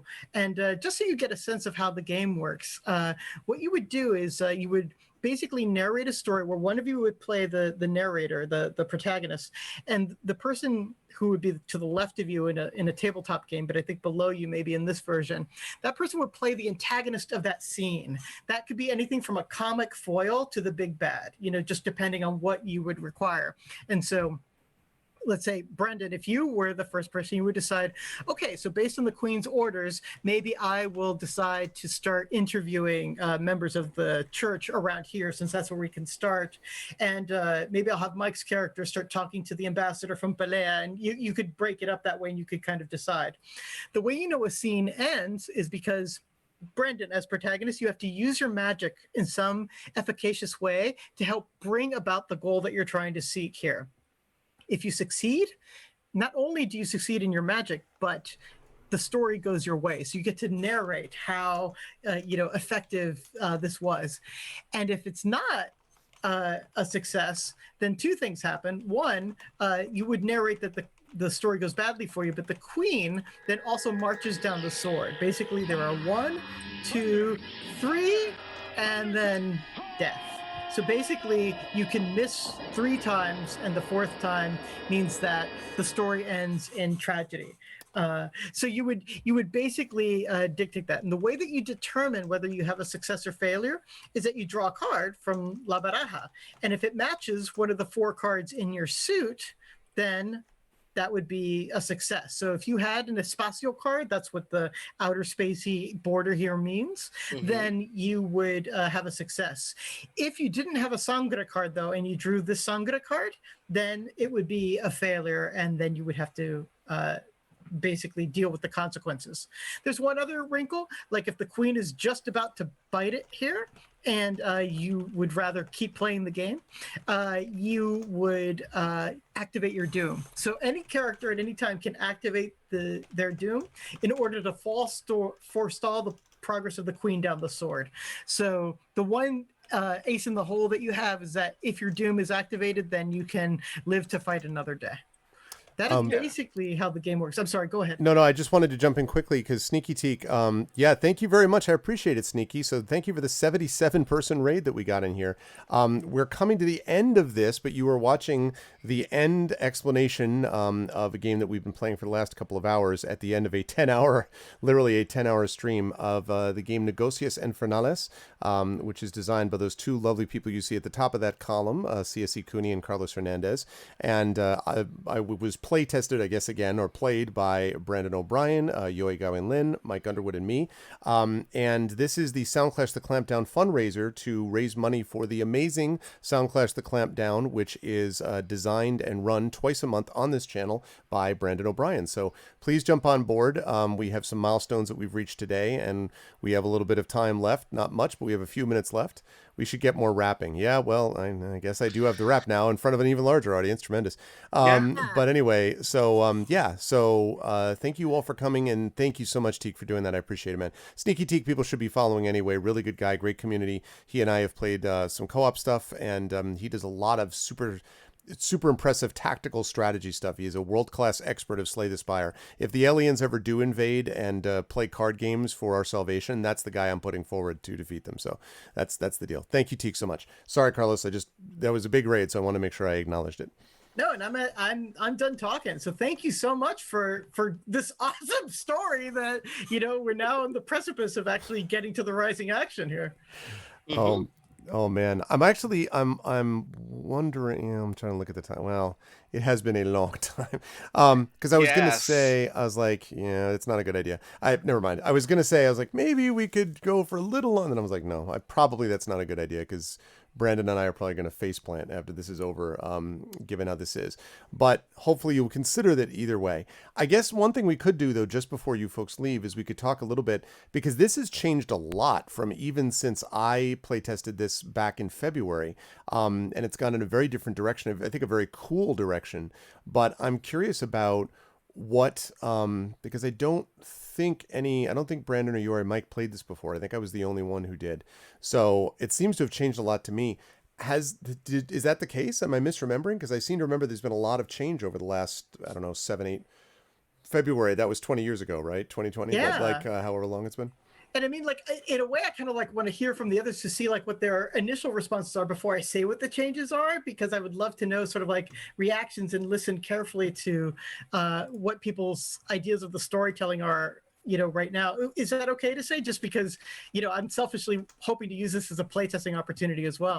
Oh, yes, definitely, because that's why we wanted to spotlight your game in the first place. We wanted people to see it and wanted to give you more playtest data for your grist mill of information. So yeah, definitely. So maybe I can just ask you then directly, Brandon, what are your thoughts so far? I have never, in my very brief experience playing a role-playing game, had so much fun simply in the character creation experience as I have had with this game. If you told me this was the game, if you told me everything that we just experienced was the game, I would still leave the table fulfilled. I would still want to do things, but this was still really engaging. And part of it I feel is very obviously the incredible richness of language that is tied to every single aspect of interacting with the game. So I really dug this a lot. I think it's really cool. That is awesome. Thank you. Yeah, can we just kind of go down, and Yoi, did you want to give any responses here? Yeah, for me, what I really, really liked was the level of involvement between players when, like, even just within the conversations with the queen, because everybody was playing the queen at one point. It wasn't just one person directing the arc of the story. So I really, really liked that. It kept me on my toes, and it also threw in like the extra spicy danger element of, okay, how is this going to go? Oh man, if I can't just be mad at the GM now, if it goes terribly, I have to be mad at everybody at the table. I have to take out everyone's skeletons. Everyone's sus. Yeah, I know, Oh, exactly. God. Yeah. So I really, really like that. That was I've never had that happen in the game before, and I really like it. Awesome. Mike, what are your thoughts? Just looking at the cards of the invocation, I got a really strong sense of dramatic irony from the game in terms of the players knowing so much more about what's going on than the characters. And that for there, it felt like it was really easy, even with the cards that are kind of this cool macabre, they have this cool macabre vibe and really clear aesthetic, to go into a place of the kind of comedic absurd. And I really like the way that the game provides these materials so that we can maintain that tonal range, because you have that disconnect of the characters dealing with something that is really, very, very important and dramatic to them. But we as the players know that they're kind of in over their heads and that they're misinterpreting things. And I think that gap is really easy to kind of dream and create into. Literally in the rule book, I've written, dramatic irony is one of the primary engines of this game. So I'm so glad to hear you pick up on it. 100% doing that work. Let me also tell you that there's an epilogue to the game, whether you succeed or fail, where you all role play the aliens and you're watching from on high and you decide, what humanity has learned from their adventure or misadventure, by going through the process. And even now it would be, they are obsessed with their skeletons. How they cling to those bones. Yes, exactly. Well, we're very attached to them. It almost feels like I could see a version of this, and this is very like, you make the game you want to make, but something this makes me think of a little is kind of the games that have lots of mini games in them. So something like Takuma Okada's Stew Pot, where it's like, oh, there's 6 games and you play these 6 different games. And in Stew Pot, you play them in different order. But in this, it feels like character creation and the vision and this conversation with the queen, and then like the stories and the epilogue. It's almost like a game of 6 games, or like an opera of games, or story cycle. And I wonder whether that as a framing is something that would be useful. That's actually really good. And I'm going to ask you in the Discord just to send me that name again. It's not a game I know, Stew Pot. So I would love to. Down. You did? Thank you. Because I really want to play it now. Get a link for that for you now. Thank you. Yeah, because I've never played it, and that sounds like I was thinking almost like a circus in the old sense, like an old circus, or just a series of improv games. So then, Greg, I definitely want to hear your responses too, but I do want to tell you that, of course, you're totally right. It has changed a lot. And what we've tried to do is add ligature and impetus so that it is easier for people who are, maybe a little less familiar with role-playing games to dive in. Right. And so that invocation, for instance, didn't exist when you played it, but the invocation is there to exactly like set the world very quickly and to set up the player's relationship to the characters very quickly. So that's why that exists there. Mm-hmm. The character creation, we added relationships, which I don't think you had in your version. Don't think so. And that is because it is so much fun to imagine the world together. And that was something I learned from City of Mists, where you play a 0 game before you play the campaign. Mm-hmm. And you just sort of like do a day in the life of the characters so that you know who they are before you start thinking about what they're actually doing. Yep. The Oracle, I think, was Claire's idea, and it was specifically about like nailing down what exactly is happening when the game creation happens. And we wanted to make it very visual too. So having the queen slide slowly toward the hilt of a sword, we thought, looked pretty dimensional. It would have a time down, you know, a very easy way to see like how much time you had left to solve this problem. We wanted a really quick plot generator too, so we thought choosing it by suit and then narrowing it down by suit, like 2 cards, and suddenly you have like a lot of different options for plot as well. Yeah. And then the Doom idea is like the new version of that, where it's like, we don't actually want to take you out of the game. We want you to suffer in game. So rather than having you removed from the game, we just want to watch you writhe. Because It's very like a Dread, where instead of Doom, it's a Jenga tower, and right. Yeah, and so basically the Doom there is that a character can choose to go mad by knocking over the Jenga tower, but then that also resets the Jenga tower for everybody else. Right. Yeah, Dread was one of the games that I was looking at when I was looking at different kinds of mechanics. There are a couple different games that use decks of cards. I saw the Jenga mechanic in a couple of different games. So, yeah. So yeah, The great. deck What did in you think? particular, Oh, the go deck ahead, I'm in sorry. particular, I have a lot of feelings about, because like there are a handful of, well, I mean, not only are there a great deal of games that are trying to replace dice mechanics with card mechanics that I think are really cool. For instance, there are a lot of games by a designer named Jamila Nejati, which uses tarot cards a lot as opposed to regular playing cards. And those games are really dope. But as I started getting into the interpretive element of the cards that you've designed for this, it reminded me a lot of another game called Spindle Wheel. Which I don't know. Spindle Wheel. Okay. I'm gonna send you the link for that too, because Spindle Wheel is really dope.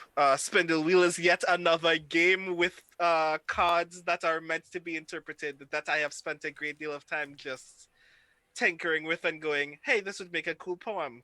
Hey, this would make a cool short story. So like I'm really enthused by the idea of making games that are also other things. And I admire the fact as a result that you've already started using the cards in Negocios as an opportunity for story generation, which is really, really cool. So I'm gonna find this thing for you now. Yeah. And I mean, you know, we really want to do what Mike said too, and not only like make our own game, but make, you know, a suite of ideas and characteristics that then people can mod and do their own thing, because that's, you know, house rules are best rules. I think we all know that. You had to have remembered that I had that there was a card that said, "Oh, where is my skeleton?" When I said, Unbelievable. I mean, we have a whole suit that's Wesso, so I knew there was going to be some play, but I had no idea you were going to draw the perfect card, except that every time we play, people draw the perfect card. So, Yeah, you know. it seems like there's more than enough coherence and interconnectedness in terms of the deck and the game's aesthetic landscape, so that you're going to get those happy coincidences. Yeah. Right. Apophenia is a feature in this game, definitely. So, Greg, did you really want to say cool. anything else too? Because you have played it before. Sure. Well, just two things that come to mind. The first is I think what Mike said about the minigame thing is interesting. And it struck me about, I don't know how far we were into it, that I was like, you know, it's definitely a lot of setup to kind of get the game running. And then it struck me as I continued that that's really not accurate, because, oh my goodness, Paxi! Thank you, Paxi. $50 to the Soundclash Clampdown fundraiser puts us over 400. Yay! Right. Thank you very Thank you much. very much. Paxi is awesome. Thank you, Paxi. That's great. I really appreciate that. Thank you.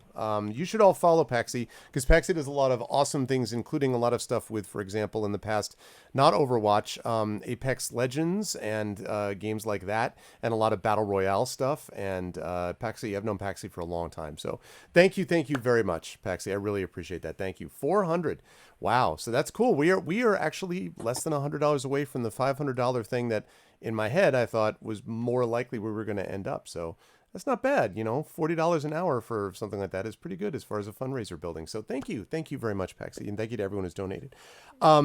So the first thing I was just to finish that thought. So I really thought that I came around to the idea that each one of these really is a component of the overall game that is itself the game. So character development is not separate. Character creation is part one of the game, and you're literally playing it as you create characters. You're literally creating it, playing it as you create relationships.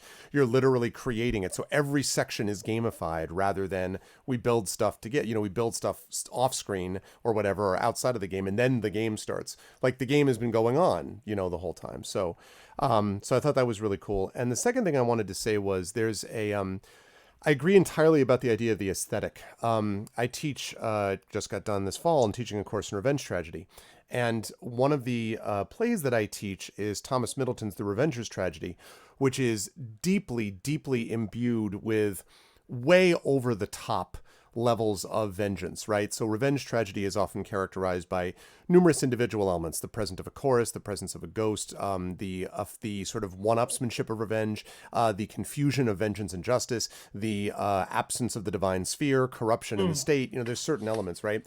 And then Middleton takes all of that and he's like, yeah, but what if I called the characters names like lecherous and dumb and ambitious? And what if I named the main character Revenge? How about that? So he takes everything there is, and then he just, what if I named the woman who is supposed to resemble the Renaissance ideal of chaste and perfect, and just call her Chastity? And then call her mom Gratiana, Grace, except her mom ends up trying to sell her daughter out to the Duke so she can get some money. So there's so much over the top quality to Middleton's work that it really, it's satire, obviously, but it's also satire through incredible amplification of what already exists. So I think the aesthetic of this works in a similar way, where at different times in the game, it's amplified to sort of the degree of silliness, like I'm paranoid about the tea that's being given to me by Pico, even though Pico is probably doing it thinking that Pico's helping, but I don't know whether that's true. And that's the kind of thing that someone trying to kill me would say, or whatever, right? So there's a level of that, but then there's also a level where, as we're going through that very almost ritualistic, this is what's going to happen, and then this is what's going to happen. What do you see? And the questions are like, how far will it go? Will it destroy everybody? Like, how many people will die? Then you notice the tone gets very serious at that point, and it's not all kind of goofy, because we're talking about the implications for the kingdom, which our characters are supposed to care about, and maybe the world. So I thought it was really neat how the game allows you to amplifies or turns down the absurdity, which almost provides built-in comic relief, I guess you might say, but also this sense that that the line between those things is often very thin. And so the line between, oh, come on, this is ridiculous, like everybody dies in like a fountain of blood, I can't take it seriously, to there's very serious consequences to the constant acceptance of mortality around us. What does it mean to see people murdered all the time? What does that do to one who's watching it happen? So I liked the fact that both of those things were there. So, as you know, I've been a fan of all the versions of this game that I've played. So, I mean, I'm probably biased to begin with, but yeah, I think there's a certain, forward momentum to it. And I love, I love the aesthetic and the feel of it, which I think you've nailed. So, yeah. Thank you so much. Yeah, I think I just want to say, Jacobian drama. That's our jam. Of course, sure. Young. That's where we live. So. Absolutely, yeah, and a fountain of blood, right? Vindice literally comes out of it when he starts the thing. So yeah. Yep. Also, I do want to briefly also shout out that the art in this is very fantastic. Oh yeah. Yeah, absolutely. Beck Houston. Sorry, go ahead, Claire. That's Beck Houston. She's at tattooheathen.com if you wanted to see some of her tattoo art. That's how she makes her living. She's just wonderful. She's been a friend of mine for years, and she's very fast and she's very collaborative, and we've had such a great time working with her. We've been playing this game for a while now, and we determined fairly early that most playtesting, what you want to do is iterate quickly, not spend a lot on art before you figure out mechanics and stuff. And we had to throw that away because the art was going to change everything. It was going to dictate, what this game's tone was, and really determine sort of like the heart of the game. So we paid Rebecca, and it was the best money I've ever spent in game design. Like, holy crap, is she great? We love working with Beck. Everybody get your tattoos from her, especially like if you're in the Chicagoland area. Like, definitely get your tattoos from Beck. She's spectacular. People think if you're in Guatemala, please fly up to get your tattoos. It's just fine. Nothing wrong with that right now. I mean, I'm sure there's Not in the time of COVID yet. Wait till next year. Yeah, just wait till next year, and then you can do it. Yes. So do you have, I know the answer to this a little bit, but are there publication plans in this game's future? There are publication plans. We haven't signed a contract yet, so we don't want to start, pretending like there is that kind of plan. But we have a publisher that's interested, and we are interested in the publisher, and they are awesome. And we think we will be moving forward with that publisher. So what we're trying to do, though, is just get the game 100% ironed out and write a rule book and all of that good stuff. Carlos has been working very diligently writing the rule book, and we just could use like a few more play tests, and we've been enjoying running our infernal salons sometimes and like kind of ironing out some fun stuff to do with the cards as writing workshops too. But it's really exciting because the publishers are also interested in the fiction writing aspect of it too. Like some of the ideas are maybe putting out a shared world anthology with many authors writing in this world, things like that, or perhaps doing a draw a day, like a Negocios Infernales Baraja, like here's your card for the day sort of thing. So there's lots of opportunity that we're still thinking about, and we're all just very excited about it. Well, that's awesome. It's really cool. And I hope that publication goes well, because I know the experience of trying to finish a rule book. And You can do it, Brandon. We believe in you. Mm-hmm. You have a skeleton. I think that this is really cool, and I'm really excited to see it like on shelves where people can like walk past it in a game shop and go, I have no idea what's going on the cover of this box. I'm gonna take this home, because I think that this is gonna be really rad. So, Thank you so much, everybody, for playing. You guys were spectacular. That was so entertaining to watch. It was really great to watch you, develop your ideas and your interactions. Thank you for sharing it with us and for leading us so well through all of it. And making all the suggestions and laying it out clearly. At least for people who had more than a few hours of sleep.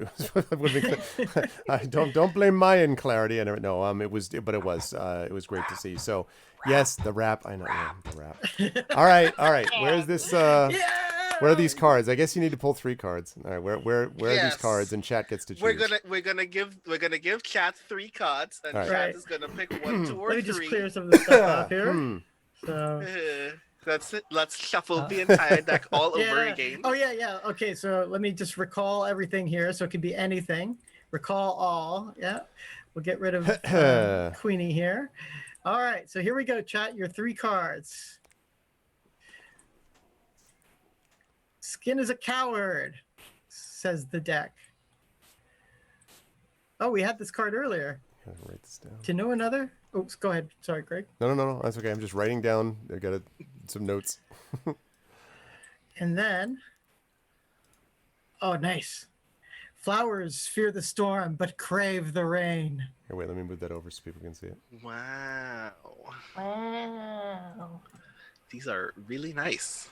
Flowers fear the storm.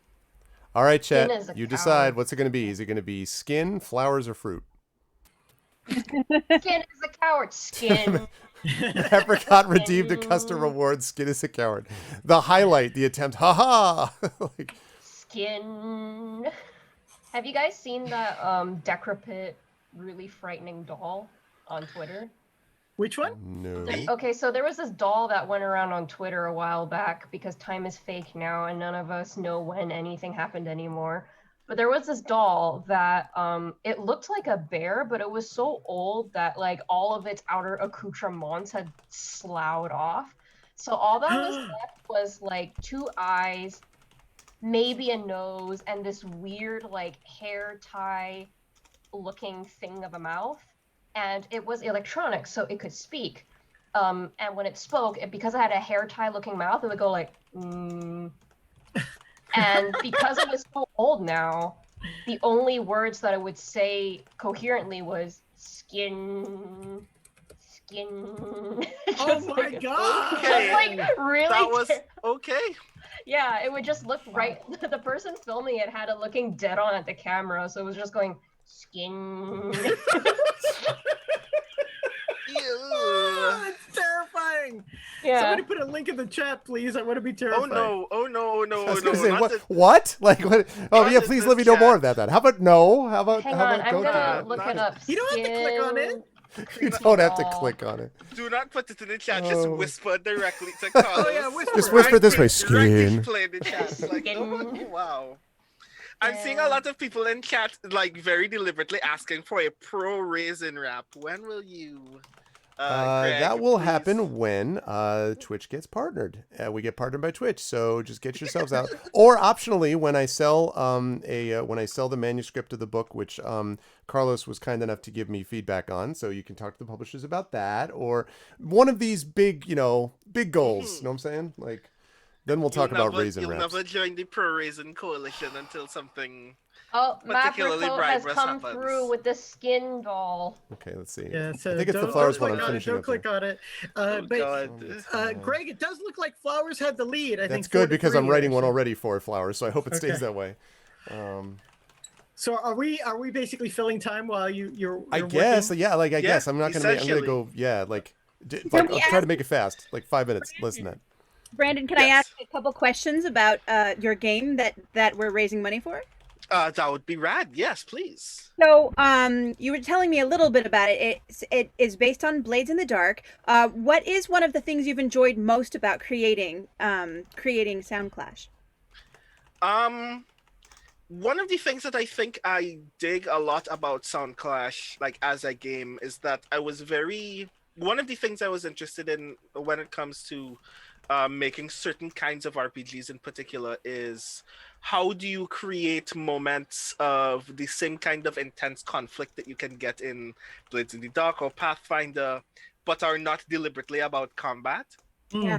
So the thing that I find the greatest joy iterating in my brain, even though it's incredibly frustrating attempting to describe it accurately on paper, is the experience of actually participating in a clash, which is in this world because the music industry has decided they're going to try to capitalize on this magical experience as much as possible. Bands literally have to compete via performance in order to gain an opportunity to be repped by an agency or to possibly have a record deal. So there is a mechanical difference between using your music to fight and just performing, which means that I had to put rules in this book for what a song looks like mechanically and what are the different kinds of clashes that you can get into and how are they separated by turn order and stuff like that. And in my head, they're really, really engaging, but we haven't gotten to that point in a playtest yet. So I'm really excited to see what that looks like in the Clampdown, precisely because I really want to see what it looks like to have characters with a defined personal goal that is attached to their musical genre perform against people who are just like doing things. And also because I'm really excited about like personally imagining all of these other bands that no one is ever actually going to see roll dice or actually get on stage, but I still actually have to perform, hey, this is what's happening on this stage. And that's going to be a personal challenge for me that I'm going to really, really revel in, because part of me wants to sing, but I won't. Oh, but maybe you will, because Maybe. Yes, you will. I have a feeling you will. Maybe. As a poet, have you participated in like poetry jams where there was a clear winner at the end, like by audience vote? I've been in a few jams a long time ago where, depending on the amount of boos and hissing or the amount of applause, different poets would rise in rank, and then the prize would be like a $3.27 gift certificate to McDonald's and a can of Spam. But all of us wanted that. So have you been in musical or poetic clashes that inspired this, or is this something that came full force in your mind? So I will admit that actually, before I had actually decided that Soundclash was the game that I wanted to make, the initial brain shape of this game was supposed to be a poetry slam game. because I like a lot of my early days in writing and performance poetry was in the poetry slam scene. I was a member of the first Trinidad and Tobago team, and in fact, the first Caribbean team to participate in Brave New Voices. In fact, we participated in Brave New Voices in 2008, which is the same year that HBO did a documentary on Brave New Voices. Cool. So that was cool. And I've participated several times in a local poetry slam here in Trinidad and Tobago called the First Citizens National Poetry Slam, which I have unfortunately never won. But I'm accustomed to poetry performance spaces where there is an attempt to determine a winner, whether it's by like the lay enjoyment of the audience or some kind of professional judges attempt to observe those things. And I really wanted to replicate that in play, but then I was like, there's no way that you can fudge a poem, and I'm not going to make people write a poem because that's going to take away from everything else that is taking place in the game. But there's going to be, at a point when I finally like figure out how it's supposed to happen, there will be a version of Soundclash that is a slam poetry edition. And when it happens, I feel like definitely, Claire, I'm going to ask you if you want to write like a portion of that rule book with me. That's way off into the future, but I know that there are poets whose judgment I trust when I want to do that, and you are one of them. Well, thank you, Brandon. Carlos is an exquisite poet himself too, so we are on your team. Whatever you want, we are on your team. We are on your team, man. Thank you very much. I will donate a couplet or two about skeletons. And crickets. Skeletons and crickets. Skeletons and crickets. Choo choo. Wait, that's not the It's sound like they make. disease Never of mind. rickets. Oh god. Here So comes the rap, okay. baby. Here it I goes. take your eager interjection to be a sign that you have finally finished. I don't know how your eager it rap, is, but we will see what we go. So are you beatboxing this? Am I doing none of the above? Am I just doing like an acapella? If we had an acapella instrument, if we had an instrumental, this would have been brilliant. Okay. But unfortunately, I believe that It's you okay. have to do it Wait, acapella. let me see if it has batteries. Oh god, are you going batteries? to You have like a Yeah, I have a it might be built-in hard over beatboxer. Zoom though. You know, aligning music over Zoom is really tough. Yeah, So. like Zoom is very difficult to. Yeah. Is that an automaton? What is that? It's an automaton. Oh my god! Can That- you get it to say skin? No, I Oh, can't. God. Wait. Okay. Skin. Yeah. No. All of a sudden, it's like Peter Frampton. Good time, good time. Oh That's lord. all right. Okay. Everyone, please no. All right. Let's see. Let me see if I can get through all of this somewhat. Okay. All right. So I'm just gonna dance in the background. One. Flowers fear the storm, but they crave the rain, and it's not much there to keep from going insane because they take what they can until they take too much, and if the storm gets high, you know they'll will to the touch, and that's like all of us here, that's like all of us now. You know we almost want to take some rapt applause and a bow, but if it gets too much, if it gets too strong, we're gonna get addicted to the fame before too long, so learn the lessons of the flowers. Don't get lost on the way. When on your way to the top, keep your demons at bay, because your moment of greatness may come one day and be gone, but a legacy of kindness lives on and on and on and on and on and on and on. Wow. The crowd is Bars. wild. Yeah. Oh, that was brilliant. yeah. Well done. Oh man. Thank you That's very a- much for that, Greg. That was flames. Thanks. Thank you, my Thank friend. you for that. Thank you. Clip it. I'm glad Davidson liked it. Best $25. That's the best $25 rap you'll ever buy. That's my new legacy. What do you do? I'm a $25 rapper. If you give me $25, I'll break some silly bars on a notepad for you, and I'll, based on negotiation.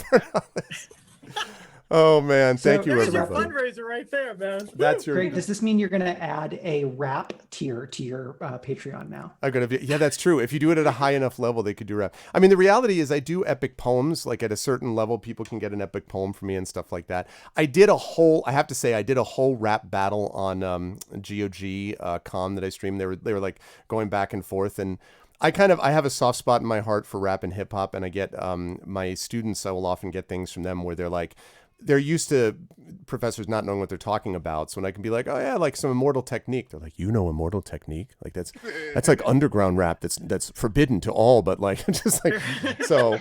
And I'm by no means an expert, but you know, I'm glad that it came out okay. So rap in the There's a clip Soundclash in the intro. chat, That's what the those who money's missed it. for, except not for me to rap, but you know, like so. But thank you everybody for bearing with me. That was a lot of fun. And it was a lot of fun for this entire day, actually. So I'm going to let these fine people go. And I have fulfilled what you asked, Davidson. But no, thank you. Seriously, it was a lot of fun. And I want to thank so much Claire and Carlos and Brandon and Yoy and Mike for being a part of this. Special thanks to Brandon, Yoy, and Mike for playing. And special thanks to Claire and Carlos for the wonderful design of this game and for, again, leading us through it. And I'm really appreciate that you shared it with us. And yeah, hopefully we will, when the game comes out in retail or, you know, when there's another iteration down the line, I mean, we'd love to, you know, have you back to do something like this again for, you know, a future event. So much fun. Thank you, players. Thank you, Greg, especially for hosting this event. Brandon, best of luck with the new game, man. Cannot wait to watch. So everybody, you know, make sure that you're following Brendan and you are, you know, turning in Sundays, right? About this time? Sundays, it's usually 7 p.m. Eastern. It's about 7 Eastern. And yeah, and it's 2 times a month is this game. And the other time a month is the game that Mike and Yoy both play in, which is the Blades in the Dark game that he GMs, which is the Speculate Twitch event. And Speculate, of course, is Mike and Brandon and me. So yeah, so Brandon O'Brien Sundays here on the channel. All right. Thanks, everyone. Thank Bye-bye. you so much. Thank you, everybody. Coming, Thank you again for everybody. the donation too, Carlos. Thank you. Thanks, guys. You can still donate now. You should do that. I'm going to let those folks go and leave Brandon on so that we can wrap up here. So I will say goodbye to Yoy and Mike and Thank you Carlos. so very much, everyone. Bye-bye. Thanks, everybody. Bye, Thank you, Chad. everybody. All right. Yeah, I'm going to wrap up exactly. All right.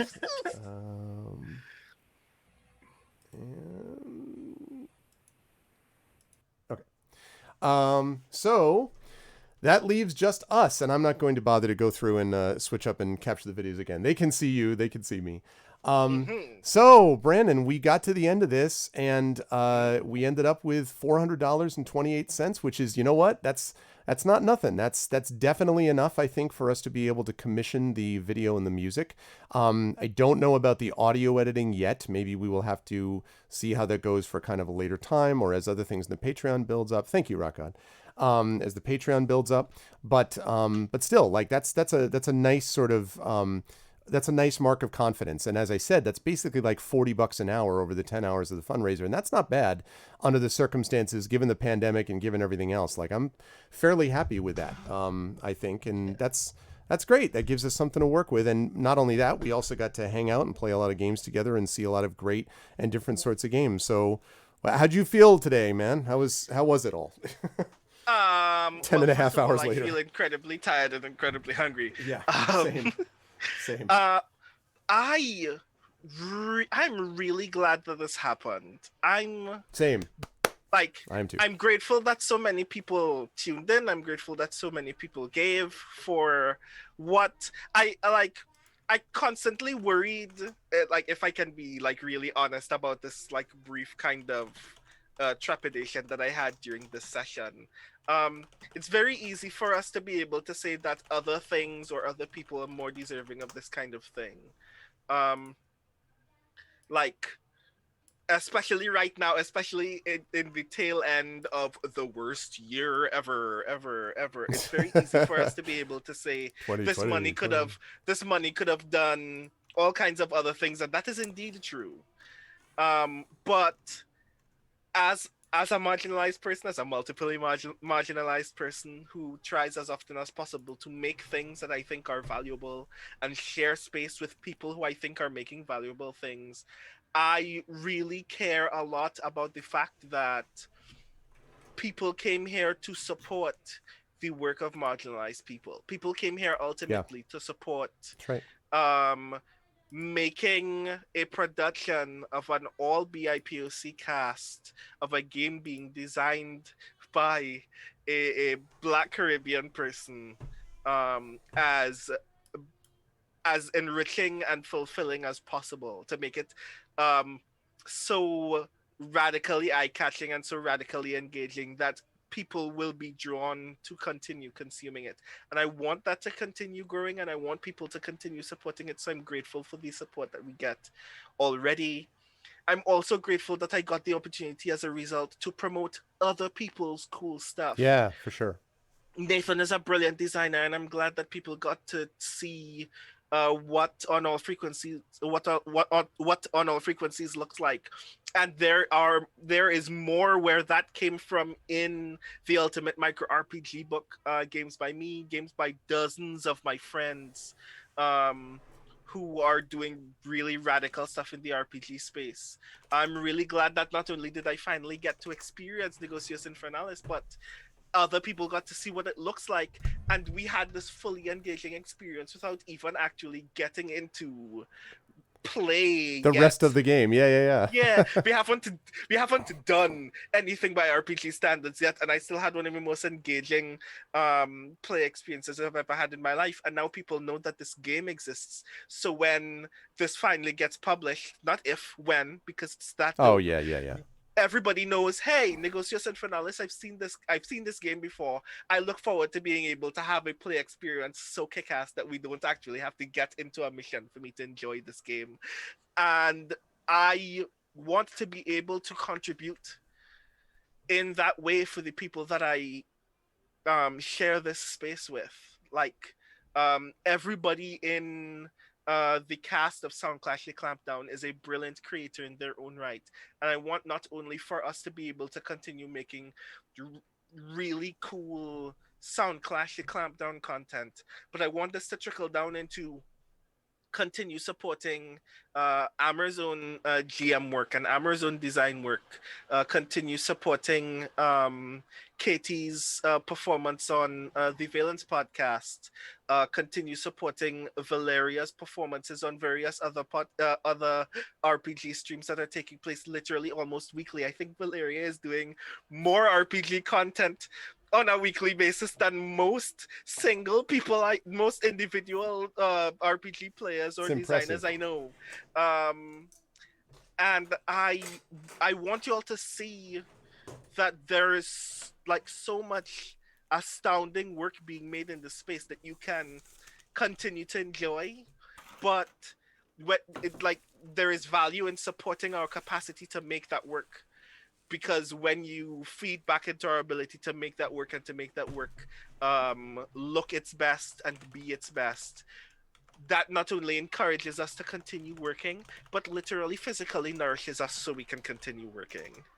So I'm really grateful that dozens of you came to watch this game, to watch me and Greg get gradually more tired and yet not seem tired at all, because we're genuinely having fun. Right. I'm glad that so many of you gave of your time and your heart and your money to make sure that when Soundclash the Clampdown returns on this channel, we can potentially look and sound our best. I know that the work continues. I know that we will have to work even harder at this point to do some of the things that we want to do. But knowing that you all in this chat right now value that actually reinvigorates us for that work, and I'm really thankful. Yeah, well said. I completely agree, and it's one of the, it's the, as I've said, communication, compassion, and community are the touchstones of this channel, and getting a chance to see that expressed in multiple ways through the incredible generosity of this community, not just generosity of money, but generosity of time, generosity of spirit, the actual engagement, and the channel makes a big difference. And so I'm really, really grateful. And I also want to give a quick shout out to, I will do this now. I want to give a shout out, first of all, to the players in the On All Frequencies, as we said. Nathan Blades, the designer and DJ for that game, did an amazing job. And we had Valerie, and we had Yuri Casano, and we had you. No, is that right? That's right. You were the three that were actually doing that, and that was a really, really cool. I really found that game interesting, and I have to think sort of more and cogitate about it. But it was really wonderful work from the players. So thanks to especially in that space Nathan and and Iori and I'm tired, and not Brandon. I know about Brandon. Valerie. And yes, and Yes. Valerie. God. So yes, thank you so much to them. Can you tell And then now? yeah, exactly. And then the second one, as I said, I was really blown away by that game of the Tales and the Hexes from the Hexes. One of them obviously is again to Brandon for wonderful GMing, but also, Katie Chin and Amar Amaraz were really great players, and I really had a wonderful experience playing that. Again, like very powerful, moving stuff. So that game, as I said, connects well with me apparently, but just the GMing of it and the playing was really great. So thanks to them. And then, of course, thanks to the players that we just had, the people that we just had, CSE Cooney, Carlos, Yoi Gawin Lin, and Mike Underwood, of course, and then once again, Brandon. And you'll notice the common element there is Brandon. And I just want to sort of publicly say, Brandon knows I already feel this way, but I just want to publicly say that I think Brandon really explicates the example of what we want to do so much with the channel, which is someone who is always thoughtful, who speaks for justice, but also in a kind of thoughtful, nuanced way, always brings wonderful, important stuff to the space while allowing others within that space to find their own voices also. And I think that's very powerful. And I very, very much appreciate and value our friendship that we've developed, and your connection on this channel. There could not be a better representative than what you are. So thank you so much for the space that you provide and the creativity you provide and the wonderful work in game design and poetry and everything else that you've provided, and game mastering too. And yeah, I'm super glad that we raised this money. And when you and I, sleep for 48 hours and we get up on the other side of this, we'll talk a little bit about what's involved with putting together the video. But I think now we have a path forward to do that. And so, chat, you will see some awesome, in the not too distant future now, awesome introduction video and music to introduce the Soundclash players. And that's awesome. So, Brandon, thank you so much for being a part of this and for setting this up with me, and it was great. Thank you. Yeah. Thank you not only for volunteering to be awake for 10 hours, especially after spending 2 weeks now trying to kill Strahd and like being awake for 7 hours last night. Thank you for volunteering your time. Thank you for consistently making a space on your channel for me to be present, which I genuinely appreciate all on my own. Like I was briefly like in the green room before we started Negocios. I was telling Claire that I'm already very thankful that you make this kind of space to essentially produce Soundclash Clampdown on your channel for free. And that you still wanted to ensure that we can do something like this to make that stream better.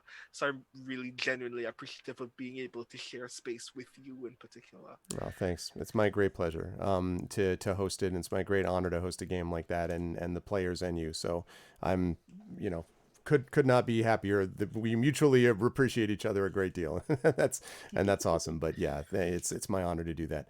With that being said, I do want to say aloud that another thing that I mentioned was the obvious question is what will be the music for the intro? And I was like, do I know anyone with like a band who might be willing to perhaps record a punk rock song for Soundclash Clampdown? There's someone that comes to mind. Well, here's the thing though. My band at the moment is in a little bit of first of all, we haven't actually been able to meet in person for about 10 months because of, the pandemic thing. Mm-hmm. So we've been doing virtual rehearsals, which are not easy because of latency problems and things like that. But we've done a little bit of writing and stuff like that. So that's maybe down the line. I don't think you want to wait until 2025 though to get this thing, underway. So whilst I would be, it'll be Lowrider. That'll be the opening of the song. Oh, no. And we'll get to play that once before I am DMC'd Striked to Hell. So that's DMC'd Strike to Hell. So that's how that works. No, but I appreciate the thought, but no, I think there are a couple of options that we'll have to talk about, because you're right. I hadn't considered this. I do have a couple of people that are sort of my go-tos in the musical space, two off the top of my head. But I hadn't thought about the idea that it also is true that we might just kind of want like a punk treatment, or something. of someone basically being like, Soundclash, Clampdown, you know, like something that's like very raw and punky and not terrible like what I just did, but very like raw and punky. You know, so it depends, I guess, on what you and the players really want, and then we can find, you know, what sort of matches that that feel. Because yeah, I mean, I definitely know musicians, but I'll have to think a little bit about punk. My one of my colleagues is an expert on the Kinks and wrote unauthorized biographies of them and all that stuff. Does that help? Like maybe a little bit, Yeah, you know? I mean, yeah, a little bit. I could just ask him, like, do you know a band that can? But no, if they ever decide they want a progressive rock opening or something similar, or, you know, just sort of general rock, then I can, you know, whip something up with, maybe I can get Rob and some other folks to get stuff together. Rob's an awesome musician, but we will see. Used to promote punk shows in the East Bay 20 years ago. Yeah. Back in the day, I knew some people. I knew some people that are on the East Coast and the Northeast. This guy named Shred, who used to basically book all for the Boston area. And he sort of, for some reason, he didn't like my band at some point, and so we weren't getting any gigs with him. And then there was all this like drug stuff that came out about him, and then he ended up getting fired from all his spots. So there was a time when like that was how you did stuff. We played a show. We played at CBGB's and at CBG's Lounge and everything. And those are the days where the sound check was like, okay, you're good. Like that was the sound check, right? And so it was a different time. It was pretty cool. Anyway, we will talk about it. It'll be good. But it's going to be awesome. So, all right, Brandon, I guess for the last time tonight, where will the fine, lovely folks see you later, sir? In my bed. You will That's true. be able to find more of me almost anywhere on the internet at the Rising Tides. I am trying to think of all of the things that are happening. I'm actually working on a small project that will come out on my itch.io page that is not a game, because I made it for the Not a Game Jam. I've heard of this. It's called Shut Up and Give a Person of Color $10. It's not done yet. But when it is done, I will put it on itch.io so you can shut up and give a person of color $10. That's the best. Is that really the name? Yeah. Oh my God. It's the sequel to another Not a Game called Listen, but its entire content is about the fact that this is the point where it stops being about you and starts being about actually giving people the ability to survive. That's freaking epic. That's awesome. Thank you. Oh my God. I have a poetry collection that is going to come out in early 2021 called Can You Sign My Tentacle? That I'm really excited to finally see in print, because it's just about the gods of the Cthulhu mythos asking various black entertainers for their autographs, which is radical in and of itself as a description. Absolutely, it is. And obviously, for everybody who does not already know where I will be almost every Sunday, I am here at least 3 Sundays a month on this channel, every fortnight, beginning sometime in late December, early January for the next session of Soundclash the Clampdown, Sundays on this channel, as well as one Sunday a month we do the Speculate mini-series crossover Blades of the Dark, The Case of the Cindered Seal, which may or may not be nearing its conclusion at some point. I believe that at some point this game will end. This game has to end at some point. There is an end at the light, but listen, like I say, that just make the game worse, and they'll want to end it. As long as you keep making it interesting, they'll just keep wanting to play along, right? I don't know how to make everybody's already wild and incredible engagements with the game worse. The characters are 80% of what makes this game fun. I don't need to tell anybody anything anymore, or you're all just engaging with yourself and it's just wild and ridiculous.